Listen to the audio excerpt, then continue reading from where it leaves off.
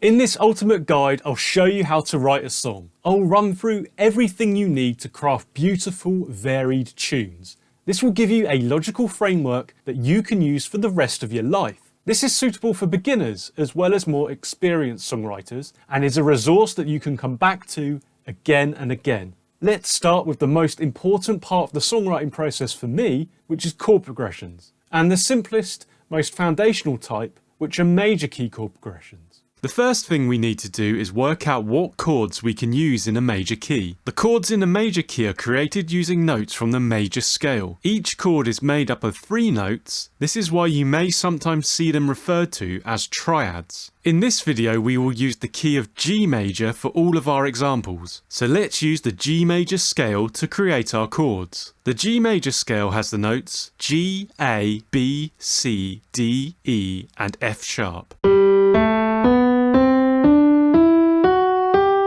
If we start with the first note G, skip a note to B, and then skip a note to D, we have 3 notes G, B, and D. These 3 notes create a G major chord.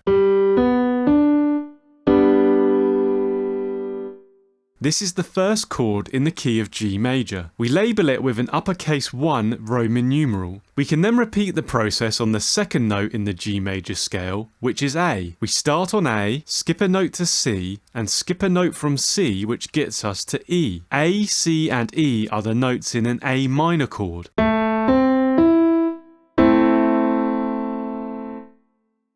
This is the second chord in the key of G major. We label it with a lowercase 2 Roman numeral. You can then repeat this process for every note of the G major scale. This will generate a pool of 7 chords in total. This means that our 1 chord is G major, the 2 chord is A minor, 3 is B minor, 4 is C major, 5 is D major, 6 is E minor, and 7 is F sharp diminished. As you have seen, each chord is labelled with a Roman numeral. The uppercase Roman numerals indicate major chords, and the lowercase Roman numerals indicate minor chords. You may be confused by the diminished 7 chord. Don't panic, as we won't be using any diminished chords in this video. We will explain more about the 7 chord later on, so keep watching to the end of the video for more information about that. This means that we have 3 major and 3 minor chords in the key of G major to construct a song with. This is true of any major key. We chose G major because the 6 chords are easy to play on many instruments, especially as open chords on the guitar. This can help beginners to start their songwriting journey. If you would like to use a different major key, all you have to do is write out the 7 notes in the relevant major scale and repeat the chord construction process that we described earlier. If you don't know the notes in the major scale that you want to try, search for them online and they will be easy to find. If you don't want to work the chords out, just search online for chords in your chosen major key and you will get a list of chords with Roman numerals next to them. This is where the Roman numeral system comes into play.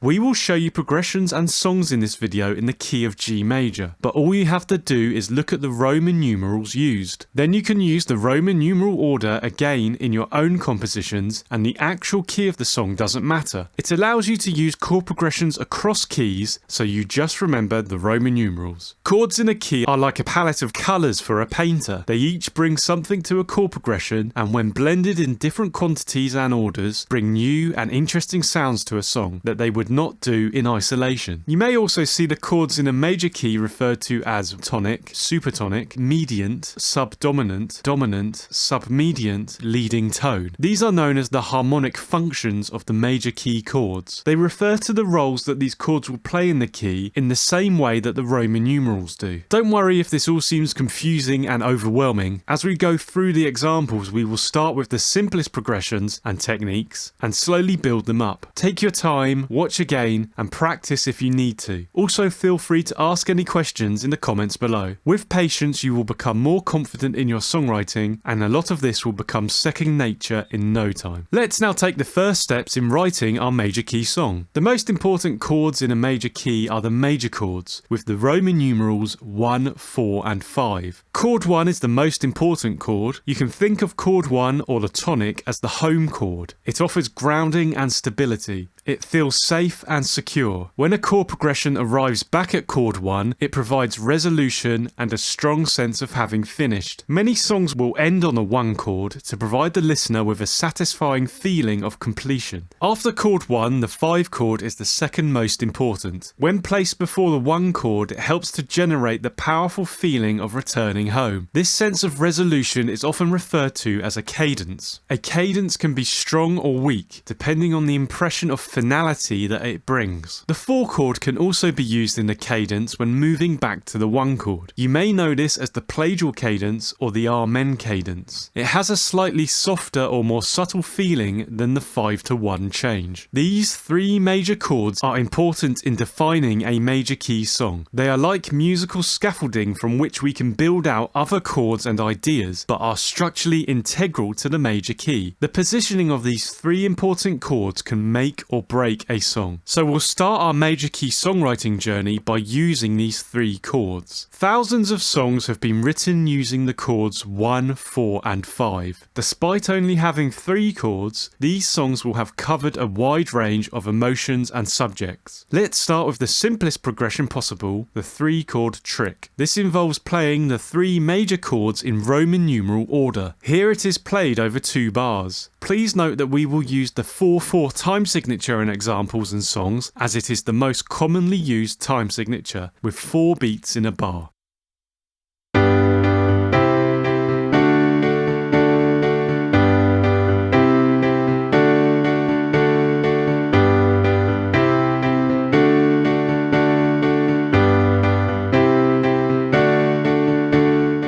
This simple idea could be repeated 4 times to create a verse or chorus. If we stretch out the chords to 1 per bar and repeat the 1 chord, we create a 4-bar idea.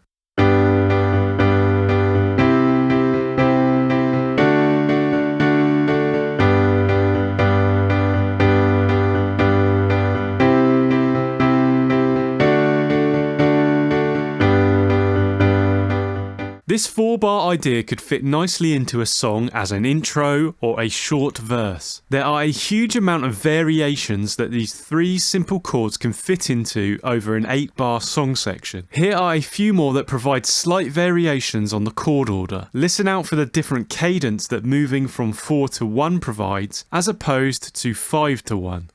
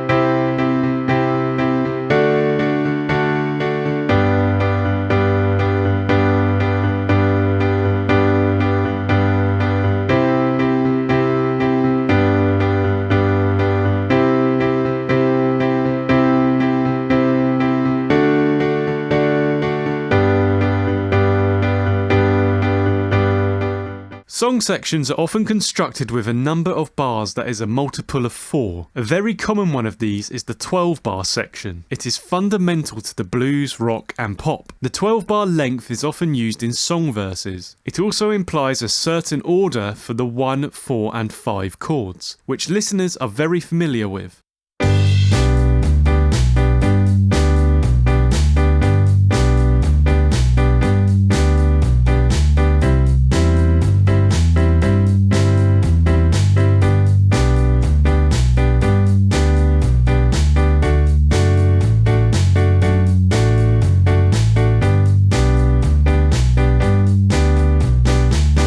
can also make an easy alteration to the 12-bar section by changing to chord 4 in bar 2. This is referred to as quick change blues, because we don't dwell on the one chord so much. Also spot the changes we've made to bars 9 to 12 to add interest.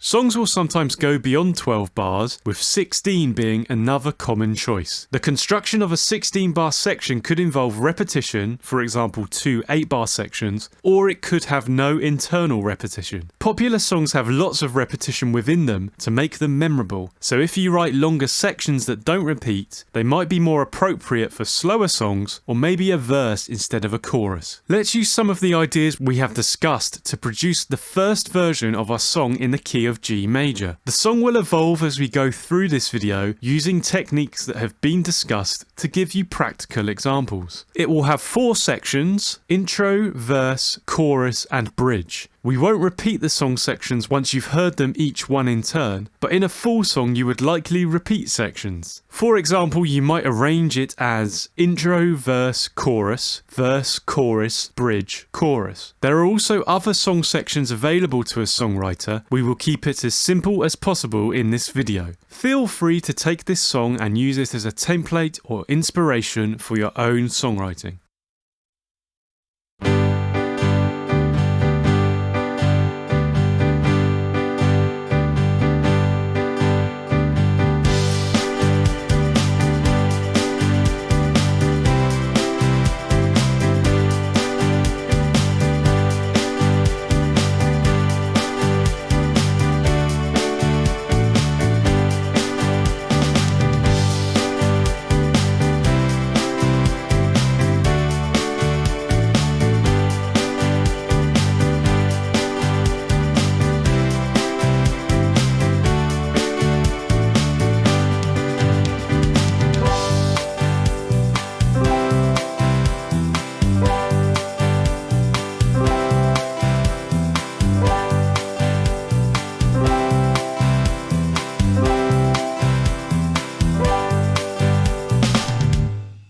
Our first song draft isn't very interesting. Even though we are currently only using 3 major chords, we can make a few tweaks to improve it. The first problem is we are playing the 1 chord too much. Although we said it is important, you do want to save its strong feeling for important parts of a song, so the song feels like it is actually going somewhere and then returning home. 18 of the 28 bars have the 1 chord in them, which is too many. The 1 chord also features at the start and end of sections, so we feel a bit stuck or static and fixed. The other main problem is the intro. It is entirely the 1 chord. This bleeds into the verse, which starts on 1 as well. We need some more variation. If we look at the 4-bar sections of our song, they mainly end on chord 1. This means that once you've heard bar 4, you know what to expect on bar 8, and so on. This weakens the effect of the chord later on. This will be true of any chord you use, but particularly the important chords 1 and 5. If you want to transform your songwriting, then use the ultimate musical sketchpad,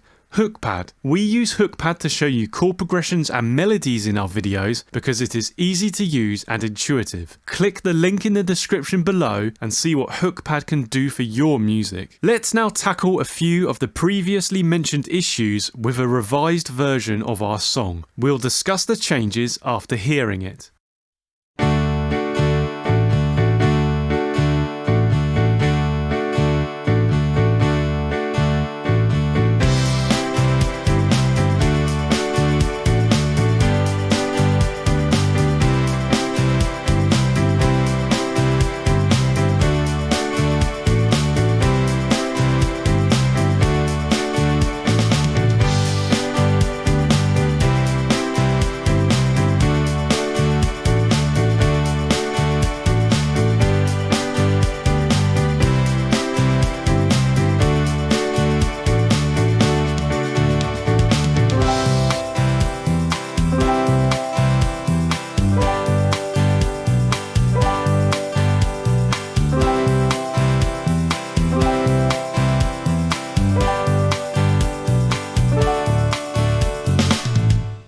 The first thing we have done is change the intro to the 5 chord. This helps to mask what key we are in to begin with and reduce our use of the 1 chord. It also increases the desire to move to the 1 chord, which we frustrate by starting the verse on chord 4. Chord 1 is now only in 6 bars out of 28. This means that when we hear the 1 chord, it has a bigger impact than before. The 1 chord only features once in bar 3 of the verse. This leaves us wanting to hear more of it and increases its impact in bar 1 of the chorus. We have extended chord 5 in the repeating chorus to create more of a build-up for our cadence back to the 1 chord. Our bridge is centered around the 4 chord and now ends on the 5 chord to provide the strong cadence back to the 1 chord, depending on what section you choose to follow the bridge. I hope you can see how a few well-placed alterations can change even a simple 3-chord song. We'll come back to the song for more updates later on. As we mentioned in discussing the first version of our song, starting and ending sections with the 1 chord leads to very safe sounding progressions. If we start on 1 chord, then we start safe and in balance and go somewhere else. If the progression ends on chord 1, then we feel like a sense of order has been re-established. So sometimes it is useful for a songwriter to move chord 1 away from these 2 positions to provide a bit of instability or unexpectedness and interest. Listen to these 3 examples and spot the difference.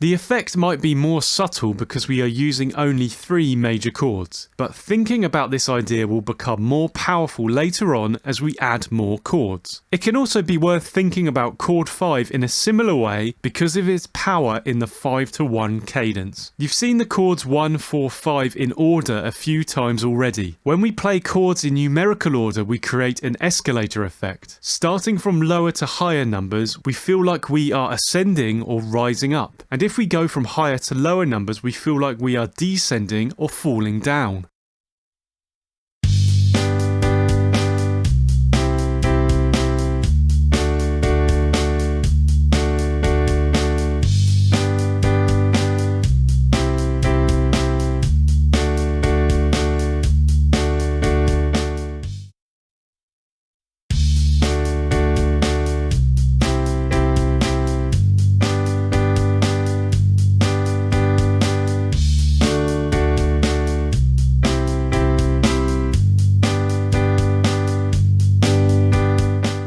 This effect can be used to take the listener somewhere as it creates movement, usually leading to chords 1 or 5. So far we have only used 1 chord in a bar, but you can of course change this. If the chords in a song only change once per bar, it becomes very predictable and boring. This is even more pronounced with fewer chords. There are many ways you can alter the chord change rate. Let's look at a few of them now. If we change the rate of chord change at the end of a sequence, it can create movement. For example, in bar 4, before we move back to the 1 chord, we change to the 2 chords in a bar.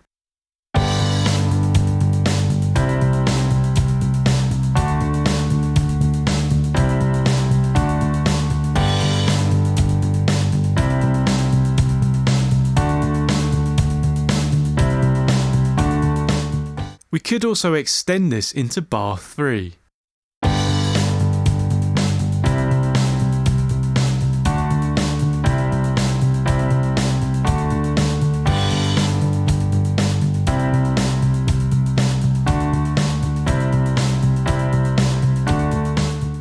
Look at how this essentially creates a bar's worth of the 4 chord. Be aware of how altering chord change rate can affect the entire progression or song section. Listen to how the feel changes if we hear a chord for only a single beat in a bar. It really makes the chord stand out.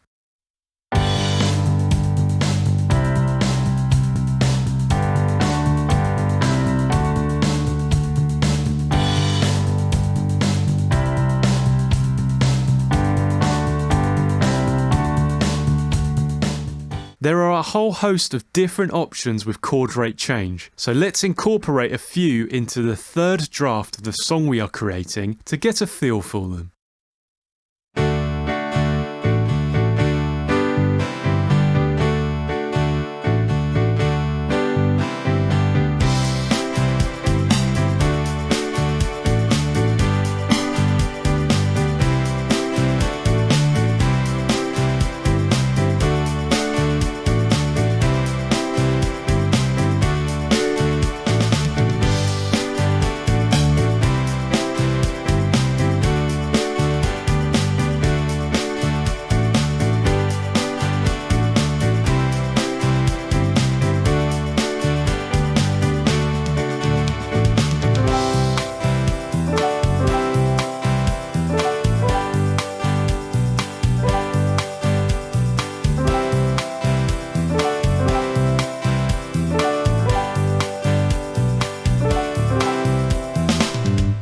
Notice how the chord rate change creates interest at key parts of the song to stop it getting monotonous. The use of 1 chord per beat in parts of the song creates a rhythmic feel and reduces the chord's harmonic significance. What if I told you we can expand our set of 3 major chords to 9 without using any new or complex chord types? This is where major chord inversions come in. At the beginning of the video, we created our chords with 3 notes each from the major scale. The first note in each chord is what gives the chord its letter. The other notes in the major chord are the 3rd and 5th. For example, G major had the notes G, B and D. Its first note is G. This is also called the root note or bass note. It is played as the lowest note in the chord and may be played by the bass player in a band to signify the chord. If you change which of the 3 notes in the chord are played at the lowest pitch, then you create a chord inversion. If we play the 3rd note of the major chord as the lowest note, then we create a first inversion chord. So if we play the B note as the lowest note in our G major chord, then we create a G major first inversion chord. The order of the other 2 notes above this do not matter. It's the lowest note that counts. Playing the 5th note of the major chord as the lowest note creates a second inversion chord. Therefore, playing the D note as the lowest note in the G major chord creates a G major second inversion. Again, the order of the other 2 notes above this do not matter. You may see inverted chords written a few different ways in notation. One way is where a small I is written before the chord's Roman numeral. This is for a first inversion. The second inversion uses 2 small i's. Another way is by using a small 6 or a 6 and 4 after the Roman numeral. The 6 is a first inversion and the 6 and 4 is a second inversion. Finally, you may see a slash used. The letter before the slash is the chord and the letter after the slash is the bass note being played. Inversions are useful because they bring a different character to the major chords. Placing the emphasis on a different bass note allows them to be used in many ways by a songwriter. First inversions have a sense of movement, propelling a progression forward compared to the root chord. Placing the 3rd note in the bass makes the chord want to rise or fall to the next chord, making it useful in descending or ascending progressions. Here's an example of using the first inversion. Listen to the difference it brings compared to the standard root chord.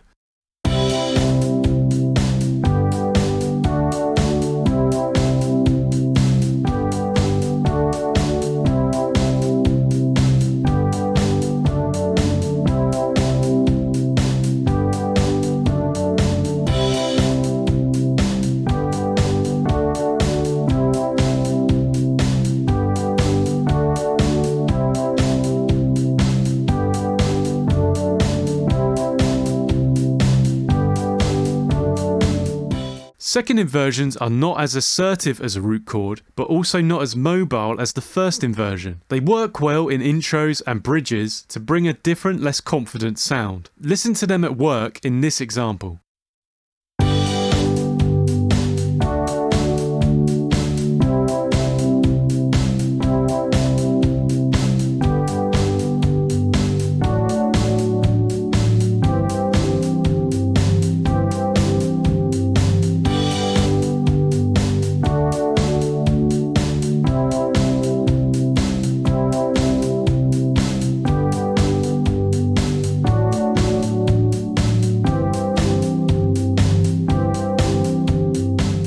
The second inversion 1 chord is often used to delay and then lead to the 5 chord because they share the same bass note. For example,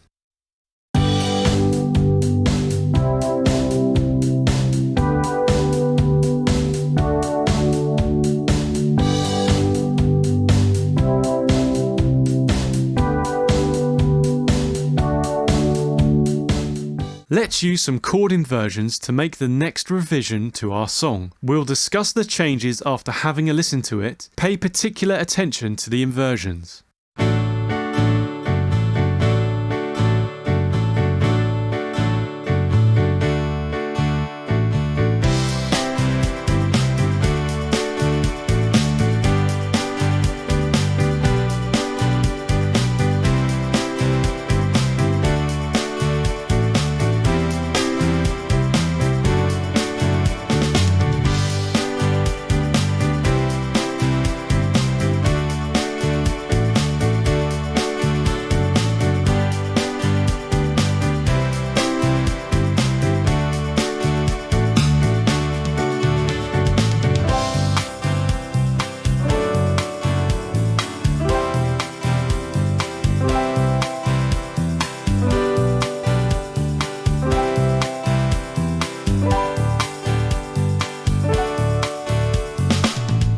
We use the second inversion 5 chord for 3 bars of the intro to increase the impact of the 5 chord in bar 4. It also adds some variation rather than 4 bars of the same sound. The first inversion 1 chord in the verse breaks up 2 bars of the 1 chord and also steps us up to the 4 chord, creating some movement. In the second half of the verse we use inversions to break up the repeated 4 and 5 chords. They also create a rising bass line which lasts 4 bars and leads us up to the 1 chord at the start of the chorus. This adds a strong feeling of anticipation for the chorus to come. We use a second inversion 5 chord at the end of the chorus to act as a step down to the 1 chord as the chorus repeats. In the bridge we create a descending bass line using inversions on the 4 and 5 chords. At the end of the bridge we use the second inversion 1 chord to delay the 5 chord. I hope you can see from the song example how useful inversions can be for breaking up a song, creating new interest and movement, and withholding certain chords for key moments in the song. It's easy to forget that we are still only using 3 major chords. Let's now discuss turnarounds. A turnaround is a chord progression, usually 2 or 4 bars, that loops several times or turns around. Their repetition is important in making song parts memorable. For this reason, they are often used in choruses. If you look at the chorus of the song we've created so far, you will see that it is a turnaround. Turnarounds are found everywhere in popular music. We'll discuss them further later on, but just be aware of them for now. So far we've only used the major chords 1, 4 and 5. If you remember from the beginning of the video, we also had the minor chords 2, 3 and 6. These minor chords can add significant new colour to our chord palette and transform our song. An easy way to use minor chords is to swap out a major chord from a progression for its relative minor. Every major chord in a major key has a relative minor chord.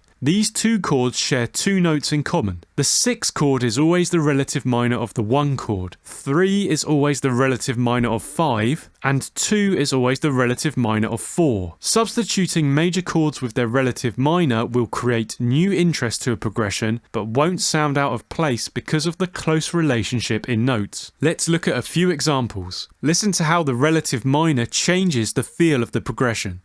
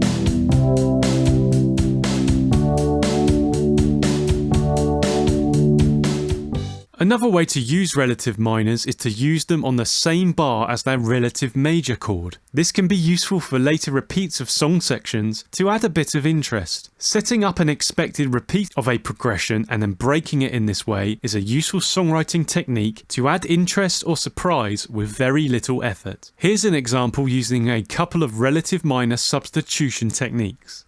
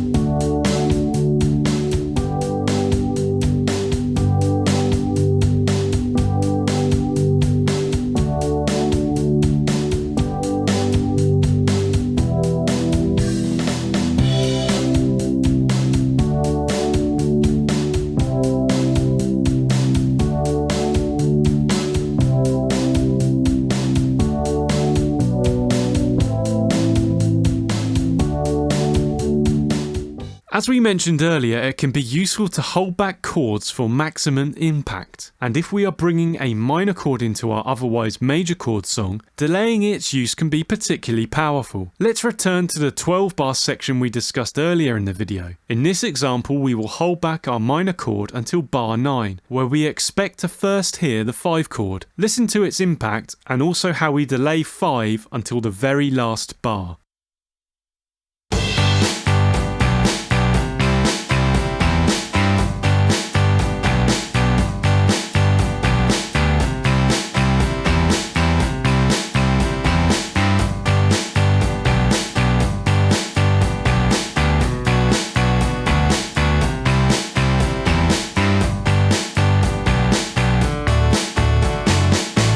Like the major chords, minor chords also have 2 inversions each. The process is the same as with the major chords. For example, the 2 chord A minor in the key of G major has the notes A, C and E.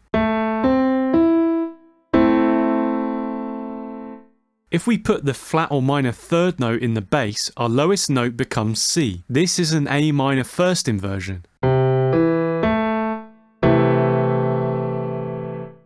As before, the order of notes above this do not matter. And if we put the 5th note in the bass, it is a minor second inversion. So for A minor, this would be the E note.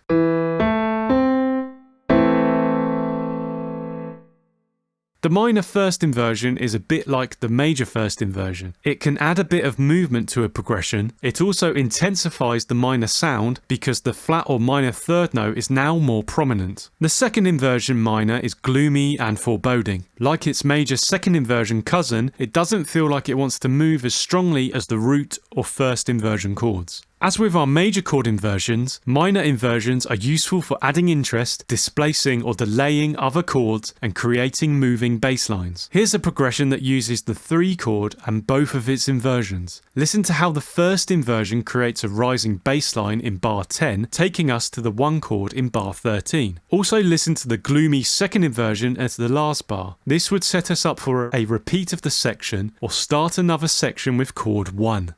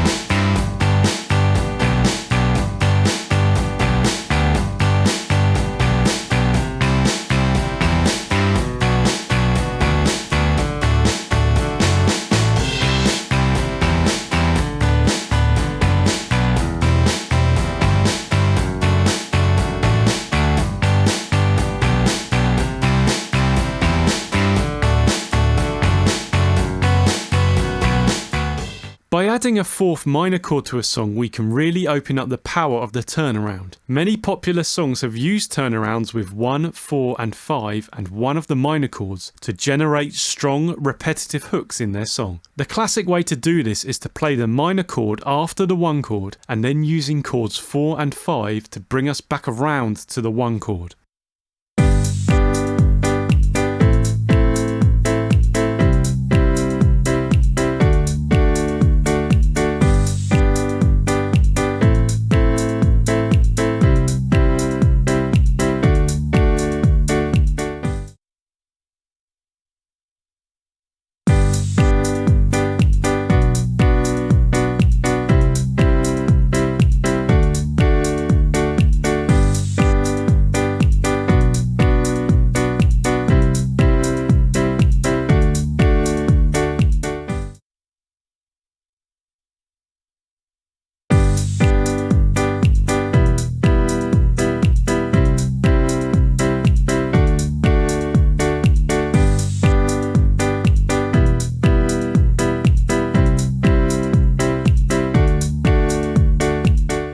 You can use techniques we've discussed to alter turnarounds, such as varying the rate of chord change and displacing chords. Displacing chords in a turnaround would be to disrupt the standard approach of starting on 1 and ending on 5. For example,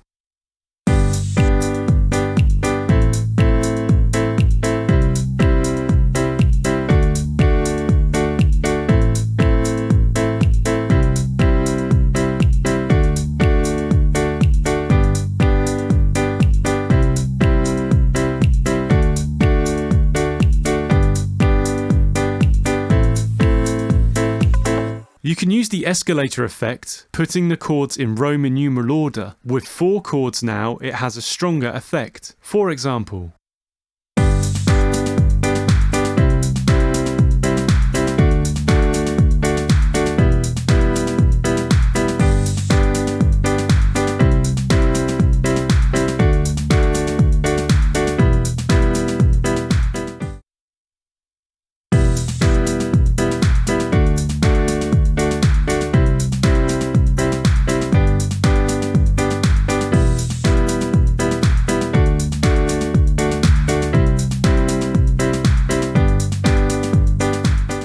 any of the turnaround chords can be inverted. This can strengthen escalator effects, create interest or difference with later repeats, and withhold chords for impact. Feel free to experiment and transform your own turnarounds to see which ones work in your own song. Keep in mind that if an inversion bass note matches another chord's bass note in the turnaround, it will weaken the sense of 4 different chords. Here's a turnaround with 3 first inversions, creating a strong escalator to the standard 1 chord.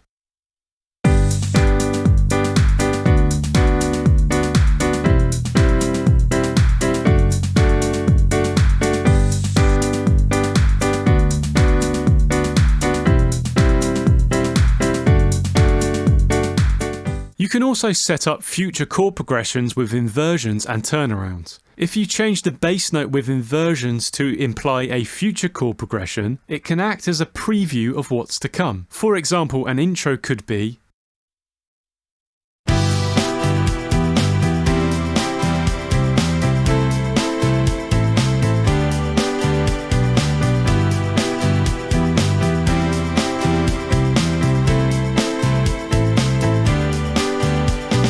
setting up a standard chorus turnaround.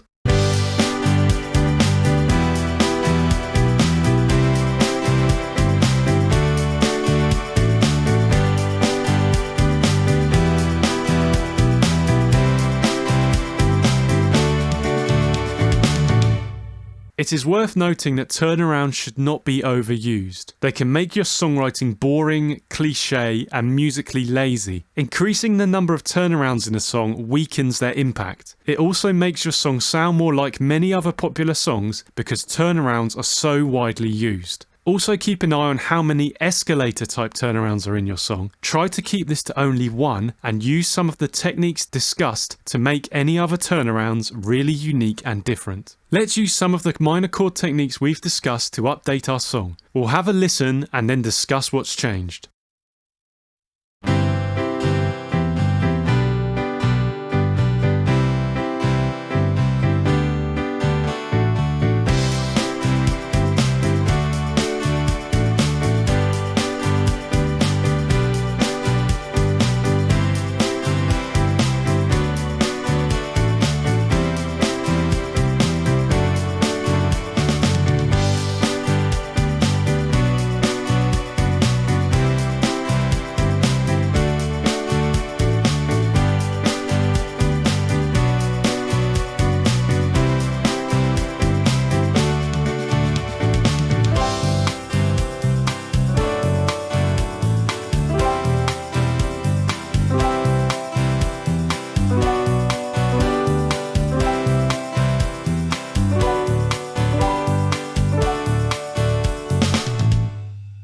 You can see that we have brought in the 3 minor chord.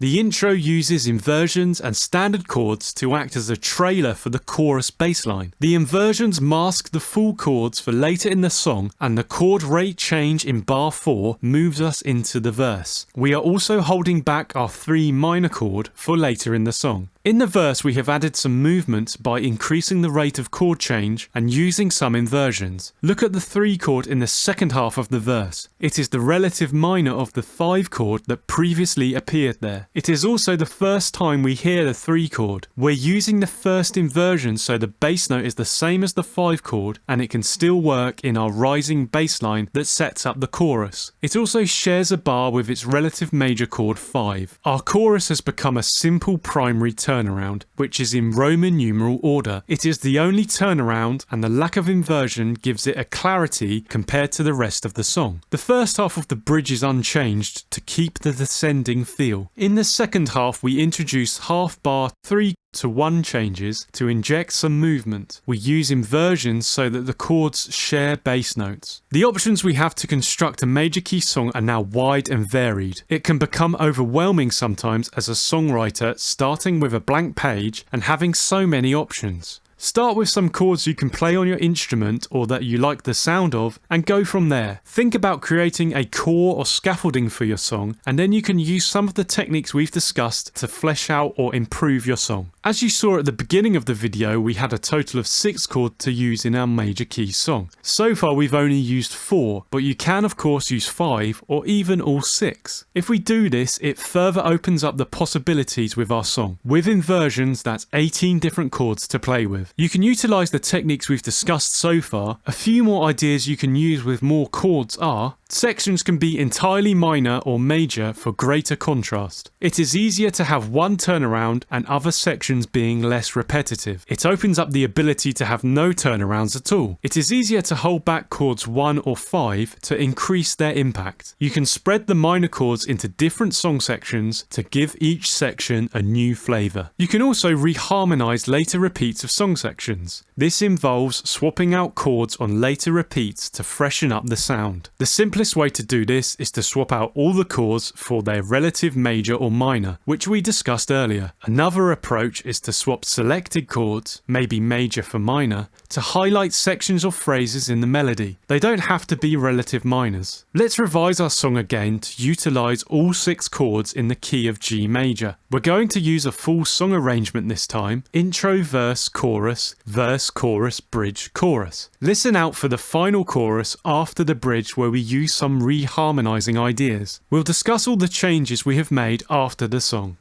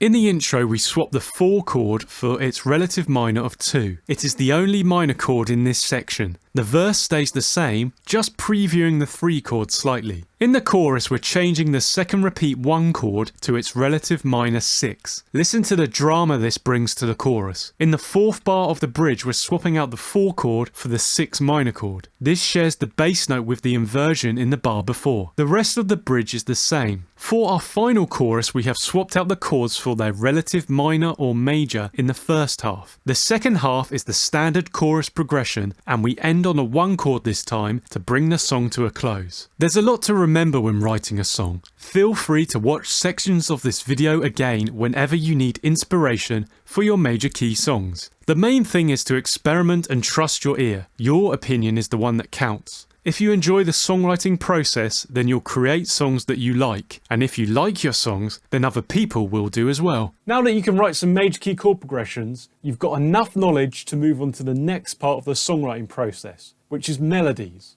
The starting point for a great melody is a chord progression. There are a few chord progressions that get used a lot in popular music, which is part of the reason why many songs sound the same. I'm going to keep this really simple and show you how to write a melody by using one of the most popular chord progressions. Then I'll reveal how to make your melodies truly unique and interesting. This will elevate even the most boring progressions into a great song part. You'll be able to do this whatever your musical or songwriting ability might be. Here's the progression we'll be working with: C major, G major, A minor, F major and C major.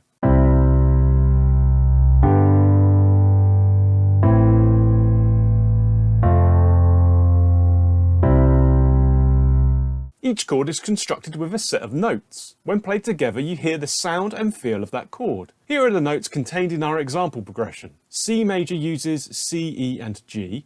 G major is constructed with G, B and D. A minor has the notes A, C and E, and F major uses F, A and C. These notes can be used to craft simple melodies. All you have to do is use the notes in the chord whilst that chord plays. Then as the chords change, you change to the next set of melody notes. You can see an example of this on screen. This will create a pleasing, harmonious melody. This basic technique is used in many songs and is a great way to start crafting your melodies. Look at how each bar starts with the root note of the underlying chord. These are the notes that the chords are named after. You can quickly see this because the chord and note have the same colour. Here's how that sounds.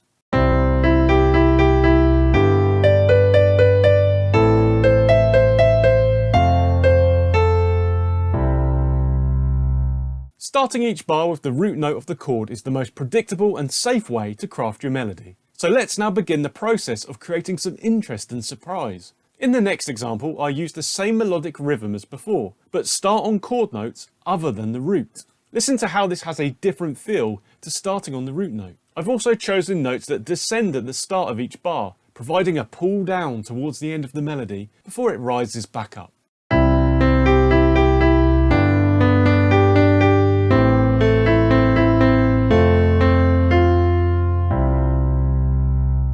Even though we only have a very limited palette of notes at the moment, there is still so much you can do to change up your melodies. You will have noticed that I have used different note lengths, which provide different feels to the melody. You are free to make notes as long or short as you like. The other important factor is where in each bar notes are played. In previous examples, the notes have always started on beat 1 of each bar. This coincided with the chord changes, giving them a predictability of moving in lockstep. In the next example, I'll make one change and shift the start of the melodies in bars 1 and 3 forward slightly. Nothing else will change. Listen to how this transforms the feel of the melody with minimal effort. You can always use this idea to get more value out of your melodies that you have created.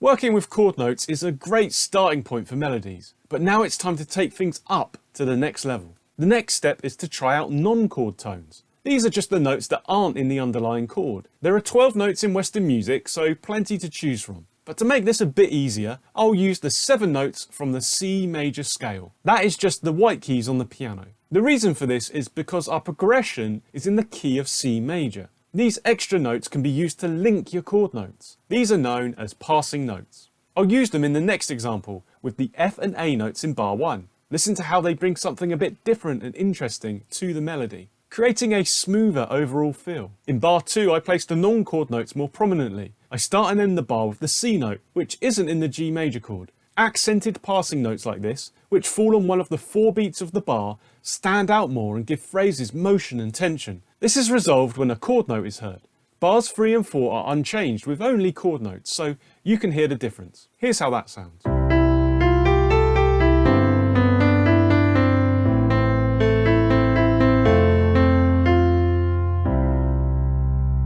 If you want to learn more ways to write your first song, then like the video and subscribe to the channel. Now we've got a full palette of notes to play with, we can try out lots of simple techniques to spice up our melodies. The first idea is called a suspension. So far I have stopped melody phrases as the chords change, but you can play a note and then hold it whilst the chords change. If you play a chord note and hold it over a change, then its role changes once the new chord is heard. If it becomes a non-chord note, then it is suspended until we play a chord note and resolve it. I'll do this between bars 1 and 2 by holding the note E over the chord change. You can also do the opposite, where you play a non-chord note that is part of the next chord and hold it over the change. This is called anticipation. I use this idea between bars 2 and 3, holding the C note, which is part of the A minor chord. You will also come across common notes that are shared between chords and hold them over changes for a different feel.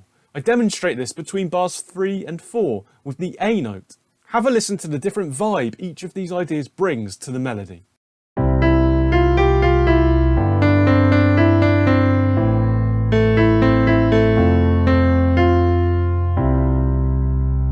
You can also keep on coming back to one particular note. This is known as a pedal tone. This gives a sense of continuity to the melody, as an anchor that the listener can grab hold of whilst everything else changes. In this next example, I adapt our melody to keep on coming back to the C note as a pedal.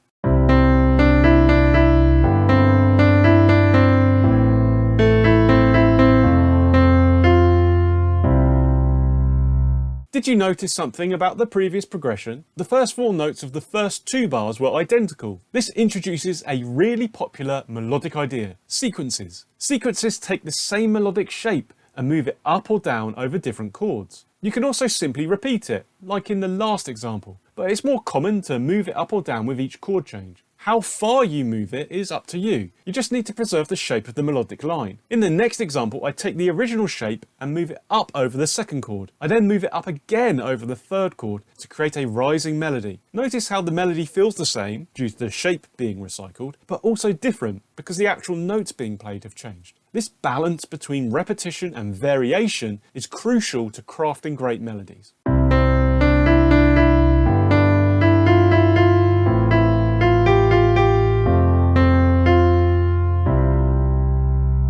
Thinking about melodies in terms of shape or contour is a simple yet powerful way of writing better melodies. The last melody had a series of rises and falls, but overall it climbed up. You can think of this like a mountain range, with different heights of peaks and then valleys between them. You could also have a melody that trended down. The direction of chord progression can be a useful guide here. For example, the chords I've used in the examples have overall trended down. The lowest note in the first C major chord is higher than the F note in the F major chord. So in the next example, I'm going to use these notes like a target, which will pull the melody down towards the final F note.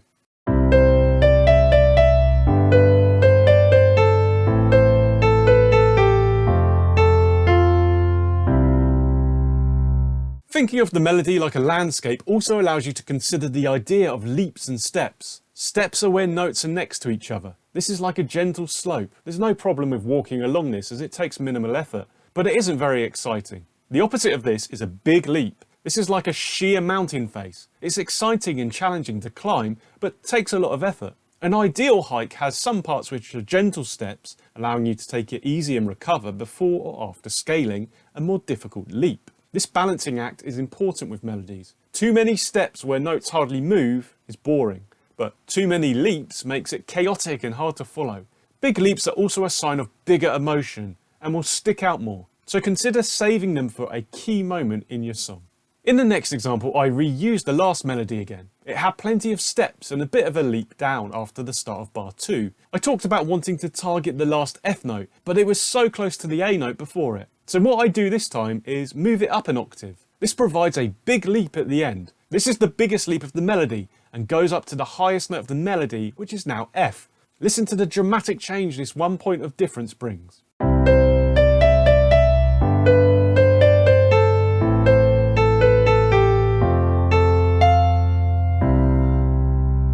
You want to keep things interesting with your melodies. We looked at the balance between leaps and steps, but you also need to think about rhythm. If you constantly use the same note durations, then things will become predictable. The same is true with your sequences. Constantly repeating sequences leads to listener fatigue and boredom. You want to play with expectations, set up sequences and then break them, or bring in breaks with no notes, and then suddenly surprise with a flurry of notes. Also try and detach the rhythm of your melody with the rhythm of the chord changes. Don't always start and end phrases with the change of chords. In the next example, I use some of these ideas to bring added interest to the melody that we've been developing so far.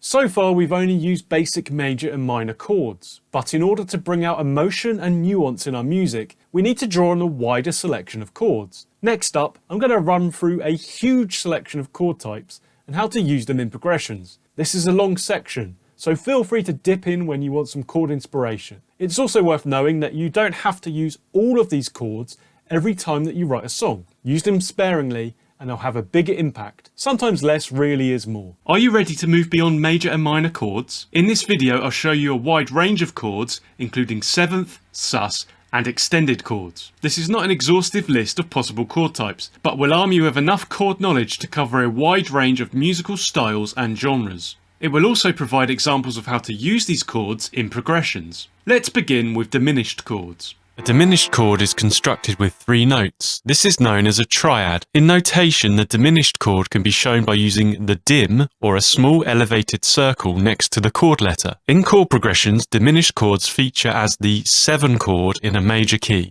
When constructing chords, we often use numbers. These numbers refer to the 7 notes of the major scale. A diminished chord is constructed with the first or root note, the flat or minor third, and the flat or lowered fifth. You may see this written like this: 1, flat 3, flat 5. An easy way to remember this is as a minor chord with the 5th note dropped by a semitone or half a step. This is why it is sometimes known as a minor flatted 5th. Let's use an example to clarify the diminished chord construction. The C major scale has the notes C, D, E, F, G, A, B.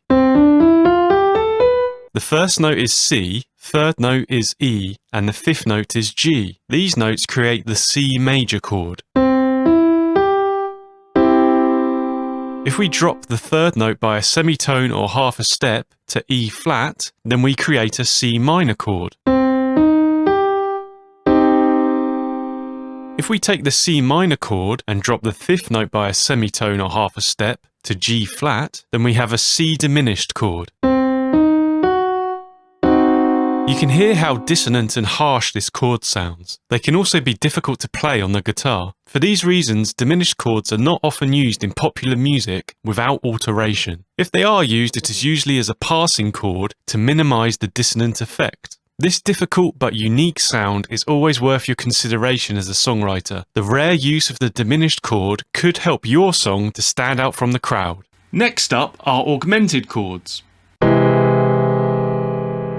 You just heard a C augmented chord. Augmented chords are written in notation with a plus symbol next to the chord letter. You may also see them written with AUG or sharp 5 next to the chord letter. How do we construct the augmented chords? Chords are created by using notes from a scale. We will use the major scale, also known as the Ionian mode, for our point of reference in this video. Major chords are created with 3 notes, 1st, 3rd and 5th. To create an augmented chord, we take these 3 notes and raise the 5th note by half a step or a semitone. This gives us 1st, 3rd and sharp 5th. Let's clarify this with an example. The C major scale has the following notes: C, D, E, F, G, A and B. To create a C major chord, we take the 1st, 3rd and 5th, which gives us C, E and G. If we take the fifth note G and raise it by a half step, we get G sharp. C augmented therefore has the notes C, E, and G sharp. Let's have a listen to C major and C augmented played after one another to appreciate the difference.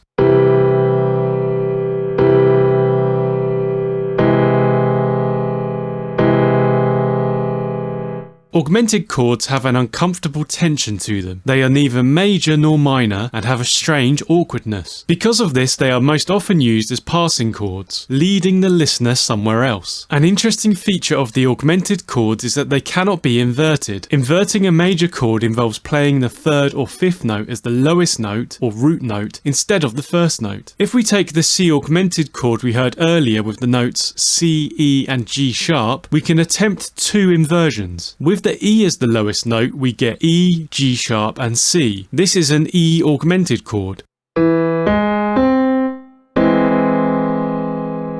If we use G sharp as the lowest note, we get G sharp, C, and E, which is a G sharp augmented chord. So there are actually only 4 sets of notes that create augmented chords. These notes are always 2 whole steps or 4 half steps apart from one another. This symmetry defines the augmented chord. It is also worth knowing that minor chords cannot have an augmented/sharp fifth note. They simply become major chord first inversions. For example, C minor has the notes C, E flat/D sharp, and G.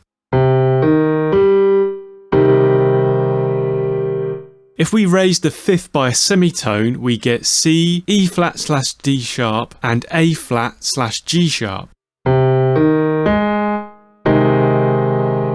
This is the first inversion A flat/G sharp major chord. How do we use the augmented chords? As we saw earlier, the C augmented chord has a note in it from outside of the C major scale, so it isn't strictly in the key of C major. However, it has lots of applications in a major key, so we will use it in our C major key examples. One of the most popular ways to use the augmented chord is as the 5 chord. The 5 chord in a major key is often used to take us back to the 1 chord.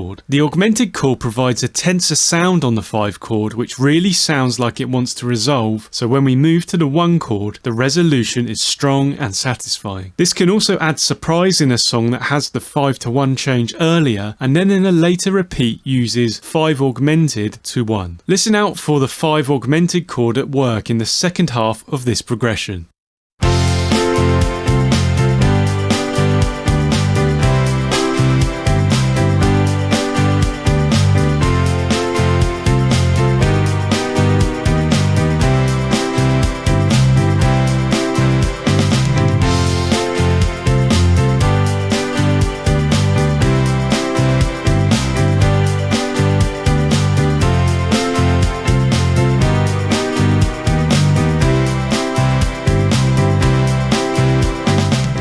Before we move to the next chord progression, I'd like to thank you for choosing to watch this video. We rely on your kind support to keep the channel running. If you're able to help us, we now have channel memberships and super thanks available. These allow us to keep on making songwriting content that is available to everyone. Click on thanks and join below this video to find out more. The tension in the augmented sharp fifth note means that it wants to resolve up or down a half step. So the chord that follows the augmented chord should have a note in it that provides this movement. This introduces the idea of voice leading, where a particular note in a chord is leading us to a note in the next chord. It helps the listener anticipate the next chord. This is usually done in a stepwise motion, which anticipates a note a half step away. Here's a simple example of this using the 1 augmented chord. The sharp fifth note in C augmented is G sharp. The third note of the 4 chord F major is A, so this provides our stepwise resolution. We will also use the 5 augmented chord again as well.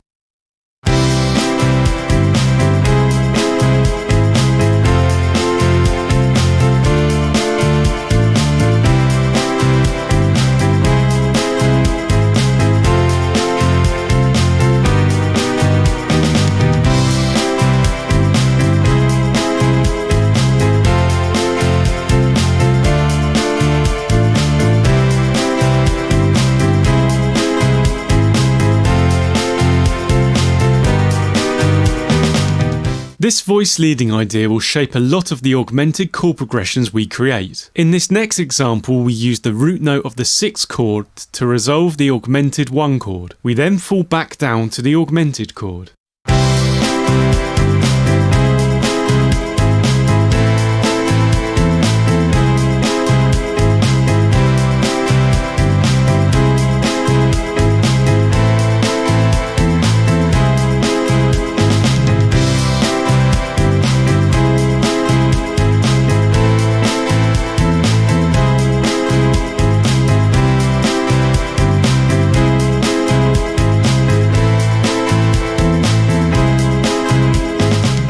We can also use different chord types to achieve this same effect. In this example, we never move from the 1 chord. We use the augmented chord again, and this time introduce the major 6th chord. So our motion is from the 5th note in the 1 chord to the sharp 5th note in the 1 augmented chord, and then to the 6th note in the 1 major 6th chord. We then fall back down to the augmented chord again.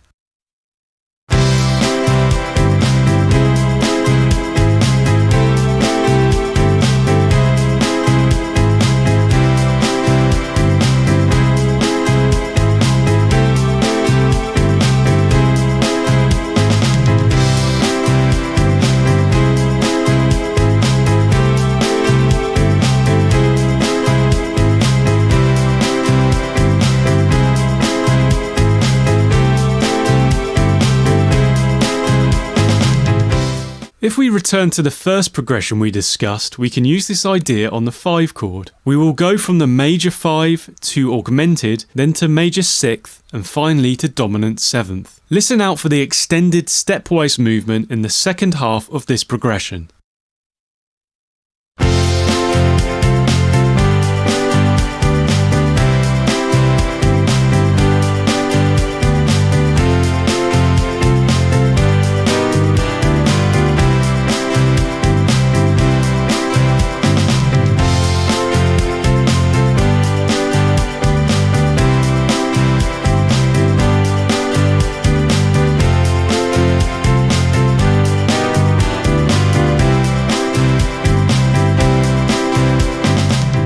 In the next chord progressions, we will use the flat 6, flat 7 and flat 3 chords. Despite using these new chords, our intention is the same, to produce stepwise voice leading with our progressions by using augmented chords. Listen out for this in the examples and see if you can work out what the notes are that are creating this effect in each chord.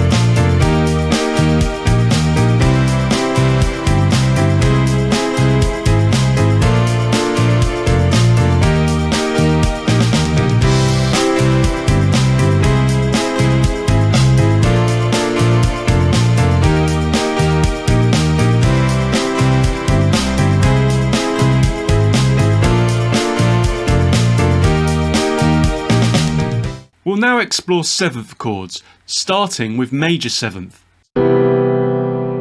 You just heard the C major 7th chord. Major 7th chords are written in notation with MAJ7. There are several types of 7th chords that you may have heard of. This can cause confusion, but just know that the major 7th is only one of these chords. How do we construct the major 7th chords? To create a major 7th chord, we take these 3 major chord notes and add a 7th note from the major scale. This note is half a step or a semitone below the root note. Let's clarify this with an example. The C major scale has the following notes. To create a C major chord, we take the 1st, 3rd and 5th, which gives us C, E and G. The 7th note in the scale is B. This is half a step below the root of C. So in order to create our C major 7th chord, we take the C major chord notes and add the 7th from the scale as a 4th note. This means that C major 7th has the notes C, E, G and B. Let's have a listen to C major and C major 7th played after one another to appreciate the difference.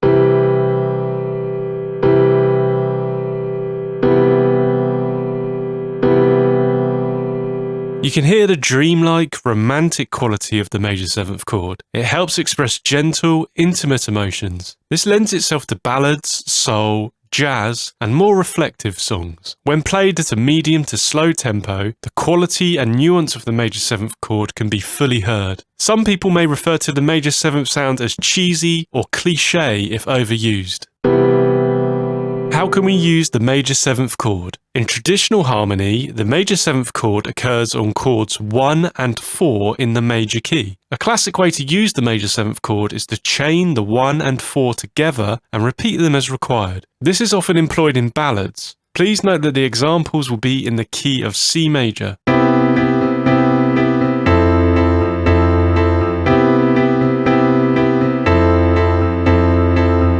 If you want to transform your songwriting, then use the ultimate musical sketchpad, HookPad. We use HookPad to show you chord progressions and melodies in our videos because it is easy to use and intuitive. Click the link in the description below and see what HookPad can do for your music. Another simple way to use major 7th chords is to go from the standard major version to the major 7th. This can create interest, and in this example gives the 1 to 4 change a feeling of 4 different chords.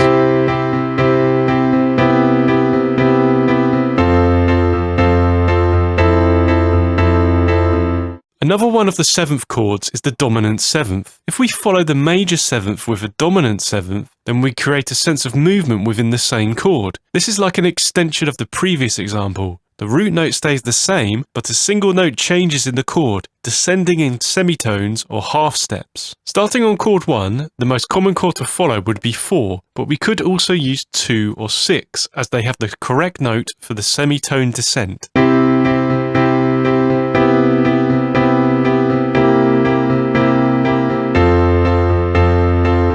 We can also return to the major 7th after the dominant 7th.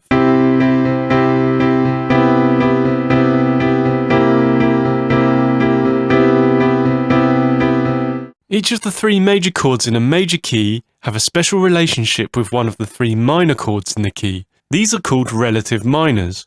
For the 1 chord, its relative minor is 6, and the 4 chord has the relative minor of 2. The major 7th chord can be a useful transition from the major chord to its relative minor. For example,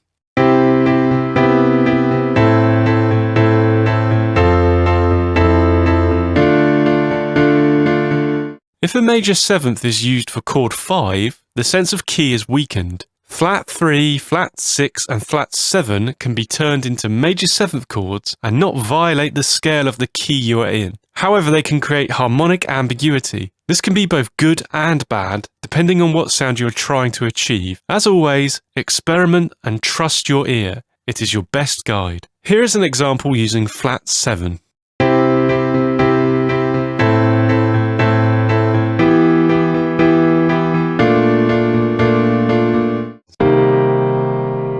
You just heard a C minor 7th chord. The minor 7th chords are shown in notation with the chord letter followed by a small m and the number 7. The chord that just played is called C minor major 7th. This chord can be shown several ways in notation, but we will use the chord letter followed by a small m, then a slash, the letters MAJ and the number 7.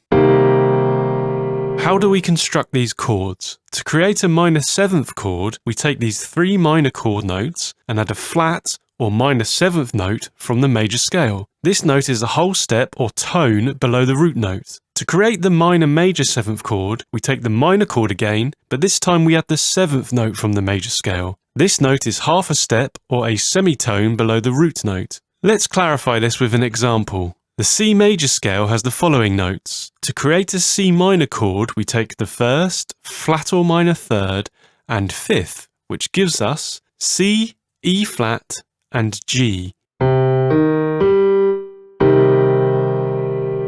The 7th note in this scale is B. This is half a step below the root of C. The flat or minor 7th note is B flat. This is a whole step below the root. So in order to create our C minor 7th chord, we take the C minor chord notes and add the flat 7th note from the scale as a 4th note. This means that C minor 7th has the notes C, E flat, G, and B flat. To create C minor major 7th, we take the C minor chord notes again, and this time we add the 7th note from the scale. C minor major 7th therefore has the notes C, E flat, G, and B. Let's now listen to C minor 7th, and then C minor major 7th to appreciate the difference in sound between these chords.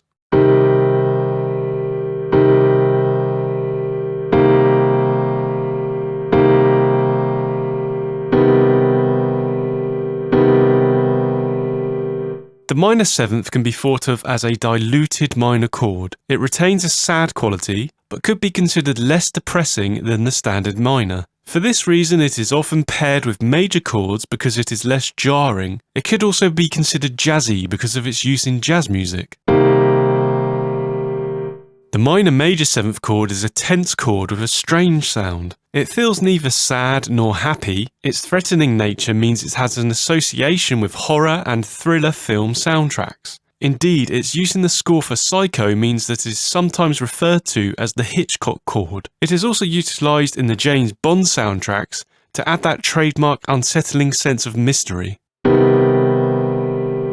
How can we use the minor 7th and the minor major 7th chords? Minor 7th chords can replace any standard minor in your chord progression if it is normally in the key. This means that in a major key, chords 2, 3, and 6 can become minor 7th. And in a minor key, it could be chords 1, 4, and 5. If you have turnarounds in your song that use the minor chords, you can lighten the mood of them by swapping out the minor chords for the minor 7ths. This can be useful where you want to contrast one section with another and hold back the stronger emotion of the full minor chords for a particular section. A good example of this would be contrasting a verse with a chorus, such as the following in the key of C major.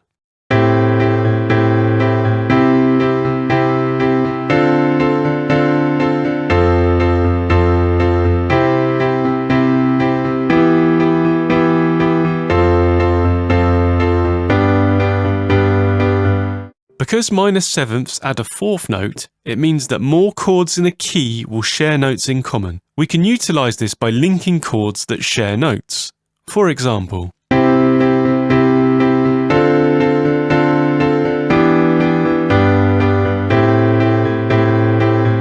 minor 7th chords can be used together by songwriters to create chromatic shifts. This is often used in jazz or jazz-influenced songs, and involves a chord from outside of the key to create a step between minor 7ths. In this case, we use a flat 3 minor 7th chord to achieve this effect. This is a minor chord whose root note is half a step or a semitone below the 3 chord. In the key of C major, the 3 chord is E minor, so the flat 3 chord would be E flat minor. Let's have a look at this interesting idea in action.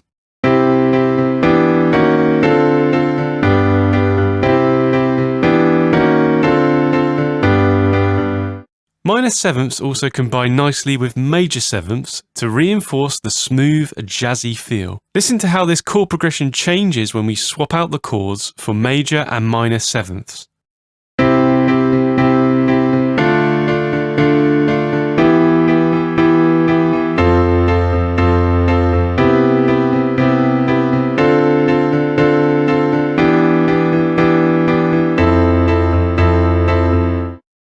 let's look at the minor major seventh chords. Beyond being played and held in isolation to create tension, they are often used alongside the minor and minor seventh chords to create a descending feeling on the same chord. This technique in A minor using the 1 and 4 chords could look like this.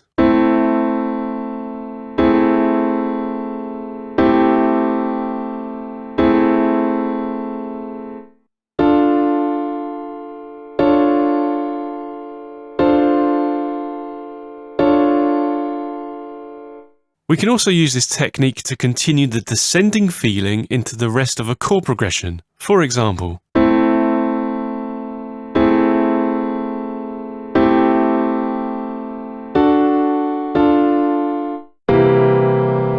you just heard a C dominant 7 chord. Dominant 7 chords are written in notation with a 7 next to the letter. There is no Dom or D. After straight majors and minors, the most common chord type is the dominant 7. There are several types of 7th chords that you may have heard of. This can cause confusion, but just know that the dominant 7 is only one of these chords. How do we construct the dominant 7 chord? To create a dominant 7 chord, we take these 3 major chord notes and add a flat or minor 7th note from the major scale. This note is half a step or a semitone below the 7th note. Another way to think of it is as a whole step or tone below the root note. Let's clarify this with an example. The C major scale has the following notes. The 7th note in the scale is B, so our flat 7th note is half a step below this, which is B flat. This is also a whole step below the root note of C. So in order to create our C dominant 7 chord, we take the C major notes and add the flat 7 as a 4th note. This means that the C dominant 7 has the notes C, E, G, and B flat. Let's have a listen to the C major and C dominant 7 played after one another to appreciate the difference.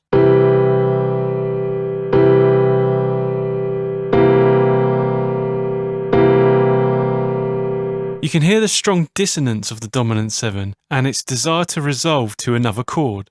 This tension is drawn from the hybrid nature of the dominant 7, drawing on major and minor scale notes. How can we use the dominant 7 chord? In traditional harmony, there is only one of these chords in the key, and it is on the 5th note, called the dominant. This explains the name dominant 7. The chord built from this 5th note is the 5 chord. However, because some popular music is based on blues harmony, the dominant 7 chord can also appear as chord 1 and chord 4. The primary use of the dominant 7 chord is as the 5 chord in order to resolve to the 1 chord. This reinforces the identity of the key. Here's how that could sound in the key of C major.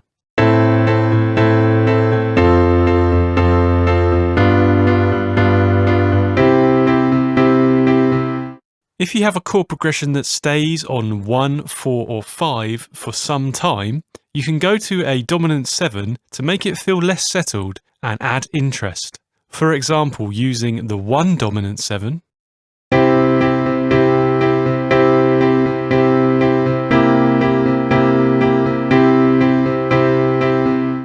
a classic use of the dominant 7 is in the 12-bar blues. As we discussed earlier, this is primarily where the 1 and 4 dominant 7s will join the traditional 5 dominant 7. The influence of the blues on popular music means that you may have heard these chords in progressions more widely. Here's an example in C major.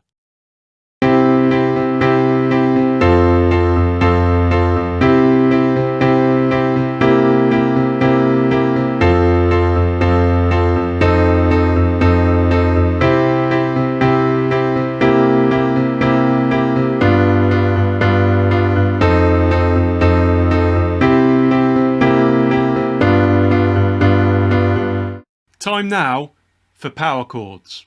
You just heard a C 5th chord. 5th chords are written in notation with a number 5 next to the letter. You may also know them as power chords. How do we construct the 5th chords? So the thing that gives these notes their quality is the 3rd and flat 3rd note. If we take away this 3rd note, we are left with the 1st and the 5th. These two notes make up a 5th or a power chord. Technically speaking, the 5th chord is not a chord at all. a chord traditionally has 3 or more notes. Having only 2 notes, the first and the fifth, means that a fifth chord could be called a dyad. The distance between the first note and the fifth is called a perfect fifth interval. Despite all of this, fifth or power chords are generally referred to as chords by musicians. If you are familiar with suspended chords, you know that they have their third or flat third note removed and then replaced. Because of this, the suspended chords are neither major nor minor. Fifth chords also lack the third note, but they don't have it replaced. Therefore, fifth chords are also neither major nor minor. This lack of quality makes them very versatile, as we will discuss later in this video. Let's clarify how to build fifth chords with an example. The C major scale has the following notes. If we take away the third note, we are left with the first and fifth, giving us a C fifth chord with the notes C and G. Let's have a listen to C major and C minor, followed by C fifth, to appreciate the difference in sound.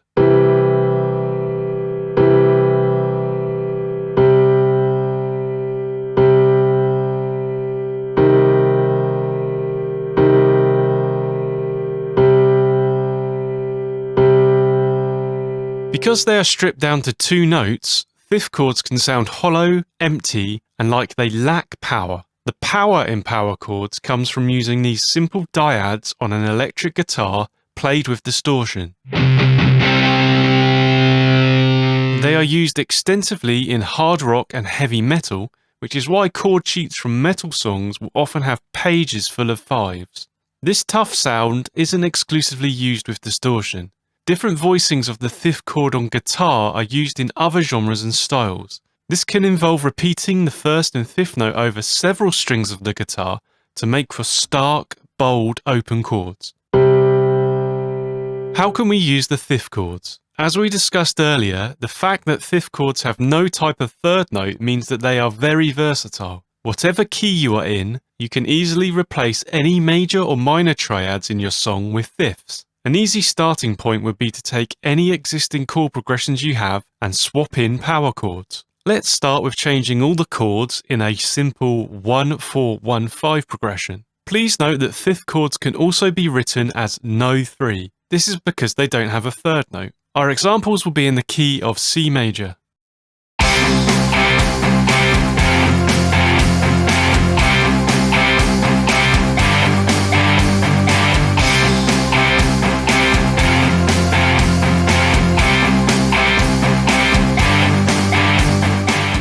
Here's a chord progression that had minor chords in it originally, but is now fifths. Note how neutral it sounds where you expect to hear minor chords.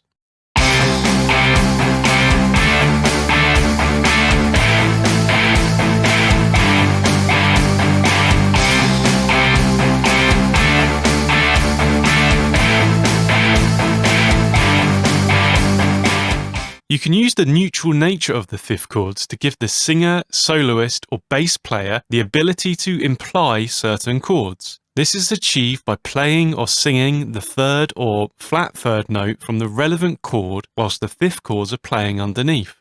This gives the listener the experience of hearing the full chord. If we take our earlier 1-4-1-5 example, we can explore this idea. We will repeat the chord progression twice, for a total of 8 bars. In the first 4 bars, we play the third note from the relevant major chords over the power chords. Listen to how this expresses the happy feeling of the major chords. For the second 4 bars, we drop our melody notes half a step or a semitone. This produces flat third notes, shifting our implied chord progression to a 1-4-1-5 in the key of C minor. You can really feel the sad shift here.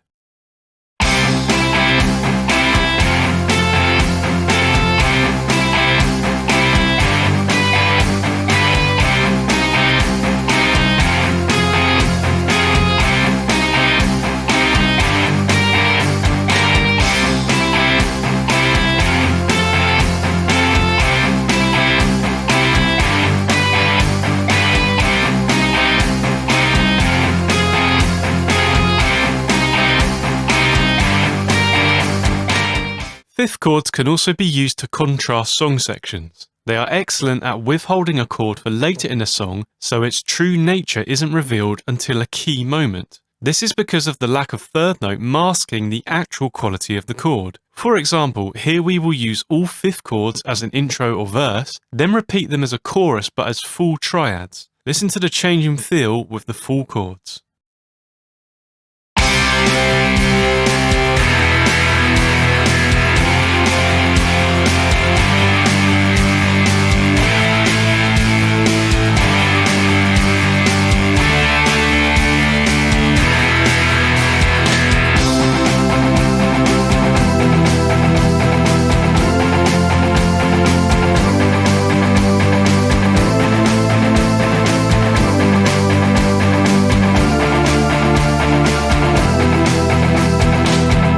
Fifth chords can combine effectively with most other chord types. Here we take a simple progression from earlier and alternate between fifths and the major or minor version of the chord.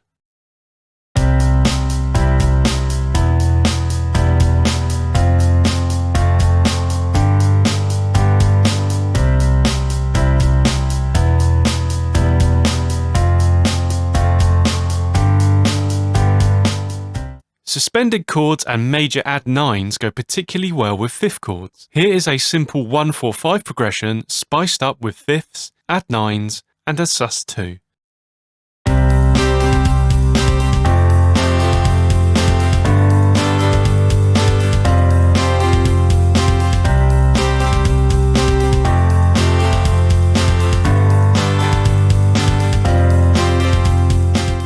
And here is a progression that is popular on guitar in certain keys. Note the use of the flat 7 and first inversion 4.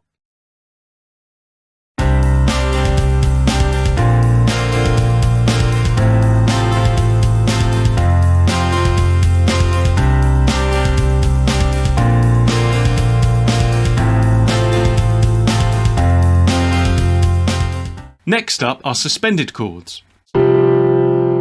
You just heard the C sus4 chord. Sus4 chords are written in notation with lowercase sus, then a number 4. The sus4 chord is one of two suspended chords. The other is called sus2.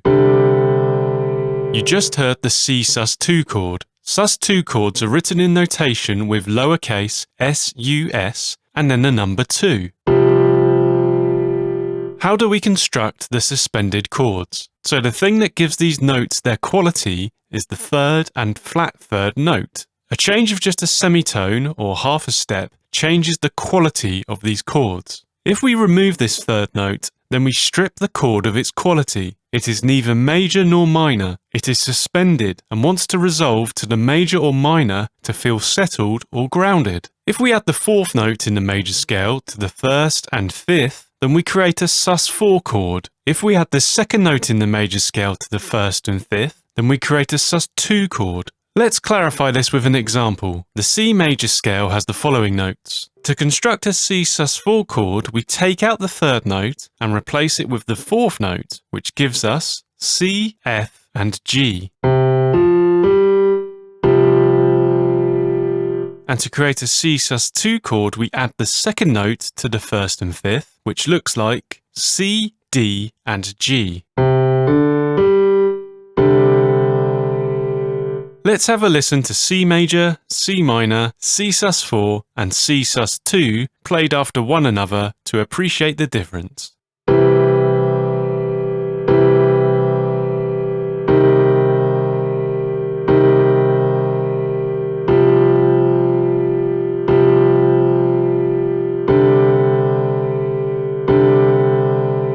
Suspended chords are generally emotive, ambiguous, and intense. Sus4 is the more commonly used of the two chords. It is more focused and tense than sus2 and has an ability to create a sense of conflict. Sus2 has a less tense, almost empty quality. It could also be considered as mysterious. How can we use the suspended chords? Sus chords are widely used in popular music because they are very versatile. All 6 major and minor chords in a key can be turned into sus chords. This applies to major and minor keys. If we are keeping strictly to the key and not using any notes out of the key, then in a major key we should avoid 3 sus2 and 4 sus4. In a minor key this would be 5 sus2 and 6 sus4. You will, however, come across these chords being used, and there are no right and wrong rules with songwriting. So the best advice, as always, is to experiment with these chords and trust your ear as to what sounds good or bad to you. Let's begin with the sus4 chord. The simplest use of the sus4 is whilst we are playing a single chord. You can alternate between the standard version of the chord and the sus4. This can add interest and momentum and stop the single chord becoming boring. This is often used to spice up the one chord. Please note that we will use the key of C major for our major key examples.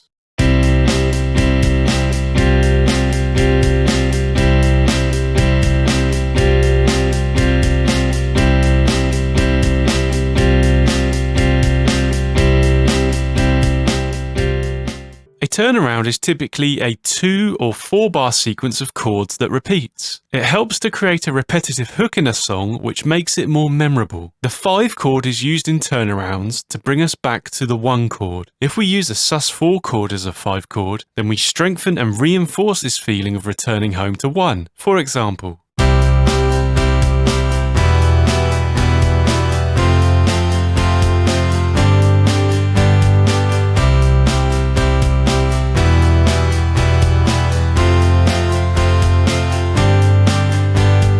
if we take the previous turnaround, but change the 1 chord to sus4, then we create an interesting sound. The suspended 1 chord prevents resolution and gives the turnaround an unsettled feeling.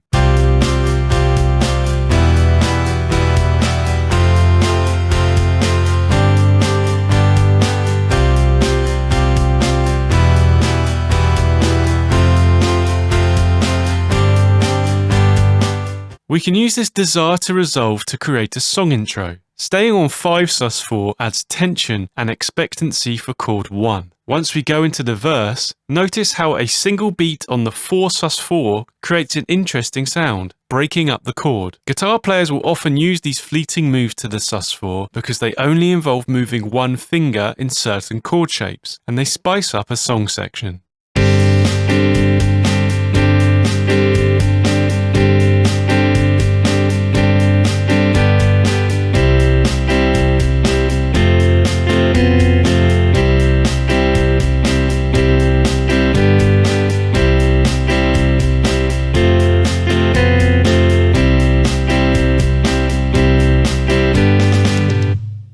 Sus4 chords are also useful in minor keys. Because of their suspended nature, they can resolve to major and minor chords. We can exploit this in minor keys where we will often use the major and minor versions of a chord in the same song. Let's look at an example in the key of A minor. Pay particular attention to bars 3 and 7.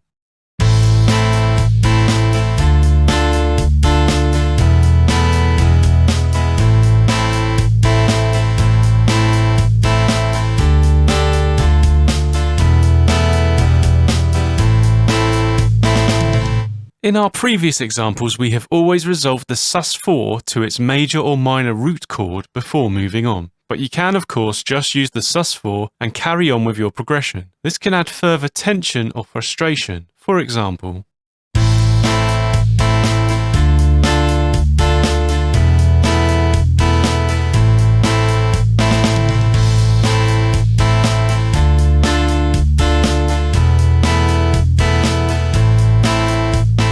a sus4 chord can be better integrated in a progression if the chord before it has a common tone, especially the suspended note itself. This can sometimes require the use of different chord types. In this example, in the key of C major, we will use the minor 7th chord as chord 2. This uses a C note, which is the 4th note in the following 5 sus4 chord. Also note how we move to the 6th chord after 5 rather than 1 to create an element of surprise and movement.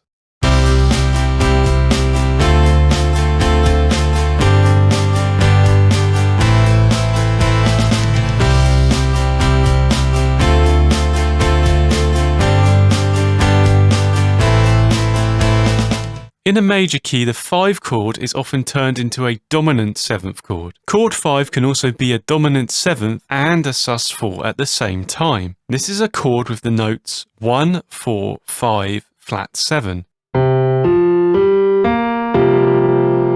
This can open up more common tones to use, as we did in the previous example. Here we look at a couple of examples. Note how the 5 7th sus4 chord resolves to the dominant 7th chord rather than the standard 5 chord.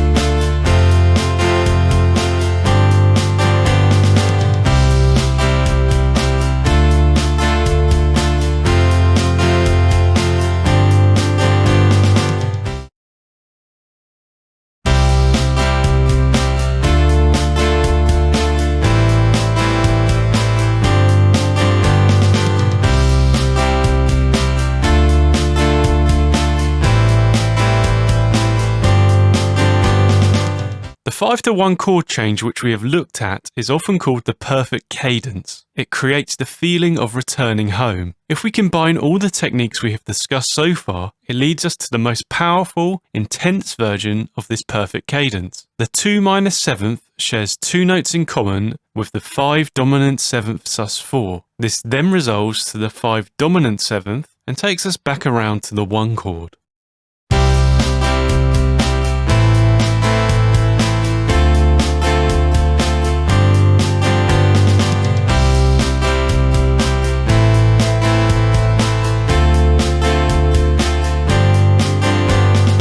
Let's now turn to the sus2 chord. Sus2 can add colour and mystery to a sequence. You can experiment with this in your existing progressions. Start with sections that stay on a single chord and alternate between the root chord and sus2. Sus2 can also add movement, even when we only use a few chords. Here is an example in the key of C major.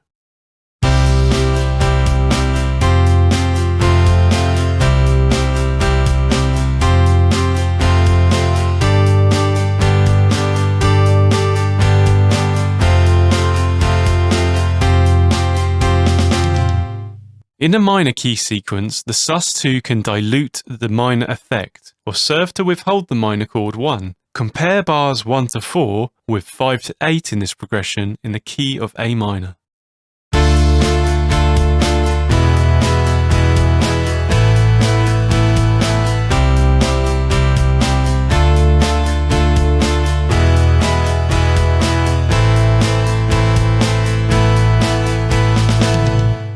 We can of course use sus4 and sus2 in the same song. This is often used in indie or jangle rock songs, where sus chords are rapidly linked together with the standard root chord. As we mentioned earlier, certain chord shapes make these moves very easy on guitar. Here is an example of this in action.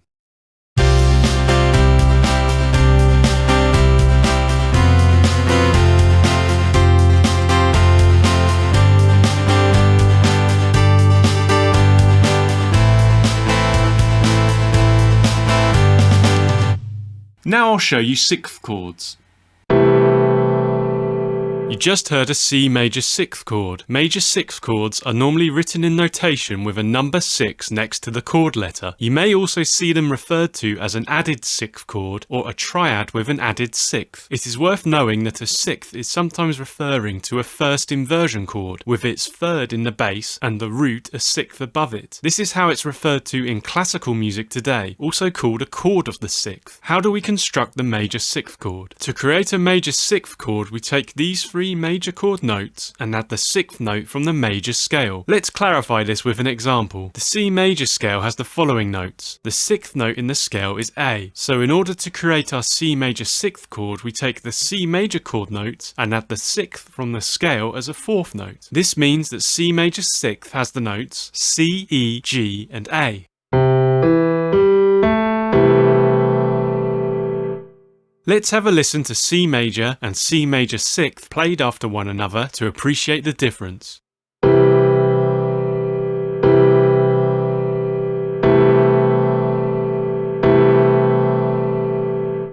Major sixth chords have an ambiguous nature that can be hard to pin down. They can add a layer of complexity to your chord progressions by not pulling the listener as strongly as a seventh chord would. The mild tension and fragility they provide is not used as widely in popular music as the seventh chords are. You are more likely to find them in jazz, especially where the melody plays the chord's root note. Major sixth chords can also be awkward to play on the guitar. How can we use the major sixth chords? Despite not being as widely used as seventh chords, major sixth chords are actually quite versatile. Generally speaking, you can replace any major triad in your chord progressions with major sixth chords. For example, in a major/Ionian key, chords 1, 4 and 5 can become major sixth chords without using notes from outside of the scale. In minor/Aeolian, this would be chords 3, 6 and 7. Let's start with a simple progression using all major chords. Please note that all of our examples will be in the key of C major. Listen to how the progression changes when we swap in the major sixth chords.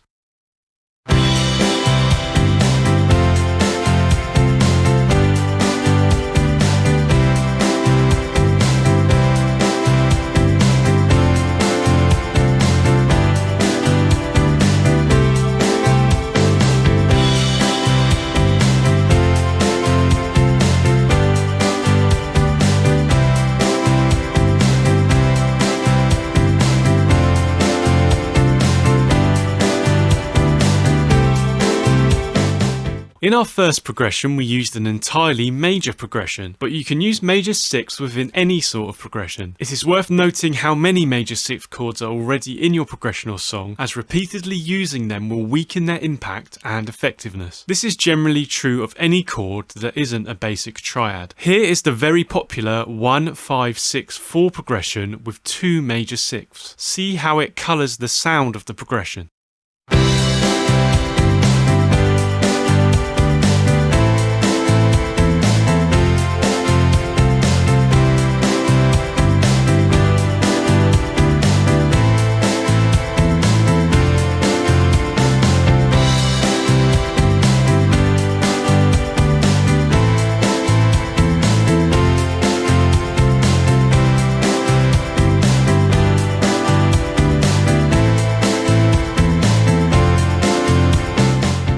Songwriters will often replace the 7 diminished chord in a major key with a major triad in order to make their progressions less dissonant and tense. This is called a flat 7 chord. This flat 7 chord can also be turned into a major 6th chord. Here it is in the second half of the progression. Also see how we move from the standard 1 chord to the 1 major 6th. This is an easy way to create interest when a single chord is played for a while.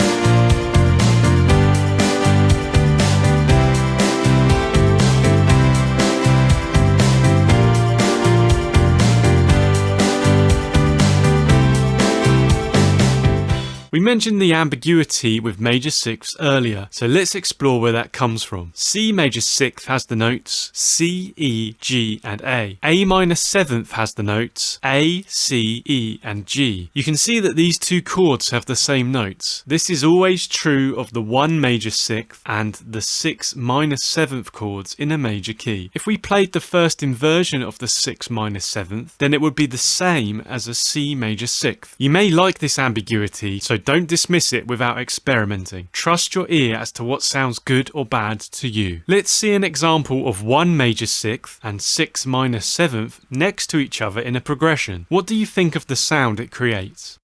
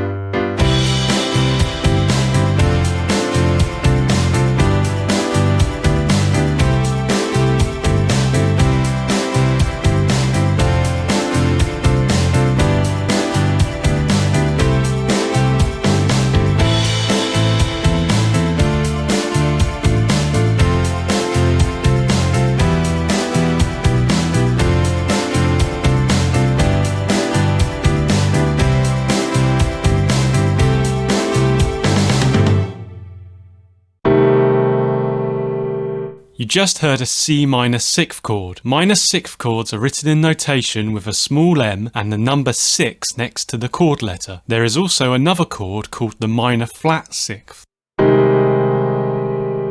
You just heard a C minor flat sixth chord. Minor flat sixth chords are written in notation the same as minor sixth chords, but we include the flat symbol next to the 6. How do we construct the minor sixth chords? To create a minor sixth chord, we take these 3 minor chord notes and add the 6th note from the major scale. The minor flat sixth chord takes the minor chord notes again, but it adds the flat or minor 6th note to the chord. This note is half a step or a semitone below the 6th note. Let's clarify this with some examples. The C major scale has the following notes. The 6th note in the scale is A, so in order to create our C minor sixth chord, we take the C minor chord notes and add the 6th note from the scale as a 4th note. This means that the C minor sixth has the notes C, E flat, G and A.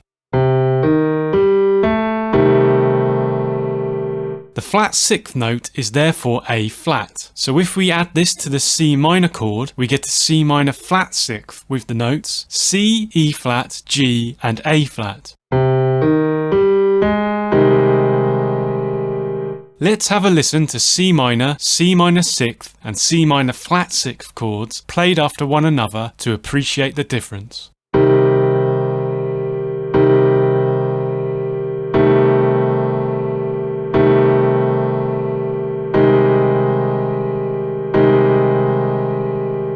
Minor sixth chords are tense and sad, with a bitterness compared to normal minor chords. They can act as an intensifier to the minor sound, creating an unsettling feel. The minor flat sixth chords are more repressed in their sadness. They are mildly dissonant due to the minor second interval between the 5th and the flat sixth notes. Both chords are not widely used in pop music and may be more associated with jazz. How can we use the minor sixth chords? In a major key, the standard minor sixth is used on the 2 chord, and the minor flat sixth is used for chords 3 and 6. Let's use the key of C major to explain why. We will also use this key for our later chord progressions. The 2 chord is D minor. D minor has the notes D, F and A. D minor sixth has the notes D, F, A and B. These notes are all in the C major scale, so this chord is perfectly in key. The 3 chord is E minor. E minor has the notes E, G and B. E minor sixth has the notes E, G, B and C sharp. The 6th note here is not in the C major scale, so we need to drop it by half a step or a semitone. This gives us the E minor flat sixth with the notes E, G, B and C. This is also true of the 6th chord. You can of course use both of these minor sixth chord types wherever you want. Experiment with them and see if you like the sound or not. Don't worry about being in key if you find the progressions that you like. We'll stick to using the chords strictly in key here so you can see how they sound that way. Let's start with a simple 3 chord progression using the 2 chord. We will swap in the minor sixth chord for the second half of the progression. This will provide you with a simple example of the minor sixth sound.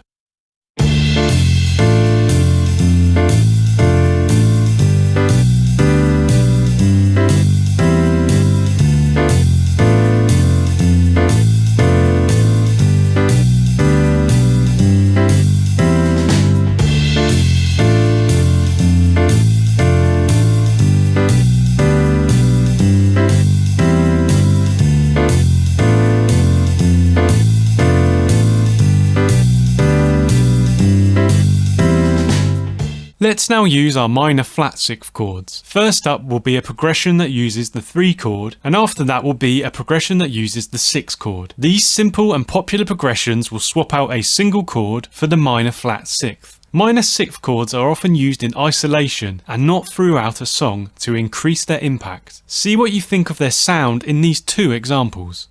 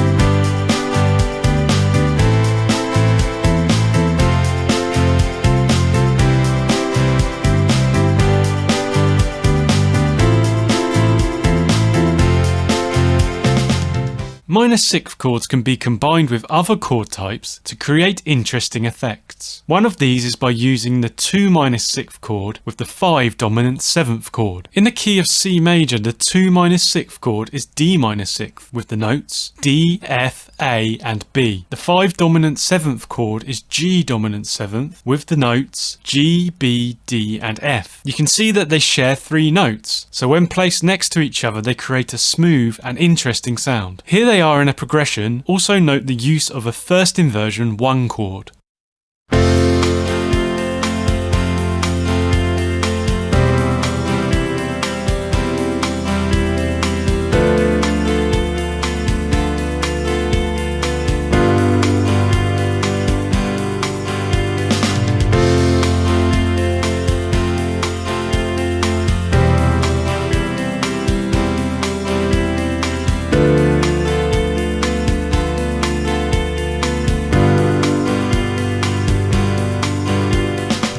We can take this shared note idea in another direction. If we take the 6th note in the 2 minor 6th chord and add it to some of the other chords in the progression by using different chord types, it can create an interesting sound. There are lots of ways you could do this. In this example, we use a 1 major 7th chord and a 6 sus2 chord alongside the 2 minor 6th and the 5 chord. With the changes, they all have the 7th note from the scale in them. Listen to the shift in sound from standard triads to this alternative.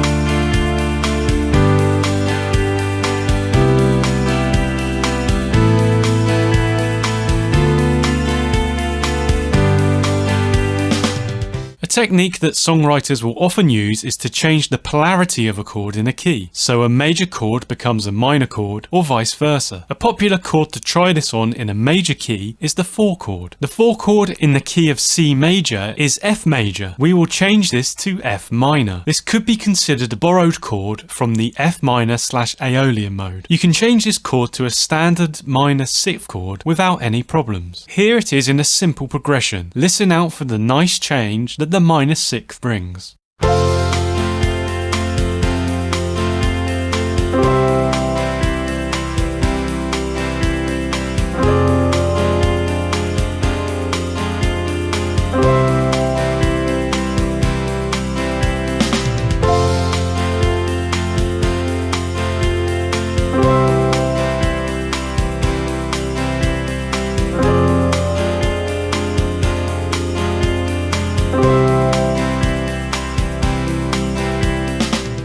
We'll turn to a range of interesting add chords now.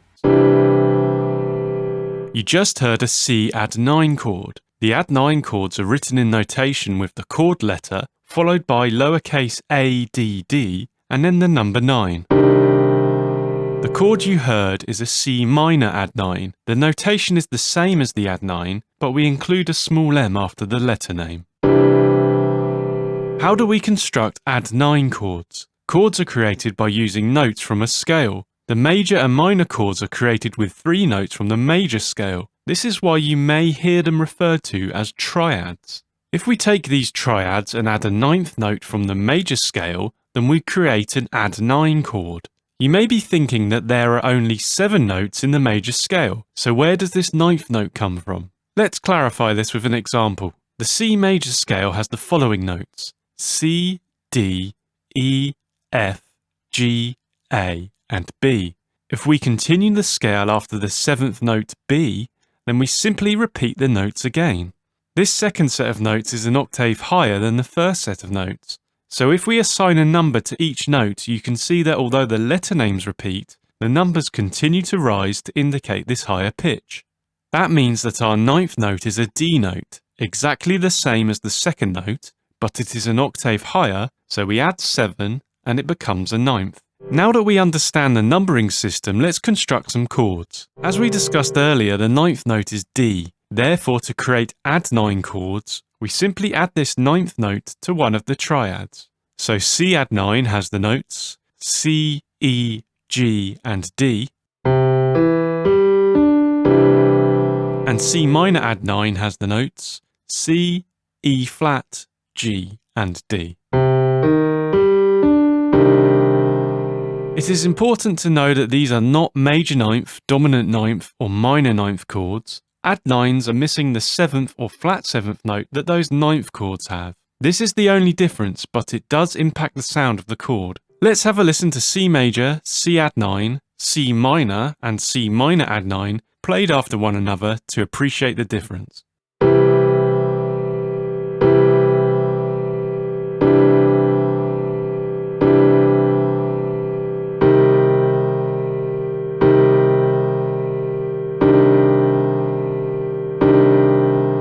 Add 9 chords can add a feeling of strength to a chord sequence, introducing an interesting colour to the major sound. Minor add 9s can act as an intensifier because they make the minor chord feel even more tragic and sad. Add 9 chords are more popular on the guitar than their standard ninth cousins because they are easier to play. Their sound is also better suited to distorted guitars than the full ninth chords.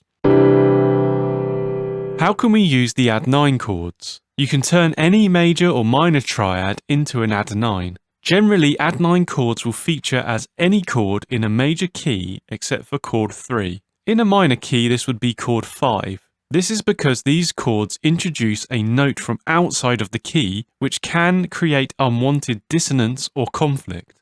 This does not mean that you should not use these chords. The best approach is to experiment with them in your song or chord progression and see what you think. As always in songwriting, trust your ear as to what sounds good or bad. Your opinion is the one that counts. Let's start by using a basic 1 to 4 chord change in C major and alternating standard triads with add 9 chords.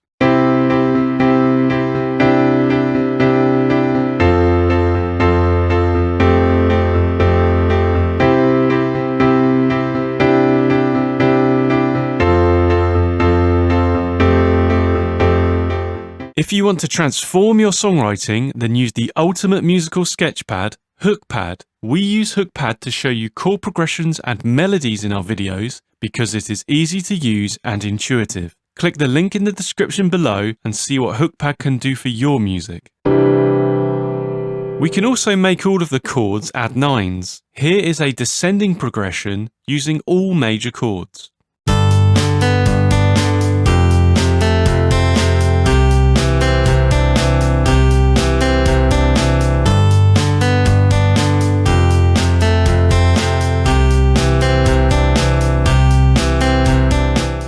Here we take a more classic progression and make all the minor and major triads add 9s.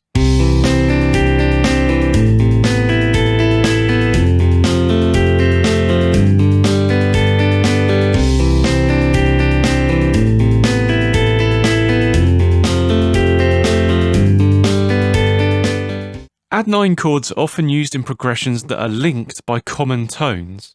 For guitar players, this makes their lives easier by keeping the note in question held throughout. This can involve the use of a variety of chord types to maintain the common tone.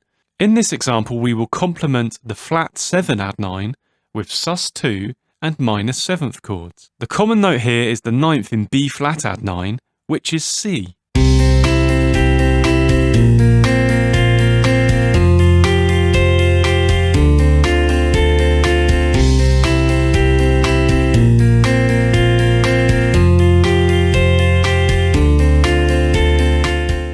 Here is a progression linked by the G note.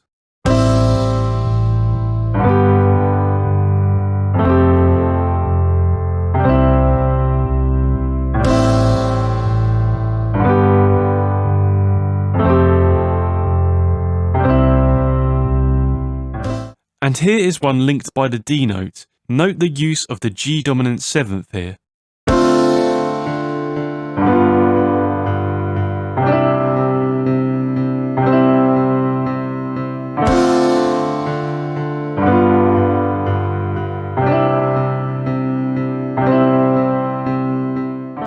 Let's explore the intense sad feeling of the minor add 9 chord by looking at a couple of examples in the key of A minor.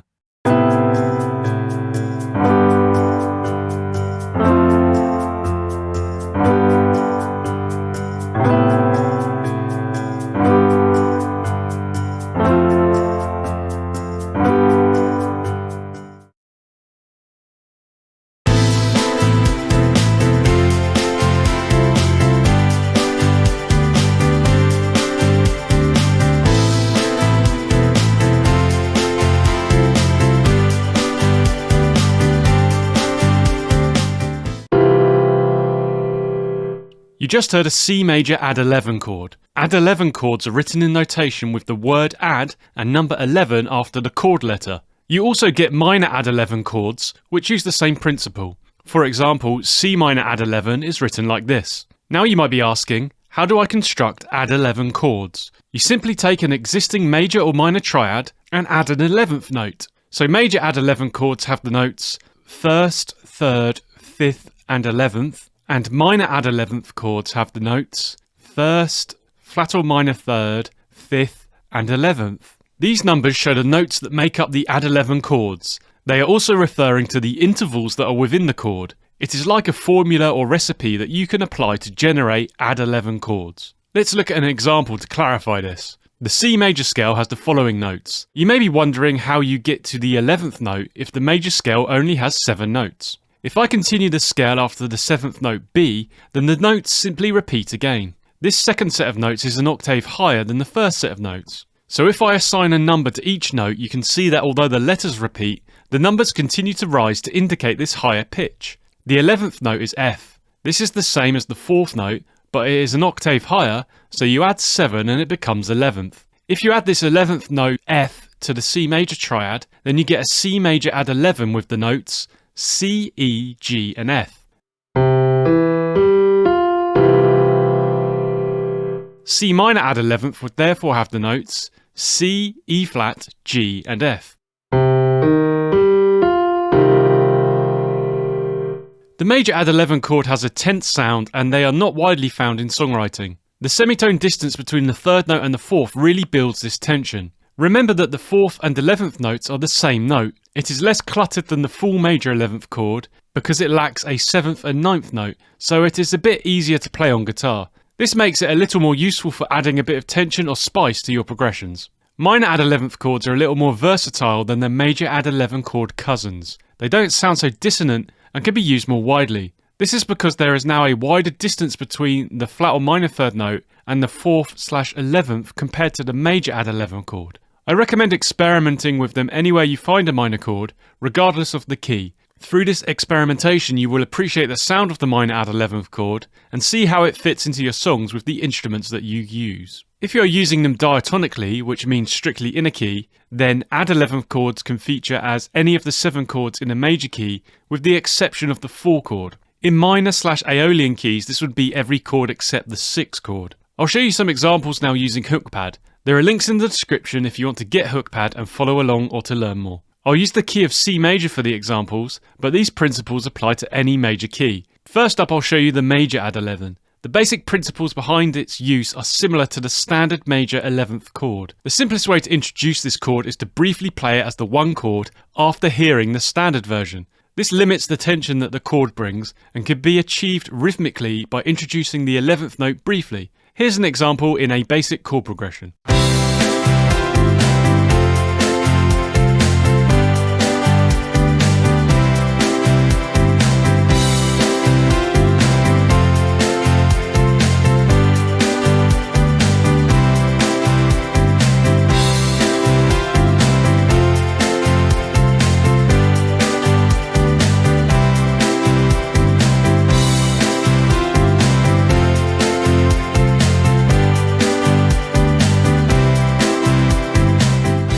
It can also be nice to use the 1 add 11 with the 5 add 11 as their tension complements each other. Listen to how this sounds here.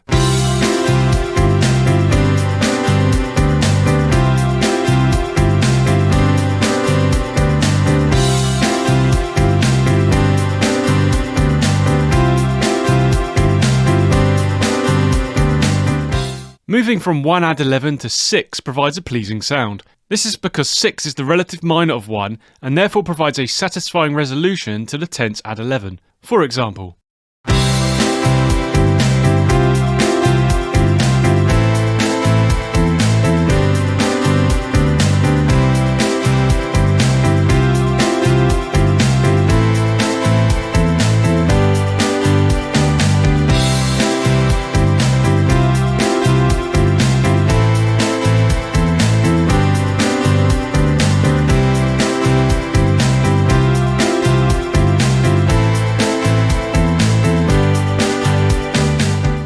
As has been said, the add 11 is a single note added to the standard triad. This is also true of the add 9 chord. In this next example, I will cycle through the major/dominant 7th, add 9 and add 11 versions of the 1 and 5 chords. Using this rhythmic idea of adding and removing a note is used a lot by guitar players because it is often a case of moving a single finger. Listen to an example of this idea now.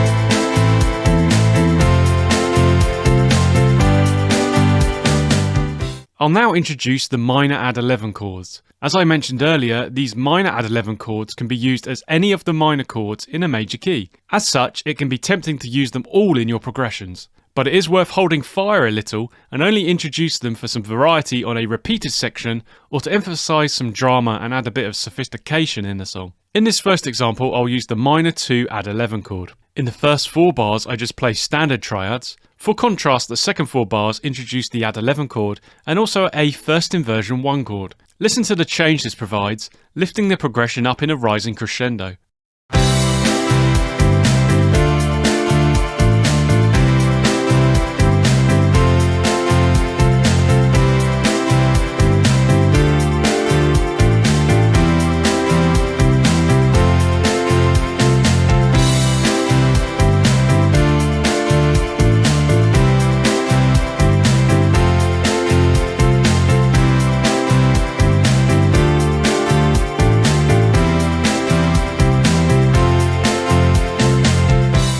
Next up, I'll use the 6 add 11 chord. I'll take the popular 1-6-5-4 chord progression and on repeat change the 6 to add 11. Listen to the difference this brings.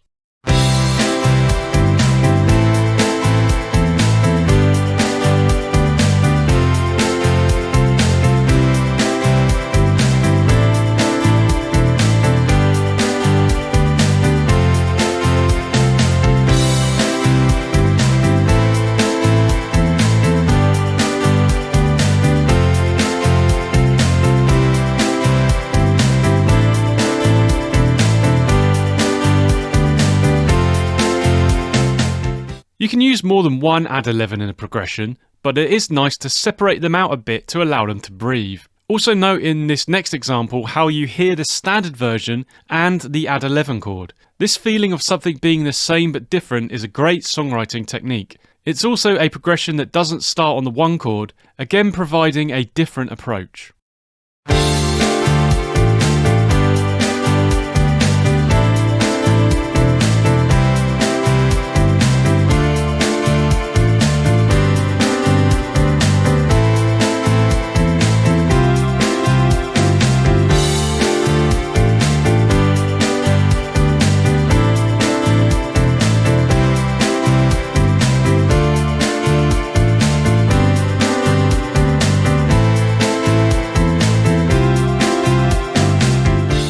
As I discussed earlier, the 11th note is actually the same as the 4th note. This 4th note also features in sus4 chords. You can exploit this fact to provide an interesting preview of the 11th note that will feature in your add 11 chords. It is also another idea for recycling later repeats of your progression. Getting more mileage out of a single chord progression gives you more flexibility as a songwriter and can help you prevent writer's block and finish more of your songs. In this example, the first 4 bars introduce a basic 1-3-4-5 progression. On the second repeat, I bring in sus4 and add 11 chords. The 1 chord is split in 2 with the standard triad and the sus4. This is a common move to make a song feel less static, favoured particularly by guitar players. Listen to the smooth feel of the sus4 chord. In the next bar, I play the 3 add 11 chord, mainly because we haven't heard it yet in this video. Next up is the standard 4 chord. As mentioned earlier, it's nice to keep some standard triads as a breather between altered chords. Also, the 4 chord doesn't stay in key as a sus4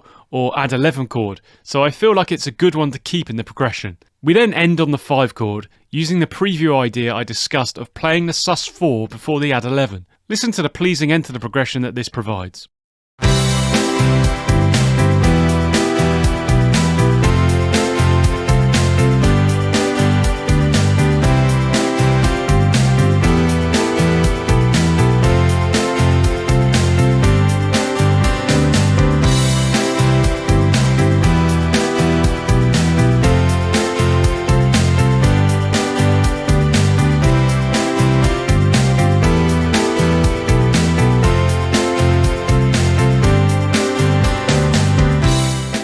Ninth chords are our next group to consider. You just heard the C major ninth chord. Major ninth chords are written in notation with M, A, J and the number 9.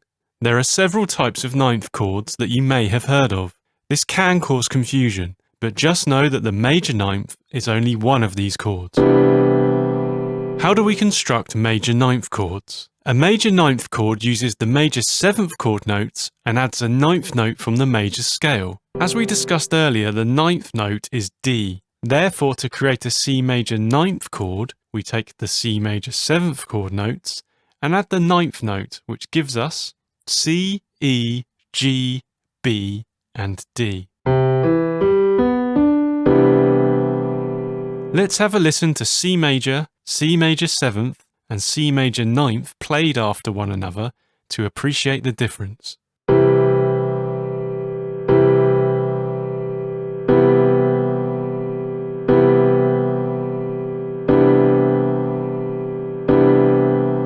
Major 9th chords can be considered much like their major 7th cousins, if not a little smoother. They can also be thought of as less lush than the major 7th chord. The major 9th chord can sometimes sound too full or busy on certain instruments because you are playing 5 notes at the same time. It can also be difficult to play on the guitar. How can we use the major 9th chord? We can use the major 9th chords much like we use the major 7th chords because they contain the notes from this chord. They are primarily used on chords 1 and 4 in a major key. We can chain together major 9th chords and repeat them to fade. This is often used in ballads. Please note that the examples will be given in the key of C major.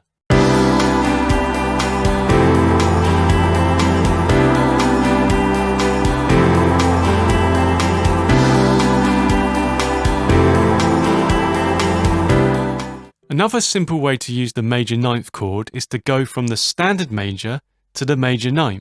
This gives a feeling of 4 different chords.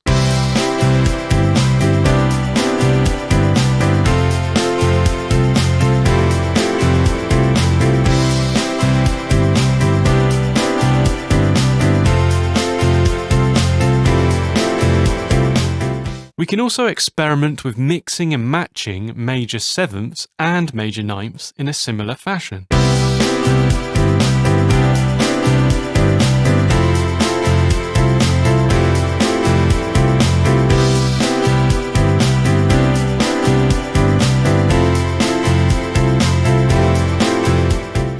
These ideas can create riff-like chord changes where a single note is added or removed for a beat to create an interesting sound.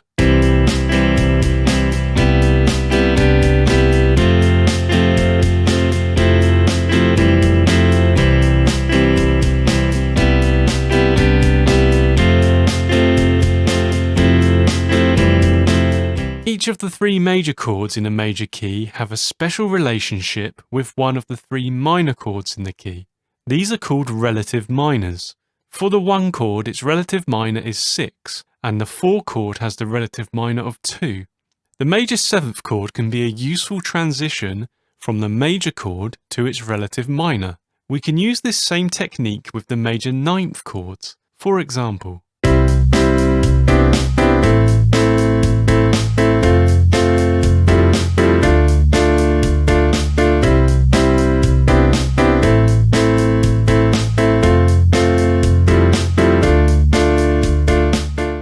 depending on the style of music that you are creating, it is often a good idea to not overuse the extended chords, such as major 9ths. If you save them for a key moment in your song or chord progression, then they will have a bigger impact. As always, trust your ear and use the major 9th where it sounds good to you.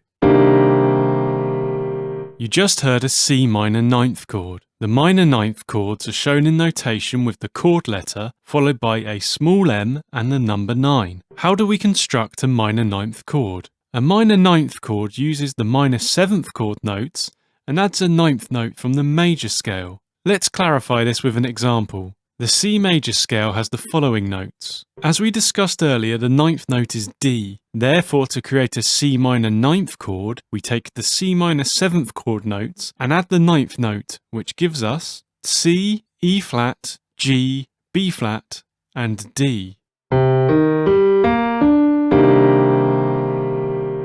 Let's have a listen to C minor, C minor 7th, and C minor 9th played after one another to appreciate the difference.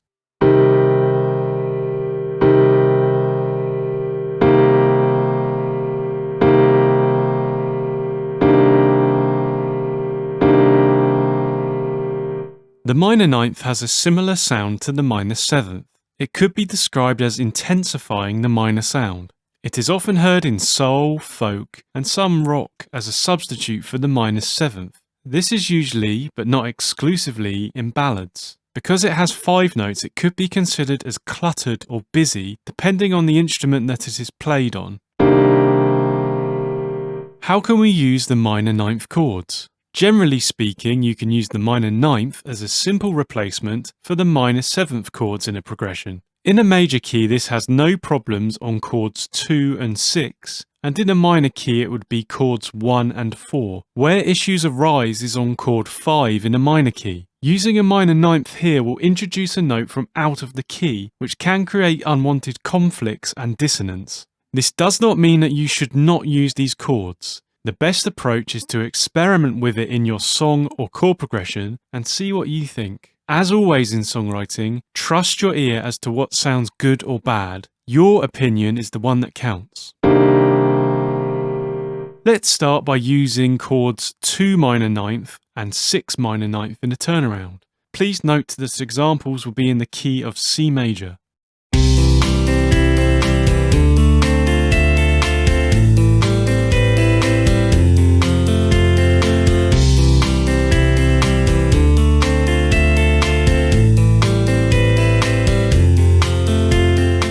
Minor 9th chords can be used to contrast song sections. The interesting, more intense feel of the minor 9th will make a section stand out. Here is an example of a verse contrasted against a chorus.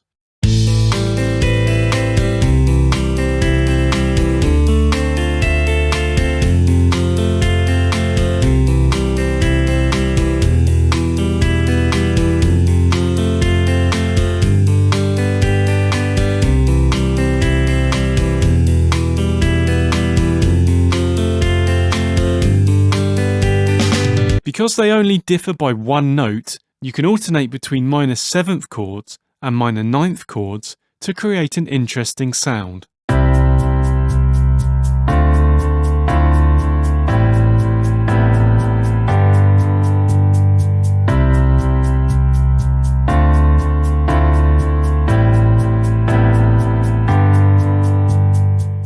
Minor 9ths can also be paired with major 9ths to create quite an intense, mournful sound.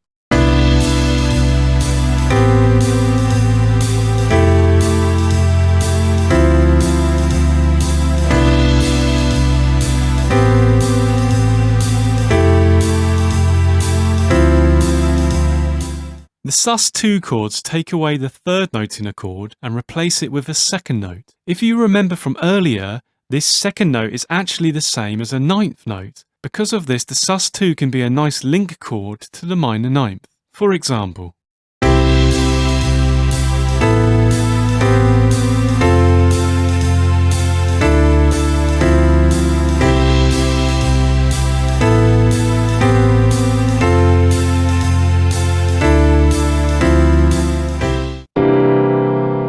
you just heard a C dominant 9th chord. Dominant 9th chords are written in notation with a 9 next to the letter. There is no dom or D. How do we construct a dominant 9th chord? A dominant 9th uses the dominant 7th chord notes and adds a 9th note from the major scale. As we discussed earlier, the 9th note is D. Therefore, to create a C dominant 9th chord, we take the C dominant 7th chord notes and add the 9th note, which gives us C, E, G, B flat and D.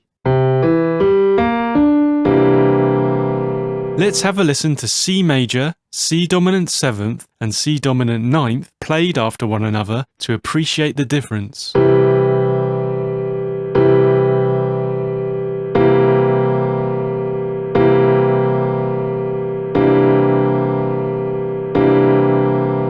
The dominant 9th could be considered less stark than the dominant 7th. Where the dominant 7th feels particularly bluesy, the dominant 9th can feel more mellow or relaxed. Dominant 9th chords are used heavily in blues, jazz, and sometimes even in rock music. They also have an association with funk. How can we use the dominant 9th chords? The traditional use of the dominant chords is as the 5 chord in major keys. However, because of its use in the blues, jazz, and funk, you may have heard it used as chords 1 and 4 as well. If you have seen or used dominant 7th chords in chord progressions, then you can simply replace them with the dominant 9th chords with no issues at all. Let's start with the main use of the dominant chords, which is as the 5 chord. The dominant 9th has an extremely strong desire to resolve, so it is useful at the end of a turnaround while we are going back to the 1 chord. Please note that our examples will be in the key of C major.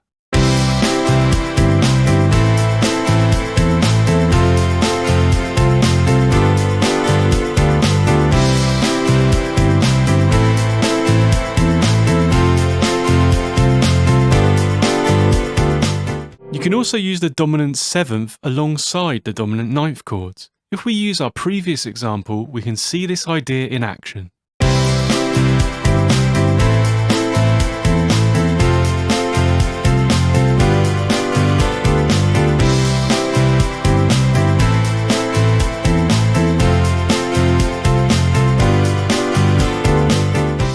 A classic way to use dominant chords is with the 12-bar blues. In this example, we will use the dominant 9th chords as 1, 4, and 5. The influence of the blues on popular music means that you may have heard these chords in progressions more widely.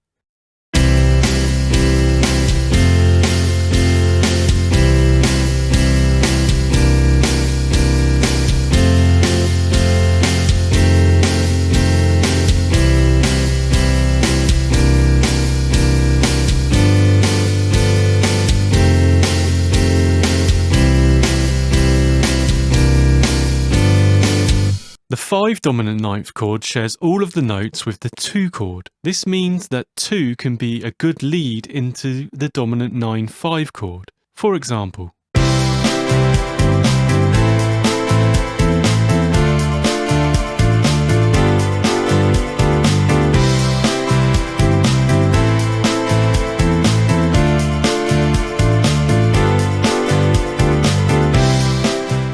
we can also use the major 9th with the dominant 9th. Here we alternate chord types on the 1 chord. This creates a sense of movement before moving to the 4 chord.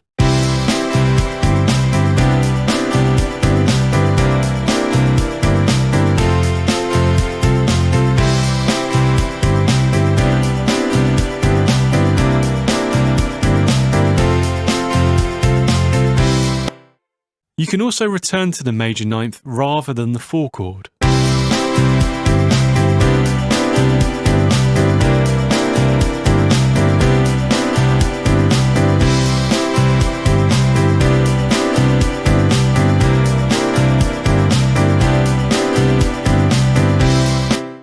You can experiment beyond 1, 4, and 5 dominant 9ths if you would like. The key to songwriting is experimenting and using ideas that sound good to you. Trust your ear. For example, you could change the 2 chord to a dominant 9th to create an interesting sound.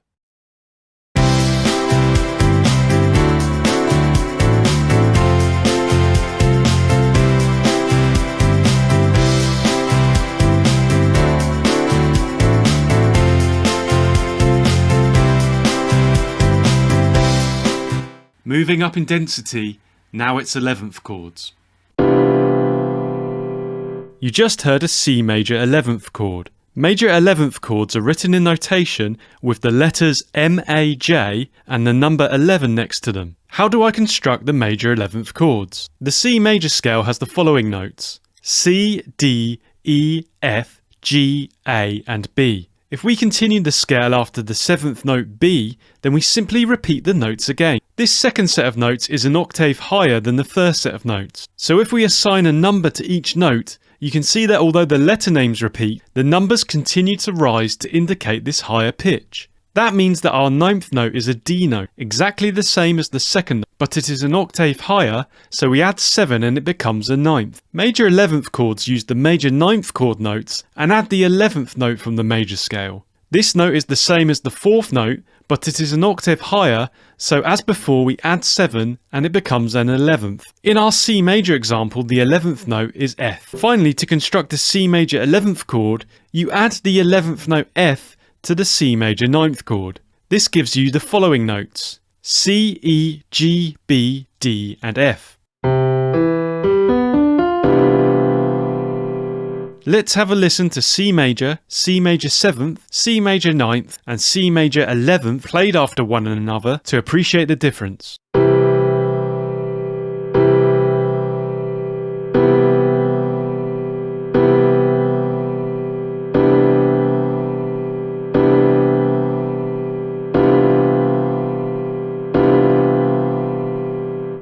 You can hear that C major 11th is a dense and dissonant chord. It has 6 of the 7 notes from the major scale, which goes a long way to explain this. Look at the notes in the C major 11th chord. The first 3 notes, C, E and G, create the C major triad. This is the 1 chord or the tonic in the key of C major. If you take the last 4 notes in the C major 11th chord, G, B, D and F, you have a G dominant 7th chord. This is the 5 or dominant chord in the key of C major. In major key chord progressions, you typically play the 5 dominant 7th chord to create tension and then resolve this by playing the 1 tonic chord afterwards. But the major 11th contains the notes of both of these chords within it. This makes it harmonically confusing and unsettled. For this reason, and because it is difficult to play on the guitar, you will rarely see the major 11th used in chord progressions. I think this is an opportunity or challenge for your songwriting. If a chord is not heard very often,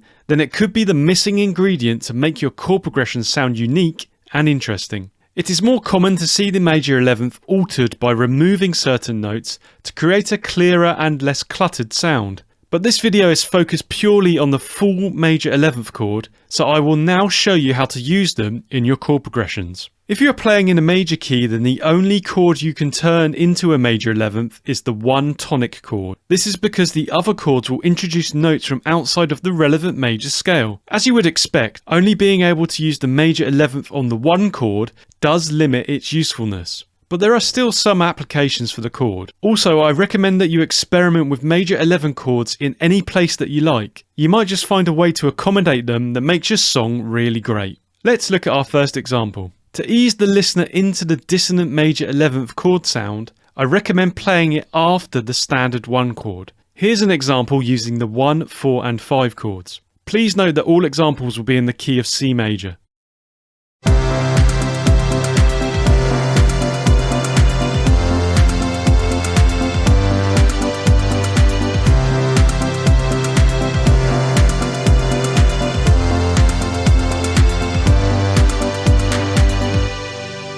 Moving from the 1 major 11th to the 6th chord works well. This is because the 6th chord is the relative minor of 1 and contains the single note from the major scale that the major 11 1 chord does not have. In this case, it is A. Listen to the nice sound this provides.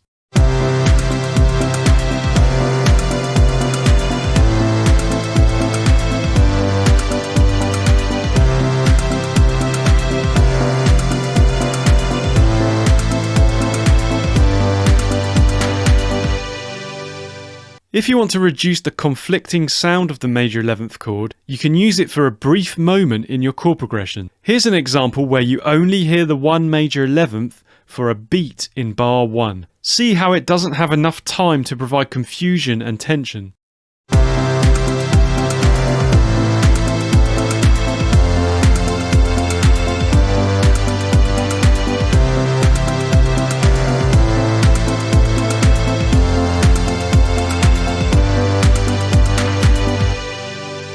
You can also mix the major 11th chord with other chord types to generate interesting progressions. In this next example, we'll cycle through the major chord types. As I discussed when constructing the major 11th chord at the beginning of this video, you can think of it as being built upon the major 7th and major 9th chords. So let's use them all in the one progression. Listen to how this process of adding or removing a single note to a chord sounds.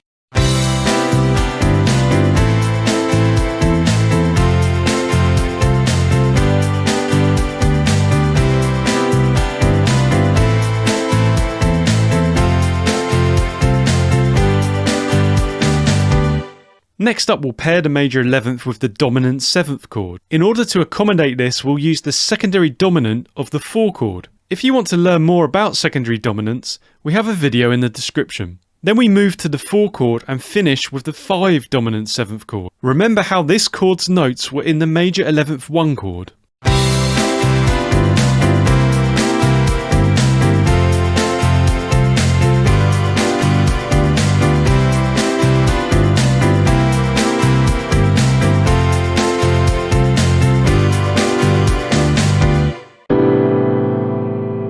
You just heard an A minor 11th chord. Minor 11th chords are written in notation with a small m and the number 11. When used with Roman numerals, you will see the number 11 next to the lowercase Roman numeral. Now you might be wondering, how do I construct the minor 11th chords? Minor 11th chords have 6 notes: 1st, minor 3rd, 5th, minor 7th, 9th, and 11th. These numbers show the notes that make up the minor 11th chord. They are also referring to the intervals that are within the minor 11th chord. It is like a formula or recipe that you can apply to generate minor 11th chords. You can think about these numbers from several perspectives. I will use the natural minor scale, or Aeolian mode, as the point of reference in this video. Let's look at an example. The A natural minor scale has the following notes: A, B, C, D, E, F, and G. The first note is A, the minor 3rd is C, and the 5th is E. These 3 notes make up the A minor triad.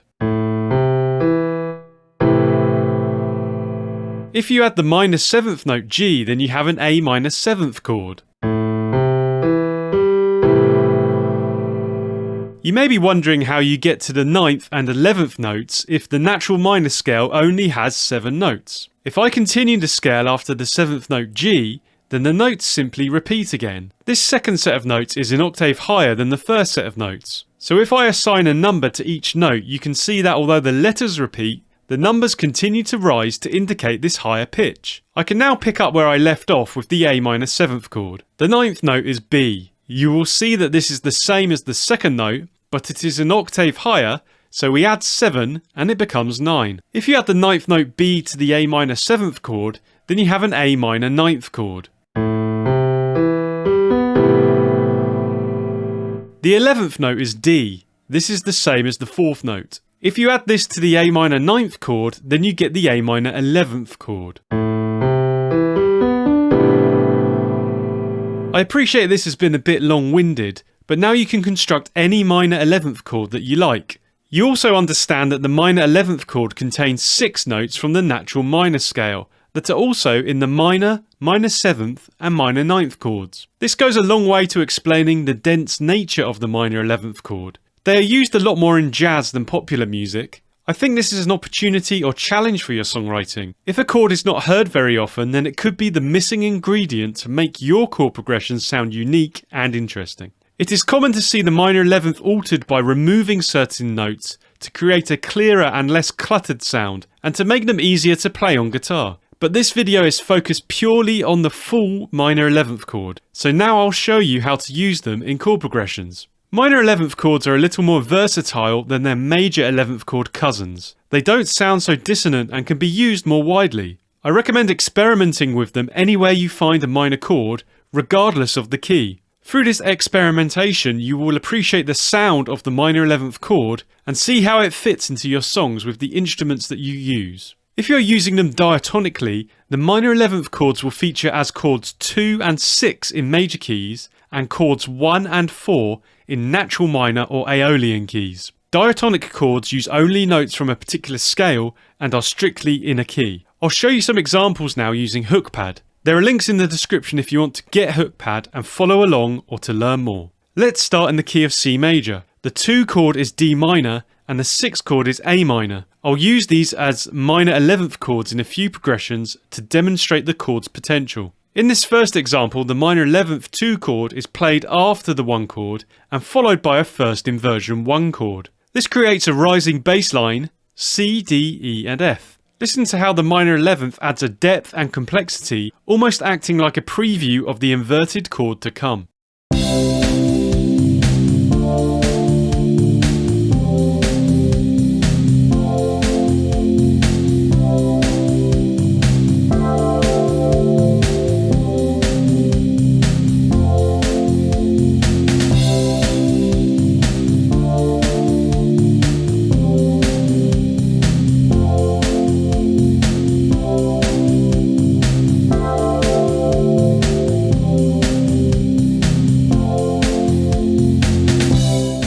If you rearrange these chords and start with the minor 11th 2 chord, you get a very different feel. Using only inverted 1 chords also adds to the progression's movement.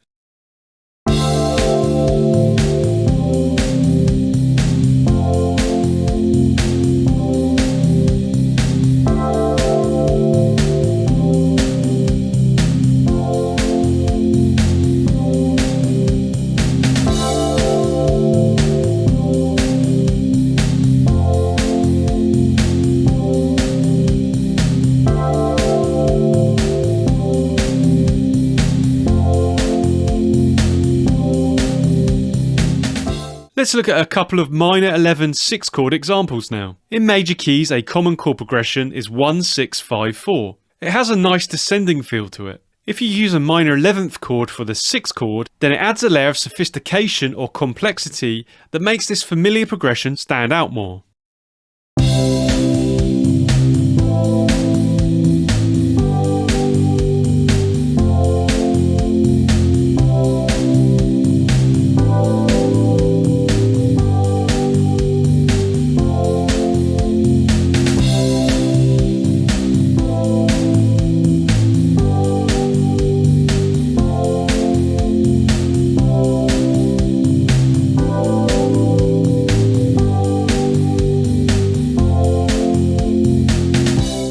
With extended and altered chords, it is often nice to contrast it with the standard triad. This can make for an interesting sound and is also a practical way to get more mileage out of later repeats of the chord progression. Let's tweak the previous example to see this in action. The first 3 bars are exactly the same. The difference this time is we return to the standard triad to provide a different ending.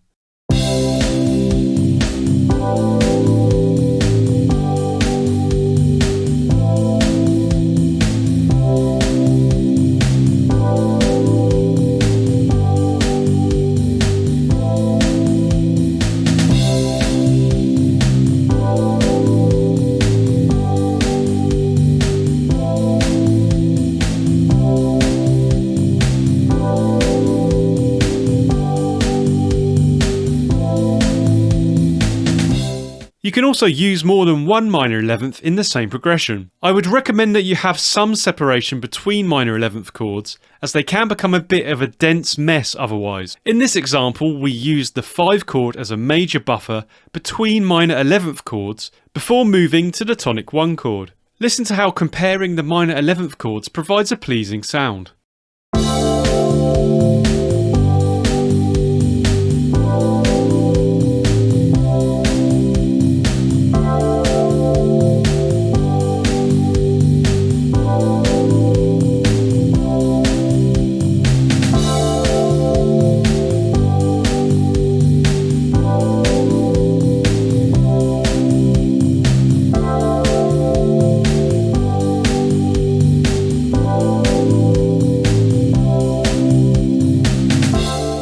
When using these examples, you will likely be building larger chord progressions and song sections. I want to try and help you to have a go at this yourself, so we'll run through an example now. I'll start with the minor 11th 2 chord, and then use the second progression you saw earlier. This will be repeated twice, but on the second version I'll swap in the 5 chord. This will naturally lead to the 1 chord, which a chorus will often start with. So I'll start the next section with a 1 chord. This is actually the first time you hear the standard 1 tonic chord. The simple 1 6 5 4 progression you heard earlier will serve nicely as a chorus section. Finally, I'll use the last example you saw to step us down to the 1 chord to end on.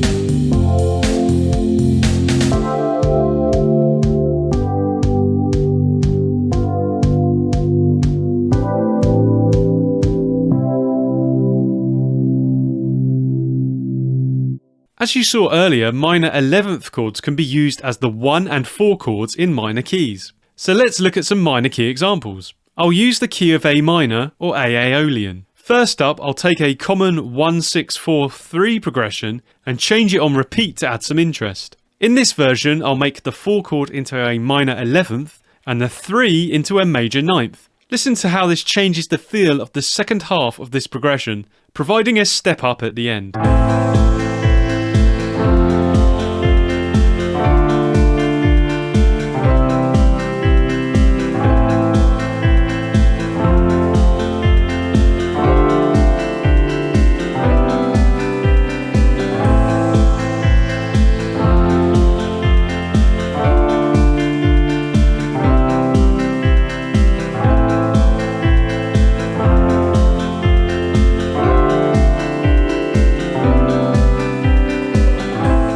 In the next progression, I'll introduce the 1 minor 11th chord. The first 4 bars will be a simple 1-4-5-4. In the last 4 bars, the first 4 will become a minor 11th, and the final bar will be replaced with the 1 chord minor 11th. Coming back to the 1 minor 11th provides a sad link back to the standard triad on repeat.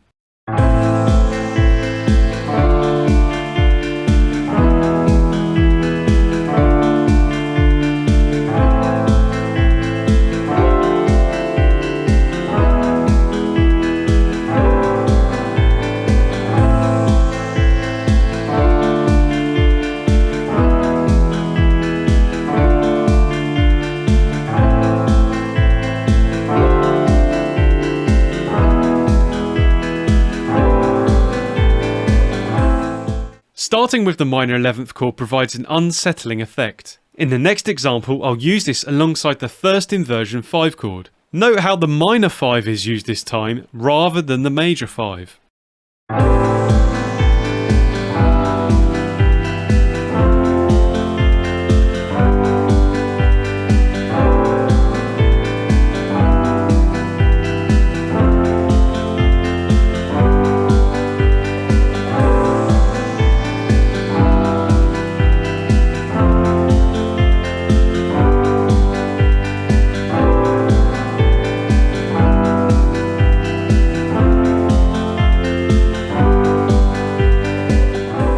You can mix different chord types throughout a progression to mask the true sound of the chords involved. In the next example, I will start with the minor 11th again, but this time all of the other chords will be minor and dominant 7th chords. Listen to how this provides a smoother, jazzier feel to the progression.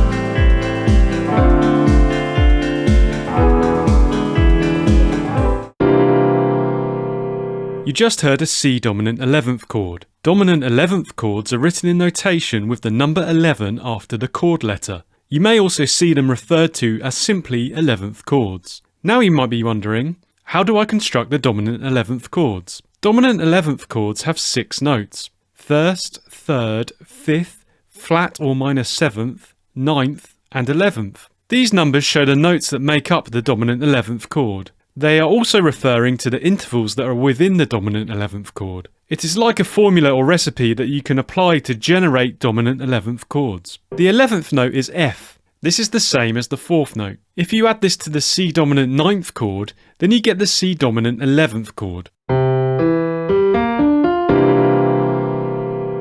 Dominant chords feature as the 5 chord in major and minor key songs. They create a tension and expectancy that is resolved when the next chord is the tonic 1 chord. This is because the notes in a dominant chord are close enough to the 1 chord notes that they really pull the listener's ear towards the tonic chord. Dominant 7th chords also contain a tritone interval within them, which has an unstable sound that wants to resolve. If you use the dominant 11th chord diatonically as the 5 chord, then its 11th note will be the root note of the 1 tonic chord. This weakens the tension somewhat within the chord and almost anticipates the resolution that will happen when the 1 chord is played. This mellower nature brings a new dimension to the dominant chord, so experiment with dominant 11ths in your own progressions and see what you think. I'll show you some examples now using hook pad. There are links in the description if you want to get HookPad and follow along or to learn more. Examples will be in the key of C major. In this example, I'll use the dominant 11th chord in the most traditional position as the 5 chord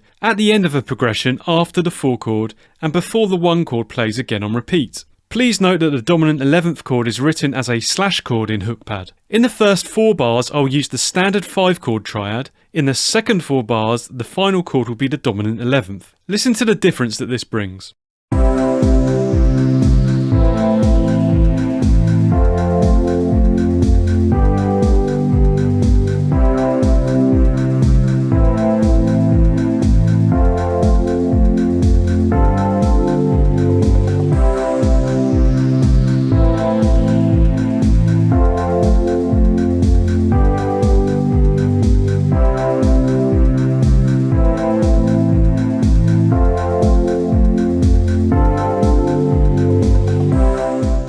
Next up, I'll show you the 5 dominant 11th on its own at the end of a progression. Listen to how playing a chord other than 4 before the 5 chord provides less of a build-up and more surprise when the dominant chord is heard.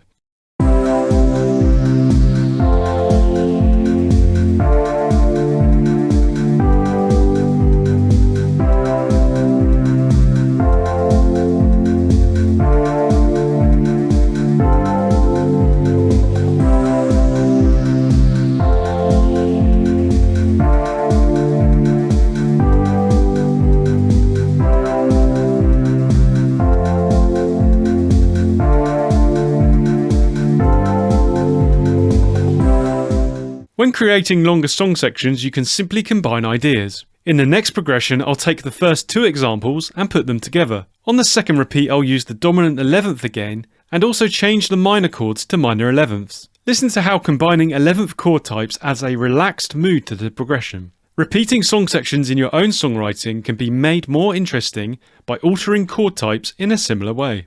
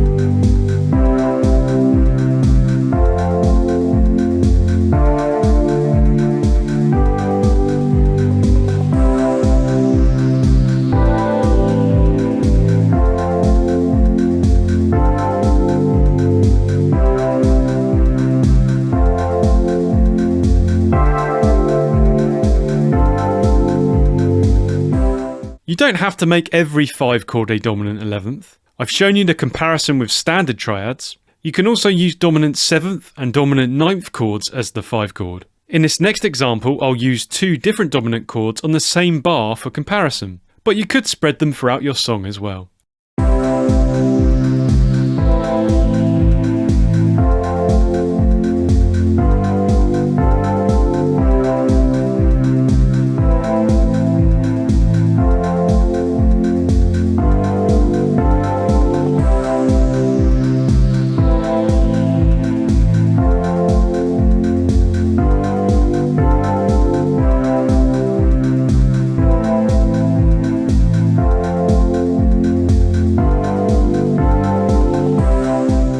As I showed you earlier, the 11th note in the major scale is the same as the 4th note. sus4 chords use this 4th note. If you play the 5 chord as a sus4, it can provide an interesting lead in to the 5 dominant 11th, providing a preview of the 11th/4th note. In this next example, I will also use the first inversion 1 chord and start on the 4 chord for an alternative type of progression.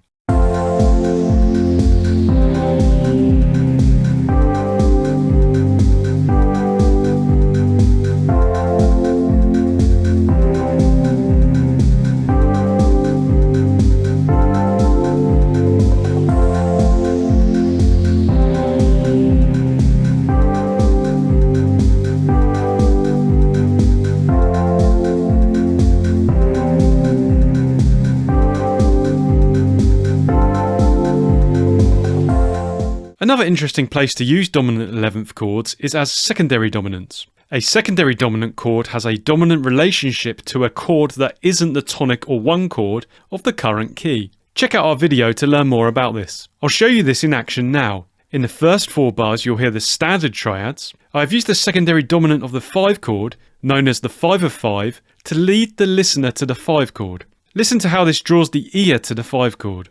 In the second half, I use dominant 11th chords on both the secondary dominant and the dominant chord. Hear how this changes the progression.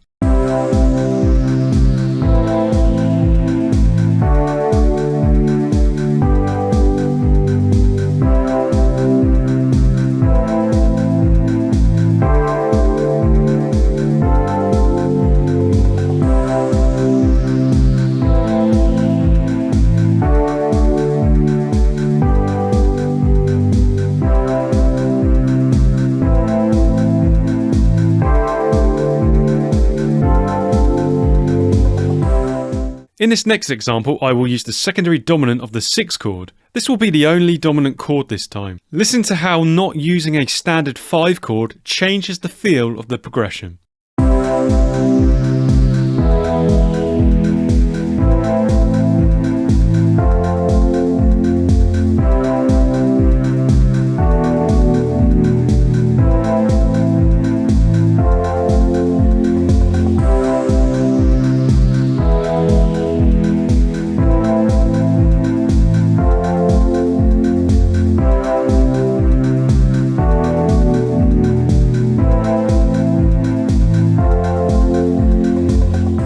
Even denser still are 13th chords. You just heard a C major 13th chord. Major 13th chords are written in notation with the letters M, A, J and the number 13 after the chord letter. The next chord that we'll play is the C minor 13th chord. Minor 13th chords are written in notation with a small m and the number 13 after the chord letter. Finally, let's listen to the C dominant 13th chord, also known simply as the 13 chord. This chord is written with the number 13 after the letter name. Now you might be asking, how do I construct these 13th chords? Major 13th chords are built off of the major scale and include the following scale degrees: root, 3rd, 5th, 7th, 9th, 11th and 13th. Minor 13th chords include the following scale degrees: root, flat or minor 3rd, 5th, flat or minor 7th, 9th, 11th, 13th. And dominant 13th chords include the following scale degrees: root, 3rd, 5th, flat 7th, 9th, 11th and 13th. Let's look at some examples to clarify this. The C major scale has the following notes: C, D, E, F, G, A and B. The first note is C, third note is E and fifth note is G. These notes create a C major chord. Add the 7th note B to this and you get a C major 7th chord.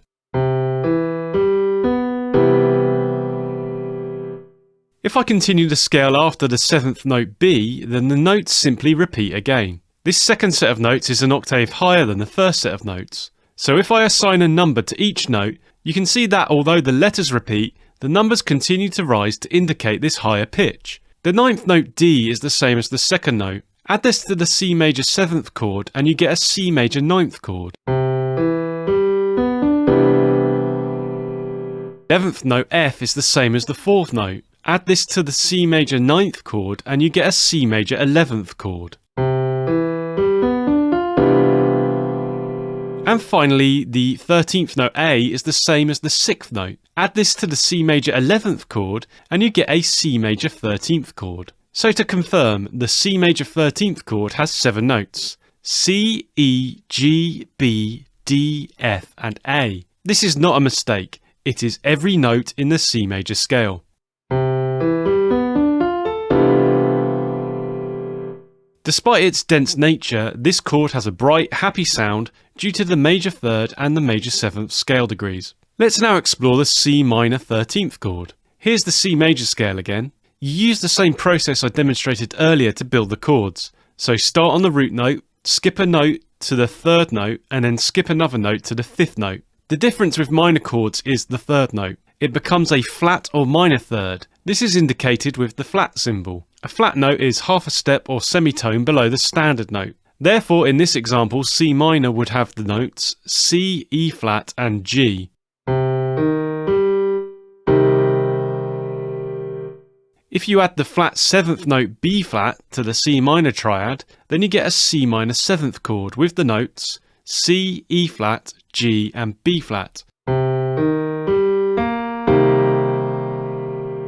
I'll show you how the C minor 13th chord is constructed. This process is similar to what you've learnt about the major 13th chord, so I won't go into detail about the 9th and 11th chords here. This ultimately gives you a C minor 13th chord with the notes C, E flat, G, B flat, D, F, and A. This chord has a more sombre, melancholy sound due to the minor 3rd and the minor 7th scale degrees. Finally, it's the C13 chord. If you take the C major 13th chord but use the flat 7th note we saw in the minor 13th chord, you get the notes C, E, G, B flat, D, F, and A. This chord has a tense dissonant sound due to the flat 7th scale degree combined with the 3rd scale degree. You can experiment with substituting 13th chords anywhere in your own chord progressions to add some extra complexity and interest to your music. When used diatonically, that is strictly in a key, then the major 13th chord can feature as the 1 chord, the minor 13th can be the 2 chord, and the dominant 13th can be used as the 5 chord in major keys. In natural minor / Aeolian keys, the major 13th chord can be used as the 3 chord, the minor 13th can feature as the 4 chord, and the dominant 13th as the 7 chord. Because they have 7 notes, all of these full 13th chords are impractical to play on most instruments. Because of this, and their dense lack of clarity, these chords are rarely used in practice. What you will come across is versions of these chords with 1 or more of the notes removed. This is in order to make them easier to play and to provide a clearer sound. I won't go into detail about these altered chords in this video. The focus here are the full 7-note 13th chords. I'll show you some examples now using HookPad. There are links in the description if you want to get HookPad and follow along or to learn more. I'll use the key of C major for the examples, but these principles apply to any major key. Here are the chords in the key of C major. You know that the 1 chord can be played as a major 13th, the 2 can be a minor 13th, and the 5 can be a dominant 13th. This gives us C major 13th with the notes C, E, G, B, D, F, and A, D minor 13th which has the notes D, F, A, C, E, G, and B, and G13 which is constructed with the notes G, B, D, F, A, C, and E. You can see that these chords all have the same notes, which are the 7 notes in the C major scale. You might therefore expect them all to sound the same, but have a listen to them in order now.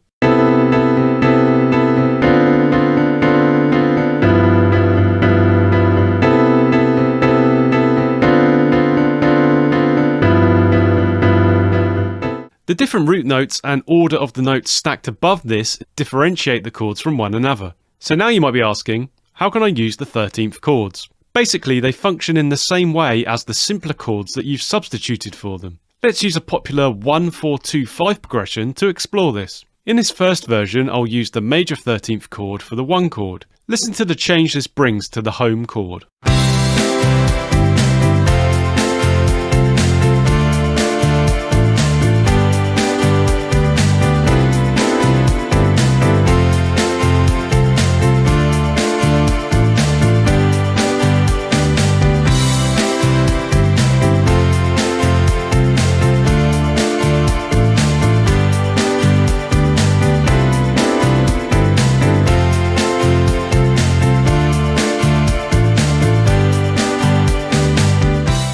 Next up, the minor 13th chord will feature as the 2 chord. Listen to how complex and out of place this sounds here without any other altered or extended chords around it.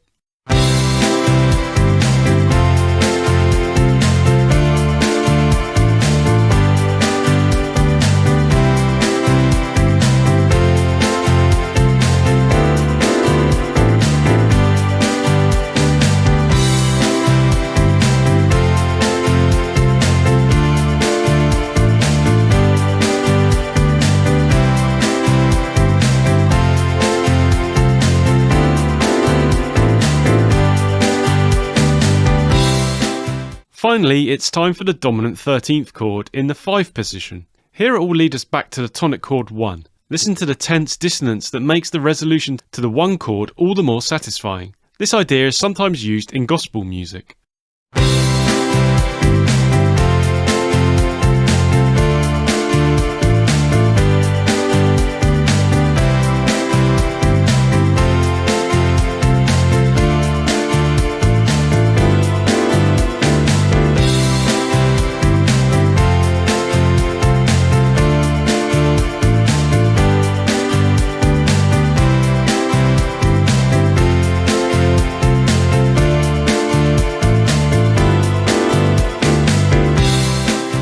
Another way to use dominant 13th chords is as secondary dominants. Check out my video on secondary dominants in the description for more information. If I use the secondary dominant of the 4 chord, it is the same as the 1 chord. If you play this chord as a dominant 7th chord, it provides a strong pull to the 4 chord in order to be resolved. This secondary dominant of the 4 chord also works well when played as a dominant 13th. Listen to this in the following progression.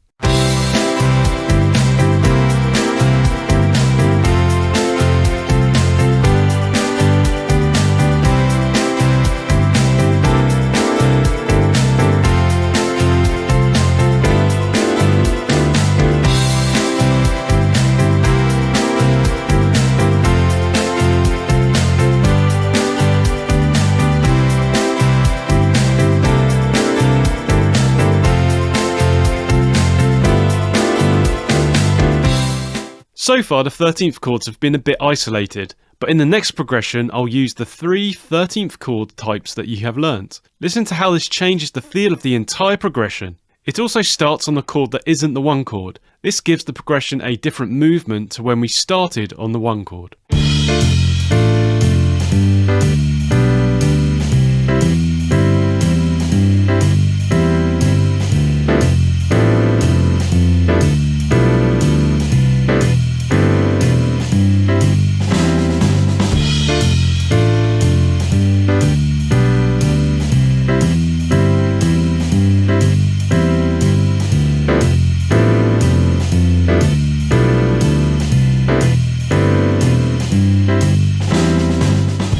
Now to look at some 7th chord variations. You just heard a C dominant 7th flat 5 chord. These chords are written in notation with the number 7, the flat symbol, and the number 5 after the chord letter. Now you might be asking, how do I construct these 7 flat 5 chords? You simply take an existing dominant 7th chord and flatten the 5th note by dropping it half a step or semitone. This means that they have the notes 1st, 3rd, flat or diminished 5th, and flat or minus 7th. These numbers show the notes that make up the 7 flat 5 chords. They are also referring to the intervals that are within the chord. It is like a formula or recipe that you can apply to generate 7 flat 5 chords. Let's look at an example to clarify this. The C major scale has the following notes: C, D, E, F, G, A and B.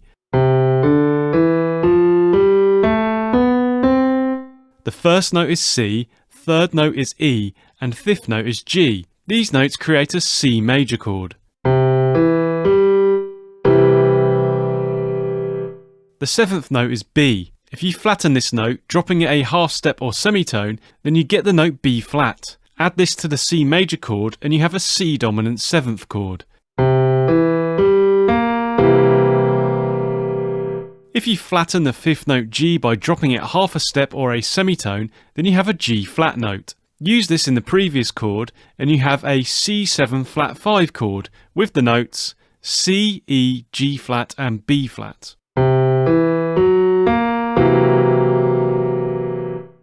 The 7 flat 5 chord has a dissonant, mysterious and unresolved sound that is found widely in jazz music.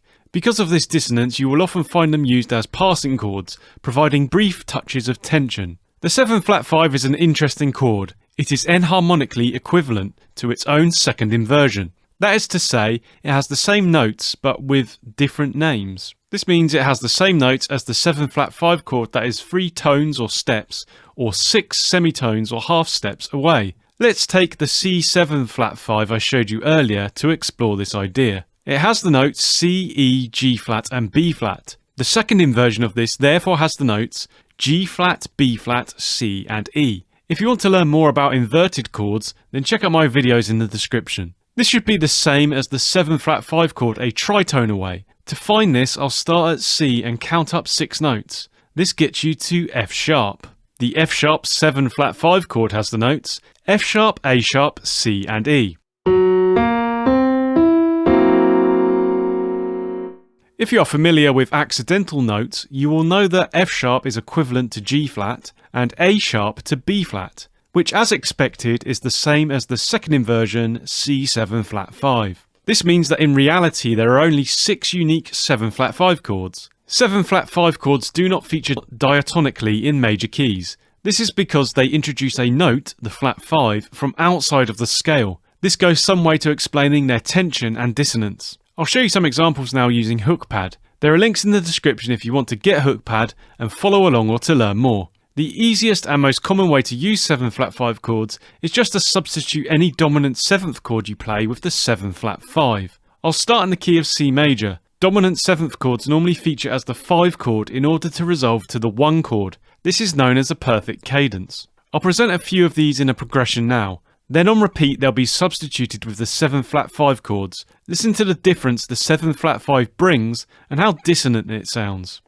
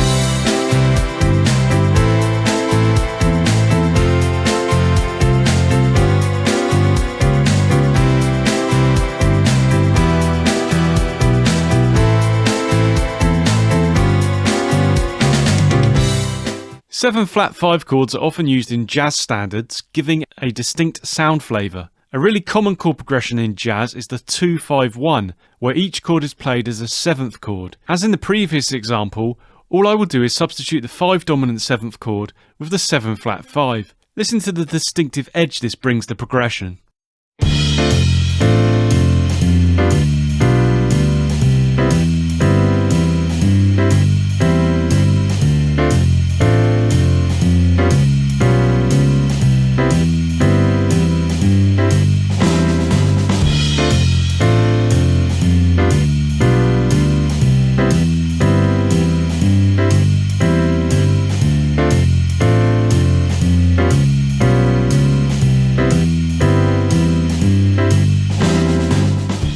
7 flat 5 chords are also used in the tritone substitution. This is where the 5 chord is replaced by a dominant 7th chord whose root is a tritone below. You know from earlier in the video that a tritone is 6 half steps. In our previous progression, the 5 chord was G major. 6 half steps below G is D flat. So in this case, I would substitute the G dominant 7th chord for a D flat dominant 7th. This chord is also called a flat second. Another way to find it is to take the root note of the minor 2 chord, drop it by half a step, and then create a dominant 7th chord from this new root note. In this case, the 2 chord is D minor, so we drop this note by half a step to D flat. This once again gets us to a D flat dominant 7th chord. This tritone substitution can be played as a 7 flat 5 chord to add another layer of complexity and tension. Also note how this progression now has a bass line descending by half steps from D to D flat to C. This kind of downward trajectory produces a pull towards the tonic chord, which can really help to reinforce the key. You also see minor 9th chords used in these sorts of progressions. Listen to this all in action now.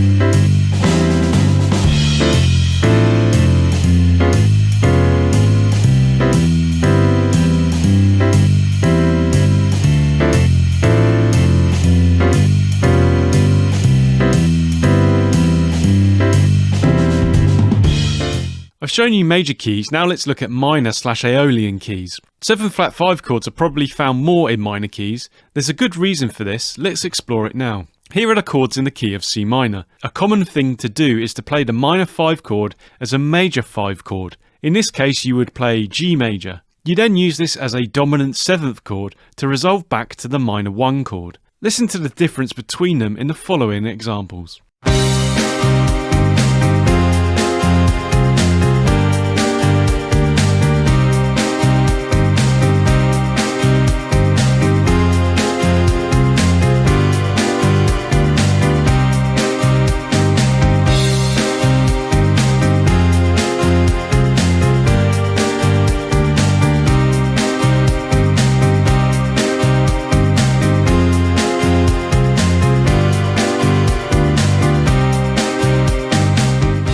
This is the same 5 chord as you saw in the major key. As such, you can also turn it into a 7 flat 5 chord. 7 flat 5 chords sound less dissonant and have a more satisfying resolution in minor keys when used as the 5 chord to resolve to the minor 1 chord. This is due to the movement of notes involved between each of the chords, creating a resolution to the tritone found within the 7 flat 5 chord. Listen to how less dissonant compared to the major key this cadence sounds in the following example.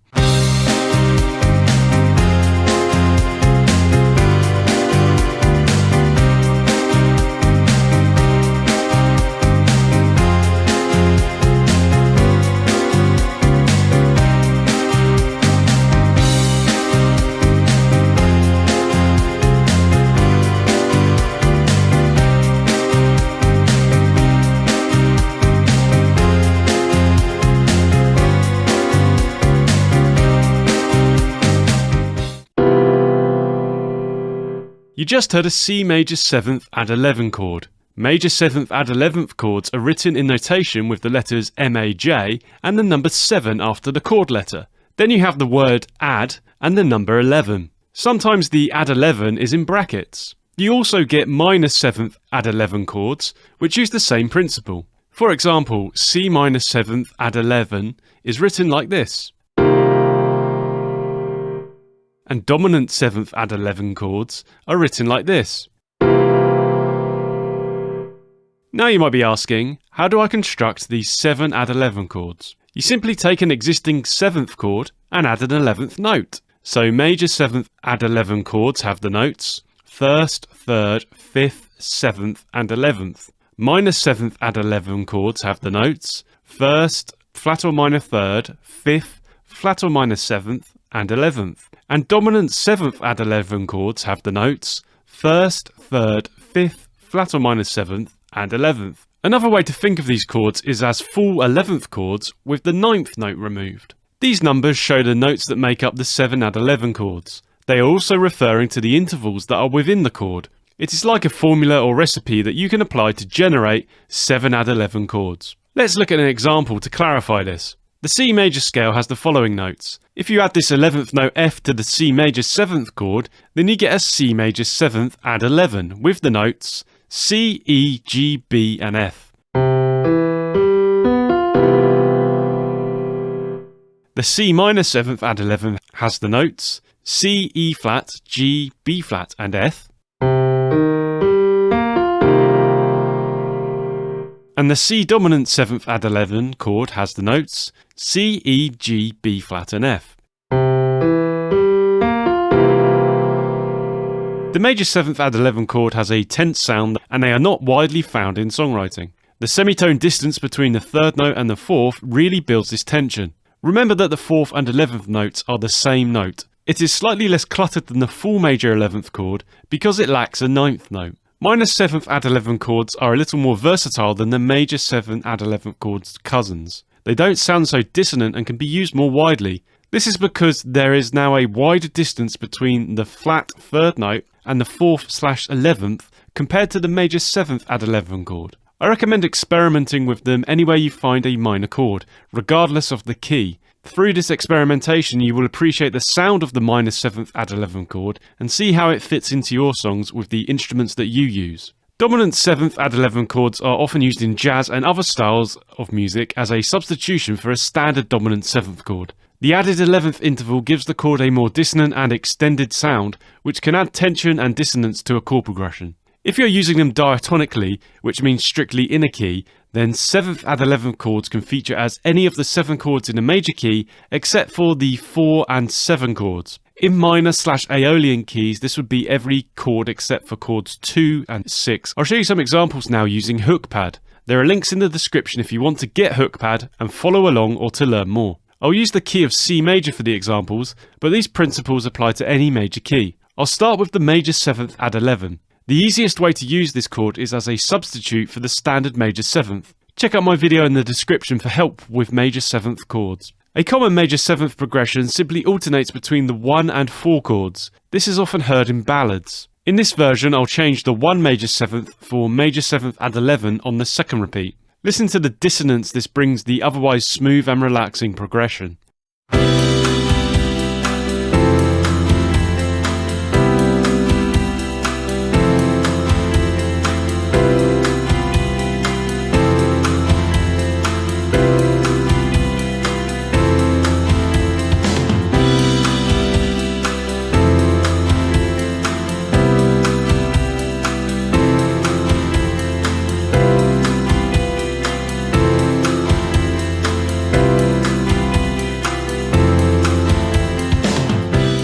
It can be nice to contrast standard triads with extended chords like the major 7th add 11. The 1 chord also has a relationship with the 6 chord. The 6 chord is its relative minor chord. There's a video in the description if you need more help with this concept. Moving from the extra dissonant 1 major 7th add 11 to the standard 6 triad can provide a pleasing sense of resolution. I'll combine both of these ideas in the following progression.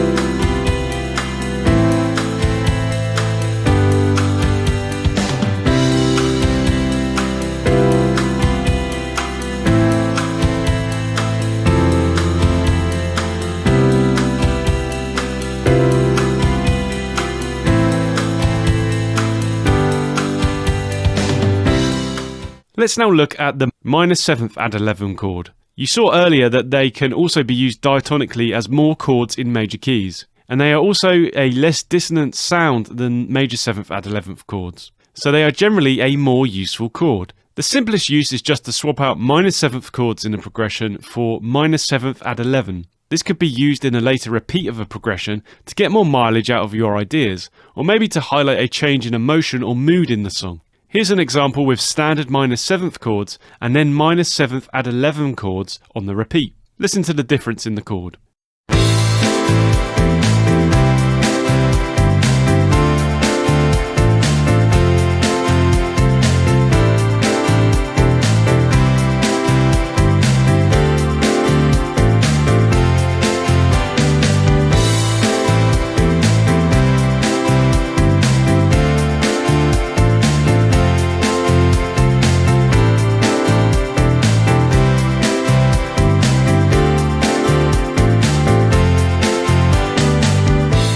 Minor 7th chords are often paired with major 7th chords in progressions to provide a pleasing sound. You can also do the same with minor 7th add 11 chords. Here's an example of this. Listen to how different the first half sounds with only standard triads compared to the second.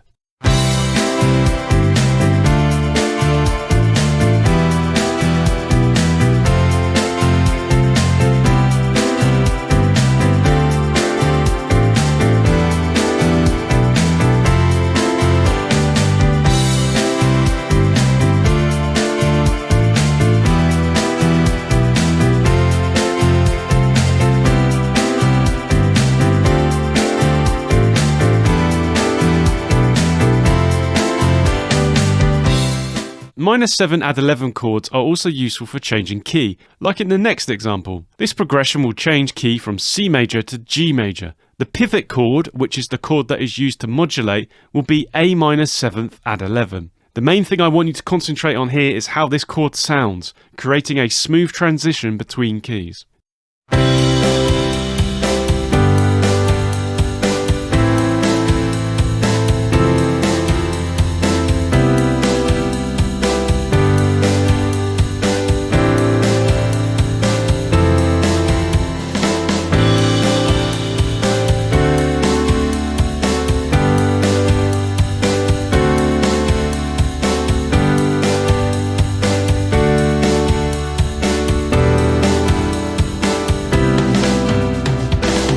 Time now to have a look at the dominant 7th add 11 chord. As with the other 7 add 11 chords, you can experiment with using this chord like you would the standard dominant 7th. The most common use for this chord is as the 5 chord. This produces a strong pull back to the tonic 1 chord as seen in the following progression.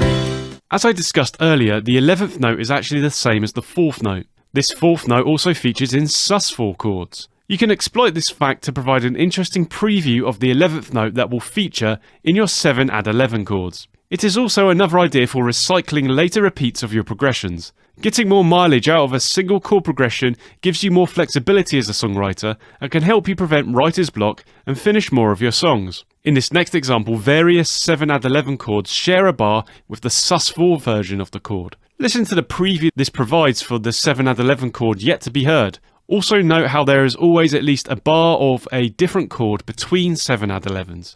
Often in chord progressions, less is more when it comes to more exotic or extended chords.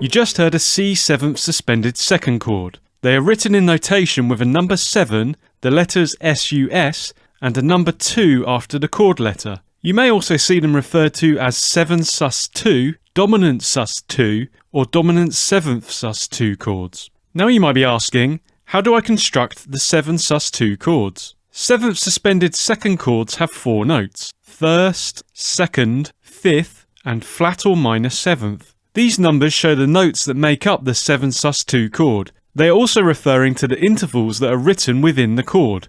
It is like a formula or recipe that you can apply to generate 7 sus2 chords. Let's look at an example to clarify this. If you remove the 3rd note from the C major and replace it with the 2nd note D, then you get a C sus2 chord. And if you do the same thing with the C dominant 7th chord, then you get a C7th suspended 2nd chord.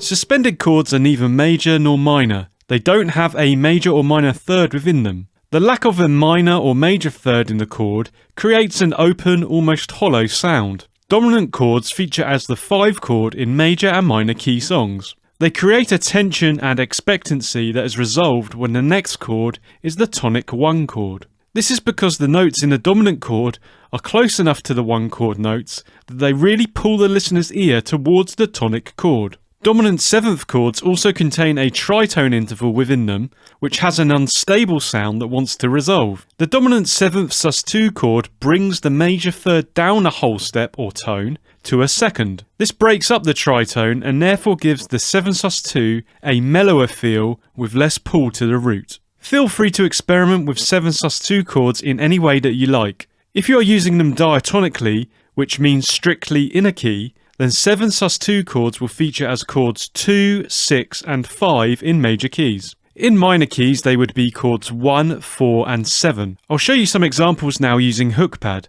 There are links in the description if you want to get HookPad and follow along or to learn more. I'll use the key of C major for the examples, but these principles apply to any major key. In the first example, I'll demonstrate the 7 sus2 chord in its most widely used position as the 5 chord heard before the 1 tonic chord. This is how you would typically use standard dominant 7th chords, and as such is a good starting point for 7 sus2 chords. Listen to the difference between them here.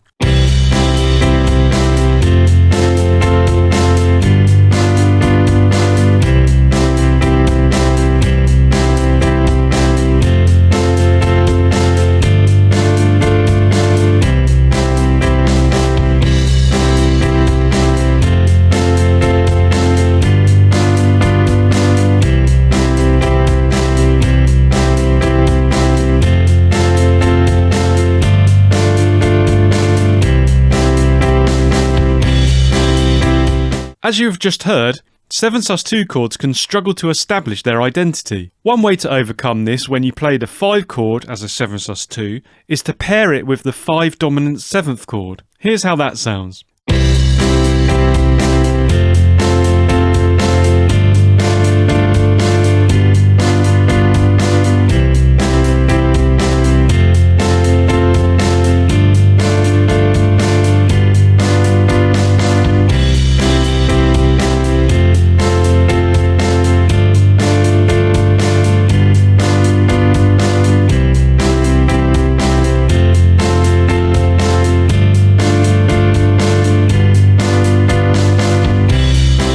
The 7 sus2 also works well with its cousin, the 7 sus4. You may have heard this combination in the Beatles song, Here Comes the Sun. I'll use them in the next example as the 5 chord. Listen to how moving from dominant 7th to 7 sus chord variations creates an interesting rhythmic idea.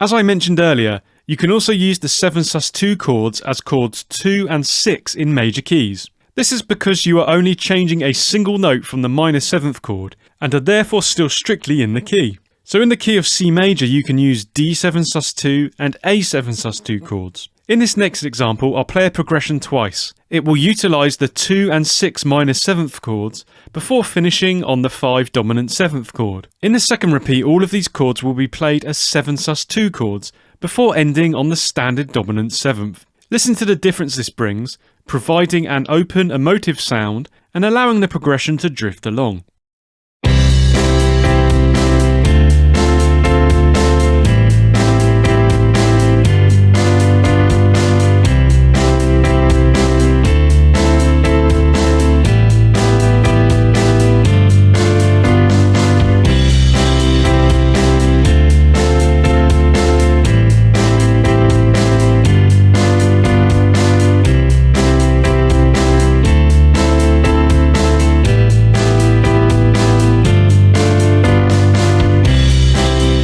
Seven sus2 chords are not widely used. Part of the reason for this is because they are very close to 9th chords and can struggle to differentiate themselves. The 9th note is the same as the 2nd note, and as you learnt earlier this is contained within the 7 sus2 chord. Look at the G7 sus2 chord I played you earlier. It has the notes G, A, D and F.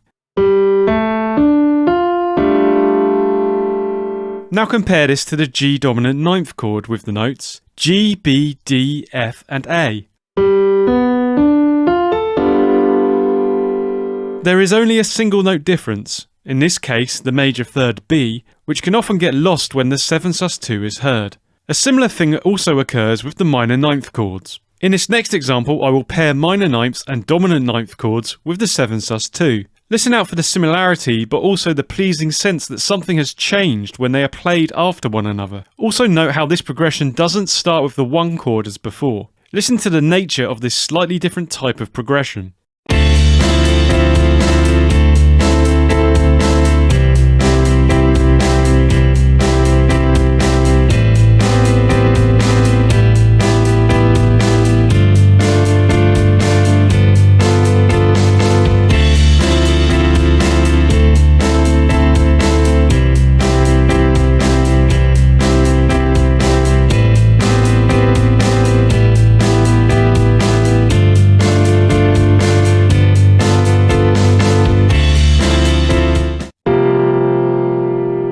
You just heard a C7th suspended 4th chord. They are written in notation with a number 7, the letters SUS, and a number 4 after the chord letter. You may also see them referred to as 7 sus4, dominant sus4, or dominant 7th sus4 chords. Now you might be asking, how do I construct the 7 sus4 chords? 7th suspended 4th chords have 4 notes: 1st, 4th, 5th, and flat or minor 7th. These numbers show the notes that make up the 7 sus4 chord. They are also referring to the intervals that are within the chord. It is like a formula or recipe that you can apply to generate 7 sus4 chords. Let's look at an example to clarify this. If you remove the third note from C major and replace it with the fourth note F, then you get a C sus4 chord.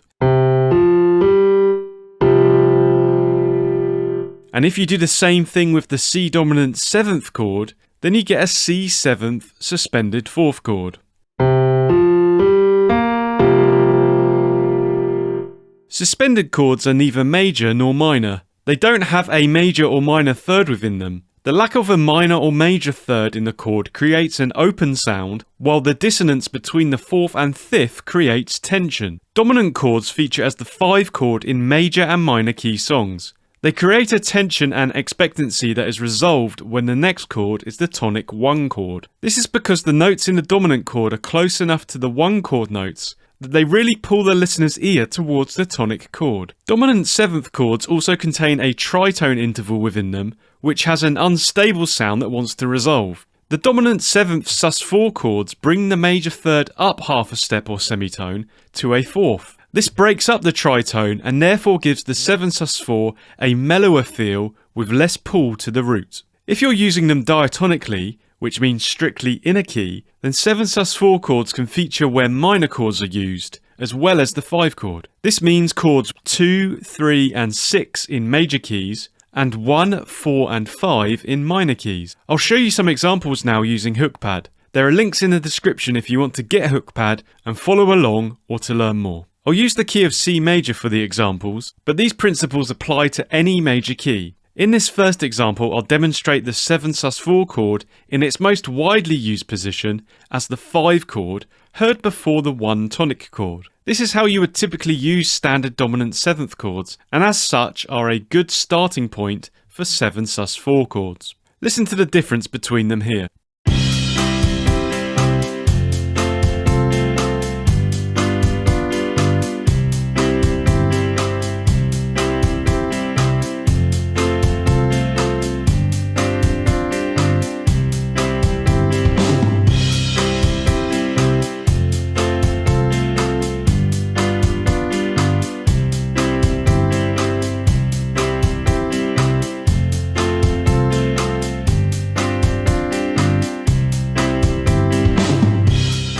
Because they only have a note difference, a common chord change is to move from 5 7 sus4 to 5 dominant 7th. Here's how that sounds in the previous progression.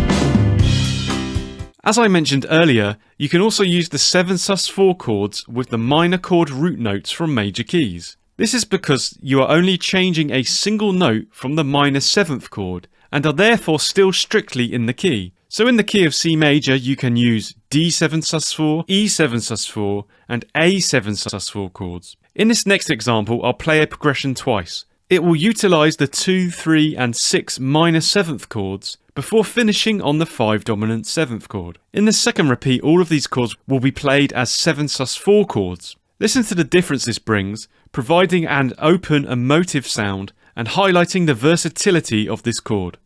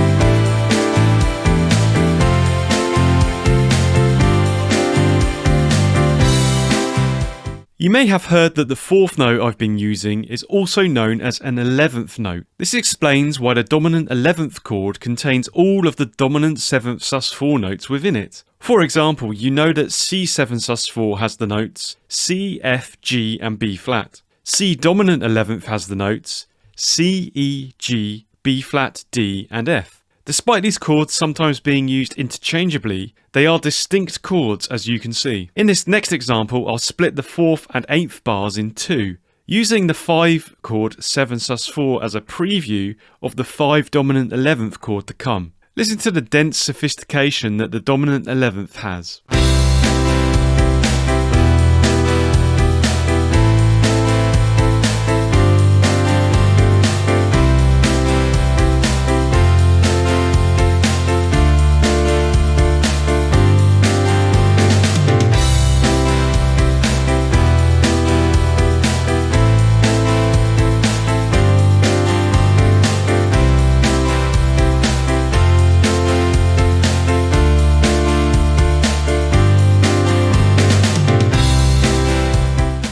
Seven sus4 chords are also great for key changes. This is because they are neither major nor minor and can therefore provide some ambiguous cover for a modulation. I'll give you a simple example now. I'll start in the key of C major and have a target key of D major. Look at the chords in both of these keys. A typical technique would be to look at any chords the keys have in common and use them for the modulation. So in this example, E minor and G major are in both keys, but you know that the 5 dominant chord to 1 tonic chord change provides tension and resolution that can really establish a key. So being able to use A major to D major would be great for the planned key change. Unfortunately, A major is not in the key of C major, but as you learnt earlier, 7 sus4 chords can be used as the 2, 3, 6 and 5 chords. So if I make the 6th chord in the key of C major into a 7 sus4, it becomes a 7 sus4. This is the same as the 5 7 sus4 chord in the target key of D major.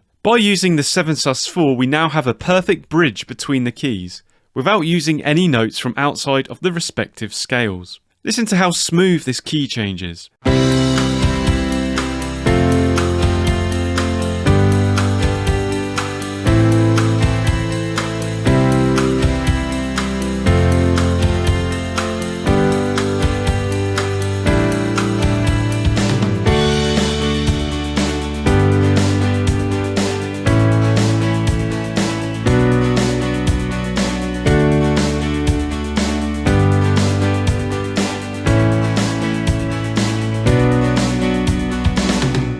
Now you have the tools to craft beautiful, varied major key songs, it's time to spread our wings. In the next section, I'll teach you how to write modal songs. I'll introduce you to 5 modes of the major scale and explain how to craft chord progressions, melodies, and riffs in each one. I'll develop example songs to show you real-life applications of the concepts being taught. After major keys, minor keys are the most popular choice for songwriters. The sound of the minor key is often described as brooding, sad, or melancholy. Listen to how it sounds here with the A minor scale, which has the notes A, B, C, D, E, F, and G. The scale you just heard is actually called the natural minor scale. You may also see it labelled as the Aeolian mode or the 6th mode of the major scale. When someone mentions the minor scale or key, they are almost always referring to the natural minor. It is actually one of 3 minor scales, the other 2 being harmonic minor and melodic minor. Here are the chords that are found in the A minor key with the scale notes that go into each chord. A minor, B diminished, C major, D minor, E minor, F major, and G major. These are the diatonic chords in the A minor key. That is, chords that are made purely with notes from the A minor scale. A minor is a good key for guitar players because it has lots of chords that can be played as simple open chords. It is also popular on the piano because you just use the white notes. You can see that each of the diatonic chords has a Roman numeral above it. Lowercase indicates minor chords and uppercase major chords. This helps you to understand chord progressions as the Roman numerals can apply to any minor key and simply indicate the function of the chords. Let's start building some minor key chord progressions now and look at how you can write your own. To start with, I'll play you a simple 1-4-5 progression. In major keys, 1-4-5 is a foundational progression using all major chords. It takes you through tension and resolution and can anchor you in a major key. The minor version works in a similar but subtler way. 1, 4 and 5 are all minor chords in minor keys, so they create the sadness that is associated with the key. Please note that examples will be in the key of A minor.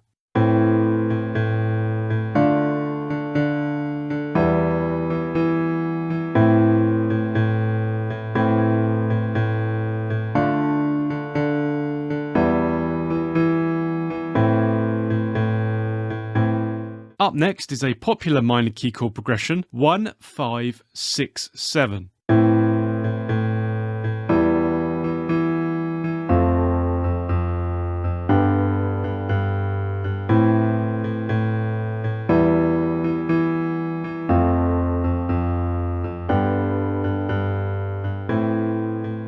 This progression starts off with minor chords. These provide a melancholy which clearly shows that this is in a minor key, like the first example did. The second half introduces 2 major chords. They provide a certainty to the progression, but by no means happiness or joy. This brings you back around nicely to the minor 1 chord. The progression is also built around a rising E, F, G bass line, which provides an uplifting end to the sequence. Want some more major keys to try out? 7 easy songwriting keys are available to make your chord progression writing a breeze. Don't waste any more time searching. Go to majorkeychords.com now and download your free guide today. Link is also in the description. You've heard 5 of the diatonic minor key chords. Let's see another one in the next example with 3. Be aware that if you build your chord progressions around the 3 chord, it can start to sound like you are in the major key with the 3 chord as its tonic. For example, in these examples, that would be C major. It's still a great chord to use in minor keys, as you will hear now. Also listen to how the 4 chord has a softer pull back to the 1 tonic chord.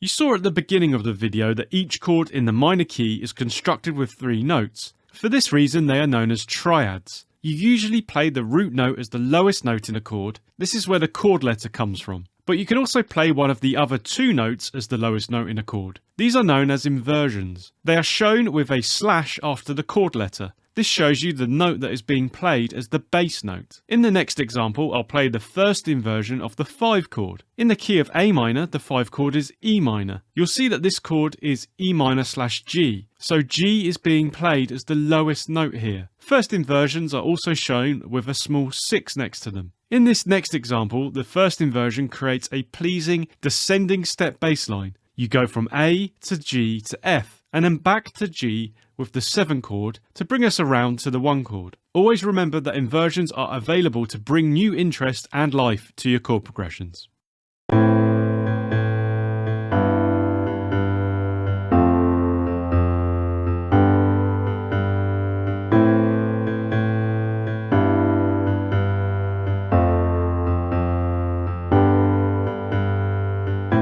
If you are familiar with major key progressions, you'll know what an important role the 5 chord plays. It creates tension that wants to be resolved by moving back to the 1 tonic chord. This helps to reinforce the key. You will have seen that the 5 chord in minor keys is a minor chord. This plays a similar role to the major 5, but its effect is weaker. But why is this? In the key of A minor, the 5 chord is E minor. It has the notes E, G and B. When you move from 5 to 1, from E minor to A minor, the G note resolves to the A note. This is a movement of a whole step or tone from the flat 7th note in the A minor scale to the 1 note. But look at what happens if you use the major 5 chord, E major. This changes 1 note in the chord. The G note is now G sharp. So when you move from E major to A minor, the distance between the note has been halved. G sharp to A is just half a step or semitone. This creates more tension and therefore a greater feeling of resolution. Using a major 5 chord in minor keys is an example of borrowing a chord. It is a chord from outside of the existing key. In this case, it is borrowed from the parallel major key. You could also think of it as being borrowed from the harmonic minor key. Parallel keys share the same root or tonic note. For example, we're using A minor here, so parallel keys include A major, A Dorian, A Lydian, etc. Another term that applies here is modal mixture or modal interchange. This is when you take a chord from a parallel key and use it in your progression. You can usually feel and hear when this has happened, as there is a sense that something has changed. This is only a brief change, too short to call it a modulation or key change. We then go back to diatonic chords from the key. Now that you understand this concept, let's see it in action. I'll play the 1-4-5 progression again. In the first half, I'll use the minor 5 chord. In the second, I'll use the major 5 chord. Listen to the difference the major 5 brings.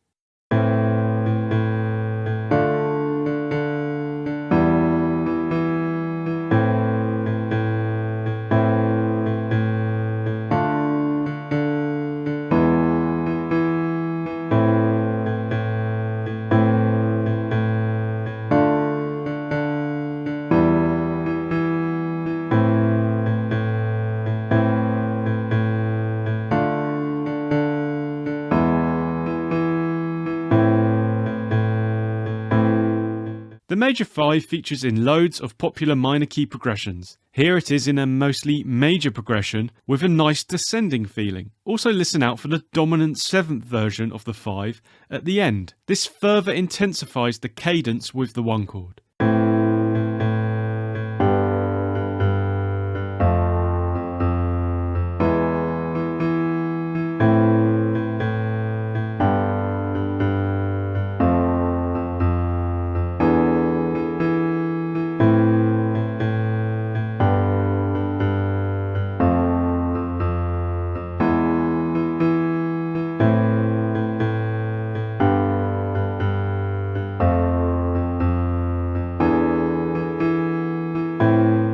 Here's another major 5 chord progression.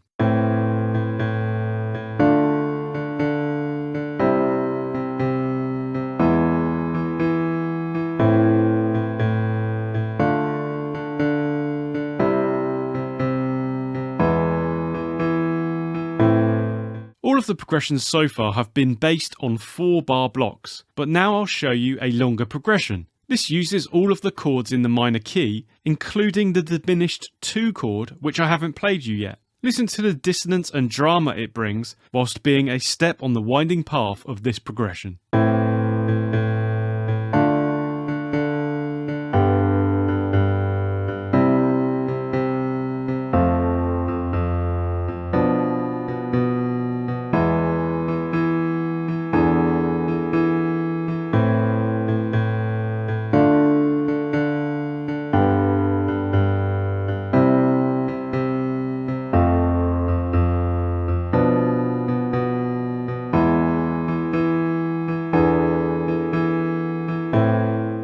Another borrowed chord you'll see in minor keys is the major 4. This has once again come from the parallel major key. You could also consider it as coming from the parallel Dorian key. Listen to it in the next example.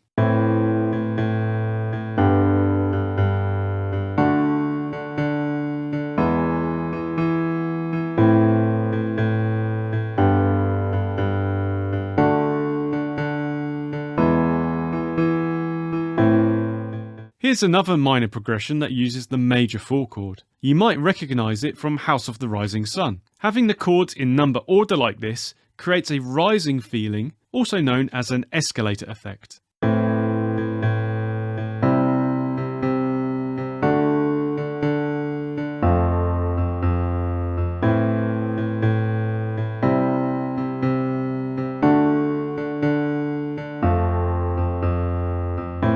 You heard the tense diminished 2 chord in an earlier progression. A frequent trick to make them sound a little more palatable is to play them as minor 7 flat 5 chords. These are also known as half diminished chords. In minor keys, these are often used as a predominant chord. That means they feature before the dominant, which is also known as the 5 chord. You can try it out before the minor or major 5 chords. Have a listen to both ways in the next example.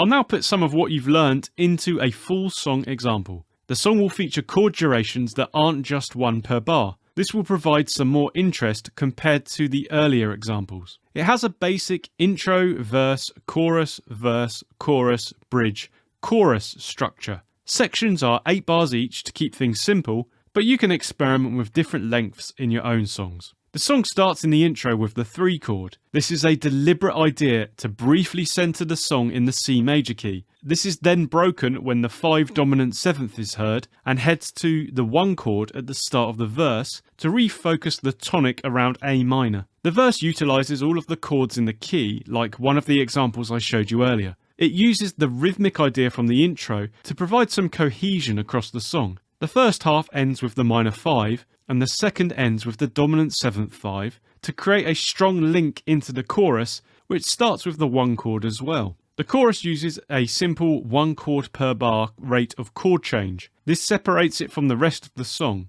The mainly major 1-7-6-5 progression starts the chorus with a nice descending feel. In the second half of the chorus, I utilise chord inversions to create another descending bass line, E, D, C, B. The chorus also avoids the 3 chord entirely to make it crystal clear that this is in Aeolian and not a major key. The bridge section introduces the half diminished chord. It follows on from the inversion in the end of the chorus, which uses the B bass note. The bridge is shorter in nature and uses the same chord change rate throughout. This, combined with not using the 1 chord, means that it has an unsettled, twisting nature that feels like it could go anywhere. It ends with the 5 dominant 7th chord to bring us back to the stability of the chorus. Have a listen to the song and then have a go at writing your own minor key chord progression.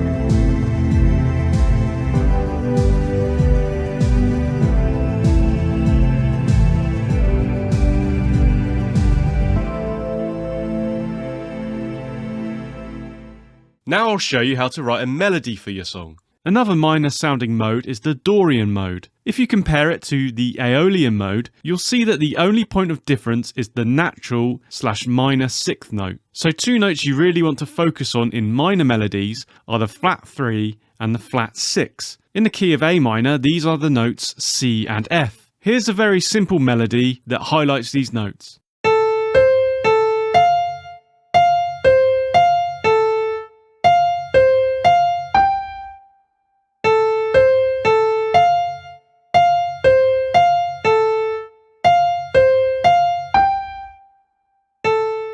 You want to focus on these notes to bring out the minor flavour, but what else can you do to achieve this? If you play notes on a strong beat, then they are felt more and stand out. In a 4/4 time signature, with 4 beats in a bar, this would be beats 1 and 3, with the first beat being the strongest. Listen to the following example. In bars 1 and 2, the flat 3 and flat 6 notes, C and F, are on weak beats. In the second half, they fall on strong beats 1 and 3.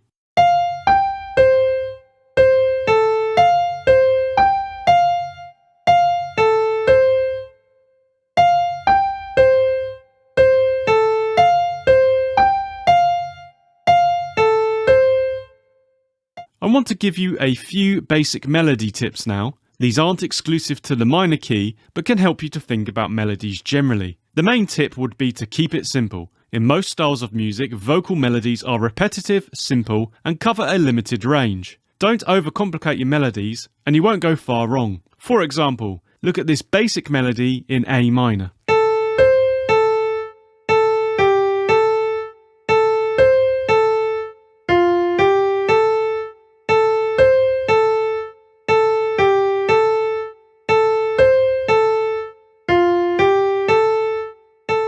When creating melodies, it is important to consider the shape of the pattern. Melodies can move downwards or upwards, in small steps or big leaps. This can take you into different octaves. You may have spotted in the previous example that it dipped into a lower octave. Balancing the movement or shape of the melody is another important part of creating and maintaining interest. Look out for the leaps and steps into different octaves in the next minor example.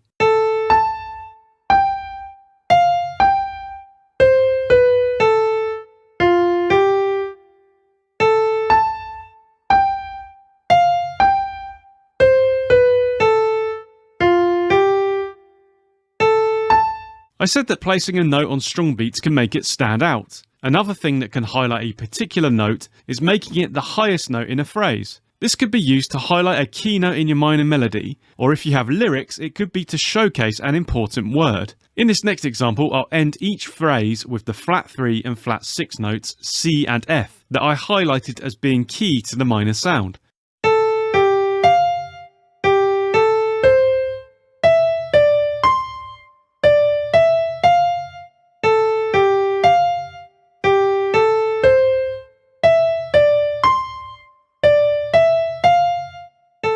Melodies don't live in isolation. They have a strong relationship with harmony, or in other words, chord progressions. Let's now look at how this relationship works.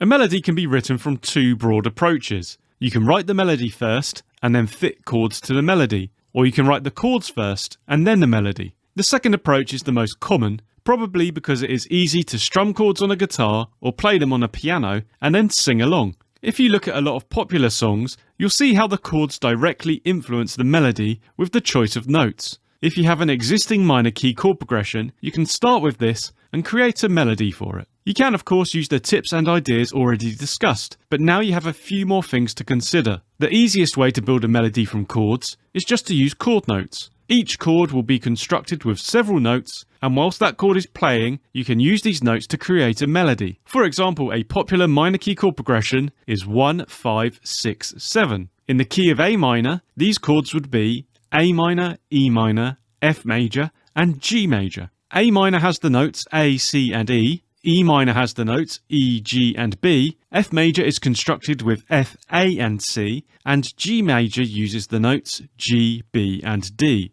In the next example, I'll construct a melody using only these chord tones. A minor and E minor share the E note, so also listen out for how this sounds when it is held over the chord change.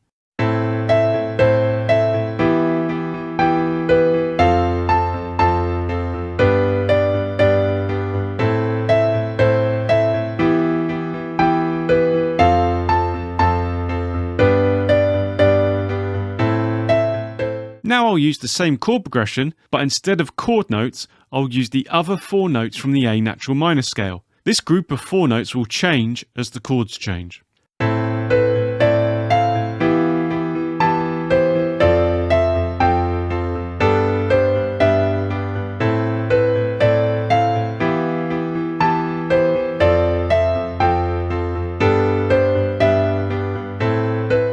The chord note melody feels really safe, and if you place these notes on the strong beats in a bar, it feels even safer. Notes from outside of the chord sound tenser and unsettled. The level of tension depends on several factors. If it's in the scale of the key, then it will have some tension, with different levels within this. And then if you want greater tension, you can reach out for chromatic or alien notes. Writing a melody is a balancing act, building up tension and then resolving it by selecting these different notes. Something you may have seen in songs is the use of borrowed chords. This is where chords from a parallel key are used in the current key. A parallel key has the same root or tonic note. So with the examples in the key of A minor, you could borrow from A major, A Dorian, A Mixolydian, etc. This introduces chromatic notes to the song that are outside of the existing key. These tense alien notes can be very noticeable in your melodies. But as discussed earlier, if you use chord notes, then they feel safer. Look at the following example with the chords 1, 7, 6, major 5. The major 5 chord can be borrowed from the parallel major, Lydian and harmonic minor keys. There is a single chromatic note, G sharp. It is the only chromatic note used. It falls on beat 2 of the 4th bar, so is not prominent, and it features in the underlying borrowed chord. Have a listen to how something feels different with this chord and note, and yet it doesn't sound out of place.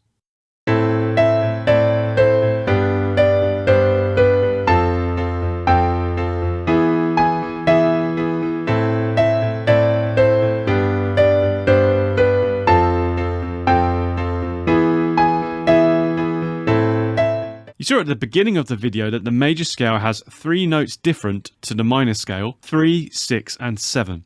If you want to add a bit more tension and interest over your borrowed chord, then you can use all of these notes whilst the major 5 plays. You could do this with any borrowed chord, providing more of a glimpse into the parallel key. In the next example, I'll use the 1, 7, 6 major 5 progression again. I'll start by repeating the first phrase 3 times. This is a common technique in melodies. Although the notes stay the same, the relationship to the underlying chord notes change as you progress, creating a pleasing difference throughout. When the final borrowed chord arrives, I will use all 3 notes of difference highlighted earlier. Listen to how the notes not in the underlying chord sound more tense and out of place.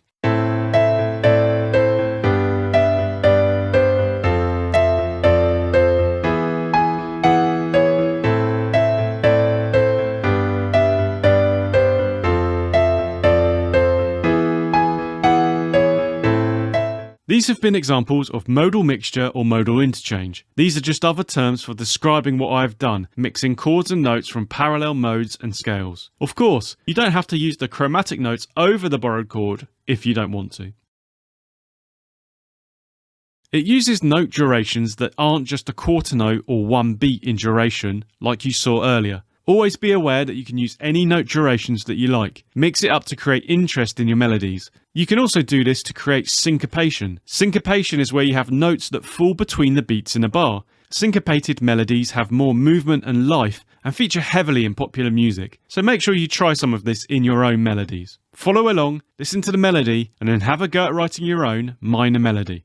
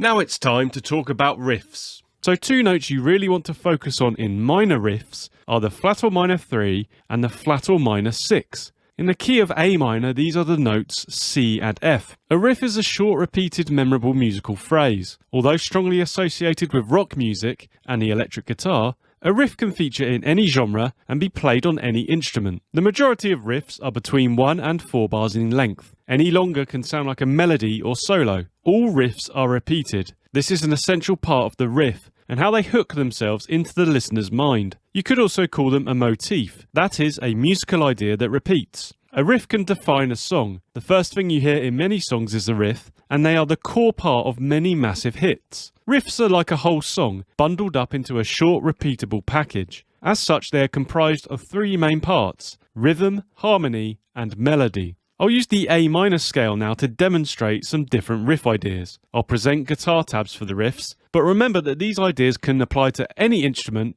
or MIDI. A minor is a guitar-friendly key. In standard tuning, you can play any of the open strings without being out of key. As such, it can open up all sorts of easy-to-play riff ideas. Almost anything can be a riff, but for ease, I'm going to break them into a few categories here to help you think about different riff approaches. The sound or genre that you are aiming for may dictate the riff style that you prefer. As always, trust your ear and go with it. Let's start with some interval-based riffs. An interval is simply the distance between 2 notes. Intervals are the building blocks of chords and scales. As such, they are a great point to construct a riff from. The bulk of guitar riffs are played on the lower 3 strings. The E, A and D strings have power and authority associated with bass notes, as the bass generally defines the harmony above it. Denser strings also produce more volume. Because of this, I'll focus on these lower registers in the examples. If you're working with a scale, such as A minor here, you can experiment by playing 2 notes in the scale that create an interval you like the sound of. Once you find the interval you like, then you can work on the rhythmic idea for your riff. For example, here is a simple riff using 2 notes in the A minor scale, A and C. This interval is a distance of 3 semitones or half steps. This is also known as a minor third. I referred to this at the beginning of the video with the scale degrees. I'll play the interval and then develop the rhythm of the riff. So much of the riff writing process is experimentation.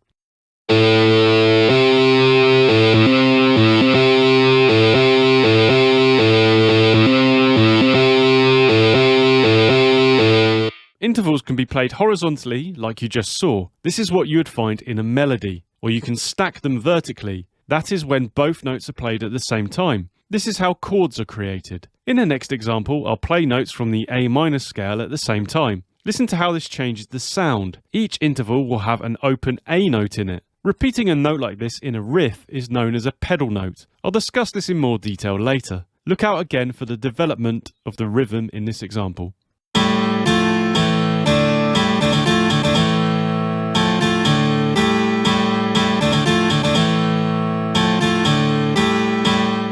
You will have heard in the last example how important the rhythmic element was. The rhythm of a riff is what really makes it unique. A lot of riffs utilize syncopation to generate this rhythmic interest. This is where the weak beats in a bar are accented rather than the usual strong beats. For example, in 4/4 time signatures, there are 4 beats in a bar. Usually the strong beats are 1 and 3, and the weak beats 2 and 4. But if you turn this on its head, then you create a syncopated rhythm. And if you utilize notes that don't fall on any of these beats, then it will feel even more syncopated. You can put a rest and avoid notes where the strong beats fall to further create a syncopated feel. I've shown you some of the notes in the A minor scale, but what creates the minor sound? At the beginning of the video, I explained how the only point of difference between the minor scale and the Dorian mode is the flat or minor 6th note. So this note is critical to the minor sound. You also want to highlight that minor has a minor sound or quality. This is heard through the use of the flat or minor 3rd note, and also the root note of the scale, so you know where the tonic or home is. Here's an example that highlights these notes in the A minor scale, A, C and F. It starts with these 3 key notes, with particular emphasis on A and C to highlight that minor quality. It then introduces some more notes, repeating the rhythmic end of the first bar to provide some cohesion across the riff. The root note A is the lowest in the riff to highlight its role as the tonic.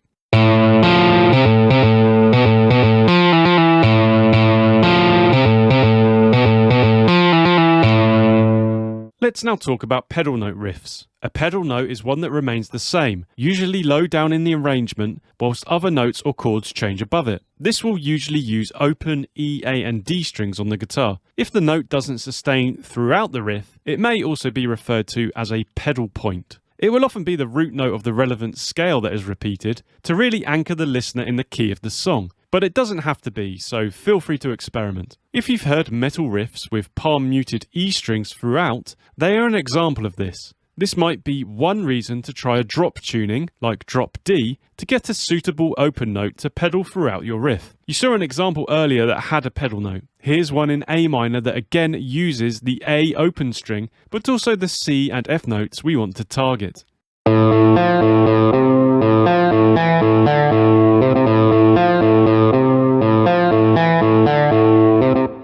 Now it's time for a classic riff component, the power chord. A favourite of rock and metal, the power chord is a simple, powerful element in many iconic riffs. A power chord is actually just the perfect fifth interval, so it relates back to the first two examples in this video. Power chords are often used with pedal notes that I discussed previously. This is particularly prevalent in metal riffs. On guitar they are usually played as two-note chords with the first and fifth, or as a three-note chord with the octave added above the fifth. If using a distorted guitar sound, you might also find other techniques used with power chords, such as palm muting and slides. A simple starting point for generating power chord riffs is to use the notes in the relevant scale for your song and then using each note as a root note for a power chord. As with other riffs, the rhythmic element is almost more important than the actual chords being played. Here's an example in A minor using power chords and other single note lines.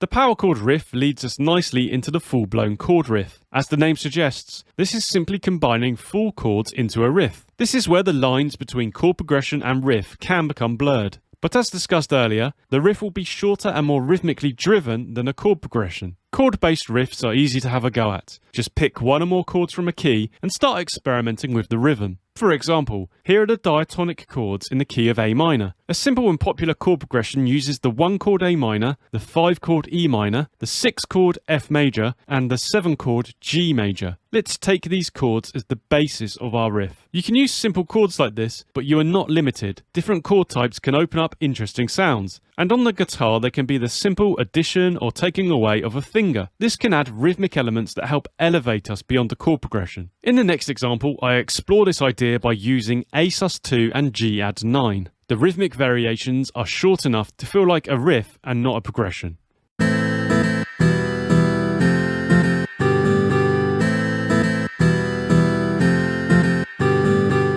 So far I've been using notes that are only in the natural minor scale, but riffs don't need to be boxed in like this. You can reach for any notes that you like the sound of. This introduces the idea of modal mixture or modal interchange. This is where you use notes from parallel scales within your riffs. Parallel scales have the same root note as the scale you are using. For example, I've been using A natural minor here, so parallel scales would include A major, A Lydian, and A harmonic minor, amongst others. A lot of riffs aren't considered in this level of detail and created more spontaneously. I'd recommend going for the spontaneous approach to begin with and just reach for notes and sounds that you like. The short nature of a riff won't usually undermine the tonal center of your song. A riff can come into the songwriting process at different times. It could be that you create a great riff in isolation and this inspires you to write the rest of a song. Remember that they contain rhythm, melody and harmony. This song DNA can be unpicked from the riff and lead to quick songwriting. Concentrate on the notes that are emphasized or stand out. These will lead you to suggested chord changes. You could also take an existing chord progression and turn this into a riff. This might be by using chord notes or whole chords as you saw earlier. Or you could take a song melody and use it for your riff inspiration. This is particularly useful for finding rhythmic hooks for your riffs. Sometimes starting with some limitations can really help your riff writing process as it narrows down infinite possibilities to focus your attention.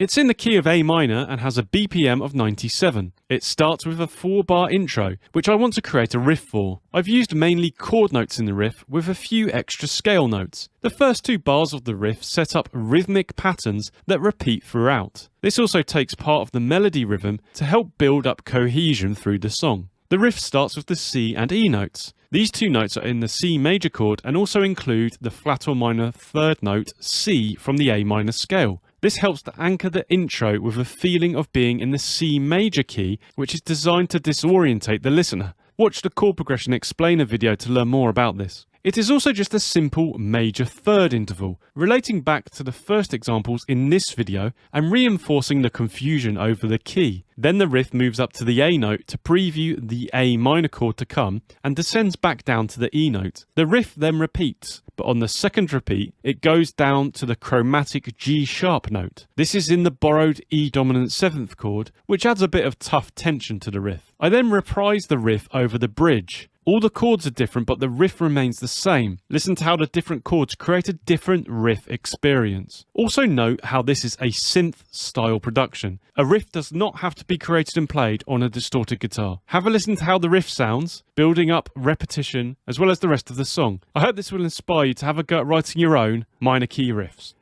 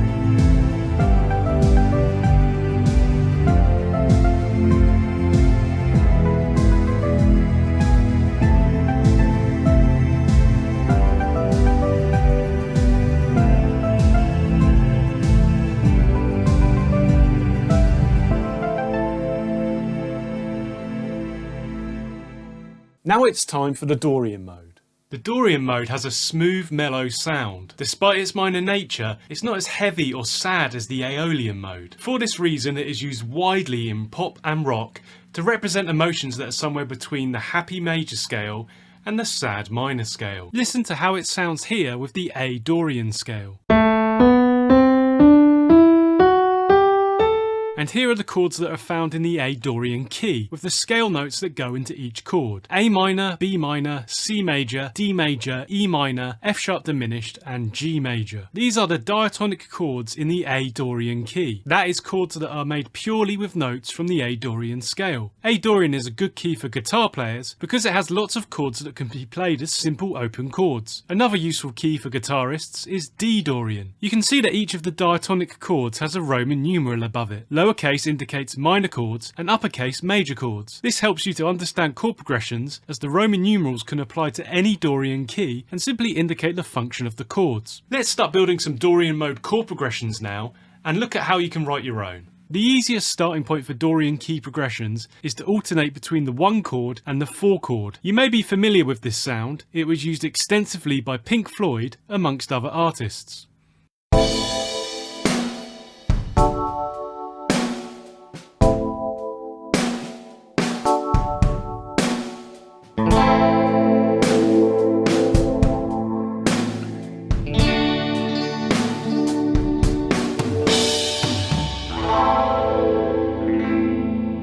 progression works well because it contrasts minor and major chords. The 1 chord A minor anchors us in the mode with a minor sound from the flat 3rd note, but we could still be in the natural minor key / Aeolian mode. When we move to the major 4 chord D major, it introduces an unexpected brightness. It lifts us up from the expected 4 minor chord to the 4 major chord. The 1 and 4 chords are great scaffolding to build out your Dorian key progressions from. The contrast between the minor tonic chord 1 and the major chords 3, 4 and 7 features heavily in the most popular Dorian chord progressions. In the next example, I'll play these chords in various positions to flesh out our chord progression and give you an idea of how they sound and function.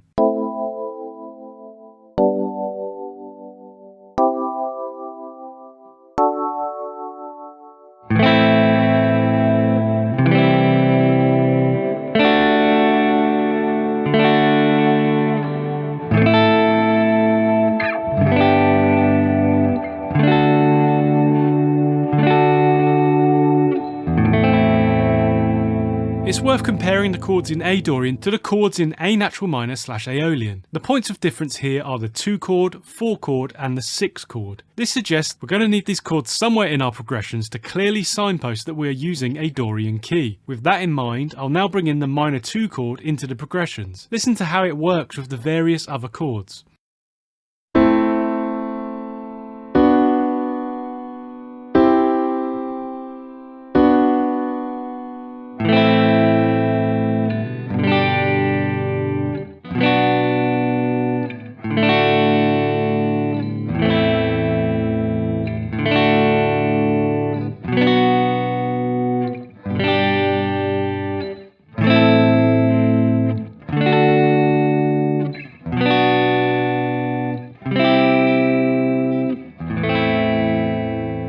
You will have heard in the previous progression that when the chords are in Roman numeral order, they create a rising or falling feeling, called an escalator effect. Always be aware of this in your progressions, and utilise it if you want to build up to a section or create movement. The last remaining minor chord is 5. As highlighted earlier, this is the same in minor / Aeolian keys as it is in Dorian, so be mindful of what chords you pair it with if you want to be truly Dorian. Let's look at a few examples now.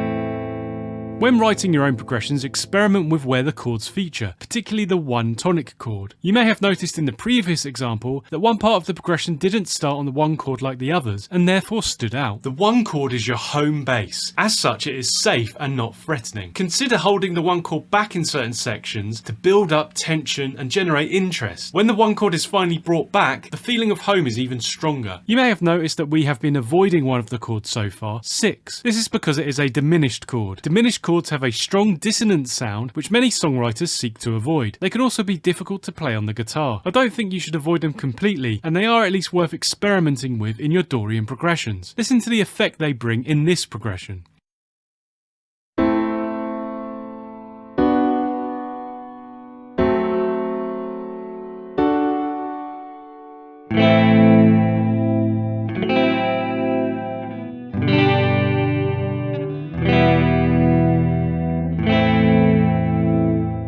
Songwriters will often swap the diminished chord for a major triad and then use that in its place. To do this, you drop the diminished chord's root note by half a step and then build a major triad from this new root. So for example, in A Dorian, we take F sharp diminished, drop its root note to F, and then use that to make an F major triad. We label this chord flat 6. You could also think of this chord as being borrowed from the Aeolian, Locrian, or Phrygian keys. Let's use this in a progression now. Have a listen to how the chord sounds with the other chords around it. The second 4-bar sequence has a rising feeling, and then look out for the use of the diminished 6 chord next to the flat 6 in a descending progression after this.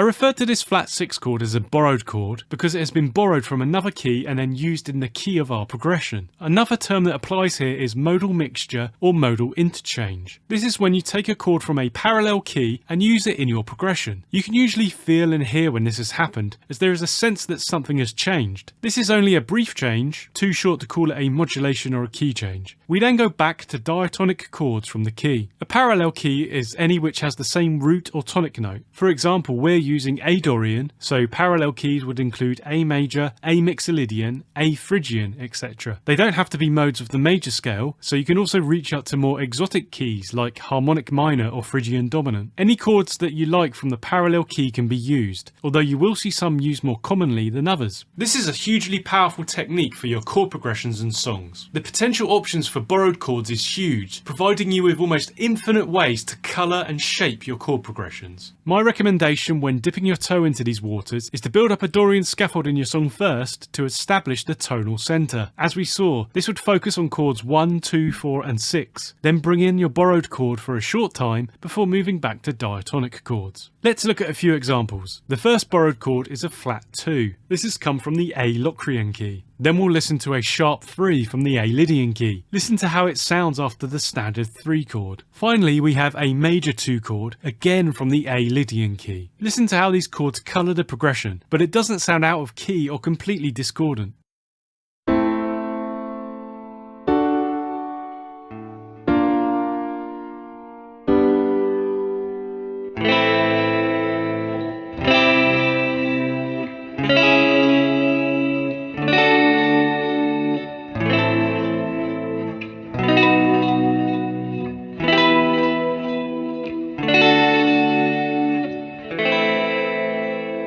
You can see that the creative options you have with this idea are almost limitless. I'll demonstrate a few more here by reaching out to more exotic scales. The first chord is the 3 chord from the A harmonic minor key. You'll see that it has a plus sign next to it. This is an augmented chord which has an uncomfortable tension. They are neither major nor minor and have a strange awkwardness. The Phrygian dominant scale is a mode of the harmonic minor. You may know it as the Andalusian scale, where the well-known Andalusian cadence comes from. This uses another augmented chord, this time as the 6 chord. When we use this in our Dorian key song, it becomes a flat 6 augmented chord, in this case F augmented.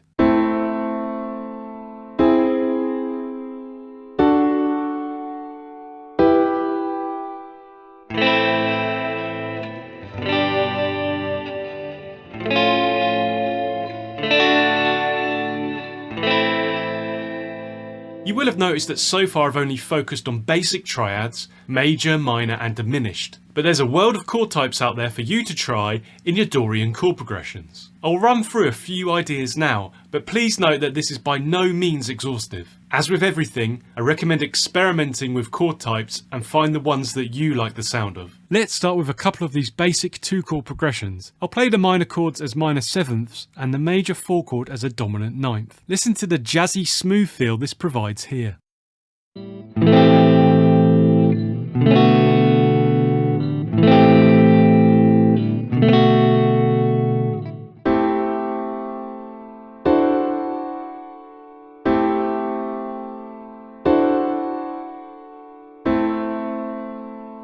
Other chords that can emphasise the Dorian sound are 7 major 7th and 5 minor 9th. You can also utilise add chords to create different sounds with more guitar friendly chords.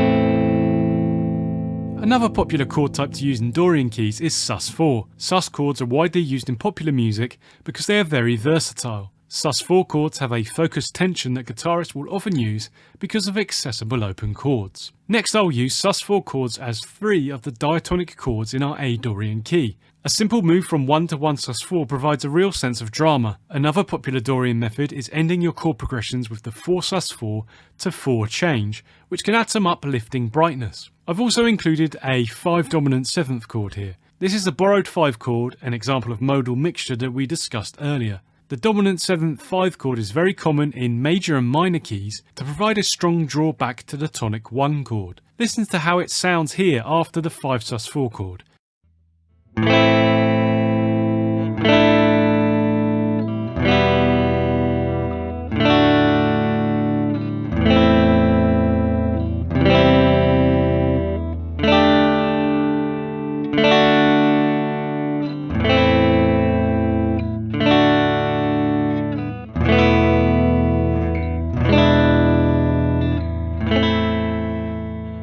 By this stage you should have some ideas of the chords you want to use and maybe even the structure of a chord progression. This is more than enough to create interesting progressions that you can build up into songs. But there is a bit more finessing that we can do. You may have noticed that every progression has so far been using 1 chord per bar. This is not typical for a whole song, as it becomes quite predictable. Chords can be played for as long or as short as you like. You can mix them up to create rhythmic riff-like sequences. In a band setting, you might also have to consider what other instruments are playing and how your chord progression will complement them. Maybe there's a rhythm that runs through your song and your chord progressions match this. I know I sound like a broken record at this stage, but experiment with chord durations in your own progressions and see how it can shape the sound of your songs. Another thing to consider is chord voicings. You may have never considered this before, but it can have a big impact on your chord progressions. This is often true of guitar players who will learn a chord in one position and then always revert back to this when required. This comes down to how the notes in chords move from one chord to the next. This is also known as voice leading. Although technically the same notes are being heard, the arrangement of them impacts upon the sound of the progression. The best way I can demonstrate this is with an example. Take this progression I played earlier. Here it is with the most common open chords on guitar.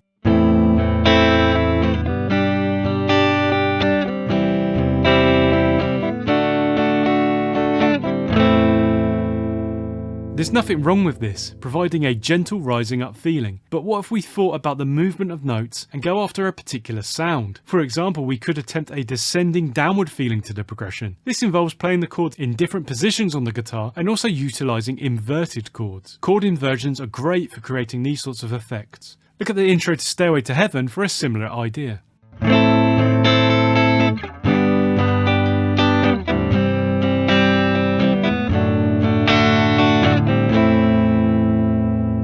I'll now put some of what we've discussed into a full song example. There are a few things to note before we begin. The verse is played partly as arpeggios. That is chords where the notes are played individually. This is a really common thing to do on guitar. I play the 6th chord as a minor 7th flat 5. This can make the chord a bit easier to play on guitar. It's also known as a half diminished chord. In the chorus, an interesting chord is played after the E minor 7. It is a G add 9 with an E bass. This can be written as a slash chord like this, G add 9/E. In the bridge I use all 5th or power chords. Again, you'll be familiar with this if you play the guitar and like distortion. Look at how my choice of chords, voicings, durations and effects all play a part in shaping the sound of the song. Listen along, see if you can spot things we've discussed and try and write your own Dorian chord progressions.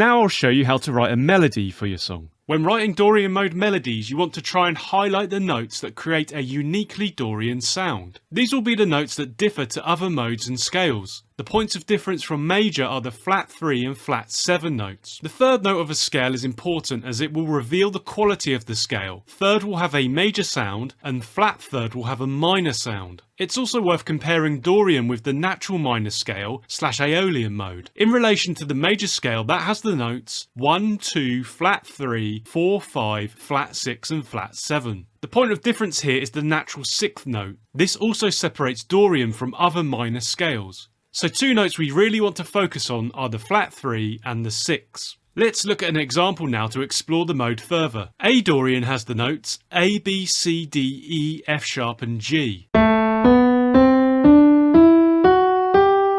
Here's a very simple melody that highlights the flat 3rd and 6th notes C and F sharp.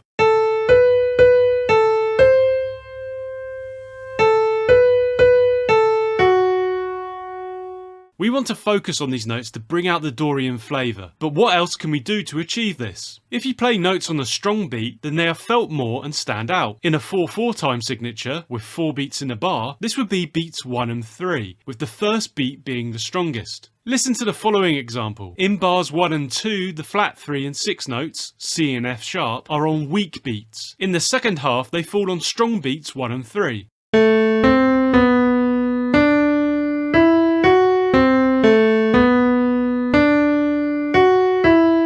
I want to give you a few melody tips now. These aren't exclusive to the Dorian mode, but can help you think about melodies more generally. The main tip would be to keep it simple. In most styles of music, vocal melodies are repetitive, simple, and cover a limited range. Don't overcomplicate your melodies, and you won't go far wrong. For example, look at this basic melody in A Dorian.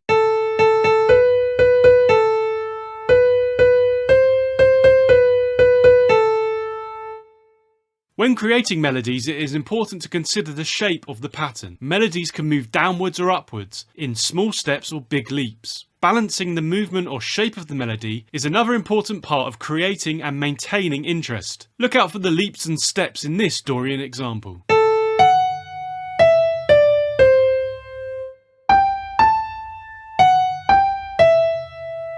Another thing to think about in your melodies is breaks. Breaks allow a melody to breathe and break up your phrases. They can also allow you to create question and answer or call and response sections. Here's a Dorian example of this. Listen to how the separation of the phrases allows them to sound like they respond to one another.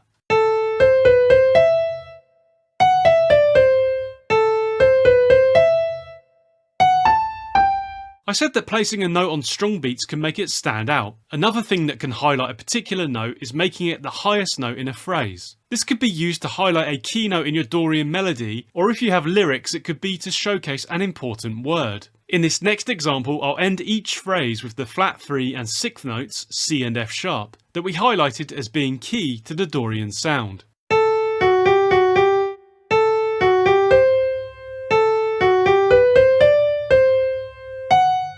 Melodies don't live in isolation. They have a strong relationship with harmony, that is, with chord progressions. Let's look at how this relationship works now. A melody can be written from two broad approaches. You can write the melody first and then fit chords to the melody, or you can write the chords first and then the melody. The second approach is the most common, probably because it is easy to strum chords on a guitar or play them on a piano and then sing along. If you have an existing Dorian key chord progression, you can start with this and then create a melody for it. We can of course use the ideas and techniques that we've already discussed, but now we have some more things to consider. The easiest way to build a melody from chords is just to use chord notes. Each chord will be constructed with several notes, and whilst that chord is playing, we can use these notes to create a melody. For example, a basic Dorian chord progression alternates from 1 to 4. In the key of A Dorian, these chords would be A minor and D major. A minor has the notes A, C and E, whilst D major has the notes D, F sharp and A. In the next example, I'll construct a melody using only these chord tones. These chords share the A note, so also listen out for how this sounds when it's held over the chord change.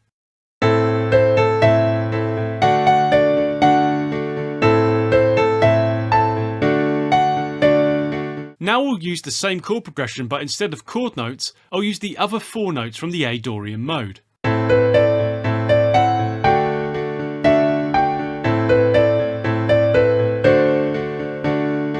The chord note melody feels really safe, and if you place these notes on the strong beats in the bar, it feels even safer. Notes from outside of the chord sound tenser and unsettled. The level of tension depends on several factors. If it's in the scale of the key, then it will have some tension, and then if you want greater tension, you can reach out for chromatic or alien notes. Writing a melody is a balancing act, building up tension and then using these other notes to resolve it. Something you may have seen in songs is the use of borrowed chords.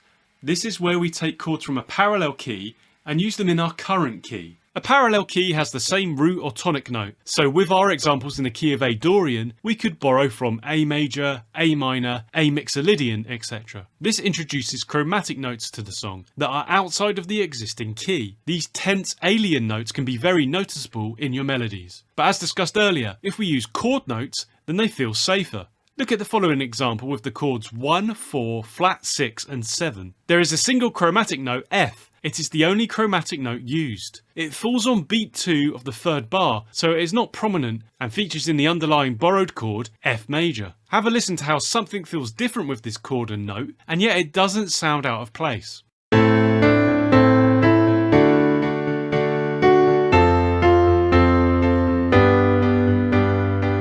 This flat 6 borrowed chord can come from the parallel natural minor / Aeolian, Phrygian and Locrian modes. Here's the A Aeolian mode note in comparison to the A Dorian mode. As highlighted earlier, the only difference is the natural 6th note. Here that is the F note. We already saw that this can be played over the F chord. An interesting way you can play with and highlight these chromatic notes is to repeat a phrase from earlier in the melody where the only thing that changes is this note. The closer the original note is to the changed chromatic note, the subtler the effect. Look at the phrase in bar 2 of this next example. It is repeated 3 times, but note the subtle change from F sharp to F over the borrowed chord F major.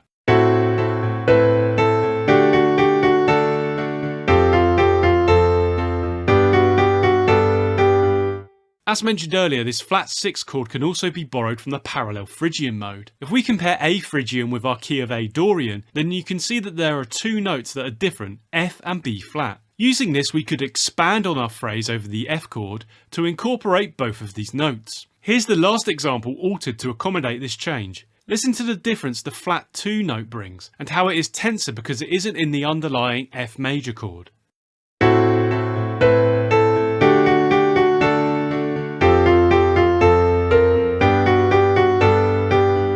These have been examples of modal mixture or modal interchange. These are just other terms for describing what we have done, mixing chords and notes from the parallel modes or scales. Of course, you don't have to use the chromatic notes over the borrowed chord if you don't want to, but be mindful that you may create tension. For example, playing the F sharp note whilst F is in the underlying chord will stand out. Use your chord tones to create safety and see how it sounds. For example, in the next melody, I shift up the whole phrase to accommodate chord tones without using chromatic notes.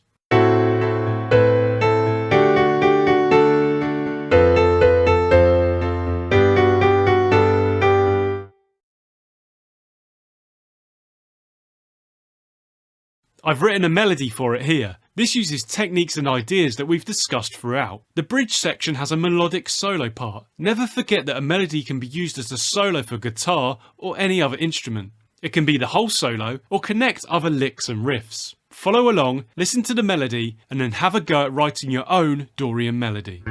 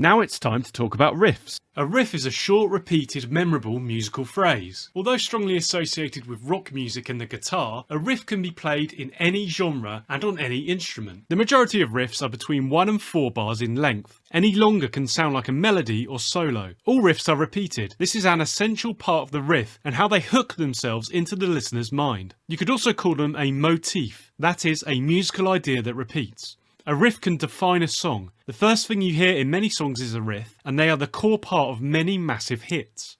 Riffs are like a whole song, bundled up into a short, repeatable package. As such, they are comprised of 3 main parts: rhythm, harmony, and melody. This video is about Dorian riffs, so let's now turn our attention to the Dorian mode. The Dorian mode has a smooth, mellow sound. Despite its minor nature, it's not as heavy or sad as the Aeolian mode. For this reason, it is used widely in pop and rock to represent emotions that are somewhere between the happy major scale and the sad minor scale. Listen to how it sounds here with the A Dorian scale.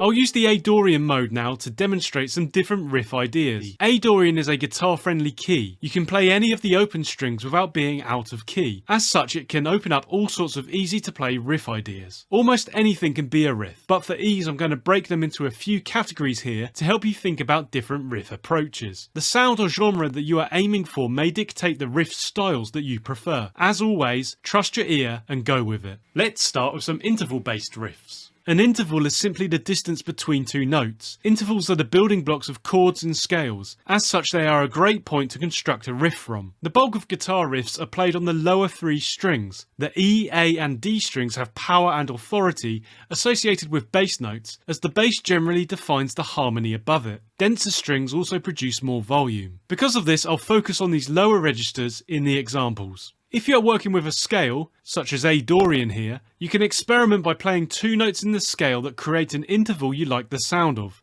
Once you find the interval you like, then you can work on the rhythmic idea for your riff. For example, here is a simple riff using the first 2 notes in the A Dorian scale, A and B. This interval is the distance of a tone or whole step. This is known as a major second interval. I'll play the interval and then develop the rhythm of the riff. So much of the riff writing process is experimentation. Grab your instrument and have fun with it.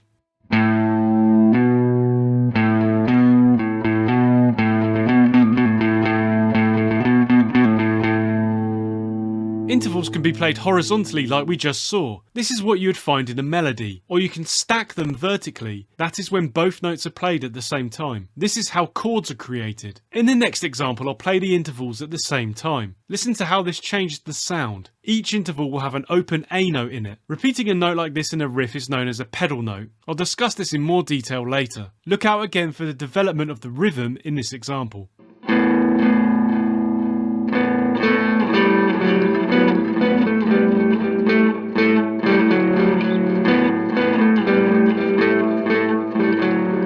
Have heard in the last example how important the rhythmic element was. The rhythm of a riff is what really makes it unique. A lot of riffs utilise syncopation to generate this rhythmic interest. This is where the weak beats in the bar are accented rather than the usual strong beats. For example, in a 4/4 time signature, there are 4 beats in a bar. Usually the strong beats are 1 and 3, and the weak beats 2 and 4. But if we turn this on its head, then you create a syncopated rhythm. And if you utilise notes that don't fall on any of the beats, then it will feel even more syncopated. You can put a rest and avoid notes where the strong beats fall to further create a syncopated feel. We've looked at some of the notes in the A Dorian scale, but what creates the Dorian sound? When writing Dorian mode riffs, you want to try and highlight the notes that create a uniquely Dorian sound. These will be the notes that differ to other modes and scales. The points of difference between Dorian and major are the flat 3 and flat 7 notes. Here that is C and G. The third note of a scale is important as it will reveal the quality of the scale. A third will have a major sound and a flat third will have a minor sound. It's also worth comparing Dorian with the natural minor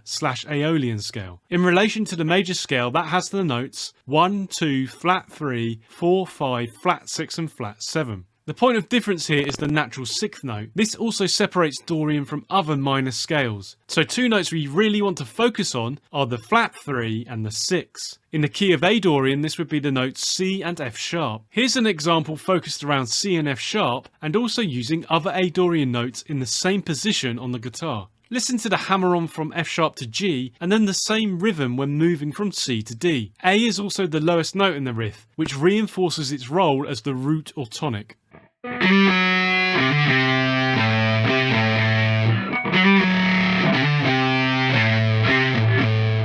Let's talk now about pedal note riffs. A pedal note is one that remains the same, usually low down in the arrangement, whilst other notes or chords change above it. This will usually use open E, A and D strings on the guitar. If the note doesn't sustain throughout the riff, it may also be referred to as a pedal point. It will often be the root note of the relevant scale that is repeated to really anchor the listener in the key of the song, but it doesn't have to be, so feel free to experiment. If you've heard metal riffs with palm muted E strings throughout, they are an example of this. This might be one reason to try a drop tuning, like drop D, to get a suitable open note to pedal throughout your riff. You saw an example earlier that had a pedal note. Here's one in A Dorian that again uses the A open string, but also the C and F sharp notes we want to target.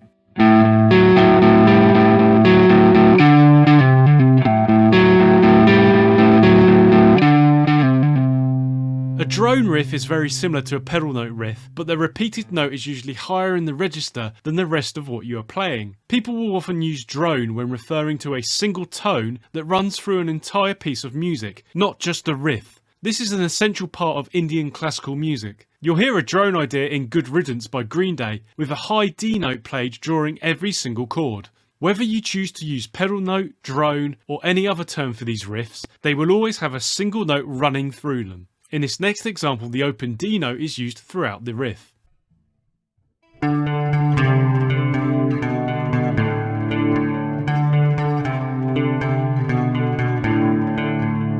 Now it's time for a classic riff component, the power chord. A favourite of rock and metal, the power chord is a simple, powerful element in many iconic riffs. A power chord is actually just a perfect fifth interval, so it relates back to the first two examples in this video. Power chords are often used with pedal notes that we discussed previously. On guitar they are usually played as 2-note chords, with the first and fifth, or as 3-note chords, with the octave added above the fifth. If using a distorted guitar sound, you might also find other techniques used with power chords, such as palm muting and slides. A simple starting point for generating power chord riffs is to use each note in the relevant scale of your song as the root note for a power chord. As with other riffs, the rhythmic element is almost more important than the actual notes being played. Here's an example in A Dorian using 4 different power chords.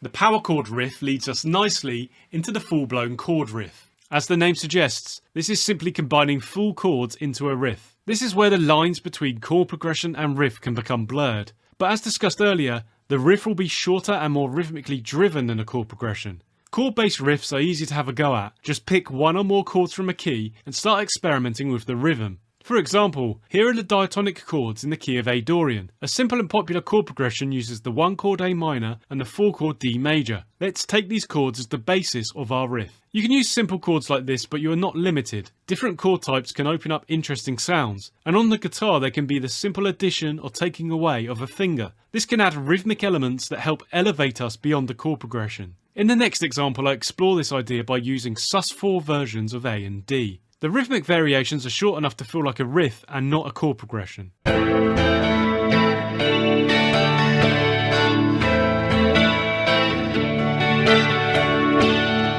Closely related to the chord riff is the arpeggio riff. An arpeggio is a type of broken chord in which the notes that compose a chord are individually sounded in a progressive rising or descending order. Arpeggios on keyboard instruments may be called rolled chords. Add in rhythmic changes and possibly other techniques like hammer-ons and pull-offs, and you can use this as a basis for an interesting riff. I'll use the same chords as in the previous example, but this time they will be arpeggiated. Listen for the hammer-on to move to the A sus4 chord in the first bar. Also note where the accented notes are and how this makes the riff feel.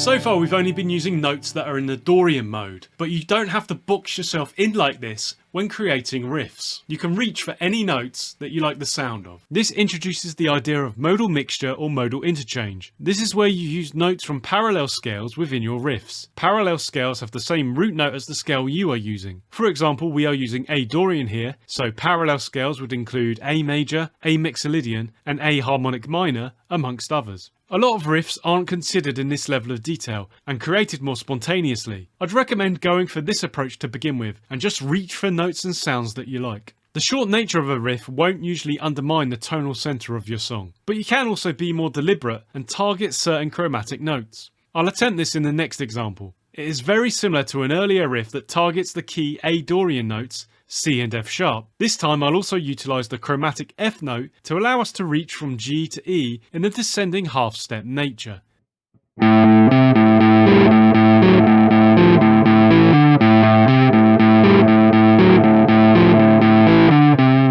A riff can come into the songwriting process at different times. It could be that you create a great riff in isolation and this inspires you to write the rest of a song. Remember that they contain rhythm, melody and harmony. This song DNA can be unpicked from the riff and lead to quick songwriting. Concentrate on the notes that are emphasised or stand out. These will lead you to suggested chord changes. You could also take an existing chord progression and turn this into a riff. This might be by using chord notes or whole chords as we saw earlier. Or you could take a song melody and use it for your riff inspiration. This is particularly useful for finding rhythmic hooks for your riffs. Sometimes starting with some limitations can really help your riff writing process, as it narrows down infinite possibilities to focus your attention.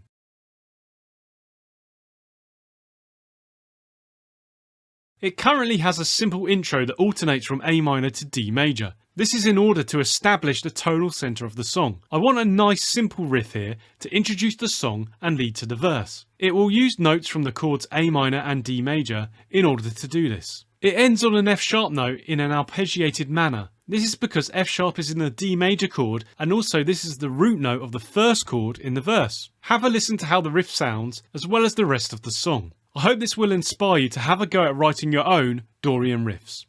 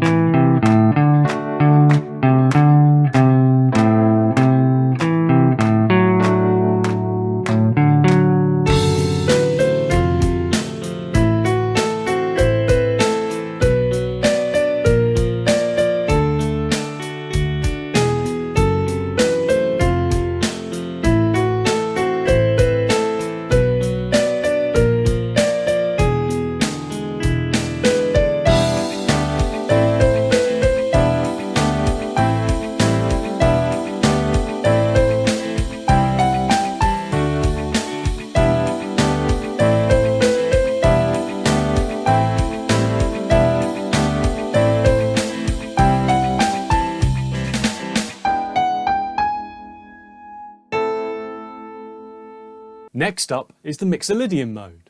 The Mixolydian mode is one that is used widely in lots of different styles of music, everything from pop to jazz and blues. Its distinctive major sound makes it very popular. It could be described as mellow or relaxed. Listen to how it sounds here with the G Mixolydian scale. The most important note in Mixolydian is the flat or minor 7th. This is the only note that separates the scale from major/Ionian. It provides the smooth, open sound that Mixolydian is known for. Here are the chords that are found in the G Mixolydian key, with the scale notes that go into each chord: G major, A minor, B diminished, C major, D minor, E minor, and F major. These are the diatonic chords in the G Mixolydian key. That is, chords that are made purely with the notes from the G Mixolydian scale. G Mixolydian is a good key for guitar players because it has lots of chords that can be played as simple open chords. You can see that each of the diatonic chords has a Roman numeral above it. Lowercase indicates minor chords and uppercase major chords. This helps you to understand chord progressions, as the Roman numerals can apply to any Mixolydian key and simply indicate the function of the chords. Let's start building some Mixolydian mode chord progressions now and look at how you can write your own. Arguably the most common Mixolydian chord progression is 1-7-4-1. It uses all of the basic major triads in the Mixolydian key.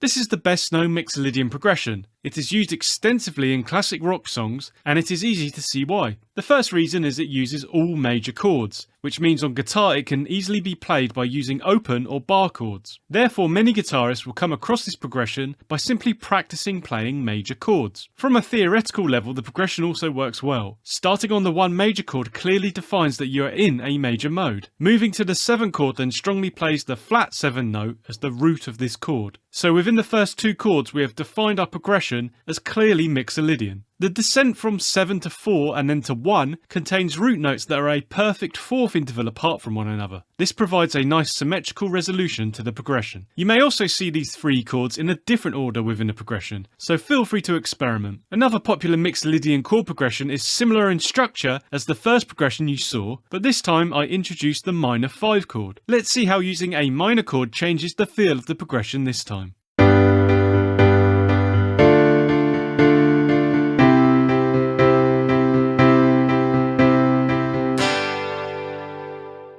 Again, this is clearly a Mixolydian progression. As before, the 1 chord anchors us in a major mode. Moving to the 5 chord introduces the flat 7 note again. The basic triads that have the flat 7 note in are 3, 5 and 7. This separates us from major/Ionian. Let's look at 2 more common chord progressions now. They use the minor 2 chord. You'll see that it is replacing the 4 chord from the first 2 progressions. Like 4, 2 is also in the major/Ionian mode, so you need to pair it with the 1 chord and either 5, 7 or 3 to complete the Mixolydian sound. Pay attention to how swapping the major 4 chord with the minor 2 chord changes the feel of these progressions.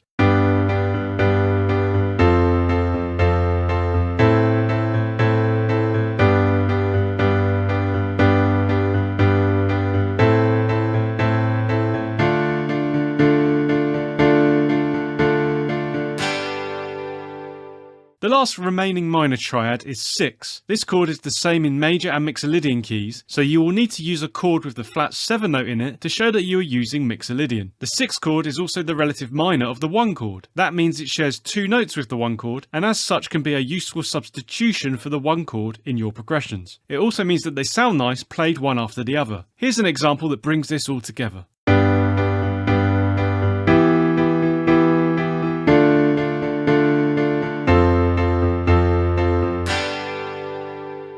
The final diatonic chord available in Mixolydian is the diminished 3 chord. Diminished chords have a tense, dark feeling that many songwriters seek to avoid, but this doesn't mean that you have to forget it. In order to create a more usable chord, some songwriters will drop the root note of the 3 diminished chord by half a step and construct a major chord from this new root. This is labelled as a flat 3 chord. For example, in the key of G Mixolydian, you take B diminished, drop its root note to B flat, and then use that to make a B flat major triad. In this next example, I'll use both of these chords in a progression. Listen for the difference in sound they bring, despite both having the flat 7 note within them.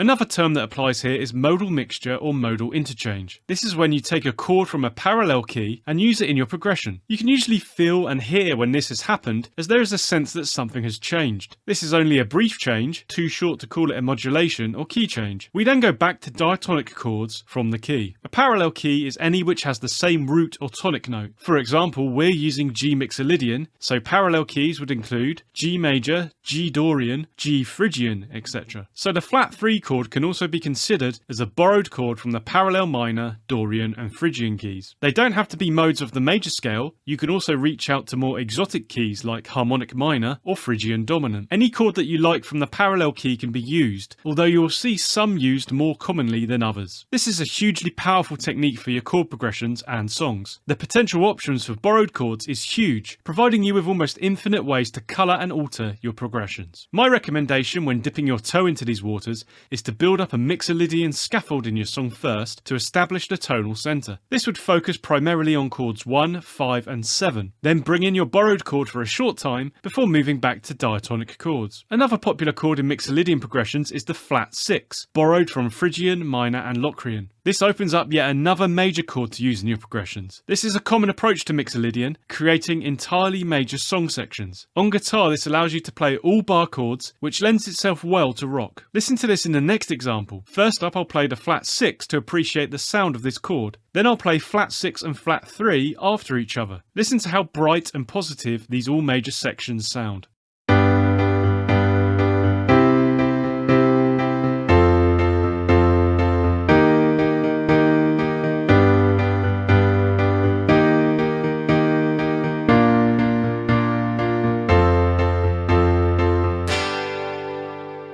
So far I've only used basic triads in our Mixolydian progressions, but you are of course free to use different chord types in your Mixolydian songs. You can experiment with this on any of the chords, but where it is particularly interesting is in introducing or emphasising the flat 7 note. As you understand now, this will reinforce the Mixolydian sound. There are many ways to do this, so what I discuss here won't be exhaustive. If you add a flat 7 note to the 1 chord, it becomes a dominant 7th chord. Here's the first progression I showed you with a 1 dominant 7th chord in it this time. Playing the 1 chord as a dominant 7th chord is common in blues music.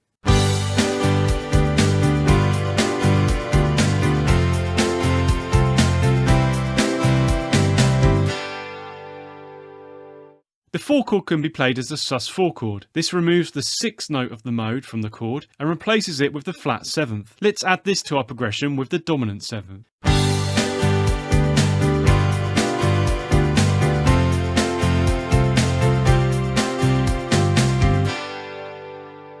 Another way you can emphasise a note is by using chord inversions. We know that the 5 chord has the flat 7 note in it. If we play the first inversion of the 5 chord, it puts that flat 7 note as the lowest or bass note of the chord. This makes it stand out more than the standard chord. Let's swap the 7 chord for this inverted chord in the previous chord progression.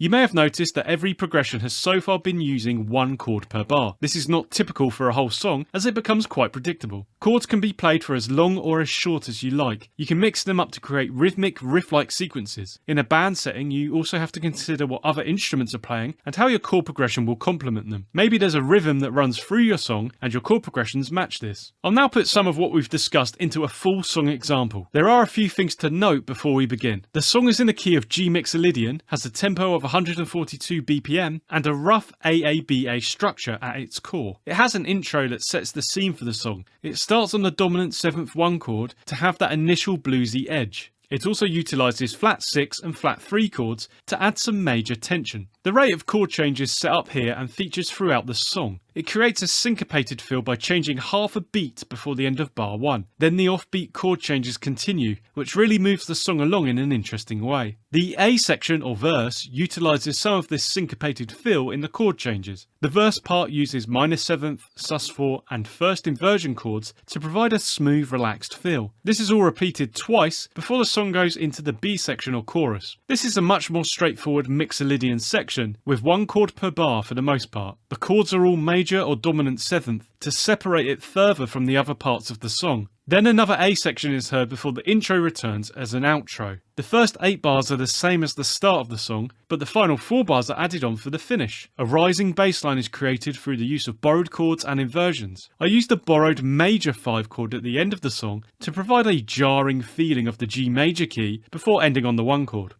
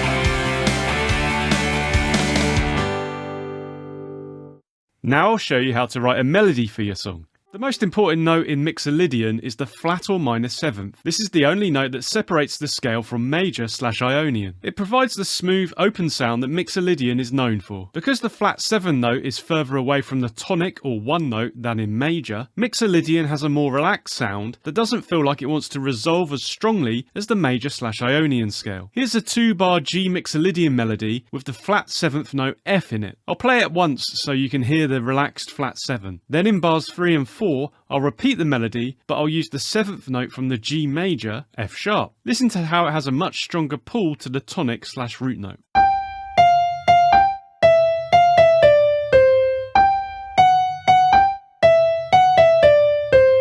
You want to focus on this flat 7th note to bring out the Mixolydian flavour, but what else can you do to achieve this? If you play notes on a strong beat, then they are felt more and stand out. In a 4/4 time signature with 4 beats in a bar, this would be beats 1 and 3, with the first beat being the strongest. Listen to the following example. In bars 1 and 2, the flat 7th note, F, is played on weak beats. In the second half, it falls on strong beats 1 and 3.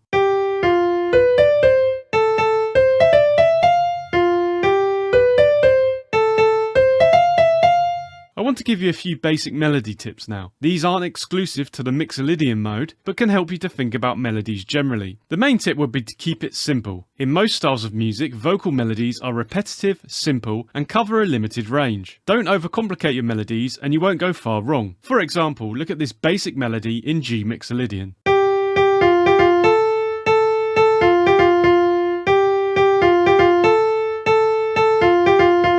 When creating melodies, it is important to consider the shape of the pattern. Melodies can move downwards or upwards, in small steps or big leaps. Balancing the movement or shape of the melody is another important part of creating and maintaining interest. Look out for the leaps and steps in this Mixolydian example.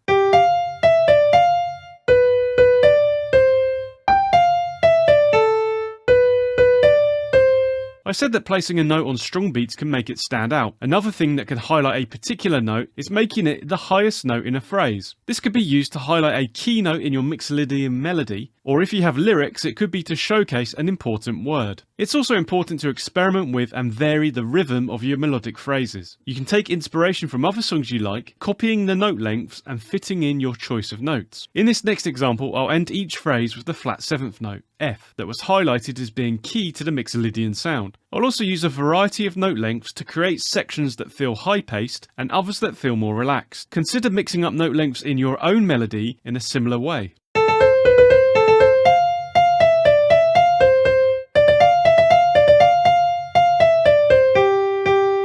Melodies don't live in isolation, they have a strong relationship with harmony, or in other words, chord progressions. Let's now look at how this relationship works. A melody can be written from two broad approaches. You can write the melody first, and then fit chords to the melody, or you can write the chords first, and then the melody. The second approach is the most common, probably because it's easy to strum chords on a guitar or play them on a piano, and then sing along. If you look at a lot of popular songs, you'll see how the chords directly influence the melody with the choice of notes. If you have an existing Mixolydian key chord progression, you can start with this and create a melody for it. You can of course use the tips and ideas already discussed, but now there are a few more things to consider. The easiest way to build a melody from chords is just to use chord notes. Each chord will be constructed with several notes, and whilst that chord is playing, you can use these notes to create a melody. For example, a basic Mixolydian chord progression is 1-7-4-1. In the key of G Mixolydian, these chords would be G major, F major, and C major. G major has the notes G, B, and D, F major, F, A, and C, and C major, C, E, and G. In the next example, I'll construct a melody using only these chord tones. Listen for how the C note sounds when it's held over the chord change from F major to C major, as they both contain the note. This effect is also heard with the change from C major to G major using the G note.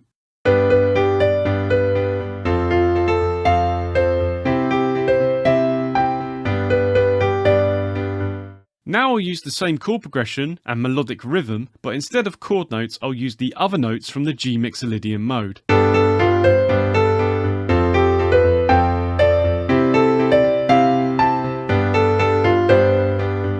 The chord note melody feels really safe, and if you place these notes on the strong beats in a bar, it feels even safer. Notes from outside of the chord sound tenser and unsettled. The level of tension depends on several factors. If it's in the scale of the key, then it will have some tension, with different levels within this. And then if you want greater tension, you can reach out for chromatic or alien notes that aren't in the scale. Writing a melody is a balancing act, building up tension and then resolving it by selecting these different notes. Something you may have seen in songs is the use of borrowed chords. This is where chords from a parallel key are used in the current key. A parallel key has the same root or tonic note, so with our examples in the key of G Mixolydian, we could borrow from G major, G minor, G Dorian, etc. This introduces chromatic notes to the song that are outside of the existing key. These tense alien notes can be very noticeable in your melodies, but as discussed earlier, if you use chord notes, then they feel safer. Look at the following example with the chords 1, 4, flat 3, and 7. There is a single chromatic note, B flat. It is the only chromatic note used. It falls on beat 2 of the third bar, so it is not prominent, and it features in the underlying borrowed B flat major chord. Have a listen to how something feels different with this chord and note, and yet it doesn't sound out of place.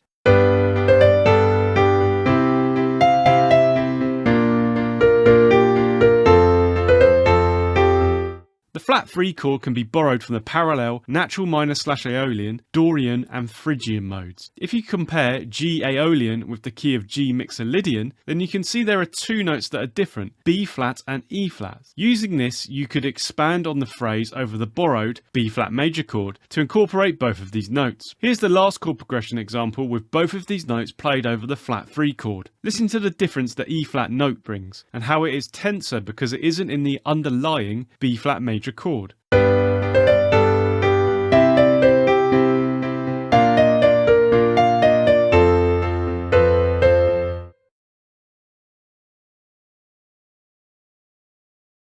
Utilising different chord types can accommodate melody notes and make them feel safer. Follow along, listen to the melody, and then have a go at writing your own Mixolydian melody.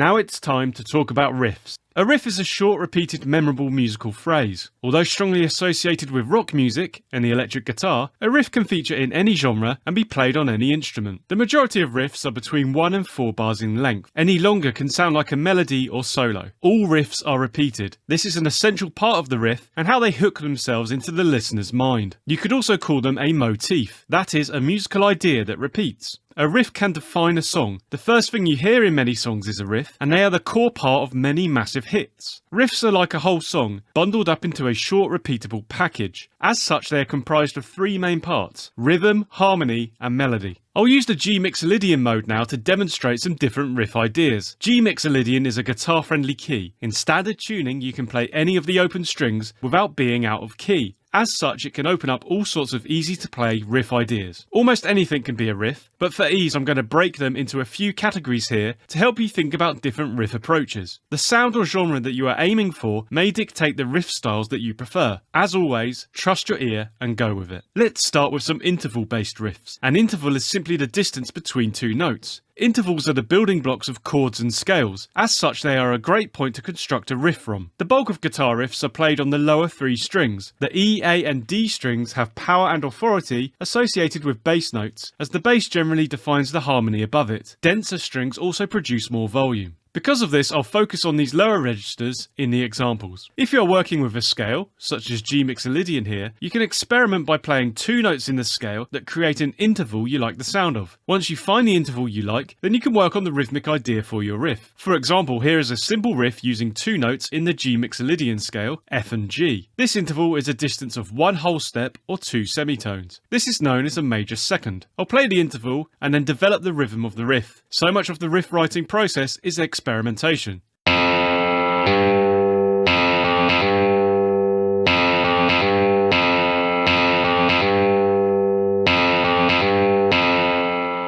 Intervals can be played horizontally like you just saw. This is what you would find in a melody, or you can stack them vertically. That is when both notes are played at the same time. This is how chords are created. In the next example, I'll play notes from the G Mixolydian mode at the same time. Listen to how this changes the sound. Each interval will have an open E note in it. Repeating a note like this in a riff is known as a pedal note. I'll discuss this in more detail later. Look out again for the development of the rhythm in this example.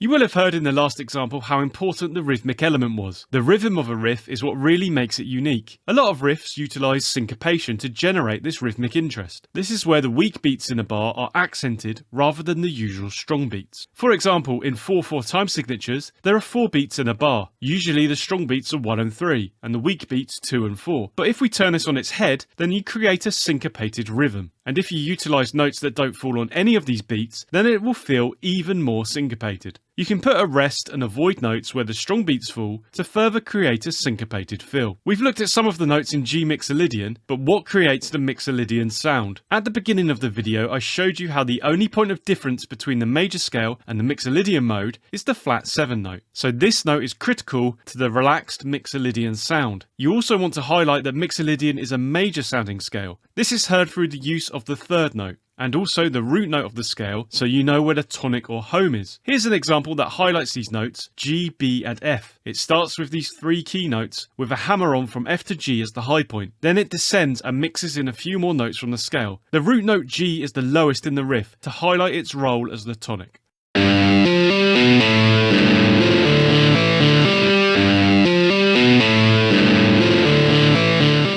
Let's now talk about pedal note riffs. A pedal note is one that remains the same, usually low down in the arrangement, whilst other notes or chords change above it. This will usually use open E, A and D strings on the guitar. If the note doesn't sustain throughout the riff, it may also be referred to as a pedal point. It will often be the root note of the relevant scale that is repeated to really anchor the listener in the key of the song. But it doesn't have to be, so feel free to experiment. If you've heard heavy metal riffs with palm muted E strings throughout, they are an example of this. This might be one reason to try a drop tuning, like drop D, to get a suitable open note to pedal throughout your riff. You saw an example earlier that had a pedal note. Here's one in G Mixolydian that again uses the E open string, but also the F and G notes we want to target.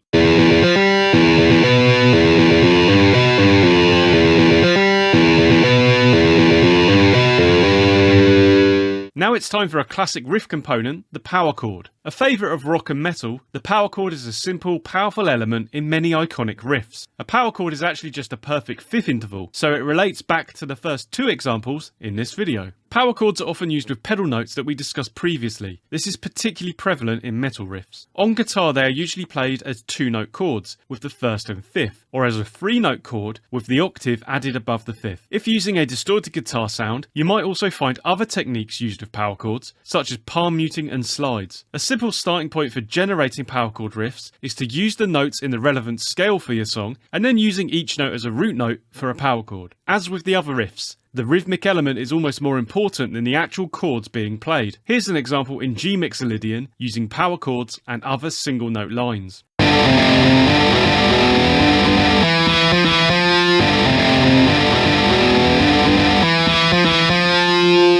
The power chord riff leads us nicely into the full-blown chord riff. As the name suggests, this is simply combining full chords into a riff. This is where the lines between chord progression and riff can become blurred. But as discussed earlier, the riff will be shorter and more rhythmically driven than a chord progression. Chord-based riffs are easy to have a go at. Just pick one or more chords from a key and start experimenting with the rhythm. For example, here are the diatonic chords in the key of G Mixolydian. A simple and popular chord progression uses the 1 chord G major, the 7 chord F major, and the 4 chord C major.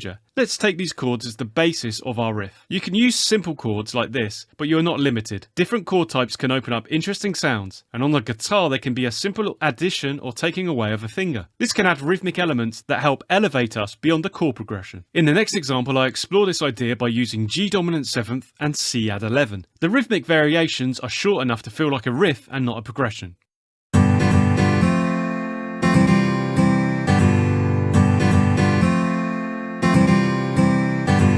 So far I've been using notes that are only in the Mixolydian mode, but riffs don't need to be boxed in like this. You can reach for any notes that you like the sound of. This introduces the idea of modal mixture or modal interchange. This is where you use notes from parallel scales within your riffs. Parallel scales have the same root note as the scale you are using. For example, we are using G Mixolydian here, so parallel scales would include G major, G Lydian, G harmonic minor, amongst others. A lot of riffs aren't considered in this level of detail and created more spontaneously. I'd recommend going for the spontaneous approach to begin with and just reach for notes and sounds that you like. The short nature of a riff won't usually undermine the tonal center of your song. A riff can come into the songwriting process at different times. It could be that you create a great riff in isolation and this inspires you to write the rest of a song. Remember that they contain rhythm, melody and harmony. This song DNA can be unpicked from the riff and lead to quick songwriting. Concentrate on the notes that are emphasized or stand out. These will lead you to suggested chord changes. You could also take an existing chord progression and turn this into a riff. This might be by using chord notes or whole chords as we saw earlier. Or you could take a song melody and use it for your riff inspiration. This is particularly useful for finding rhythmic hooks for your riffs. Sometimes starting with some limitations can really help your riff writing process as it narrows down infinite possibilities to focus your attention.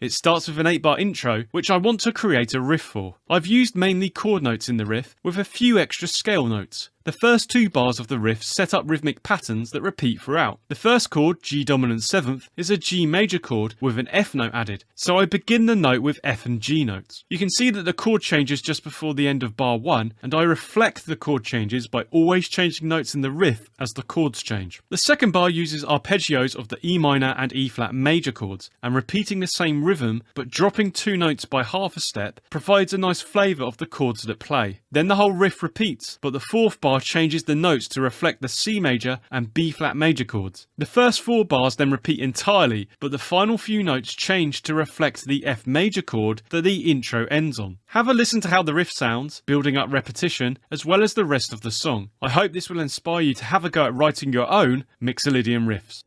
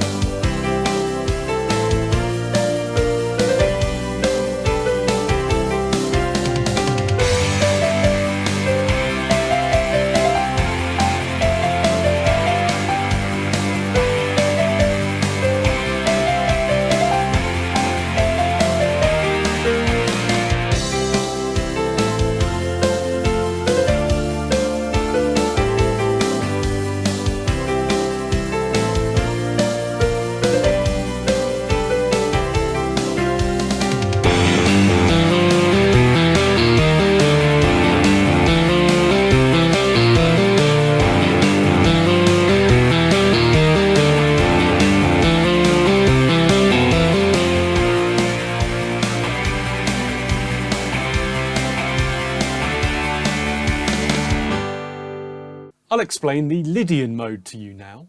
The Lydian mode has a floaty, dreamlike brightness that is elevated beyond the standard major scale. This particular sound isn't used a lot in pop or rock, but will be recognisable from the huge amount of film scores and soundtracks that use it. Listen to how it sounds here with the C Lydian scale. You can hear that C Lydian is a major sounding scale with a major third note. The most important note in Lydian is the sharp fourth. This is the only note that separates the scale from major/Ionian. It provides the uplifting brightness that Lydian is known for. Here are the chords that are found in the C Lydian key, with the scale notes that go into each chord. C major, D major, E minor, F sharp diminished, G major, A minor, and B minor. These are the diatonic chords in the C Lydian key. That is, chords that are made purely with notes from the C Lydian scale. C Lydian is a good key for guitar players because it has lots of chords that can be played as simple open chords. It is also the most common Lydian key in popular music. You can see that each of the diatonic chords has a Roman numeral above it. Lowercase indicates minor chords and uppercase major chords. This helps you to understand chord progressions, as the Roman numerals can apply to any Lydian key and simply indicate the function of the chords. Let's start building some Lydian mode chord progressions now and look at how you can write your own. The simplest and most common way to establish a Lydian sound is to have a repetitive vamp between the 1 chord and the 2 chord.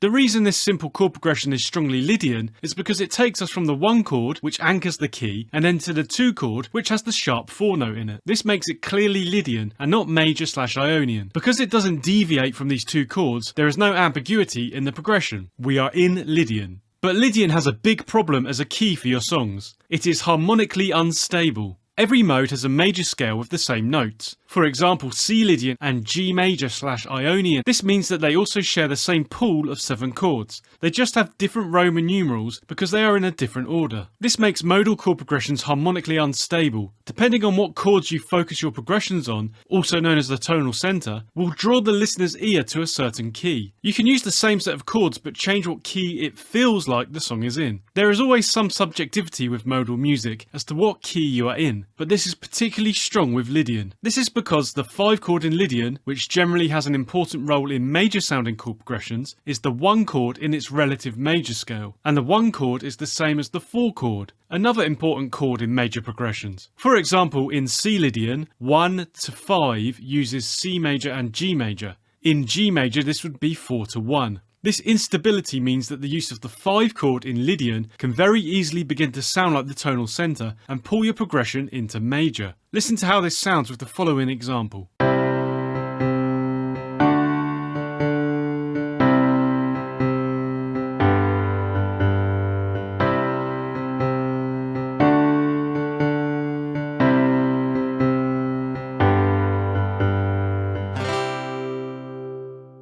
You can also run into a similar thing with the 3 chord. In our key of C Lydian, the 3 chord is E minor. Here are the chords in the key of E natural minor/Aeolian. You can see that once again it has the same chords as C Lydian. In this case, our tonic 1 chord C major is the 6th chord of the E minor key. And the other important Lydian chord, the 2 chord D major, is the 7 chord. If we introduce the E minor chord to our progression, then it strongly feels like this is the tonal center. The ear is instantly drawn to this. Listen to the effect in the next example.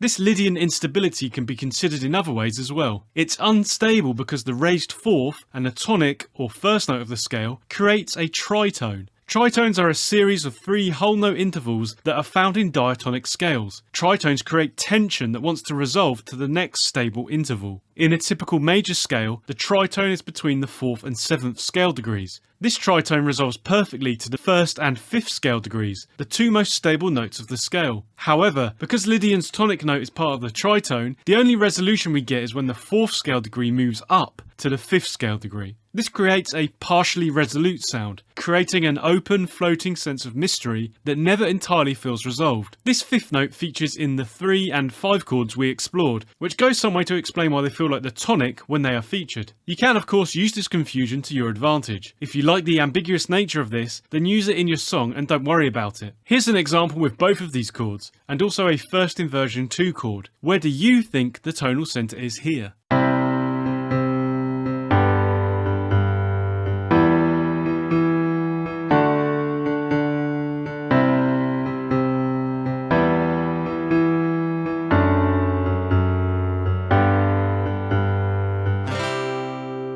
The 7th chord has the sharp 4 note in it, making it another strong Lydian chord. It also has 2 notes in common with the 2 chord. In the next example, I'll use it with the 1 and 2 to begin with. This could be considered a strictly Lydian section. Then I'll introduce the 3 chord. Listen to how this interrupts the tonal centre and draws our ear elsewhere.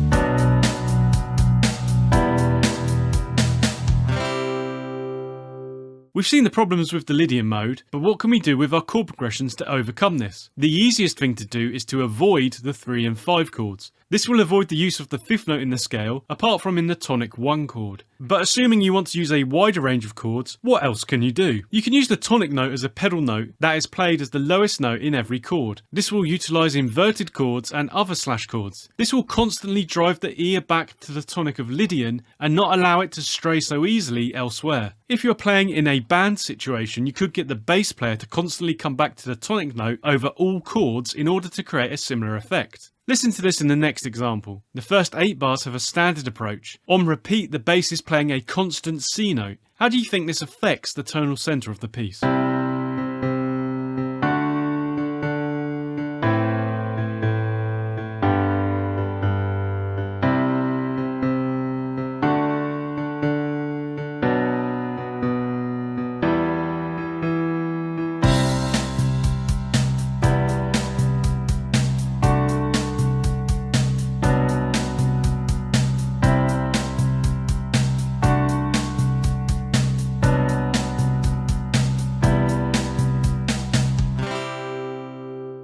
Another thing you can try is by adding the sharp 4 note to your chords. This will create a range of chord types in your progressions. Let's explore this in our key of C Lydian. The sharp 4 note is F sharp. We know that F sharp diminished has the note in it, and so does D major and B minor. But what about the other chords? Add F sharp to the 1 chord and you get an add sharp 11 chord. The 3 chord can be played as a sus2 or an add 9 chord to introduce the sharp 4. The 5 chord can be played as a major 7th and the 6 as a minor 6th. I'll repeat the next example twice, once with standard triads and then the second with the F sharp note added to the chords. Listen to the difference. How do you feel it affects the tonal centre?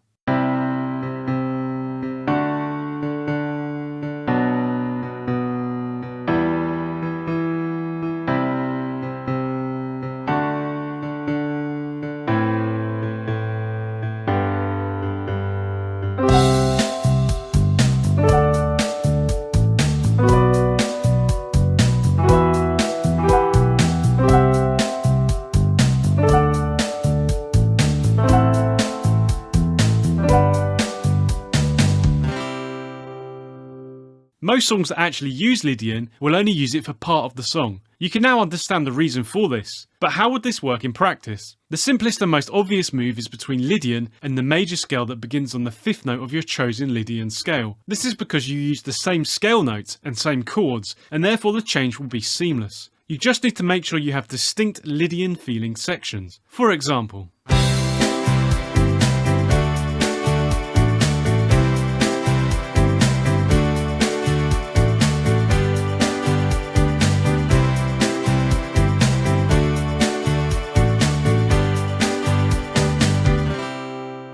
another simple approach is to use the parallel major and Lydian keys that have the same tonic note. As we saw, the only difference is the sharp fourth note and subsequently 3 chords. You could use the main Lydian chord progression, 1 to 2, to generate a Lydian fill and then move back to the standard major progressions. This change is nice when you go from the major 2 to minor 2. The single note change between these chords is the third to flat third, F sharp to F in C Lydian. This is the most important note of the chords, so can clearly be heard here. Listen to it in this example.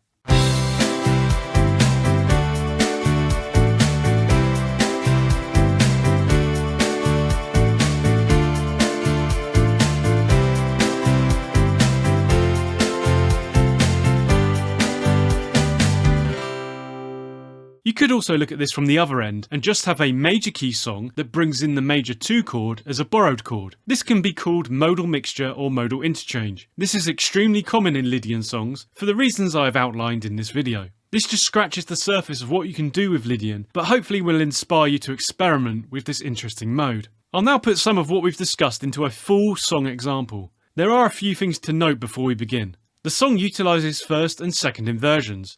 These are used to change the bass notes in the chords and create movement and interest. First inversions have a 6 next to the Roman numeral, second inversions have a 6 and a 4. It starts with an intro/bridge section that is repeated through the song. This is deliberately ambiguous, using chords that feature in both C major and C Lydian. As such, the listener will feel like it is a C major progression until the major 2 chord at the end of the intro. Also listen for the pace of chord changes. The first chord lasts a beat and a half, whilst the second is heard for 2.5 beats. This provides a nice rhythmic feel that repeats through the song. This intro will link into the verse to begin with, and later the chorus. The verse starts with a minor 2 chord from the C major key. As explored earlier, this provides a nice transition from the major 2 chord in the intro. The verse then avoids the 1 chord C major entirely. This plays with expectations again, drawing the ear to the 5 chord G major as the new tonal centre. This shows you how you can experiment with and mix modes in your songs. All that matters is how it sounds to you. I also used the diminished 4 chord for the first time here.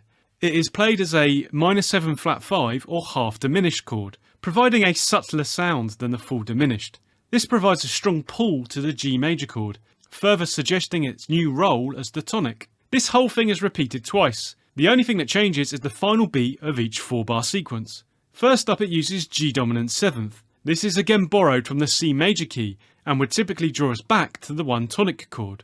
It is used to surprise the listener here. On the second repeat we use the G major 7th chord. This has the sharp 4 Lydian note in it to hint at the Lydian feel to come in the chorus. Before we get to the chorus, the intro and verse are played again. The chorus is one long extended section. It is designed to be much more Lydian focused, revealing an uplifting brightness that separates us from the verses and intro. Listen for the change this brings. It uses the 1 chord with an added sharp 11th or sharp 4th note.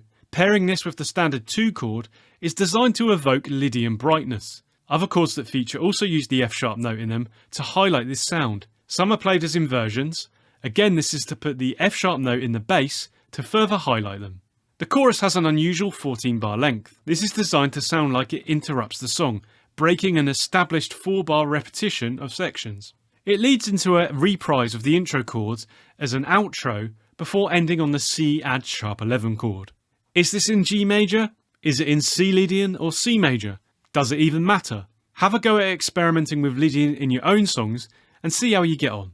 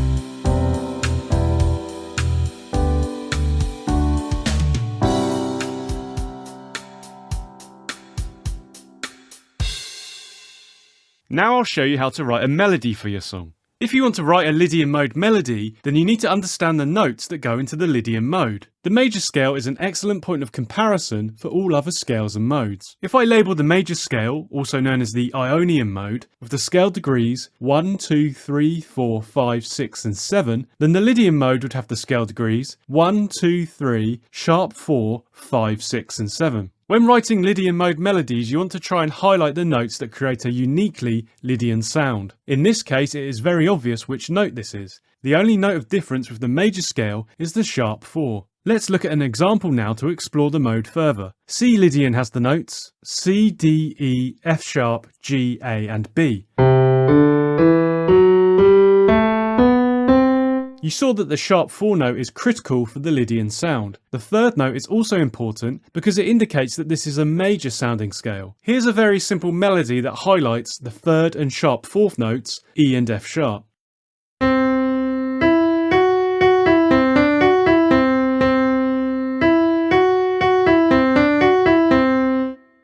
You want to focus on these notes to bring out the Lydian flavour, but what else can you do to achieve this? If you play notes on a strong beat, then they are felt more and stand out. In a 4/4 time signature with 4 beats in a bar, this would be beats 1 and 3, with the first beat being the strongest. Listen to the following example. In bars 1 and 2, the 3 and sharp 4 notes, E and F sharp, are on weak beats. In the second half, they fall on strong beats 1 and 3.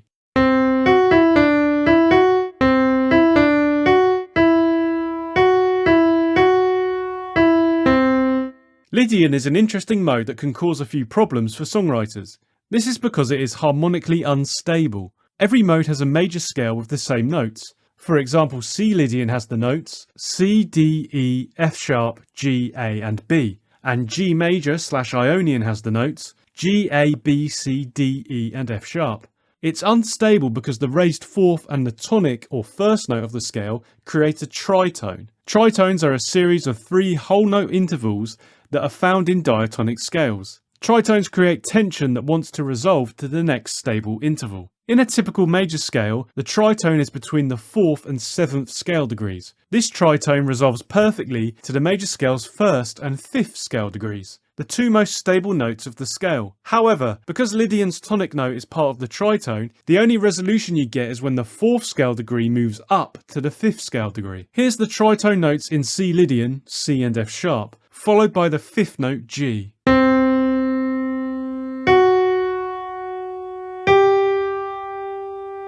This creates a partially resolute sound, creating an open, floating sense of mystery that never entirely feels resolved. You may have noticed in the first 2 examples I avoided this 5th note. Let's look at a melody in C Lydian with this note involved. Listen to how it draws the ear towards it.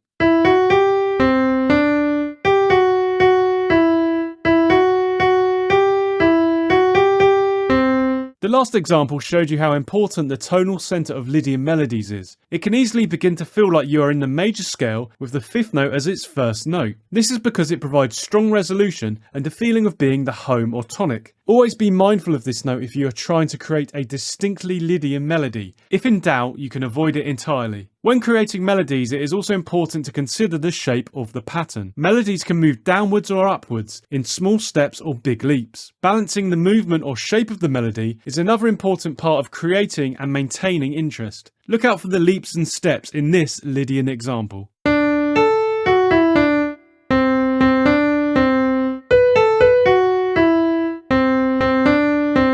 Melodies don't live in isolation. They have a strong relationship with harmony, or in other words, chord progressions. Let's now look at how this relationship works. A melody can be written from 2 broad approaches. You can write the melody first, and then fit chords to the melody, or you can write the chords first, and then the melody. The second approach is the most common, probably because it is easy to strum chords on a guitar, or play them on a piano, and then sing along. If you look at a lot of popular songs, you'll see how the chords directly influence the melody with the choice of notes. If you have an existing Lydian key chord progression, you can start with this and create a melody for it. The easiest way to build a melody from chords is just to use chord notes. Each chord will be constructed with several notes, and whilst that chord is playing, we can use these notes to create a melody. For example, a basic Lydian chord progression alternates from 1 to 2. In a key of C Lydian, these chords would be C major and D major. C major has the notes C, E and G, whilst D major has the notes D, F sharp and A. In the next example, I'll construct a melody using only these chord tones whilst the chords play. Pay particular attention to how the notes E, F sharp and G sound here.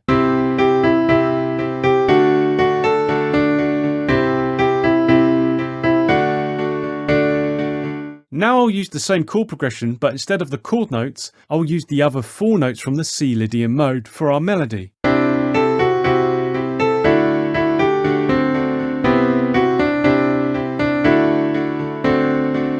The chord note melody feels really safe, and if you place these notes on the strong beats in the bar, it feels even safer. Notes from outside of the chord sound tenser and unsettled. The level of tension depends on several factors. If it's in the scale of the key, then it will have some tension, with different levels within this. And then if you want greater tension, you can reach out for chromatic or alien notes. Writing a melody is a balancing act, building up tension and then resolving it by selecting these different notes. Something you may have seen in songs is the use of borrowed chords. This is where chords from a parallel key are used in the current key. A parallel key has the same root or tonic note, so with our examples in the key of C Lydian, we could borrow from C major, C minor, C Mixolydian, etc. This introduces chromatic notes to the song that are outside of the existing key. These tense alien notes can be very noticeable in your melodies. But as discussed earlier, if we use chord notes, then they feel safer. Look at the following example with the chords 1, 2, minor 2, 2. The minor 2 chord, which is D minor here, has been borrowed from the parallel major key C major. It has one note different from the D major chord. This is the flat third note, which is F. I will play this outside note over the chord. I'll also repeat the melodic phrase from the previous bar that is heard over the major 2 chord. Changing a single note in a repeated phrase like this can really draw the ear to the change, creating something that feels the same but is different.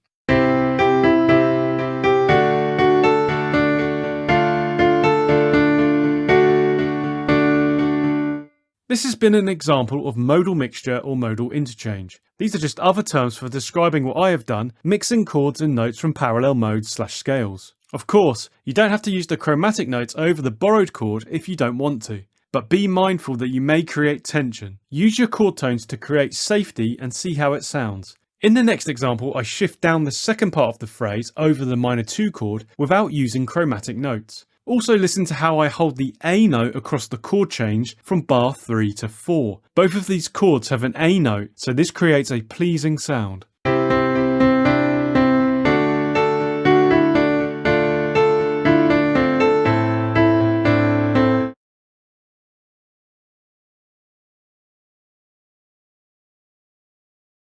I've written a melody for it, using some of the techniques and ideas discussed earlier. The melody starts in the verse, over a borrowed D minor chord. This chord introduces an F note, which I played to highlight the minor sound, much like I did in an example earlier on. This provides a nice step down to the E note, which is part of the next A minor chord. Then there is another step from E to D over the G chord. The verse avoids the one chord C major entirely, focusing the ear towards the G major chord. As such, I used the G note in the melody to provide that resolution I talked about earlier. This makes this part of the song feel settled in the G major key. You'll see when you get to the chorus that the song will take a more Lydian turn. Some notes are held over chord changes to provide an interesting sound. The first 4-bar verse section ends with an F note to complement the underlying dominant 7th chord. I broadly repeat the melody again for the next 4 bars. The target notes remain the same, but there's a bit of variation into the higher registers in the first 2 bars, with the introduction of the G note to further emphasise the G major feel. This time I end on the F sharp note, which is part of the changed G major 7th chord. This will later lead into the much more Lydian chorus. The verse repeats again with the intro before the chorus comes in. The melody becomes much more Lydian focused in the chorus, as do the chords.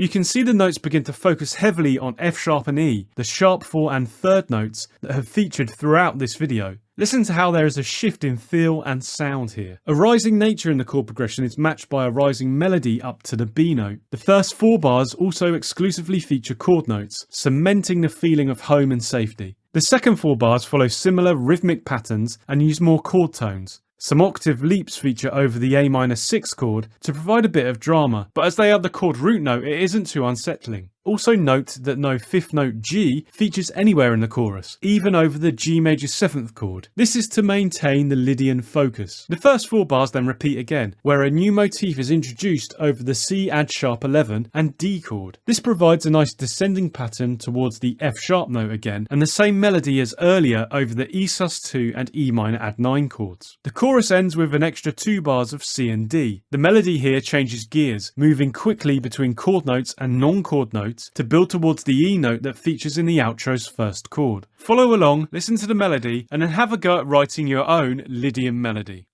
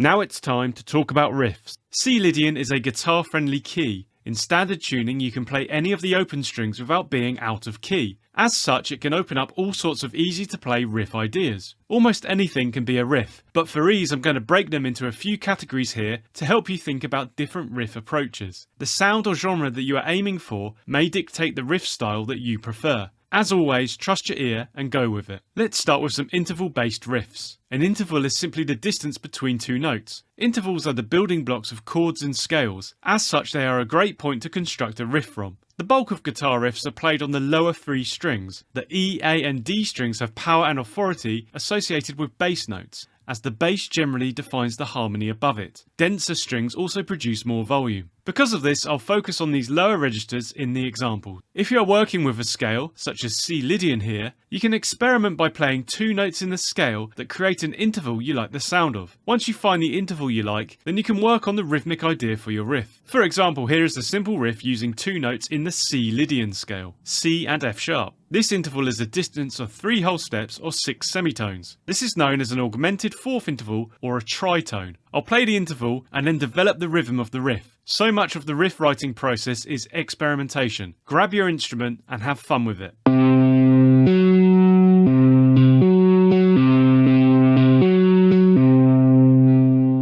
Intervals can be played horizontally like we just saw. This is what you would find in a melody, or you can stack them vertically. That is when both notes are played at the same time. This is how chords are created. In the next example, I'll play notes from the C Lydian mode at the same time. Listen to how this changes the sound. Each interval will have an open E note in it. Repeating a note like this in a riff is known as a pedal note. I'll discuss this in more detail later. Look out again for the development of the rhythm in this example.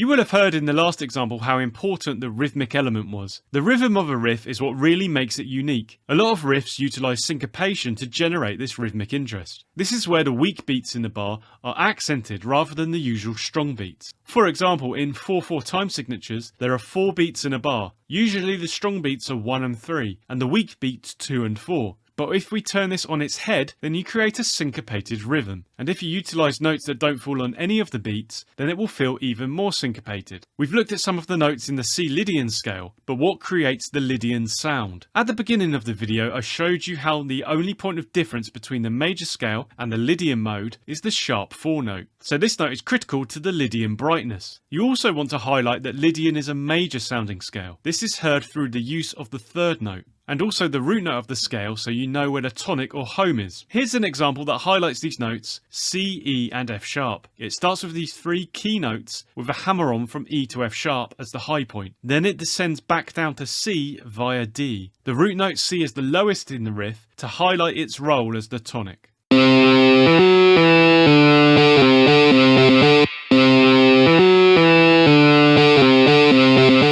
Lydian is an interesting mode that can cause a few problems for songwriters. This is because it is harmonically unstable. Every mode has a major scale with the same notes. For example, C Lydian has the notes C, D, E, F sharp, G, A and B, and G major / Ionian has the notes G, A, B, C, D, E and F sharp. It's unstable because the raised 4th and the tonic or 1st note of the scale creates a tritone. Tritones are a series of 3 whole note intervals that are found in diatonic scales. Tritones create tension that want to resolve to the next stable interval. You will have heard this in the first riff example. In a typical major scale, the tritone is between the 4th and 7th scale degrees. This tritone resolves perfectly to the major scale's 1st and 5th scale degrees, the 2 most stable notes of the scale. However, because Lydian's tonic note is part of the tritone, the only resolution you get is when the 4th scale degree moves up to the 5th scale degree. Here's the tritone notes in C Lydian, C and F sharp, followed by the 5th note G.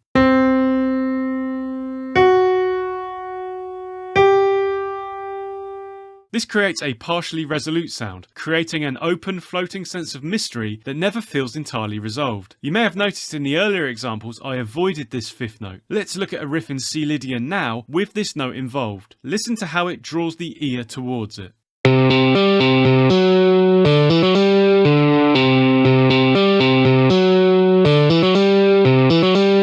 The last example showed you how important the tonal centre of Lydian riffs are. It can easily begin to feel like you are in the major scale with the 5th note as its 1st note. This is because it provides strong resolution and a feeling of being the home or tonic. Always be mindful of this note if you are trying to create a distinctly Lydian riff. If in doubt, you can avoid it entirely. Let's now talk about pedal note riffs. A pedal note is one that remains the same, usually low down in the arrangement, whilst other notes or chords change above it. This will usually use open E, A and D strings on the guitar. If the note doesn't sustain throughout the riff, it may also be referred to as a pedal point. It will often be the root note of the relevant scale that is repeated to really anchor the listener in the key of the song, but it doesn't have to be, so feel free to experiment. If you've heard metal riffs with palm muted E strings throughout, they are an example of this. This might be one reason to try a drop tuning, like drop D, to get a suitable open note to pedal throughout your riff. You saw an example earlier that had a pedal note. Here's one in C Lydian that again uses the E open string, but also the C and F sharp notes we want to target.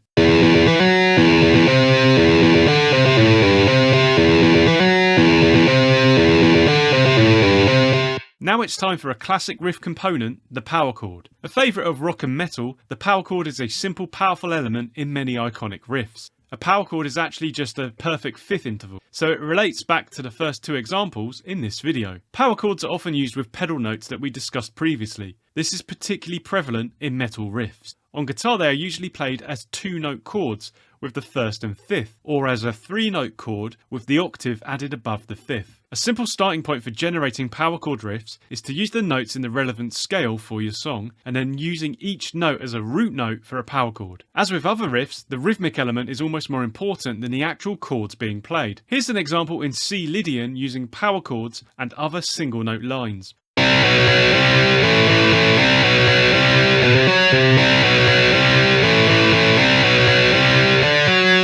The power chord riff leads us nicely into the full-blown chord riff. As the name suggests, this is simply combining full chords into a riff. This is where the lines between chord progression and riff can become blurred. But as discussed earlier, the riff will be shorter and more rhythmically driven than a chord progression. Chord-based riffs are easy to have a go at. Just pick one or more chords from a key and start experimenting with the rhythm. For example, here are the diatonic chords in the key of C Lydian. A simple and popular chord progression uses the 1 chord C major and the 2 chord D major. Let's take these chords as the basis of our guitar riff. You can use simple chords like this, but you are not limited. Different chord types can open up interesting sounds, and on the guitar they can be the simple addition or taking away of a finger. This can add rhythmic elements that help elevate us beyond the chord progression. In the next example, I explore this idea by using major 7th and add 9 versions of C and D sus4. The rhythmic variations are short enough to feel like a riff and not a chord progression.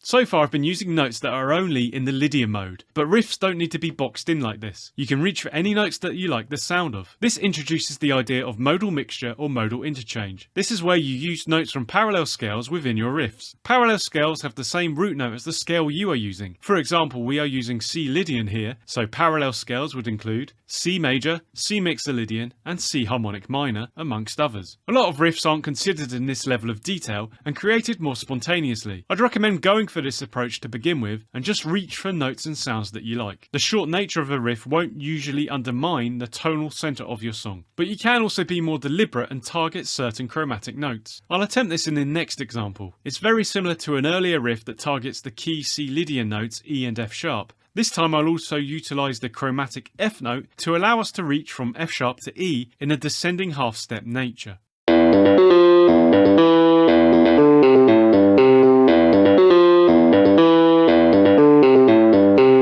A riff can come into the songwriting process at different times. It could be that you create a great riff in isolation and this inspires you to write the rest of a song. Remember that they contain rhythm, melody and harmony. This song DNA can be unpicked from the riff and lead to quick songwriting. Concentrate on the notes that are emphasised or stand out. These will lead you to a suggested chord change. You could also take an existing chord progression and turn this into a riff. This might be by using chord notes or whole chords as we saw earlier. Or you could take a song melody and use it for your riff inspiration. This is particularly useful for finding rhythmic hooks for your riffs. Sometimes starting with some limitations can really help your riff writing process as it narrows down infinite possibilities to focus your attention.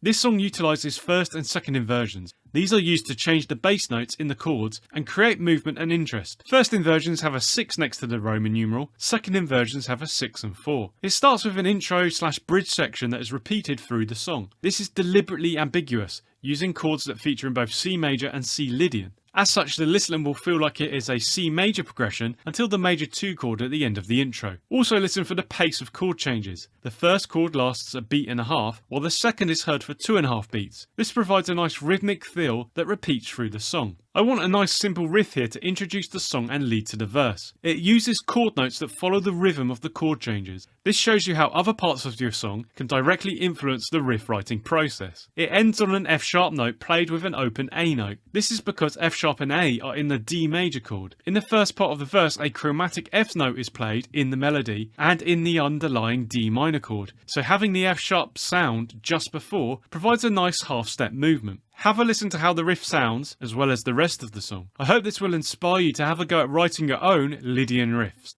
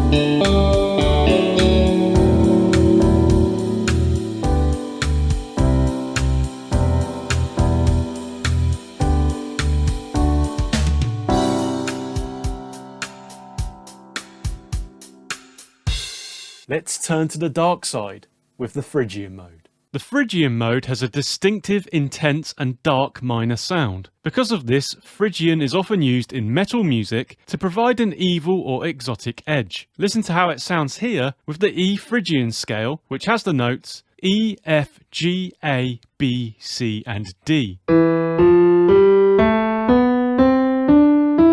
Compare this to the E natural minor / Aeolian mode. You can see that there's one note of difference, F sharp. This is the second scale degree of the natural minor scale. In the Phrygian mode, this is a flat or minor second scale degree. This note will be vital in defining the Phrygian chord progressions I show you later on. It is what provides a lot of the distinctive Phrygian mode sound. You can use the notes from a scale or mode to create a series of chords. These chords are what make up a key in songwriting. The most basic chords are constructed with 3 notes and are called triads. They will be either major, minor, diminished or augmented. Let's use the E Phrygian scale I showed you earlier to construct some chords. To create the first chord, take the first note, which is E here, and then skip a note, which takes you to G, and then skip a note from G, which gets you to B. These 3 notes will create a triad. In this case, E, G and B create E minor. This is the 1 chord. Then you move on to the next note and start again. In E Phrygian, the next note is F. If you skip a note from F, you have A. Skip a note from A and you get to C. F, A and C create a F major chord. This becomes your 2 chord. You then repeat the process for the remaining notes of the Phrygian mode to generate a set of 7 chords. Note how I have repeated the notes twice here to make constructing the chords easy to visualize. This gives you the following chords: 1 E minor, 2 F major, 3 G major, 4 A minor, 5 B diminished, 6 C major, and 7 D minor. These are the diatonic chords in the E Phrygian key. That is chords that are made purely with notes from the E Phrygian scale. E Phrygian is a good key for guitar players because it has lots of chords that can be played as simple open chords. It is also popular on the piano because you just use the white notes. You can see that each of the diatonic chords has a Roman numeral above it. Lowercase indicates minor chords and uppercase major chords. This helps you to understand chord progressions as the Roman numerals can apply to any Phrygian key and simply indicate the function of the chords. Let's start building some Phrygian mode chord progressions now and look at how you can write your own. Critical to creating Phrygian sounding chord progressions is to use chords that have the flat or minor second note in them. As you saw earlier, this is the only note that is separating Phrygian from Aeolian, so if you want to make clear what mode you are in, then keep coming back to chords with that defining note. The basic Phrygian triads that have the flat second note in them are 2, 5 and 7. Let's start with a 1, 2, 1, 7 progression.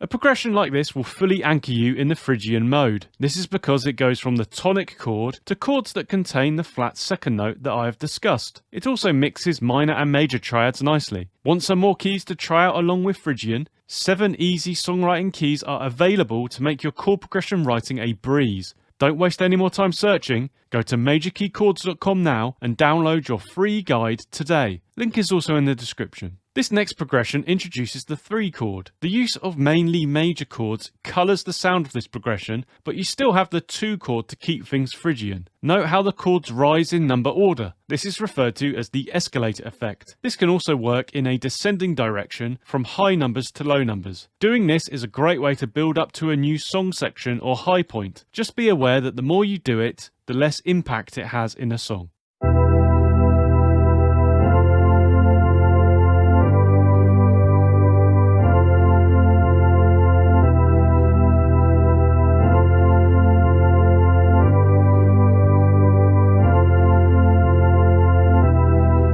Here are a couple more common progressions that use ideas I've discussed so far to produce a Phrygian sound. Listen out for the 4 chord in the second half, introducing another minor chord to the sound palette.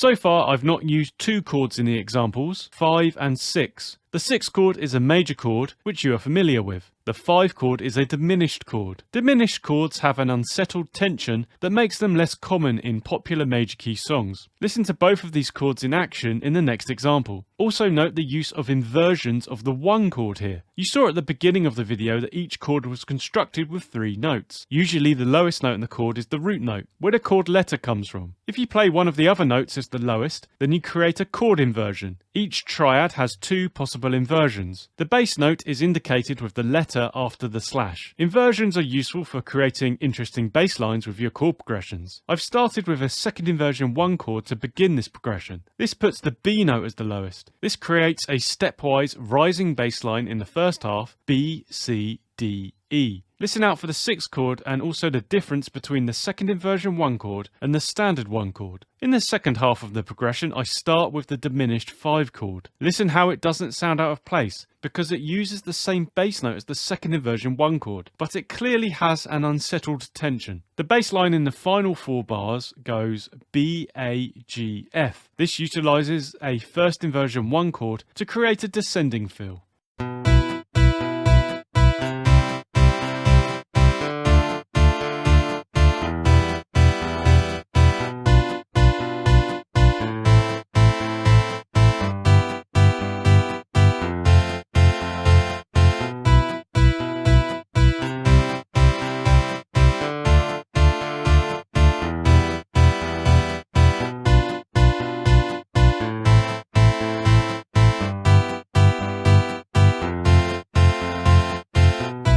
So far I've only used basic triads in the Phrygian progressions, but you are of course free to use different chord types in your Phrygian songs. You can experiment with this on any of the chords, but where it is particularly interesting is in introducing or emphasizing the flat second note from the mode. As you understand now, this will reinforce the Phrygian sound. There are many ways to do this, so what I discuss here won't be exhaustive. Let's start by taking the 3 chord and turning it into a dominant 7th. This adds the flat second note from the scale to the 3 chord major triad. Here it is at the end of a progression. See how it pulls you back to the 1 chord.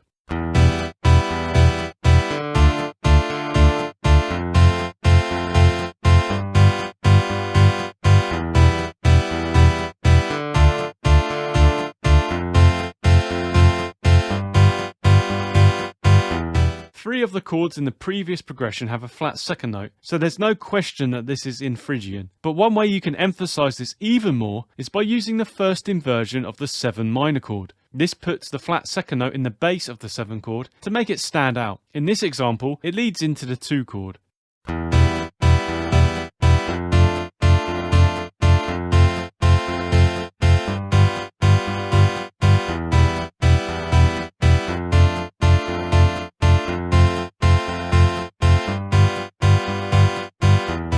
If you change the 6th chord into a sus4 chord, then it introduces the flat second to yet another chord. The use of the sus4 adds a completely different feel to this progression, which may not be associated with the Phrygian sound.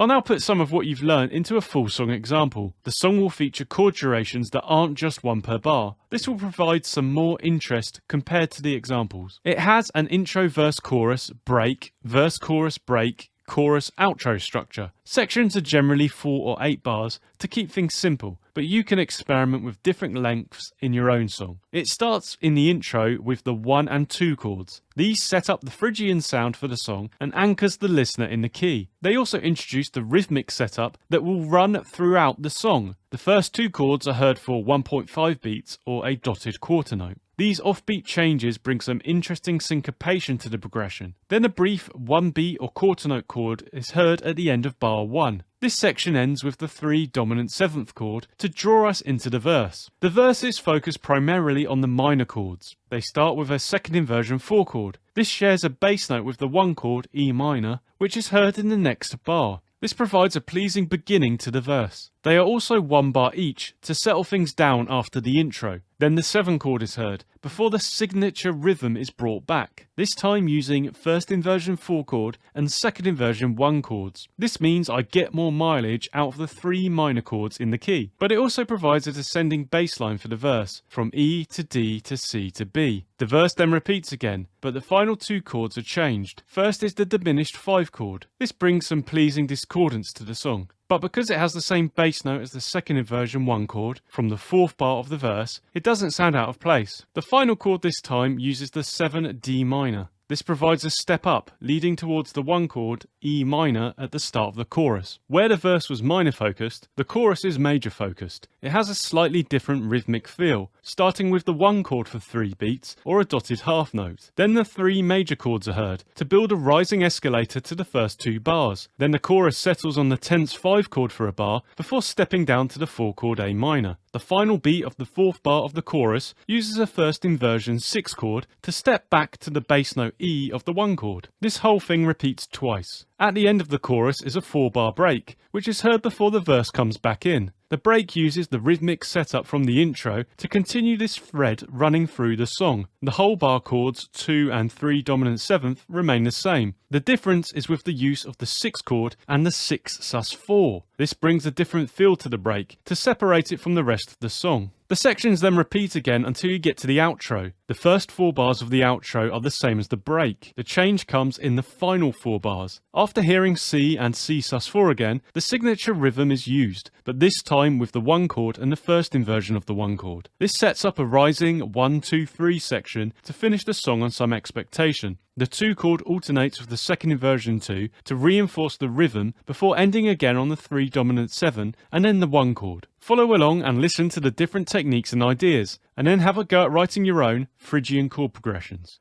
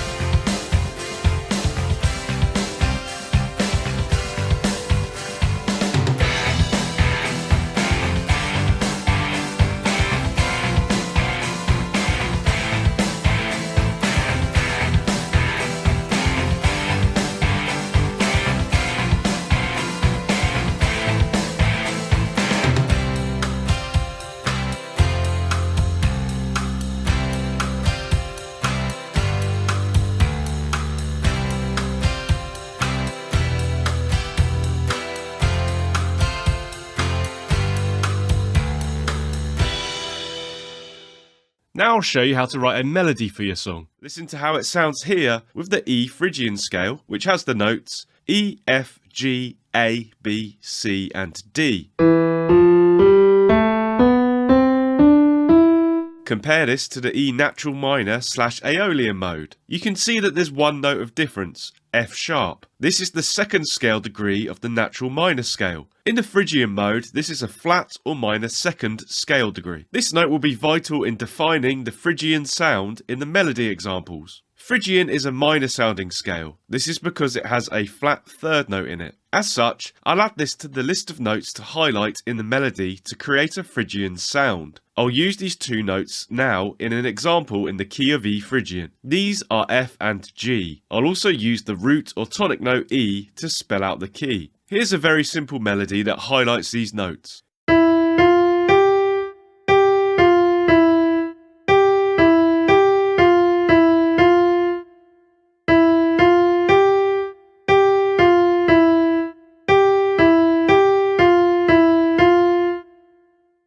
You want to focus on these notes to bring out the Phrygian flavour, but what else can you do to achieve this? If you play notes on a strong beat, then they are felt more and stand out. In a 4/4 time signature, with 4 beats in a bar, this would be beats 1 and 3, with the first beat being the strongest. Listen to the following example. In bars 1 and 2, the flat 3 and flat 2 notes, G and F, are on weak beats. In the second half, they fall on the strong beats 1 and 3.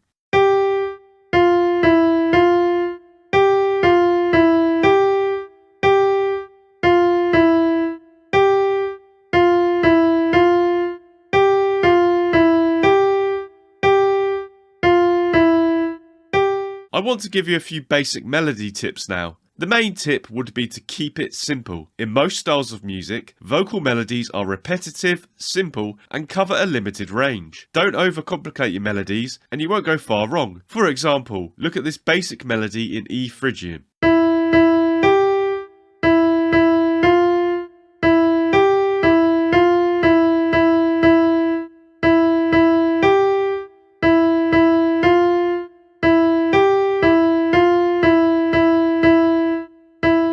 When creating melodies, it is important to consider the shape of the pattern. Melodies can move downwards or upwards in small steps or big leaps. This can take you into different octaves. Balancing the movement or shape of the melody is another important part of creating and maintaining interest. Look out for the leaps and steps into different octaves in the next Phrygian example.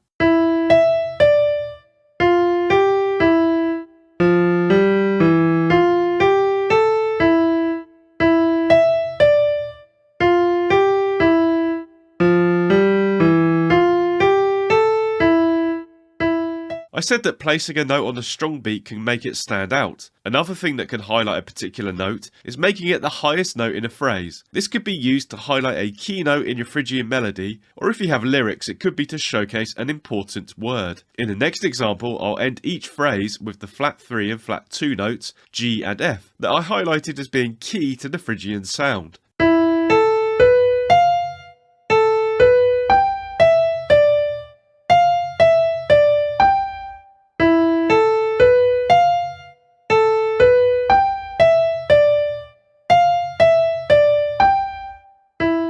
Melodies don't live in isolation. They have a strong relationship with harmony, or in other words, chord progressions. Let's now look at how this relationship works. A melody can be written from two broad approaches. You can write the melody first, and then fit chords to the melody. Or you can write the chords first, and then the melody. The second approach is the most common, probably because it is easy to strum chords on a guitar, or play them on a piano, and then sing along. If you look at a lot of popular songs, you'll see how the chords directly influence the melody with the choice of notes. If you have an existing Phrygian chord progression, you can start with this and create a melody for it. You can of course use the tips and ideas already discussed, but now you have a few more things to consider. The easiest way to build a melody from chords is just to use chord notes. Each chord will be constructed with several notes, and whilst that chord is playing, you can use these notes to create a melody. For example, a popular Phrygian chord progression is 1, 2, 1, 7. In the key of E Phrygian, these chords would be E minor, F major, and D minor. E minor has the notes E, G, and B. F major is constructed with F, A, and C, and D minor uses the notes D, F, and A. In the next example, I'll construct a melody using only these chord tones.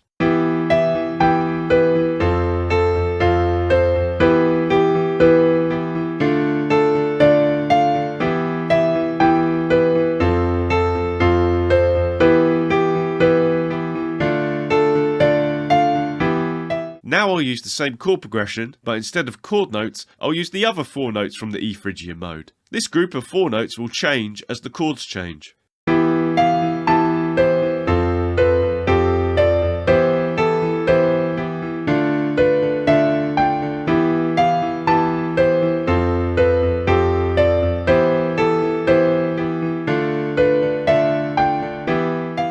chord note melody feels really safe, and if you place these notes on the strong beats in the bar, it feels even safer. Notes from outside of the chord sound tenser and unsettled. The level of tension depends on several factors. If it's in the scale of the key, then it will have some tension, with different levels within this. And then if you want greater tension, you can reach out for chromatic or alien notes. Writing a melody is a balancing act, building up tension and then resolving it by selecting these different notes. So far, all the melody examples have used quarter notes that fall on one of the 4 beats in a bar. This is fine for some of your melody, but over the course of a song it can become predictable and boring. A lot of melodies utilise syncopation to generate a more rhythmic interest. Earlier in the video I discussed the role of strong and weak beats in a bar. Syncopation is where the weak beats in a bar are accented rather than the usual strong beats. And if you utilise notes that don't fall on any of the beats, then it will feel even more syncopated. You can put a rest and avoid notes where the strong beat falls to further create a syncopated feel. In the next example, I'll use a more syncopated rhythm for the melody. I'll use a mixture of chord and non-chord tones played over a 1-3-7-2 progression. Also listen out for a common technique where notes are held over chord changes. This is usually done with a shared chord tone to provide a pleasing bridge to smooth out the change. In this example, I used the B note to move from E minor in bar 1 to G major in bar 2. Both chords contain this note.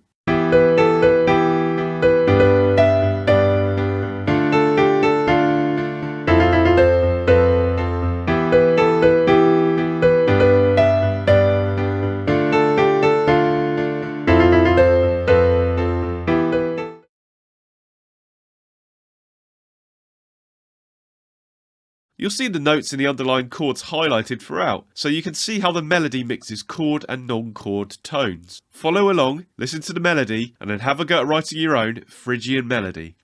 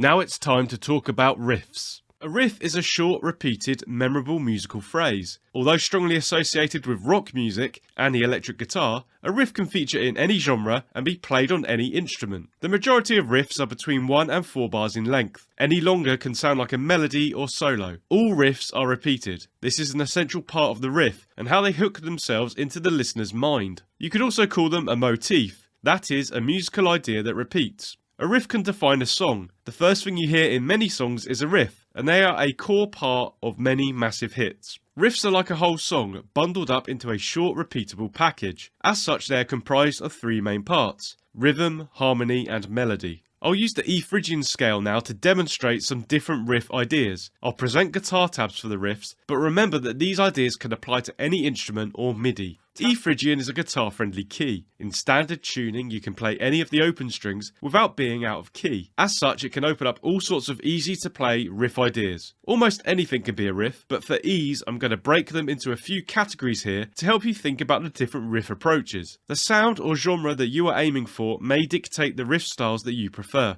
As always, trust your ear and go with it. Let's start with some interval-based riffs. An interval is simply the distance between two notes. Intervals are the building blocks of chords and scales. As such, they are a great point to construct a riff from. The bulk of guitar riffs are played on the lower three strings. The E, A and D strings have power and authority associated with bass notes, as the bass generally defines the harmony above it. Denser strings also produce more volume. Because of this, I'll focus on these lower registers in the examples. If you're working with a scale, such as E Phrygian here, you can experiment by playing two notes in the scale that create an interval you like the sound of. Once you find the interval you like, then you can work on the rhythmic idea for your riff. For example, here's a simple riff using two notes in the E Phrygian scale, E and F. This interval is a distance of one semitone or half step. This is known as a minor second. It has a classic dissonant sound that you will recognise. A certain film about a shark might come to mind. I'll play the interval and then develop the rhythm of the riff. So much of the riff writing process is experimentation.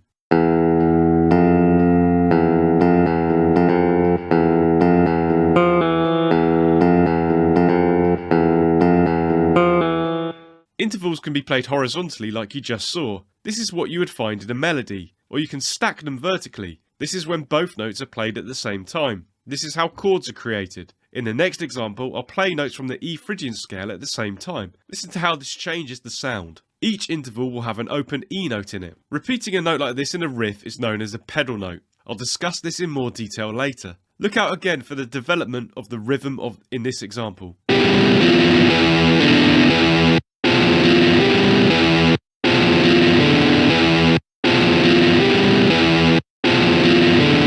I've shown you some of the notes in E Phrygian, but what creates the Phrygian sound? At the beginning of the video I explained how the only point of difference between the Phrygian scale and the natural minor scale / Aeolian mode is the flat second note. So this note is critical to the Phrygian sound. You also want to highlight that Phrygian has a minor sound or quality. This is heard through the use of the flat third note, and also the root note of the scale so you know where the tonic or home is. Here's an example that highlights these notes in the E Phrygian scale, E, F and G. It starts with these three key notes, with particular emphasis on the E and F to highlight the flat second. It then introduces some more notes, repeating the rhythmic end of the first bar to provide some cohesion across the riff. The root note E is the lowest in the riff to highlight its role as the tonic.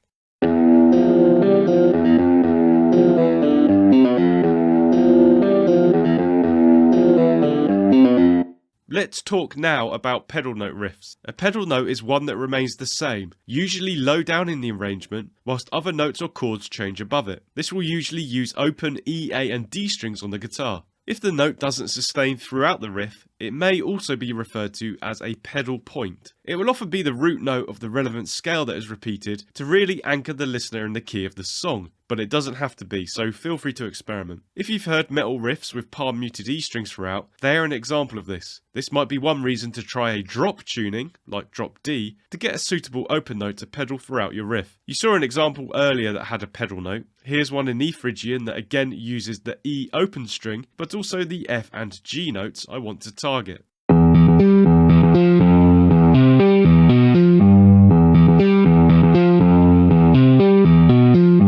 Now it's time for a classic riff component, the power chord. A favourite of rock and metal, the power chord is a simple, powerful element in many iconic riffs. A power chord is actually just the perfect fifth interval, so it relates back to the first two examples in this video. Power chords are often used with pedal notes that I discussed previously. This is particularly prevalent in metal riffs. On guitar they are usually played as two-note chords, with the first and fifth, or as a three-note chord with the octave added above the fifth. If using a distorted guitar sound, you might also find other techniques used with power chords, such as palm muting and slides. A simple starting point for generating power chord riffs is to use the notes in the relevant scale for your song, and then using each note as a root note for a power chord. As with other riffs, the rhythmic element is almost more important than the actual chords being played. Here's an example in E Phrygian using power chords and other single note lines.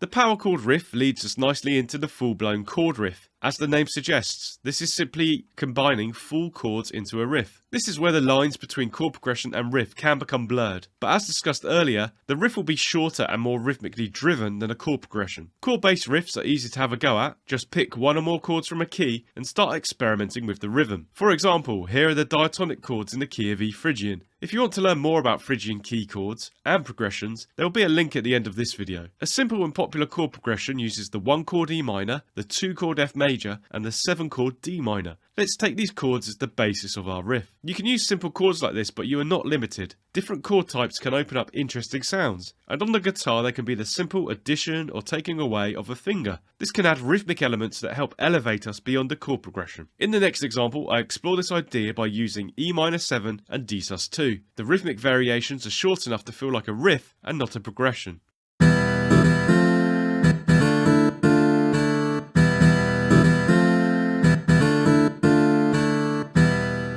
A riff can come into the songwriting process at different times. It could be that you create a great riff in isolation and that inspires you to write the rest of a song. Remember that they contain rhythm, melody and harmony. This song DNA can be unpicked from the riff and lead to quick songwriting. Concentrate on the notes that are emphasised or stand out. These will lead you to suggested chord changes. You could also take an existing chord progression and turn this into a riff. This might be by using chord notes or whole chords as you saw earlier. Or you could take a song melody and use it for your riff inspiration. This is particularly useful for finding rhythmic hooks for your riffs. Sometimes starting with some limitations can really help your riff writing process as it narrows down infinite possibilities to focus your attention.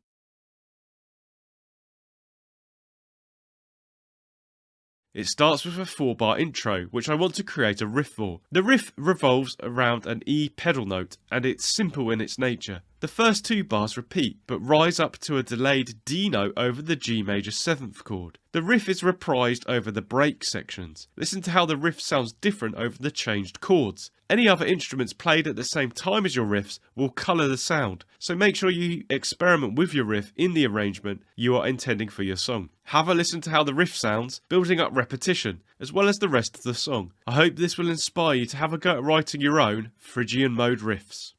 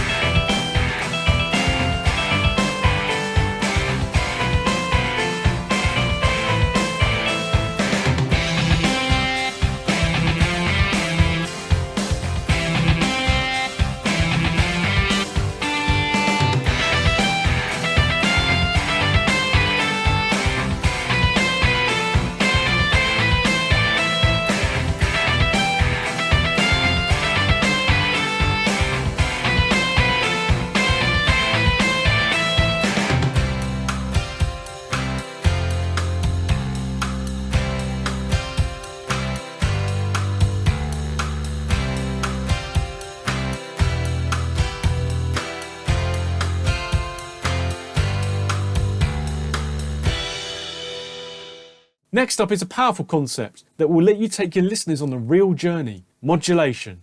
Otherwise known as changing key, modulations come in many different flavours and will enable you to craft songs that can flow and surprise like no other. In music theory, the key of a composition refers to the scale that a piece of music draws all of its notes from. If a song uses the notes from a particular scale, then it is said to be in the key of that scale or in the tonality of that scale. If you hear that something is in the key of a note, without reference to major or minor, then it is assumed to be in a major key. For example, a song in the key of C would usually be implying that it is in the key of C major. The notes in the scale will allow you to construct a series of different chords. These chords are used in chord progressions to create a song with. You can also look at the chords used in the song to identify what key it is in. The most important note in the scale is the tonic note, and similarly, the most important chord in a key is the tonic chord. This chord will feel like home and will have the same letter and tonality as the relevant scale. For example, in the C major scale, the first note or tonic note is C. In the key of C major, the tonic chord is the C major chord. You may see this labelled with the 1 Roman numeral. The key of a song is usually established by frequently returning to the tonic chord and arranging other chords around the tonic chord to make it feel like the home chord of the song. This is sometimes referred to as the tonal centre. There can be some ambiguity about the tonal centre of certain songs, so be aware that it isn't always clear cut. That's music theory for you. So a song will be in a certain key, but it is perfectly possible for a song to move to a different key within the song. This is called a key change or modulation. These terms are used interchangeably and often mean the same thing, but it is worth being aware that some people will use them to refer to slightly different things. Modulation can be thought of as the process of changing key, whilst the key change is the final result of this modulation. Another way of looking at it might be that modulation is a temporary event within a piece of music, whereas a key change is more permanent or final. If this seems confusing, don't panic. Just know that the key of a song can change. It's all well and good knowing that a song can change key, but why would we even want to change key? When writing a song with a set of chords in a key, it can sometimes begin to feel a bit static and boring. After several repeats, the song may feel like it wants to go somewhere else. An easy way to achieve this is by changing the key of the song. Think of the final chorus of many 80s pop songs. That shift up is a key change used to elevate the final chorus to add emotion and energy. Songs can have several key changes within them. This might help to reinforce the lyrics or create a journey with the music, starting somewhere, going somewhere else, and then either returning home or continuing on a journey of further key changes. So key changes are a widely used songwriting technique that can create a wide diversity of sounds and feelings. But how do we change key? This is a question with a huge range of answers. Let's first look at relative key changes. Examples will be presented in HookPad. Use the link in the description to get HookPad and follow along. For example, a song that uses the notes from the C major scale is in the key of C major. The C major scale has the notes C, D, E, F, G, A and B. The A natural minor scale has the notes A, B, C, D, E, F and G. It is worth being aware that there is more than one minor scale. We won't go into detail about this here, but where we mention the minor scale, we are referring to the natural minor scale. This is also known as the Aeolian mode or the sixth mode of the major scale. You can see that the C major and A minor scales have the same set of notes, which just start and end on different notes. Because of this, these two scales are called relative scales. C major is the relative major of A minor, and A minor is the relative minor of C major. We know that a key refers to the scale that a song is created from, so you can also have relative keys. Therefore, the relative key of C major is A minor, and vice versa. We can see this by looking at the chords in each key. Chords in a key, also known as triads, are created by each using 3 notes from the relevant scale. The C major key has the chords 1 C major, 2 D minor, 3 E minor, 4 F major, 5 G major, 6 A minor and 7 B diminished. And the A minor key has the chords 1 A minor, 2 B diminished, 3 C major, 4 D minor, 5 E minor, 6 F major, and 7 G major. Because these two relative keys have the same set of chords, it is easy to modulate between the two. It is worth visualizing these keys on the circle of fifths. The circle of fifths is a commonly used diagram in music theory. It shows the relationship between all of the notes in Western music and has a lot of applications. We have a video in the description if you would like to learn more about it.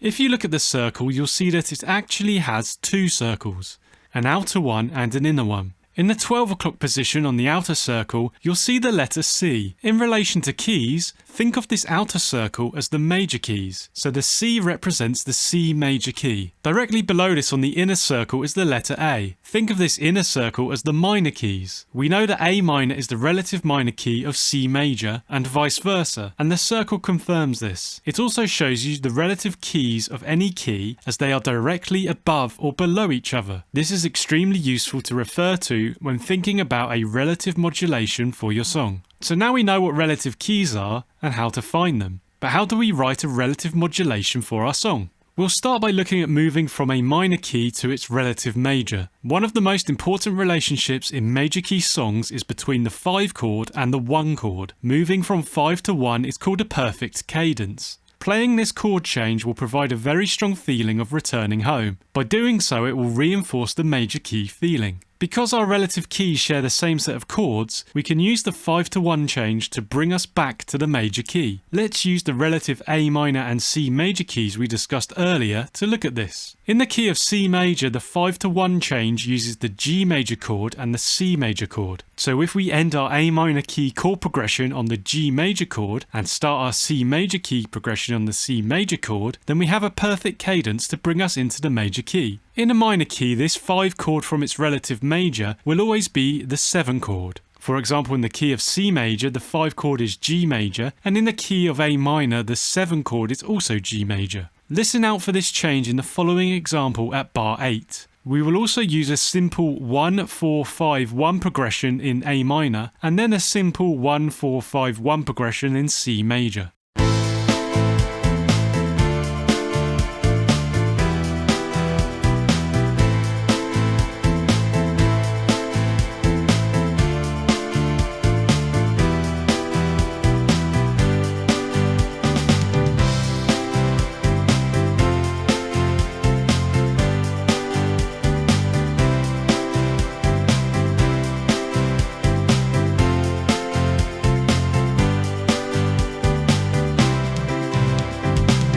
The impact of modulating may be more subtle with relative keys because of their closeness. Sometimes it doesn't sound like we have even changed key. If you want to really make your changes clear, then you will want to center your progression around the 1 chord, at least initially after the key change, in order to establish the new tonal center. Another cadence used in major key songs is the 4 to 1 change. It is sometimes called the Amen or plagial cadence. In a minor key, this 4 chord from its relative major will always be the 6 chord. For example, in the key of C major, the 4 chord is F major, and in the key of A minor, the 6 chord is also F major. So let's use our previous example and just change the 7 chord in bar 8 for the 6 chord. Listen out for the difference in this particular cadence when we modulate to the relative major key.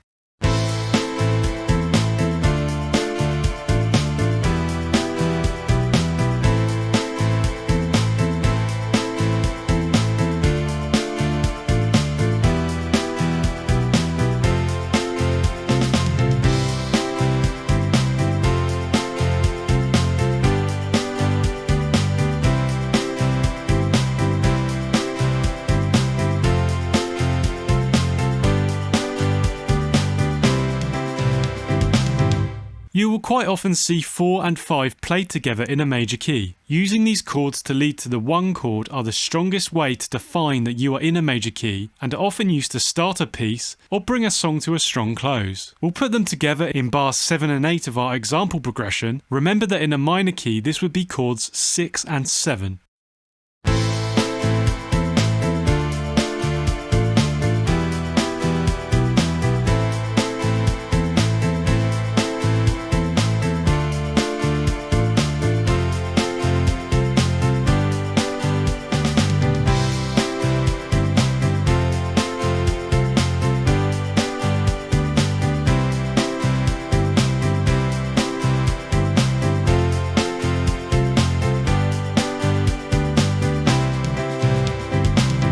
Next we will look at changing the 7 chord to a dominant 7th chord. In a major key, the 5 chord is often played as a dominant 7th. This strengthens the cadence, really amplifying the desire for the 5 chord to resolve to 1. Let's change our 7 chord in bar 8 to the dominant 7th to hear this strong cadence.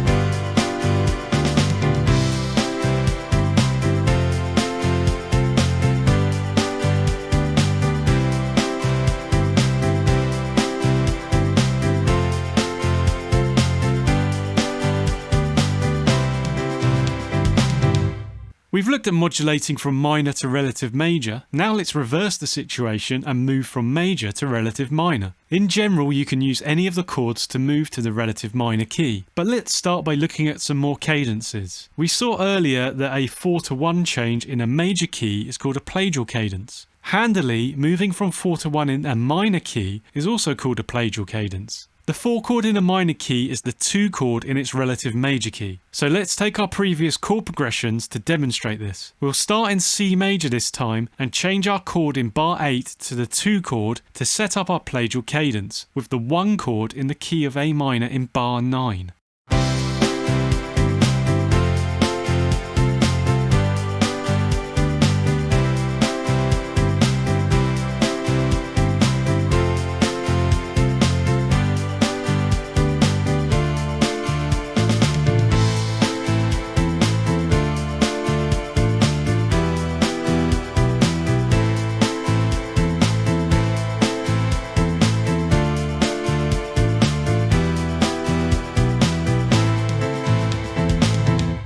You may wonder why we haven't used the 5-to-1 change in our minor key modulation, like we did when moving to a major key. The reason is because this has a weaker effect in a minor key and doesn't pull us as strongly to the tonic or 1 chord. This is because of the notes that make up our minor 5 chord. Let's look at our 5-to-1 change in C major to demonstrate this. The 5 chord in the key of C major is G major. The G major chord has the notes G, B and D. The C major chord has the notes C, E and G. Look at the middle note or 3rd note in the G major chord. It is B. This is the closest note to the root or tonic of C major. It is only half a step or a semitone away from it. This creates the strong pull or desire to resolve that we hear in the perfect cadence. Now let's do the same again in the key of A minor. The 5 chord is E minor. The E minor chord has the notes E, G and B. The middle note is now called a flat or minor 3rd note, and in the E minor chord it is G. The G note is a whole step or tone away from the root or tonic of the 1 chord A minor. So we are twice the distance away from the tonic as we were in C major. This is why the sense of cadence is much weaker. The minor 3rd note isn't demanding we move to the tonic as strongly as the 3rd note did.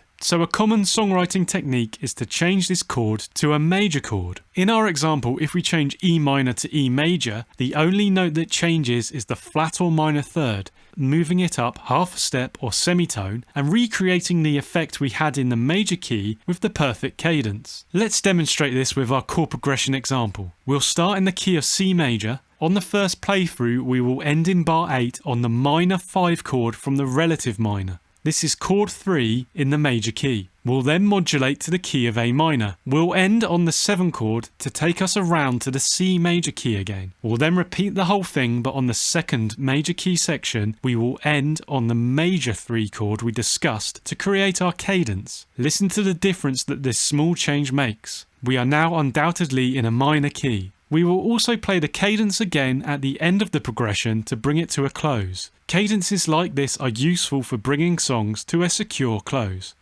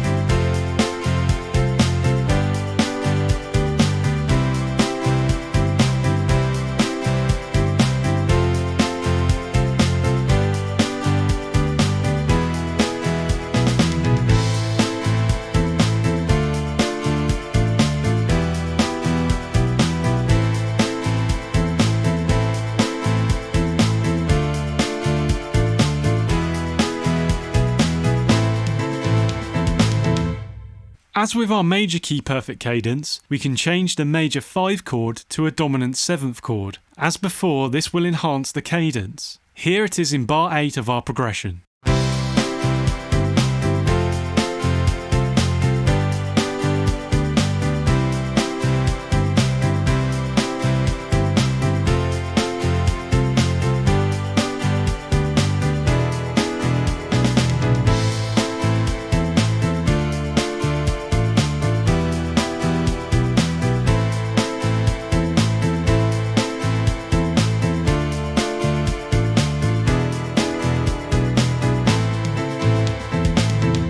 We've explained the basic mechanics of the relative modulation, and you should be able to use it in a few different ways. The only problem with our examples so far is they only used simple chord progressions that started on the 1 chord of their respective keys. As you may be aware, this is not the norm throughout a song. To provide a more real-world example, we will start with the song we created in our major key song masterclass. Let's listen to the original song.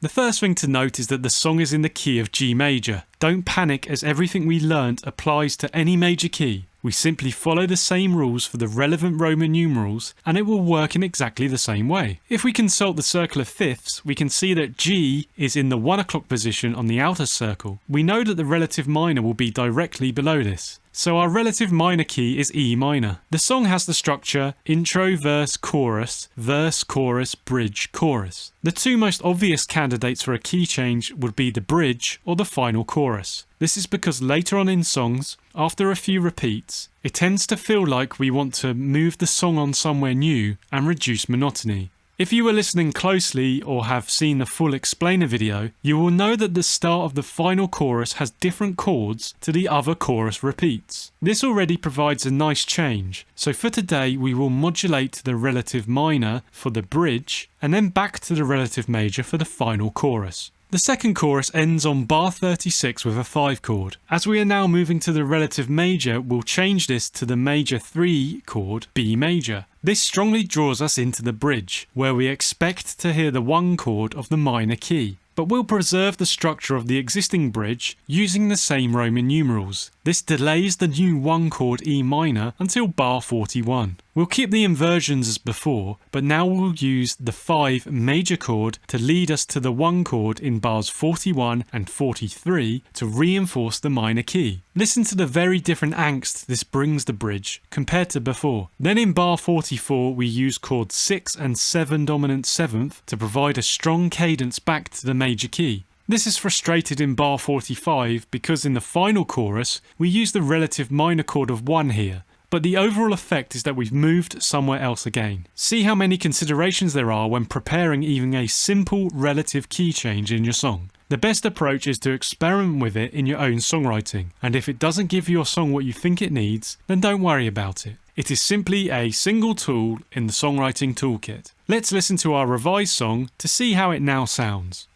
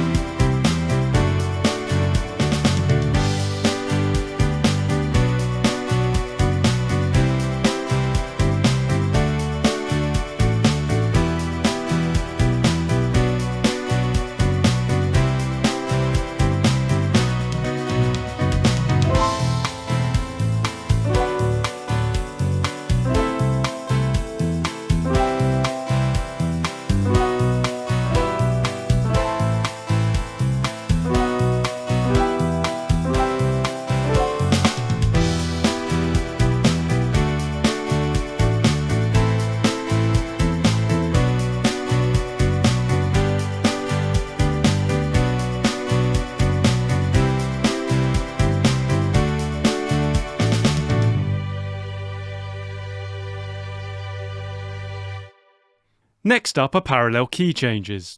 The C major scale has the notes C, D, E, F, G, A and B. The C natural minor scale has the notes C, D, E flat, F, G, A flat and B flat.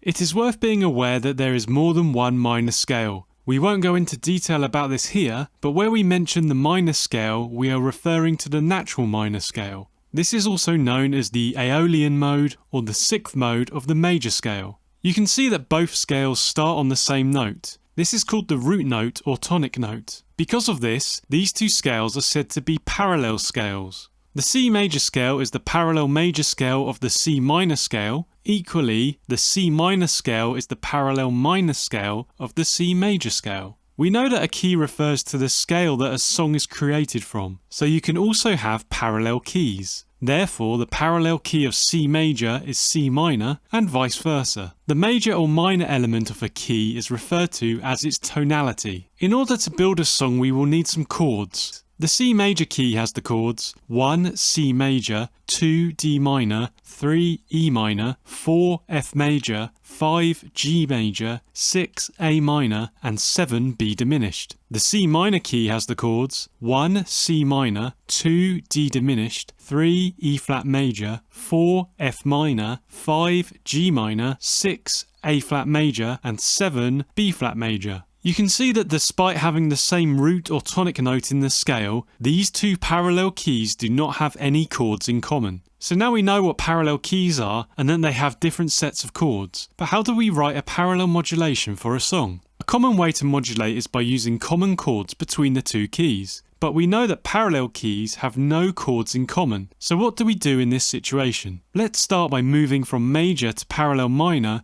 to look at modulation techniques. Moving from a major key to its parallel minor has a dark and gloomy effect, which can sound like the walls of the song are closing in. This can provide a useful sad contrast within an existing major key song. One of the most important relationships in major key songs is between the 5 chord and the 1 chord. Moving from 5 to 1 is called a perfect cadence. Playing this chord change will provide a very strong feeling of returning home. By doing so, it will reinforce the major key feeling. You can see that the major 5 chord only appears in our major key chords. In the parallel minor, the 5 chord is a minor chord. The minor 5 chord has a weaker effect in a minor key and doesn't pull us as strongly to the tonic or 1 chord. This is because of the notes that make up our minor 5 chord. Let's look at a 5-to-1 change in the key of C major to demonstrate this. The 5 chord in the key of C major is G major. The G major chord has the notes G, B and D. The C major chord has the notes C, E and G. Look at the middle note or third note in the G major chord. It is B. This is the closest note to the root or tonic of C major. It is only half a step or a semitone away from it. This creates the strong pull or desire to resolve that we hear in the perfect cadence. Now let's do the same again in the key of C minor. The 5 chord is G minor. The G minor chord has the notes G, B flat and D. The middle note is now called a flat or minor third note, and in the G minor chord it is B flat. The B flat note is a whole step or tone away from the root or tonic of the 1 chord C minor, so we are twice the distance away from the tonic as we were in C major. This is why the sense of cadence is much weaker. The minor third note isn't demanding we move to the tonic as strongly as the third note did. So a common songwriting technique is to change this chord to a major chord. In our example, if we change G minor to G major, the only note that changes is the flat or minor third, moving it up half a step or semitone and recreating the effect we had in the major key with the perfect cadence. You could also think of this major 5 chord as a borrowed chord. We have borrowed it from the parallel major key. By using this major 5 chord, we have a powerful bridge between our major and minor keys. Time for an example. We'll begin with the very popular 1-5-6-4 progression in the key of C major. On the second repeat, we will swap the 5 and 4 chords around, so we end on bar 8 with the major 5 chord we discussed earlier. This will be our link to the parallel C minor key. We'll then use a 1-5-6-4 progression in our parallel minor key. Listen out for the gloomy minor change when we modulate.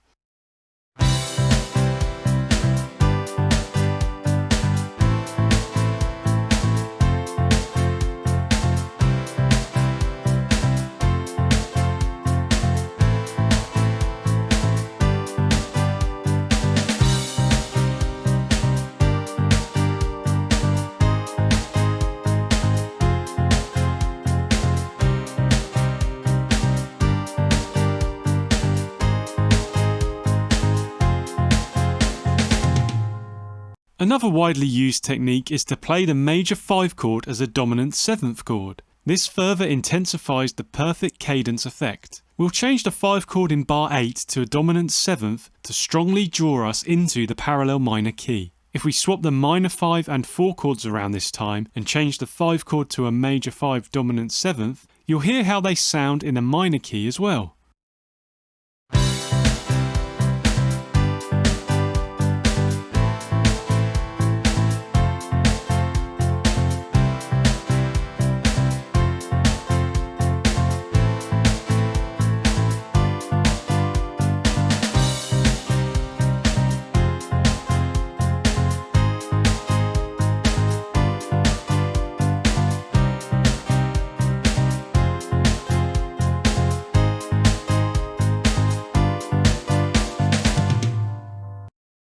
The technique of using borrowed chords is widely deployed by songwriters. This allows a song in a major key to use a wider palette of chords and therefore reduce monotony. A common candidate for this is what's known as the flat 6 chord.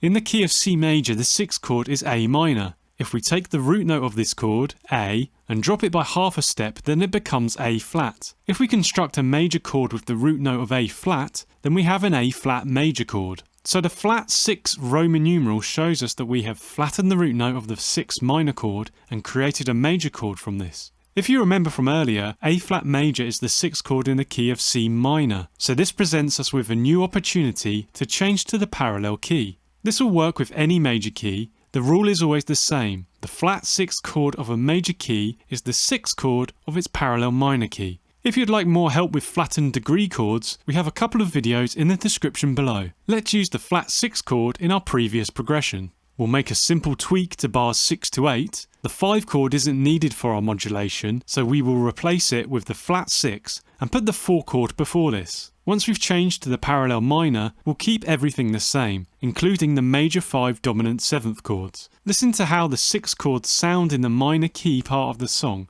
compared to at the end of the major key section.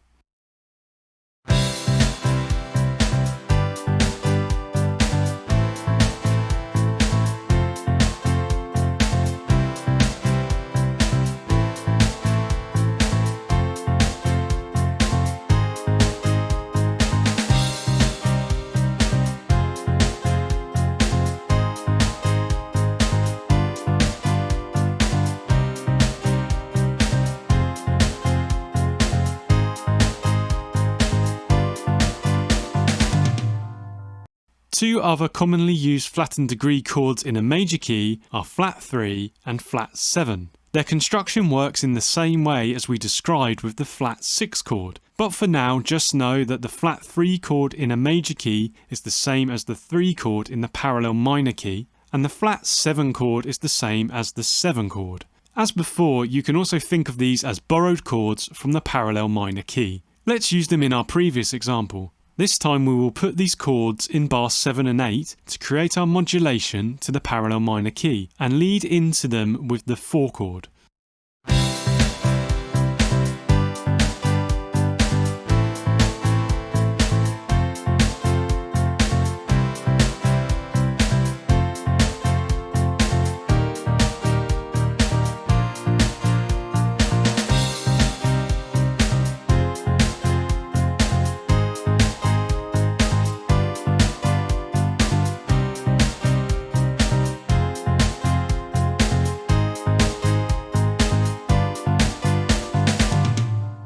We've looked at moving from major to parallel minor. Now let's reverse the situation and move from minor to parallel major. Where changing from major to parallel minor felt gloomy or closing in, the opposite is true for moving from minor to parallel major. It brightens up the song like a ray of sunshine. It feels like the song is opening up in front of us. We'll use the same keys as before for examples, C minor and C major. The easiest and strongest way to move from minor to parallel major is to use our major 5 chord again. The perfect cadence will firmly set us up in the parallel major after the modulation. You can also use the dominant 7th 5 chord as before to strengthen this. We'll stick with the 1, 5, 6, 4 progression.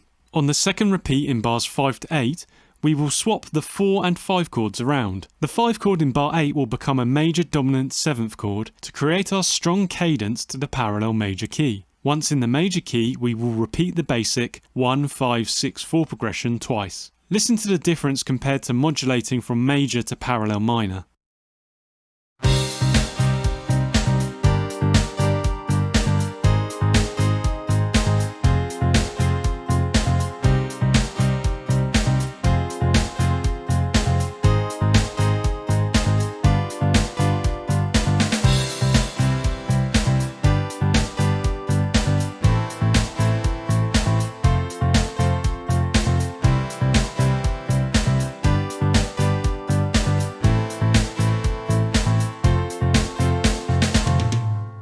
We can also use the flattened degree chords we saw earlier to modulate. Of course, in a minor key they are no longer flattened degree chords and are just basic chords in the key. Let's use the 6th chord for our modulation this time.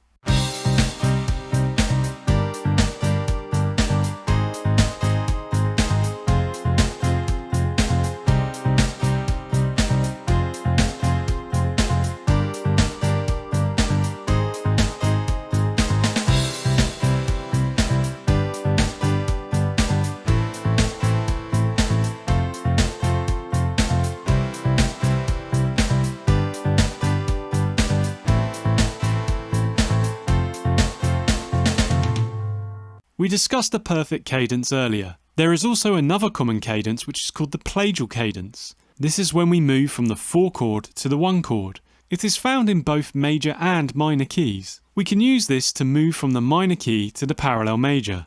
We'll give you 2 examples here. First in bar 8 we will use the minor 4 chord. Then in bar 16 we will use the major 5 dominant 7th chord to take us back to the C minor key. In bar 24 we will use the major 4 chord. Listen to the difference the major 4 chord gives the modulation compared to the minor 4.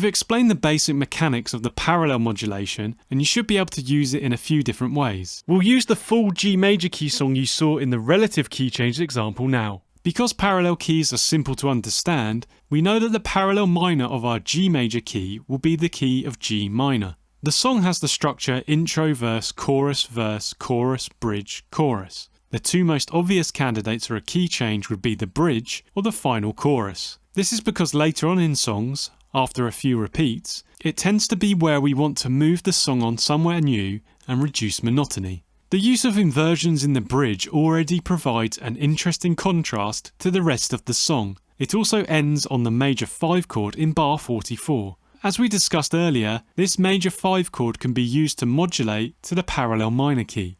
So we'll just change it to a dominant 7th chord, and then we can play our final chorus in the key of G minor. If you were listening to the original closely, or have seen our explainer video, you will know that the first half of the final chorus has different chords. Because we are changing key for our final chorus now, we will change it to 2 repeats of 1, 3, 4, 5. This preserves the Roman numeral structure from the major key choruses. We will continue to utilise the major 5 dominant 7th chord from the modulation in our minor key chorus to provide a nice consistency at the end of each 4-bar sequence. We still end on the G major chord, which provides a nice perfect cadence with the final major 5 chord of the chorus. See how many considerations there are when preparing even a simple parallel key change in your song. The best approach is to experiment with it in your own songwriting, and if it doesn't give your song what you think it needs, then don't worry about it.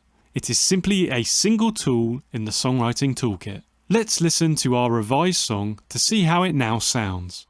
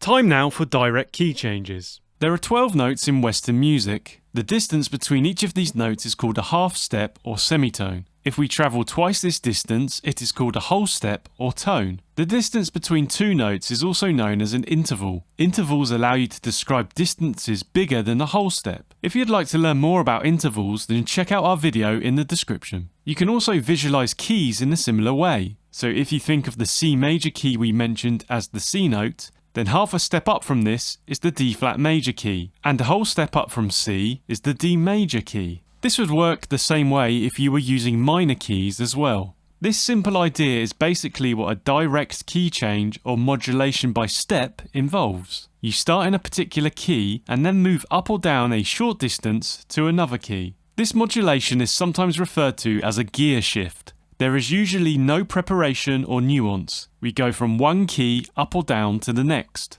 It can feel a bit cliched or lazy due to its overuse in pop music, but it might be just what your song is after to elevate it. The most common approach with direct modulation is to keep the same chord progression Roman numerals from before and after the key change. The most popular example you will see is shifting the key of a final chorus up to inject some energy. Let's run through some examples to see this in action. We'll use the key of C major we saw earlier and play a simple 1-5-6-4 progression through twice. Then we will perform a direct modulation to the next key where we play the same Roman numerals in the same order. Let's start with probably the most common direct modulation, moving up half a step. We'll move from the key of C major to the key of D flat major. Listen to the change in sound this creates.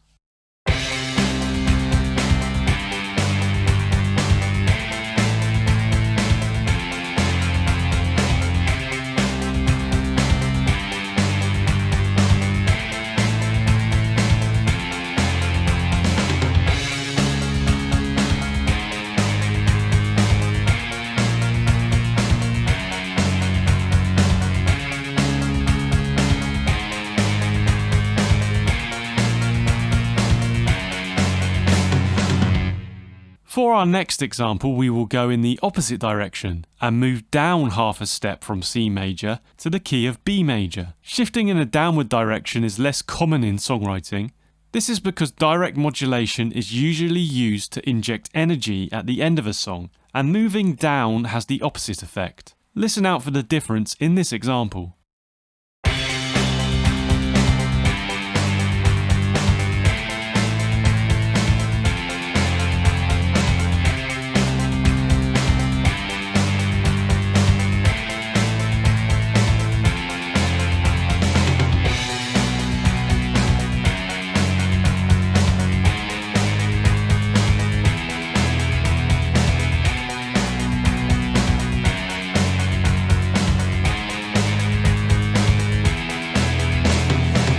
In our next example, we will double the distance of the change from half a step to a whole step. We'll start by moving up from C major to D major. Listen out for the difference this bigger shift creates.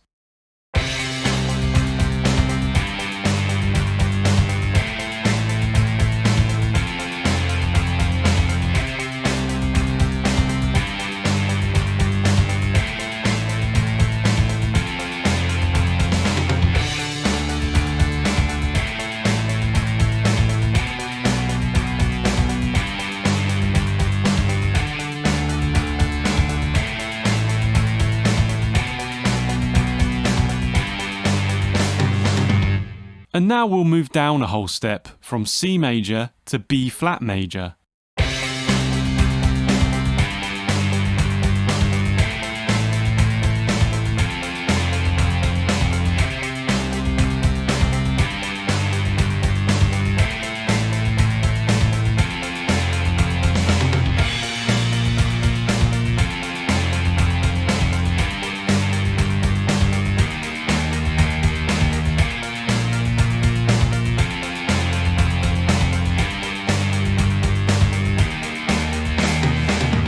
Shifts bigger than a whole step are less common. This is often because it really puts pressure on a singer to change key in this way, but they are perfectly possible, and the sky really is the limit. In the next examples, we will move a distance of a minor third. This is the equivalent of 3 half steps. If you want to learn more about different intervals, then our video in the description will explain them all. First, we move up a minor third from C major to E flat major.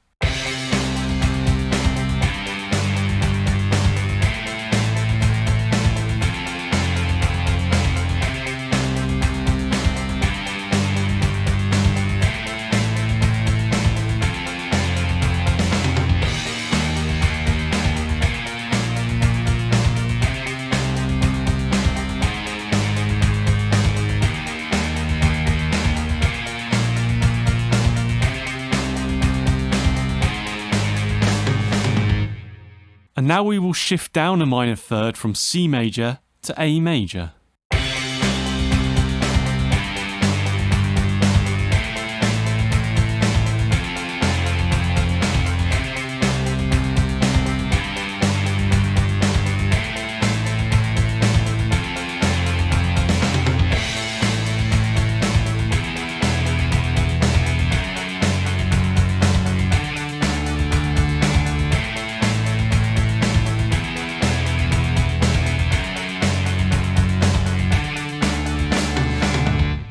You can also perform several direct modulations in the same song. You may have heard this in a song before, and it can become a bit ridiculous, like you are on an escalator continually shifting up. But if used carefully, it can be effective. We'll use our same progression from before in this example, starting in C major, shifting up half a step to D flat major, and then finally shifting up a whole step to E flat major.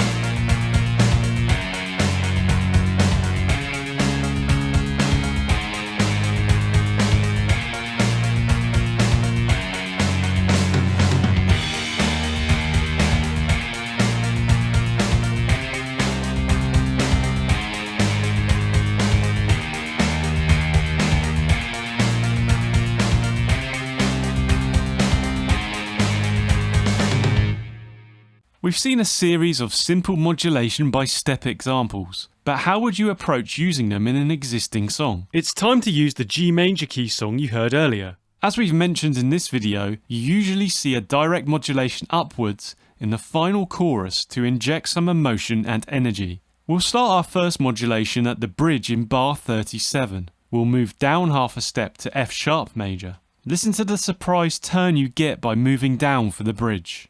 After the bridge, the song goes back to the chorus in bar 45. You will have seen that the first half of the final chorus had different chords in the original song. For our revised song, we will use the same Roman numerals as the other choruses to preserve continuity. The difference will come from the direct modulation up to A major. This is a minor third higher than the bridge and a whole step higher than the rest of the song in the key of G major. This injects some new energy for the end of the song. Finally, we come back to the G major chord in the key of G major to end the song in the home key. See how many considerations there are when preparing even a simple direct key change in your song. The best approach is to experiment with it in your own songwriting, and if it doesn't give your song what you think it needs, then don't worry about it. It is simply a single tool in the songwriting toolkit. Let's listen to our revised song to see how it now sounds with our gear shifts.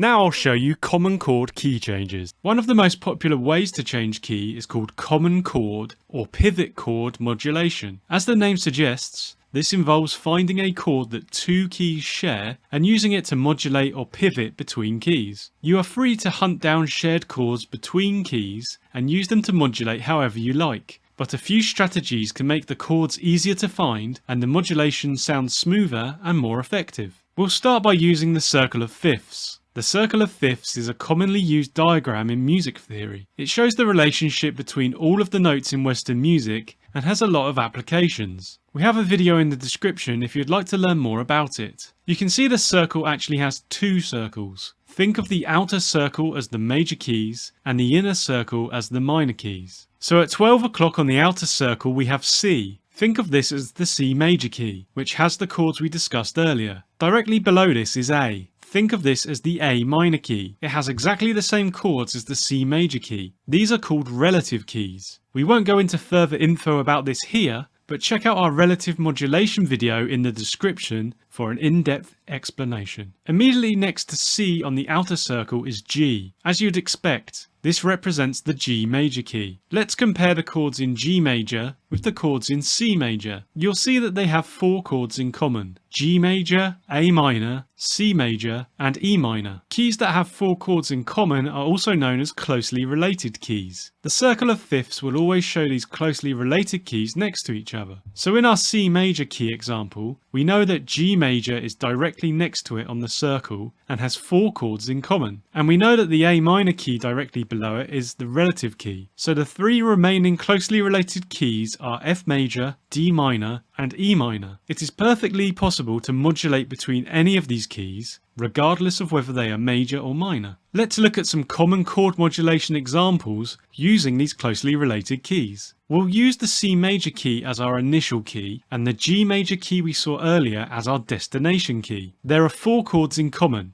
Let's explore each in turn. G major is the 1 chord in the key of G major and the 5 chord in the key of C major. The 5 chord plays an important role in major key chord progressions. You may also see it referred to as the dominant chord. It has an extremely strong desire to resolve back to the 1 chord. For this reason, it is often used at the end of chord progressions in order to bring us back to the 1 chord and establish the key. This means that using the 5 chord to pivot keys is not the best choice, as it will draw the listener back to the tonal center of the initial key and not move us onto the tonal center of the destination key. This is not to say that you cannot use this chord, but for now we will remove it from our possible list of pivot chords. Next up is A minor. This is the 2 chord in the key of G major and the 6 chord in the key of C major. This chord will work nicely as a pivot chord, so let's look at our first example. First of all, we will play a chord progression in our initial key of C major. We will use a very common chord progression, 1, 5, 6, 4. After 2 repeats of this, we will begin our modulation. In bar 9, we play the pivot chord A minor. We have now changed key, but we need to cement the change by reinforcing our new tonal center of G major. A good way to do this is by using the dominant 5 chord we discussed. The 5 chord in our destination key of G major is D major. If you want to further intensify the dominant 5 chord's draw back to the 1 chord, then you can turn it into a dominant 7th chord. This is also known as a perfect cadence. If you'd like to learn more about dominant 7th chords, then we have a video in the description. Next up, we'll play the new 1 chord of G major to reinforce the changed tonal center. We repeat the 5 dominant 7th to 1 change again to really establish the new key. Then we can go into our new key chord progression. This could be anything, but for comparison we will play the same 1, 5, 6, 4 chord progression as we did in the initial key. Listen out for the C major chord coming back in bar 16 and how it no longer feels like the tonal center of the song.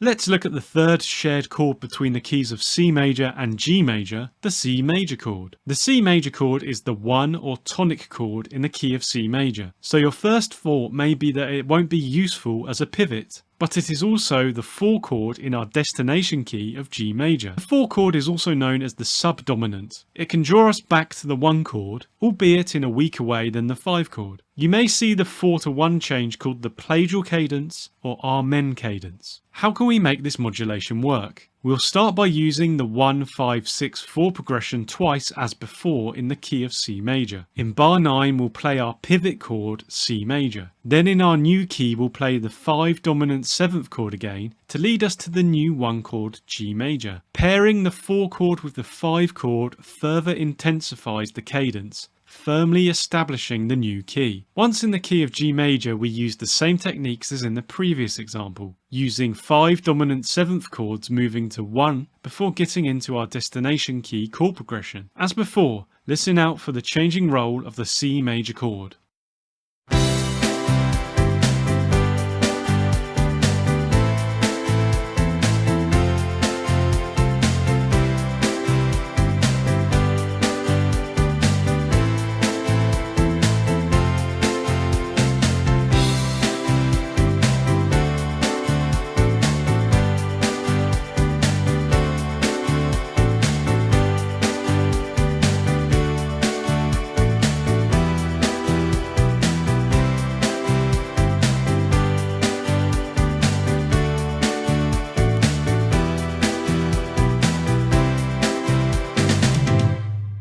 We're now left with one common chord between the keys of C major and G major, E minor. E minor is the 3 chord in the key of C major and the 6 chord in our destination key of G major. These minor chords don't have such a strong role in major key songs. This will allow us to create a more drawn out, almost delayed key change this time. We'll use the structure that our other examples used. In bar 9 we'll play the pivot chord E minor, then we'll change to the destination key of G major. We'll go through a 1-4-5 dominant 7th sequence to establish the key before going into our chord progression. We're using all chords from the initial key until the 5 dominant 7th chord in bar 12. Indeed, the C major chord in bar 11 does sound like it is still the tonal center until the 5 chord hits. This may be an effect you don't want in your song, so always be aware of the role of the chords you use for your key changes.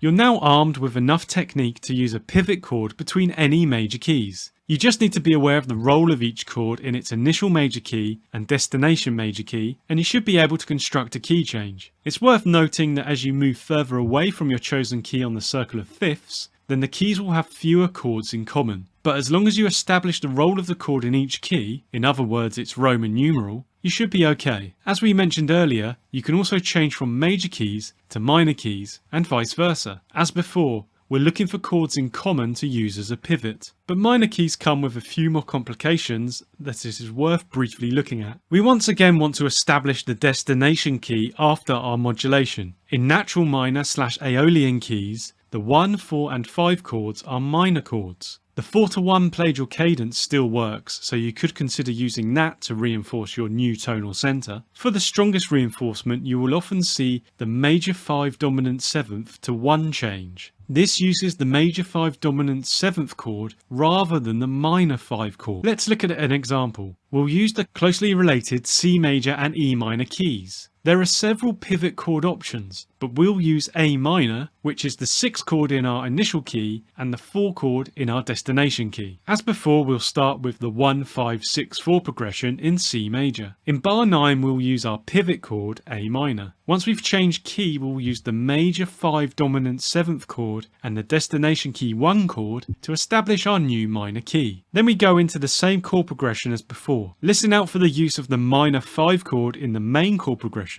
It is common to use both major and minor 5 chords in minor key songs.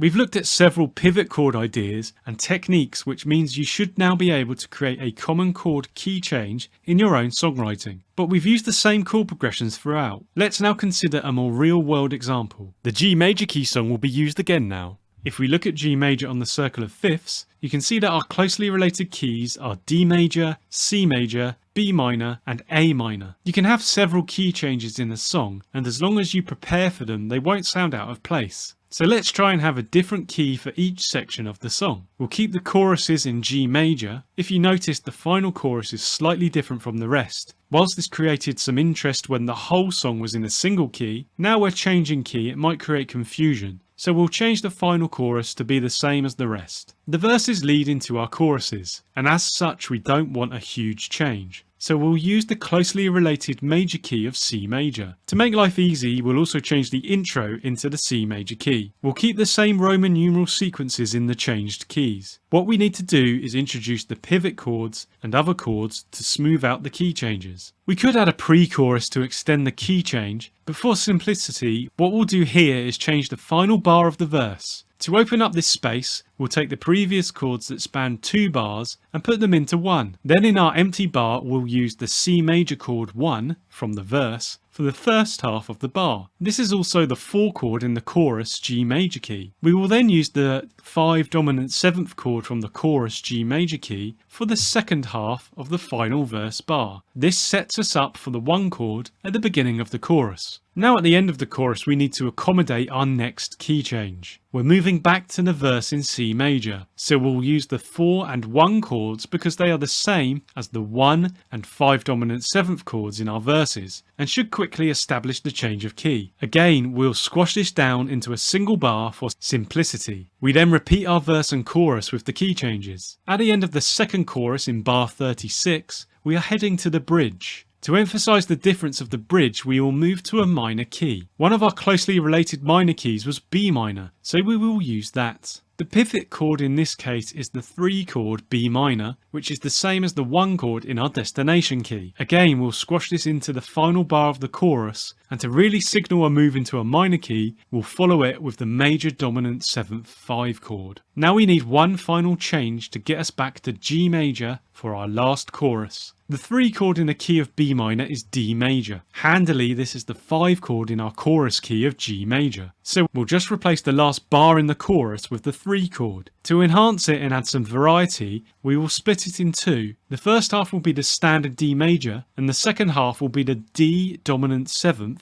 to take us back to the key of G major for the chorus. As you can now see, there are so many considerations when planning key changes. It can become a bit overwhelming. So the best approach is to first see if your song even needs a key change. If you think it does, start with a single simple change and go from there. If you experiment and find something that works, then use it. Don't worry about rules. Everything we cover is purely for inspiration. Let's now listen to our revised song.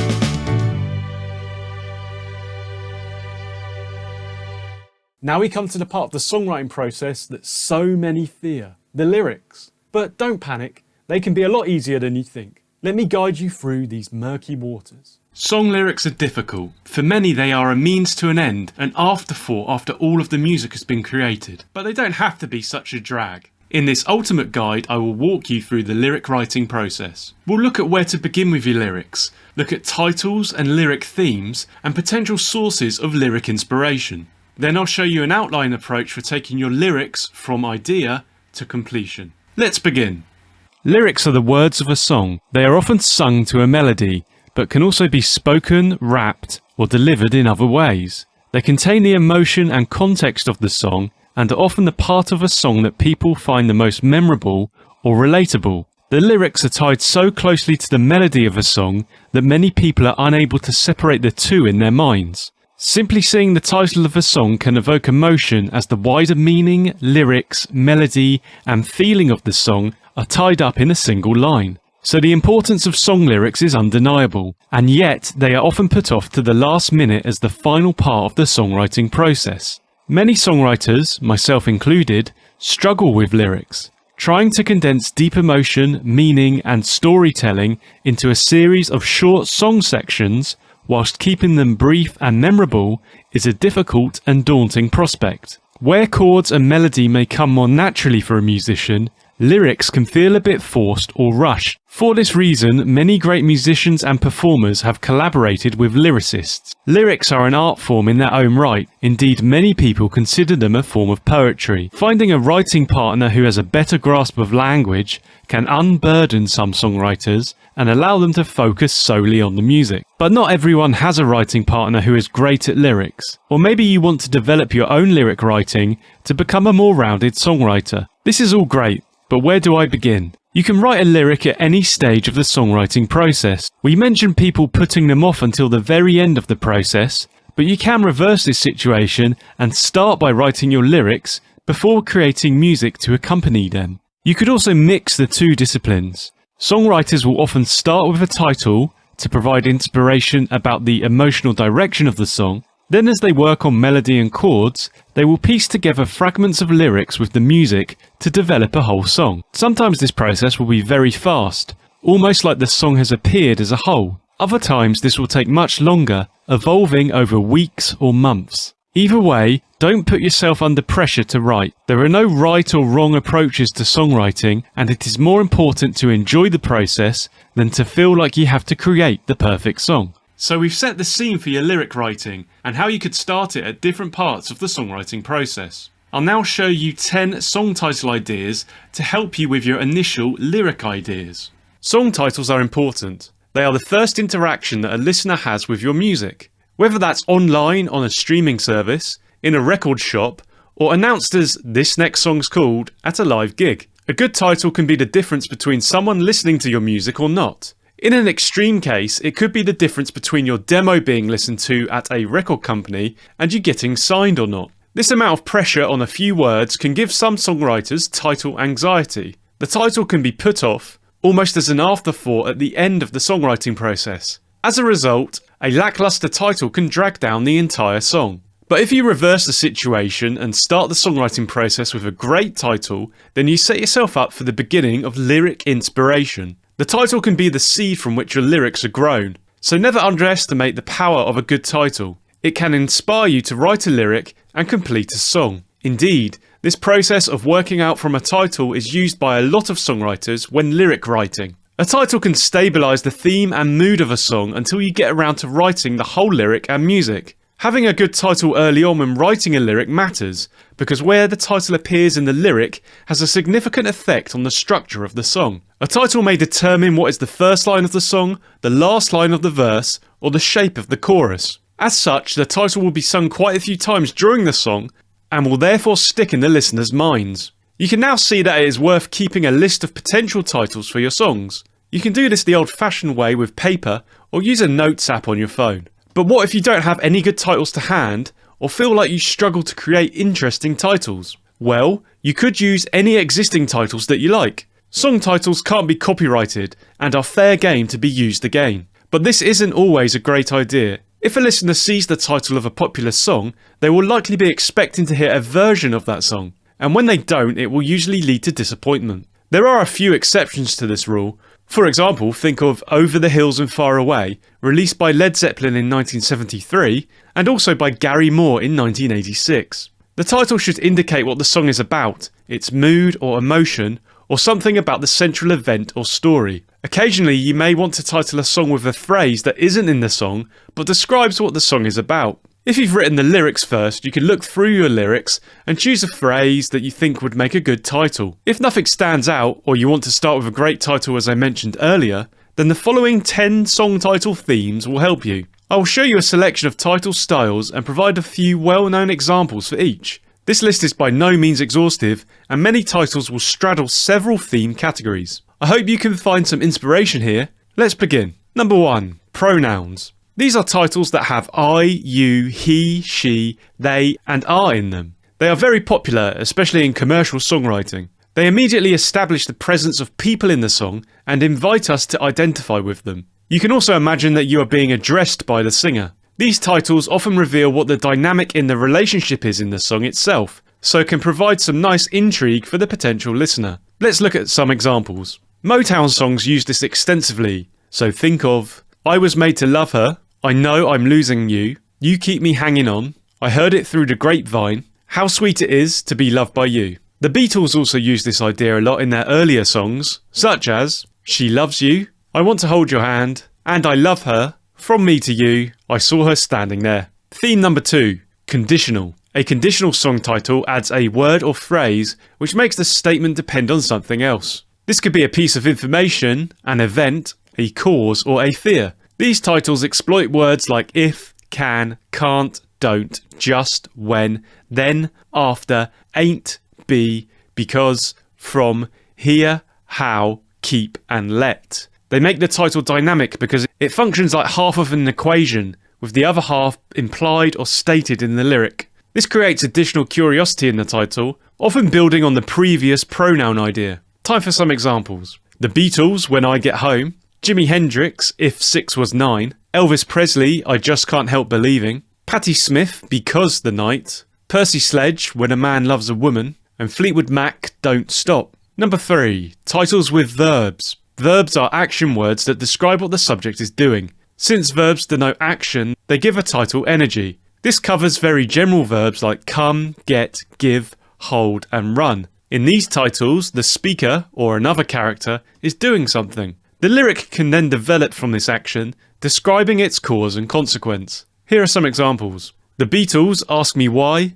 Carry That Weight, Drive My Car, Fixing a Hole, Billy Ocean, Get Out of My Dreams, Get Into My Car, Jackie Edwards / Spencer Davis Group, Keep On Running. Number 4. Descriptive titles. Some titles are just plain descriptions. They might be the name of a person, a place, a time, or an event. They are not as dynamic as other titles, though they are usually clear in their meaning. To make them dynamic, or give a hint to the song theme, add a word that suggests a mood, action, or event. A traditional descriptive title might have the word ballad in it to signify a lyric that tells a story. Let's look at a few examples. The Beatles, Birthday, Christmas Time, or Penny Lane, Small Faces, Itchy Coo Park, and the Kinks, Waterloo Sunset. Number 5. Opposites. One potent form of title is that which has some kind of opposition. Such a title indicates the lyric may be about conflict and a struggle to bridge the tension between the terms. Pushed far enough, this can lead to outright paradox rather than simple contrast.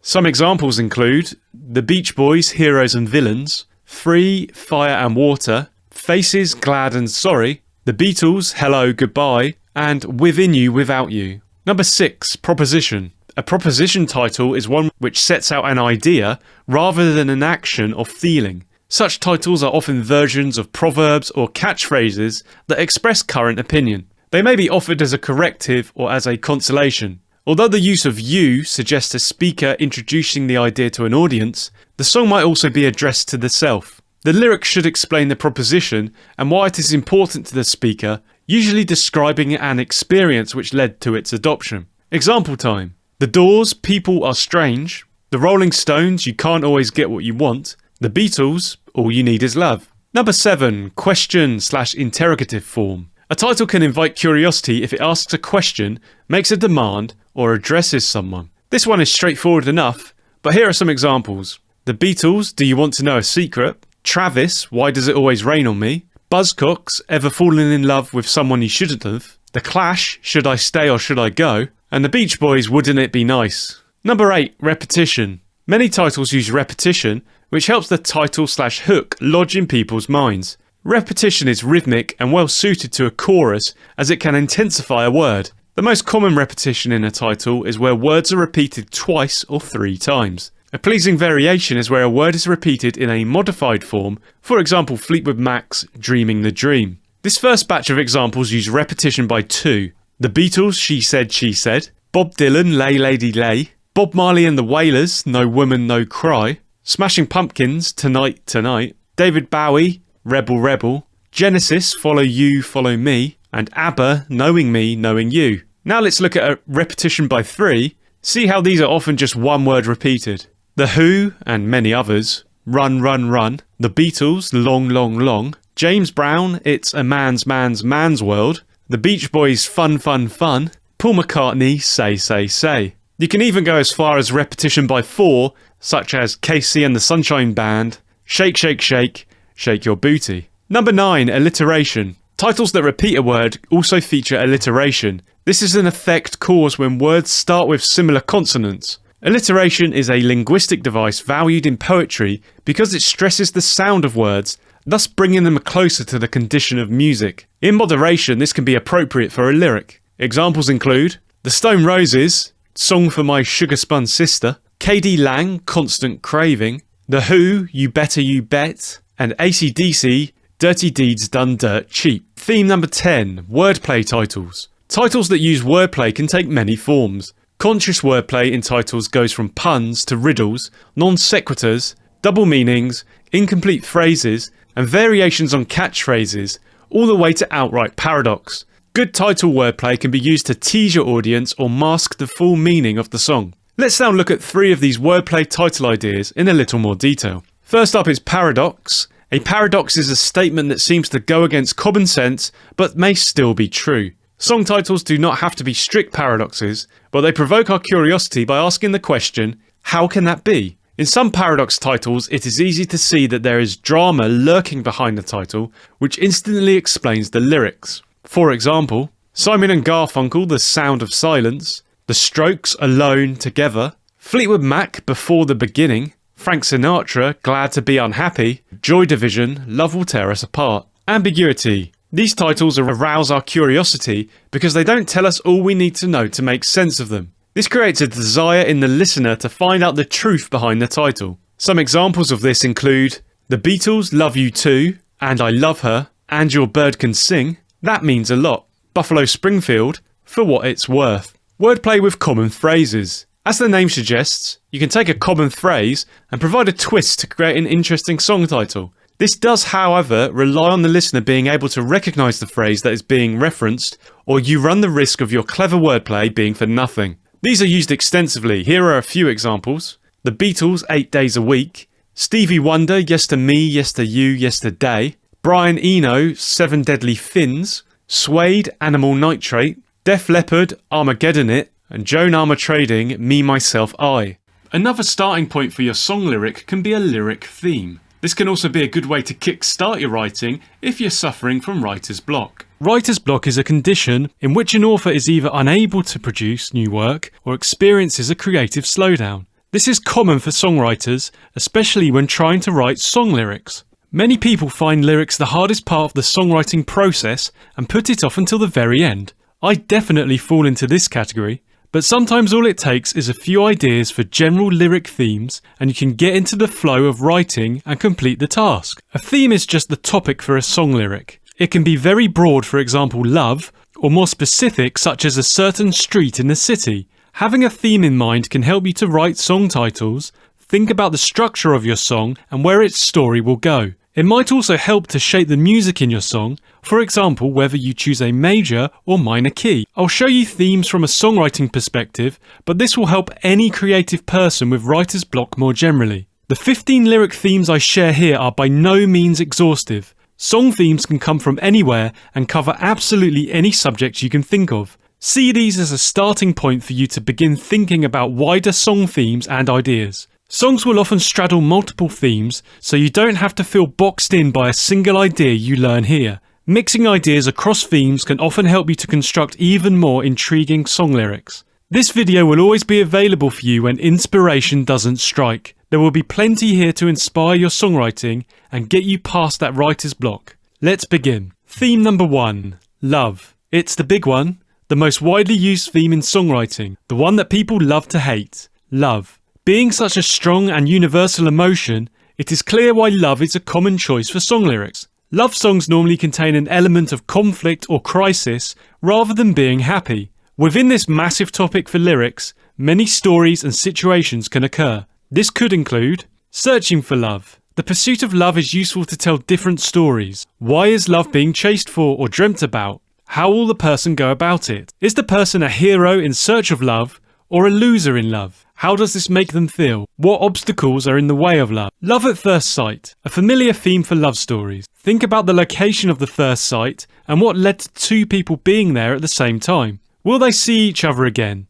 Is it a mutual love, or is it told from the gaze of one person? Unrequited love is a universal theme and can cover deeper considerations about denying feelings or frustration. As with all song lyric themes, you can mix and match to create more interesting ideas. Finding a love rival. This increases the intensity of the song and also introduces other emotions such as anger. Is the love rival real or imagined? This provides lots of interesting angles for the song, such as changing point of view and looking at things from other people's perspective. The themes of conflict in relationships, including love triangles, are often the source of song lyrics. These very personal themes are often written as the result of events happening in the writer's own life, but you don't have to be currently experiencing such a situation to write a love song. Another common love theme is the breakup song. What has caused the breakup? Is it a mutual parting of ways, or is one side unhappy? What happens after the relationship? Does anger turn into revenge, or do they get back together? Themes of independence, moving on, and self-improvement can also come into the breakup song. A theme in its own right, but often considered part of the wider love umbrella, is sex and desire. Many love songs are consciously or unconsciously about sex. This is often coded with metaphor to be more subtle or to get around censorship. Think carefully about how explicit you are with this theme. Does it fit with your other work, and would you be comfortable performing it in front of an audience? What might seem to be clever at first could tip over into something ridiculous or offensive. Love is often seen as a cliched and tired theme, which many songwriters will seek to avoid as it has been covered so many times. But before you dismiss it, I'd recommend giving it a second thought. We often think about romantic love as a theme, but love can also cover other relationships, with your children, other relatives, friends, or even a pet. If you can find a unique angle or way of describing love, you will often be onto a winning song lyric. On to the next theme. Theme number 2, names.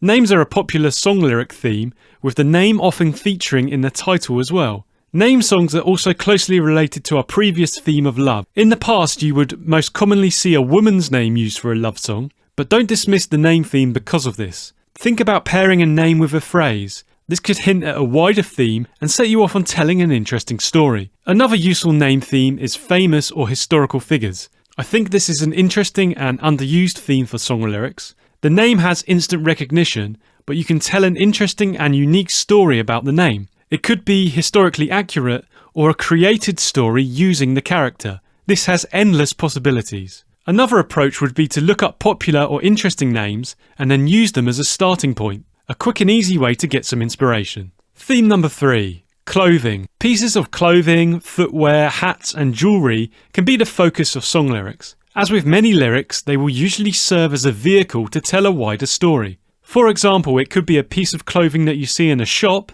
or a piece of jewellery that a friend or lover has or had. It could be a famous outfit that someone wears and becomes a metaphor for their life or works. You can describe the quality of the item, such as colour, texture and cost. The item could have a power. When it is worn, it changes the wearer and transforms their personality. It might also be something that is only worn in a certain situation, such as a suit or a dress, and the story of the situation can form a large part of the lyric. I think this is an interesting angle into more traditional song lyric storytelling. Theme number 4, the put-down song. Everyone likes to moan. A put-down song will make a person, situation or place seem less important than it may be. This can be achieved through satire and humour, or be more abusive, angry and envious. It could be a rejection song, seeking to stand against the source of the put-down. Feelings of self-loathing are also often explored in put-down songs, questioning why you don't belong to a certain group or meet expectations. The classic sources of put-down songs are the establishment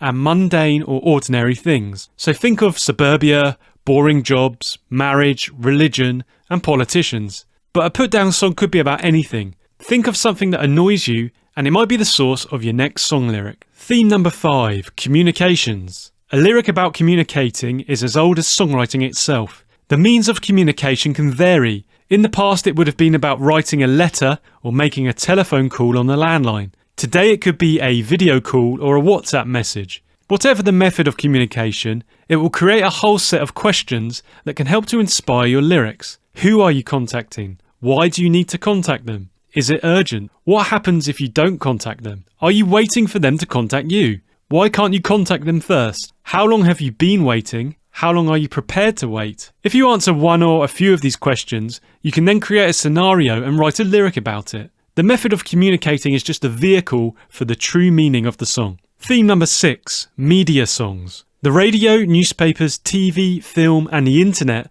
are all good places for song lyric inspiration. But the media itself can also be the theme of your song. The news, whether on TV, in print or online, can be an easy lyric theme. Is it good or bad news? What are the events behind the headline? The news item or moment in history can be used as a metaphor for the narrator's life or current mood. Listening to the radio or a streaming music playlist can be another source of ideas. How do you feel if a song you don't like is being played? What are you doing whilst the music plays? How do you feel when a great song comes on? You can also take influence from TV shows and films. It could be a specific program or movie, or it could be more general, such as the role that TV plays in society. I like the idea of using the commonplace setting of watching the TV to be where a story or idea from one of the other themes can be told. Theme number 7, party time. Songs about partying, particularly from a teenage perspective, have long been used in pop music. You could be enjoying the party or take a more introvert position and not enjoy them, or be frustrated from the experience. This will often be tied into themes of love and desire. The party idea can extend to other settings such as a gig, concert, disco, club or festival. Tied closely to this theme is the idea of performance and dancing. A song can be about a particular dance, which may dictate the music as well as the lyrics, which allow the listener to dance to the song. Or they could be about a completely made up dance, possibly with instructions about to perform it within the lyrics. Theme number 8, place. Place is a huge theme in song lyrics. This can cover living in and journeys between places. Different countries may evoke a range of feelings or ideas, depending on what point of view the song's narrator comes from. Is the place a big, sparsely populated country with wide open spaces, or a densely populated, cramped city? City life is a common theme because a lot of people have experienced it. You could write about city life generally, or get really specific about a particular street in a particular city. The loneliness or isolation of the big city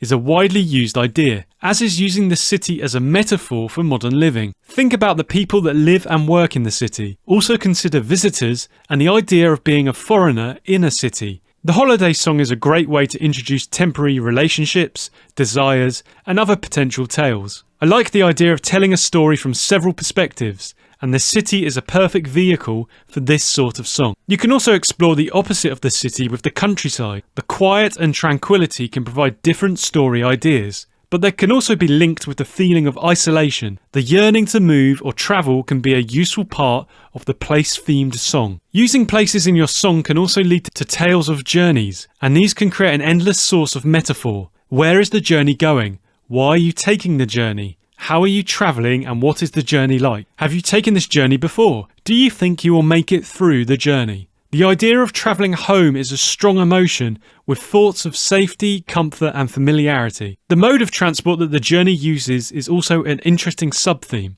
Many songs have been written about driving a car or taking a plane somewhere. I think transport is a great way to add an element of interest and conflict or frustration into your song lyric. Theme number 9, money and work. Money and work are more universal experiences that can make good song themes. The work song is often linked to the city theme because that's where many people work. Ideas can include whether you like or hate your job. Is it going anywhere or are you stuck in a rut? How is your journey to work? Does your mind wander on the journey? What sort of relationships do you have with your work colleagues? Are you being exploited by your work? Do you have an interesting trade or business that you work in? Another common thought is about the weekend and how work is a barrier to fun and relaxation. Concerns about money are widely shared, so can create an interesting theme. Why do you not have much money? What lengths would you go to get more? Do you dream about having lots of money? What problems do people with lots of money have? I think the power of money in culture and society can be a strong theme to use in your song lyrics. Theme number 10, crime and punishment. Songs about crime and punishment are great for evoking strong emotions. Everyone has thought about being caught breaking the law or going to prison at some point. You could use this theme to write from the criminal's perspective. Why are you breaking the law? Do you feel like an outsider? Why do you want to work against the system? If you want to further the intensity, then bring in stories about firearms and homicide. What has put you in this life and death situation? Is it anger, jealousy, or another emotion? Or is it linked to the previous theme, work and money? The other obvious route is to look through the victim's eyes. How does it feel being the victim of crime? Or do you simply have a fear of crime in a certain place or time? Crimes involving fire and arson evoke strong emotions. Consider how you would feel if your home burnt down, for example. You can also look at the outcome of crime. Courts, judges, police and prison. I think an interesting idea is to start with a victim of crime or a member of law enforcement who then turns to crime. The reasons for their change in life and circumstances would provide all sorts of intrigue and story plots. Theme number 11, time. Another huge and universal theme is time. The fear of running out of time, whether that's to do a task or a more existential consideration, is a very strong emotion. Time songs can be about days of the week. What emotions do different days create? Do you look forward to a certain day of the week or hate others? It can also be about different times of day, the tranquility of the morning, a relaxing afternoon, the change at twilight or sunset, or the fear of the evening and darkness. They could also be about seasons and months. What big events happen in this season, or how do you feel in this season? Are you brave enough to tackle a Christmas song? Time could be about looking to the past. What memory are you thinking about? How did it come to mind? Was it positive or negative? Is it something to do with your childhood, youth, or school days? You could also consider historical dates in the past and tell an alternative history. The next time idea is the present. Are you living in the moment to forget the past or not worry about the future? Is your present situation the best time in your life or the worst? Obviously, you can also look to the future. Are you hoping for the future to escape the present? Do you dream of something big in the future? Or is your song set into the far future? What is life like now? Is it some sort of dystopian future or set in space? I think the idea of looking at the same person throughout different time periods could provide an interesting time travel themed song. Theme number 12, music and song. Songs about songs are more common than you think. Songwriters are immersed in music and creativity, so it can be an easy theme to fall back on. You can write about being a musician. What do you like? What don't you like? Do you like performing or writing more? Do you wish you were a popular musician? Playing an instrument can be a good source of themes. How long have you played for? Are you any good, or do you wish you were better? Who have you met through playing your instrument? As with all of the themes, think about how a musician could be placed in various interesting scenarios from other themes in order to develop more interesting ideas. Theme number 13, politics and protest. Protest songs are a tradition that goes back a long way. Think about what it is you're protesting. Is it something you've fought against all your life, or a new source of anger? Is it based around current events, or a historical injustice? Politics often feature in the protest song, usually as something to rally against. The primary emotion in these sorts of songs is usually anger. Think about whether this is something that you want to channel creatively and see if you can come up with an original way to convey your message. Theme number 14, fantasy and myth. The worlds of fantasy and myth have long inspired songwriting. Think about the number of heavy metal songs inspired by these genres of literature. You could take inspiration from old fairy tales or look to the world of books. For example, the works of J.R.R. Tolkien have been a huge source of inspiration for many a songwriter. You could also consider TV series and films that depict stories of fantasy and myth. Think about writing from the point of view of a character within one of these stories. Another idea would be to draw parallels between fantasy and your own life to provide an interesting comparison story. Theme number 15, spirituality. Religion and belief are a huge source of inspiration for writing song lyrics. Many genres of music have their roots in hymns and prayers. You could base a song around the religion you practice, or look at a religion that you are less familiar with. It could look at the problems that exist within a religion, or the salvation that it provides. If you don't believe or are skeptical about religion, it could provide an atheistic narrative, or a commentary on the life lessons that can be drawn from each point of view. Songwriters will also explore wider and more existential questions. Where did we come from? And what happens when we die? Theology is a huge theme to be explored and provide inspiration for your song themes. As with all songwriting, be mindful of who your audience will be and what reaction you seek to draw from them with your lyrics. Song lyric inspiration can come from anywhere. Sometimes the hardest thing is being able to capture the inspiration in the moment. Let's now look at 15 sources of inspiration.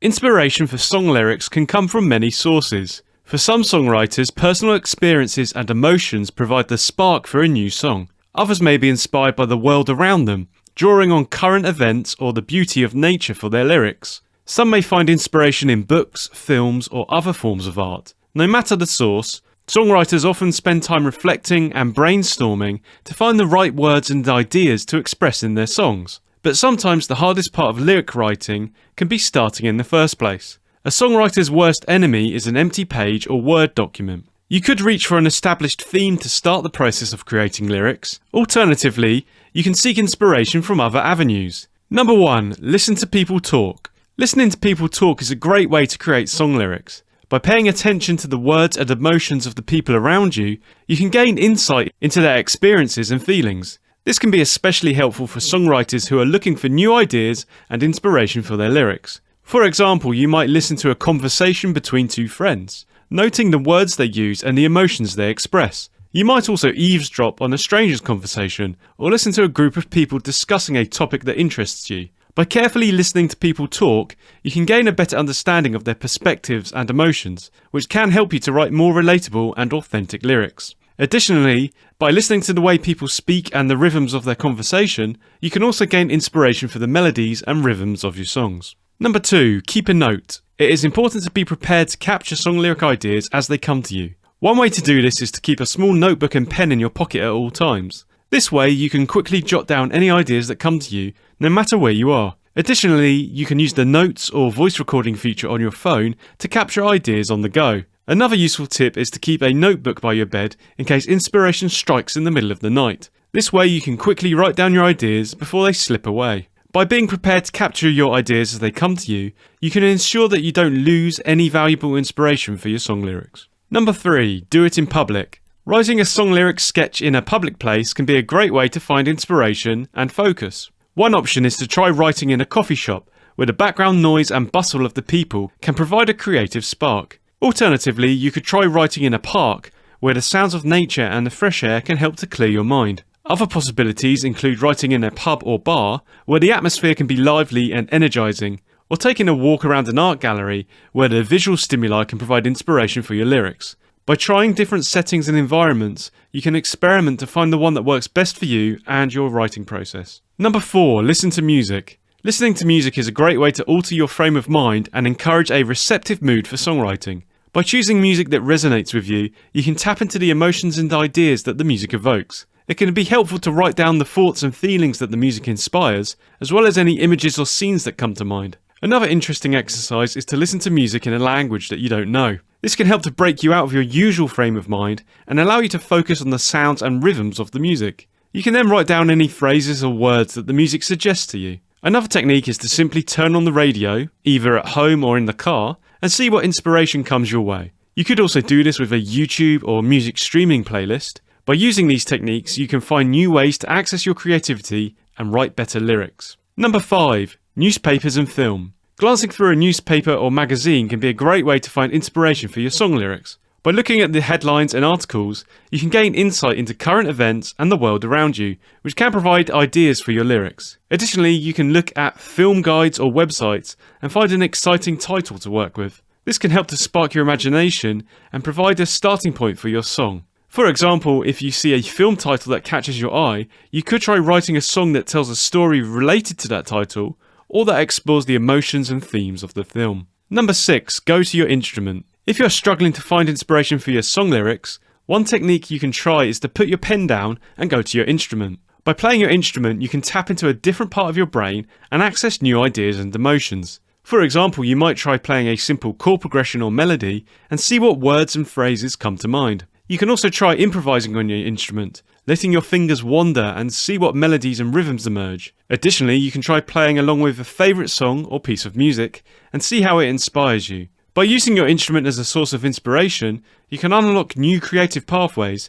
and find the perfect words for your song lyrics. You can also use a similar process with your favourite digital audio workstation or a program like HookPad. Follow the link in the description below if you want to get HookPad for some quick inspiration. Number 7, watch the TV. Writing with the TV on in the background can be a great way to find inspiration for your song lyrics. By turning the TV on and placing it behind you so that you can't see the picture, you can keep an ear open for interesting phrases and sounds that you can incorporate into your writing. This can help to break you out of your usual writing habits and allow you to access new ideas and perspectives. Alternatively, you can try watching the TV with your notebook and pen in hand and jot down any words or phrases that catch your attention. This can help you to stay focused on the TV and actively listen for inspiration. By using the TV as a source of inspiration, you can discover new ideas and emotions that can help you write better lyrics. Number 8, write randomly. One technique for finding inspiration for song lyrics is to write randomly, letting the first thing that comes to your head flow onto the page. This can be helpful if you're feeling stuck or uninspired,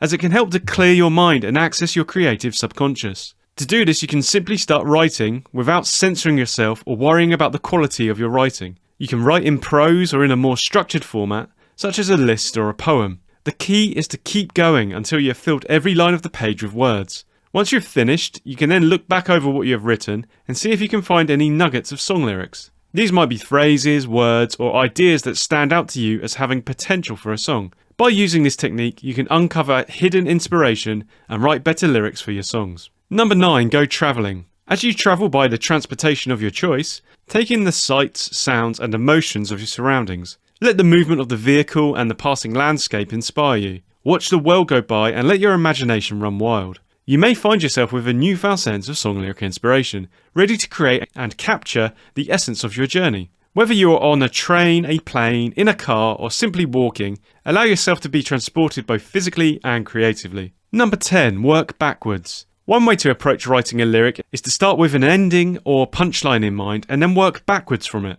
This allows you to focus on crafting a narrative that leads up to the punchline and ensure that your lyric has a clear direction and purpose. By starting with the ending in mind, you can also make sure that your lyric builds towards the punchline in a way that is engaging and effective. As you work backwards from the punchline, you can experiment with different words and phrasings to create a lyric that flows smoothly and captures the mood and emotion you want to convey. Number 11, keep it regular. To improve your songwriting skills, it is important to set aside regular time in your schedule to focus on writing lyrics. This could be a specific hour or two each day, or perhaps a set number of days each week. By following a consistent timetable, you'll be able to develop a habit and routine that will allow you to focus on your lyrics without distractions. This will also help to ensure that you are making progress and moving forward with your songwriting, rather than getting stuck in a rut or losing momentum. Additionally, having a regular timetable will allow you to set goals and track your progress, so that you can see how far you have come and what areas need further development. Overall, following a regular timetable for writing song lyrics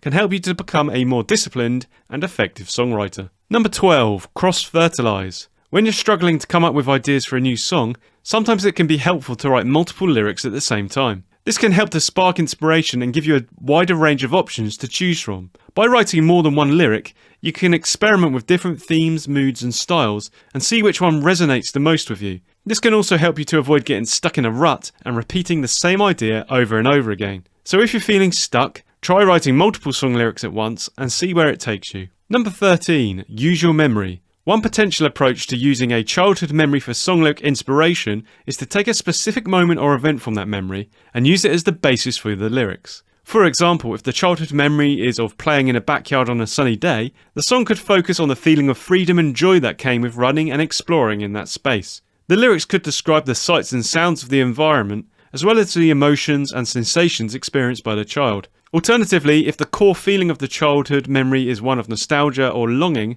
the song could take that emotion and project it into an imaginary situation, such as a protagonist looking back to their youth and reminiscing about the carefree days of their past. The lyrics could explore the ways in which time has passed and the ways in which the protagonist has changed, all while capturing the bittersweetness of remembering a time that can never be fully regained. Number 14. Read a book. Reading a book can be a great way to find inspiration for song lyrics. By immersing yourself in a well-written story, you can tap into the emotions and experiences of the characters and use them as a source of inspiration for your own lyrics. For example, if you are reading a romance novel, you might find yourself drawn to the passionate feelings of the characters and be able to use their experiences to create a love song. Alternatively, if you're reading a mystery novel, you might be inspired by the tension and intrigue of the plot to write a suspenseful song. Overall, using a book as a source of inspiration for song lyrics can help to add depth and emotion to your music. Number 15. Collaborate. If you're a musician or part of a band, it may be a good idea to find someone to collaborate with on writing song lyrics.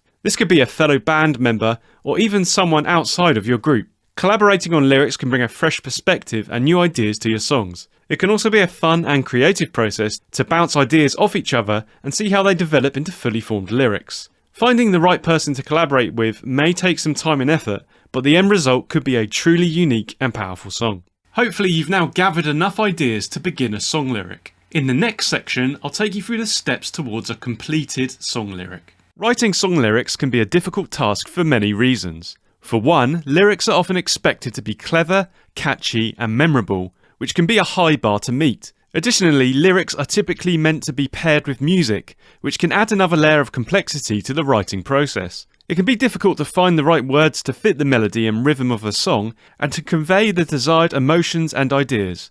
Furthermore, writing lyrics that are relatable and resonate with a wide audience can be challenging. Overall, writing song lyrics requires a combination of creativity, talent, and hard work.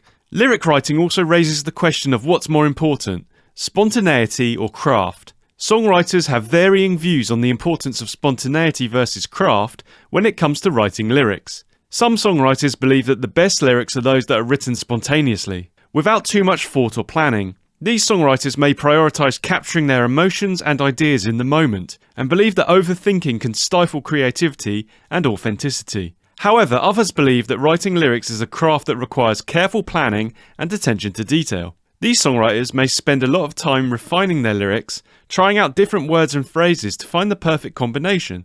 Both approaches can lead to successful lyrics, and the right approach may depend on the individual songwriter's style and preferences. The easiest starting place for a song lyric is with a lyric sketch. A song lyric sketch is a rough draft of a song's lyrics. It is typically a brainstorming tool used by songwriters to capture their ideas and emotions quickly and spontaneously. A song lyric sketch may include incomplete phrases, unfinished thoughts, and even scribbles or doodles. The goal of a song lyric sketch is to capture the essence of the songwriter's ideas, rather than to produce polished, finished lyrics. A song lyric sketch can serve as a starting point for further refinement and editing, or it can be developed into a completed song. Songwriters may use lyric sketches to experiment with different ideas and approaches, and to help them get their creative juices flowing. When writing a sketch, it is important to just keep writing without doubting yourself or your ideas. Don't reject the first line that comes to you, and don't reject ideas or phrases as not good enough until you have at least a page of material. Even if you think something is rubbish, write it down.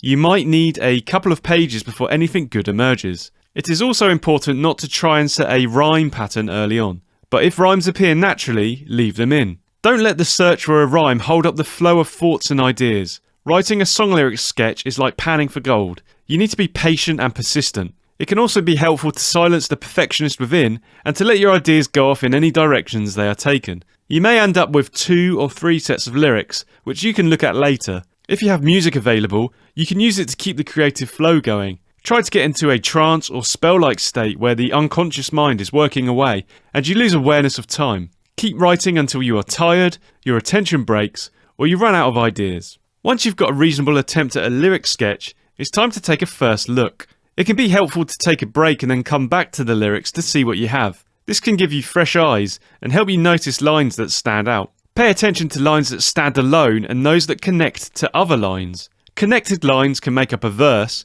so consider how long your verse would be if you used those lines. Look for patterns of phrasing or potential patterns, as these could determine the structure of the lyric. For example, a list is a common pattern in song lyrics. Some single lines will suggest ways in which they can be delivered, so consider how you would perform the lyric. As you review your lyric sketch, think about the theme, story, or mood that is emerging. If you see more than one, choose the one that is the most interesting or that you have the most lines for. This could be useful for a bridge in the song. Scan the sketch for a memorable phrase or image that could be the song title and shape the chorus. This phrase should sum up what the song is about. Finally, think about where the song will start and where it will end. This includes looking for a memorable first line. Consider whether the lyric will have rhyme, and if so, what kind. It can be a good idea to bring rhyme in as early as possible if you're going to use it. Now you should have a rough idea of the core of your lyric, with a few lines that stand out. If you've gone on to have a more developed song already, that's great. Sometimes these things come along very quickly.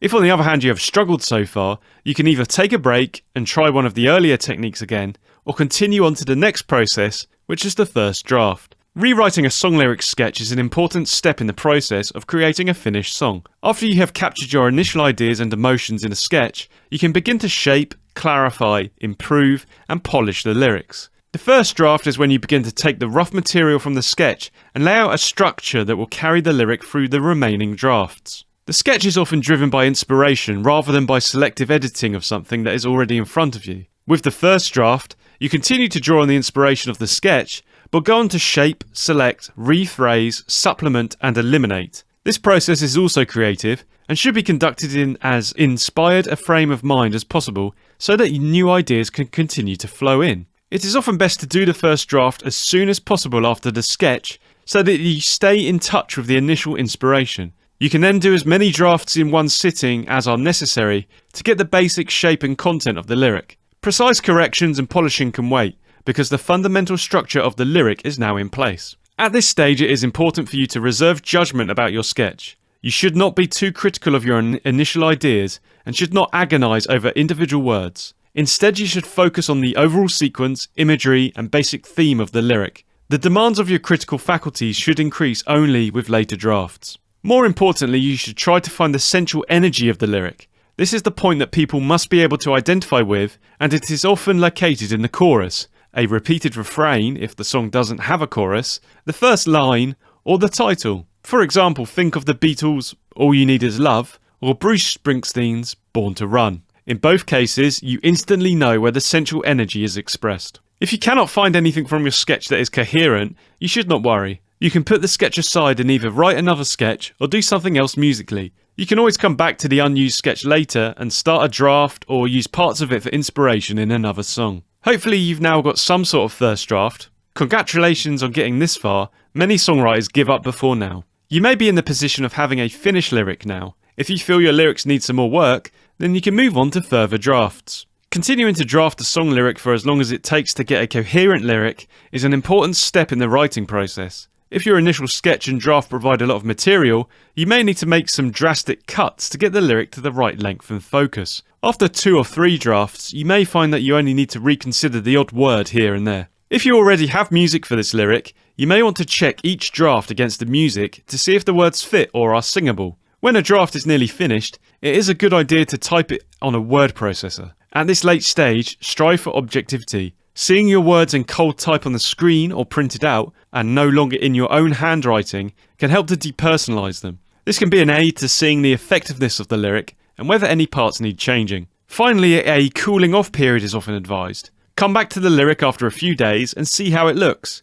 You may find that you can fix a problem then that you couldn't have solved earlier. It may also be that if you go on to compose the music for this lyric, the music will dictate changes. Not all songs can be composed and written in a short space of time. After some time, you can come back to your lyric and see if it needs a final polish. Writing song lyrics can be a challenging and rewarding process. It often involves a combination of creativity, hard work, and artistic judgment. Even what may seem like pure inspiration can often be the result of hard work and careful planning. As a songwriter, you may choose to take greater trouble to improve your lyrics, even at a late stage in the process. However, not everyone may view lyrics as an important part of a song. Some may believe that audiences don't pay attention to lyrics, or that they don't matter as much as other aspects of a song. In this case, your artistic ambition may go beyond what is pragmatically necessary. It is up to you to decide how much effort you want to put into your lyrics. Another important aspect of writing lyrics is knowing when to stop. It is possible to over-refine your lyrics, and in doing so,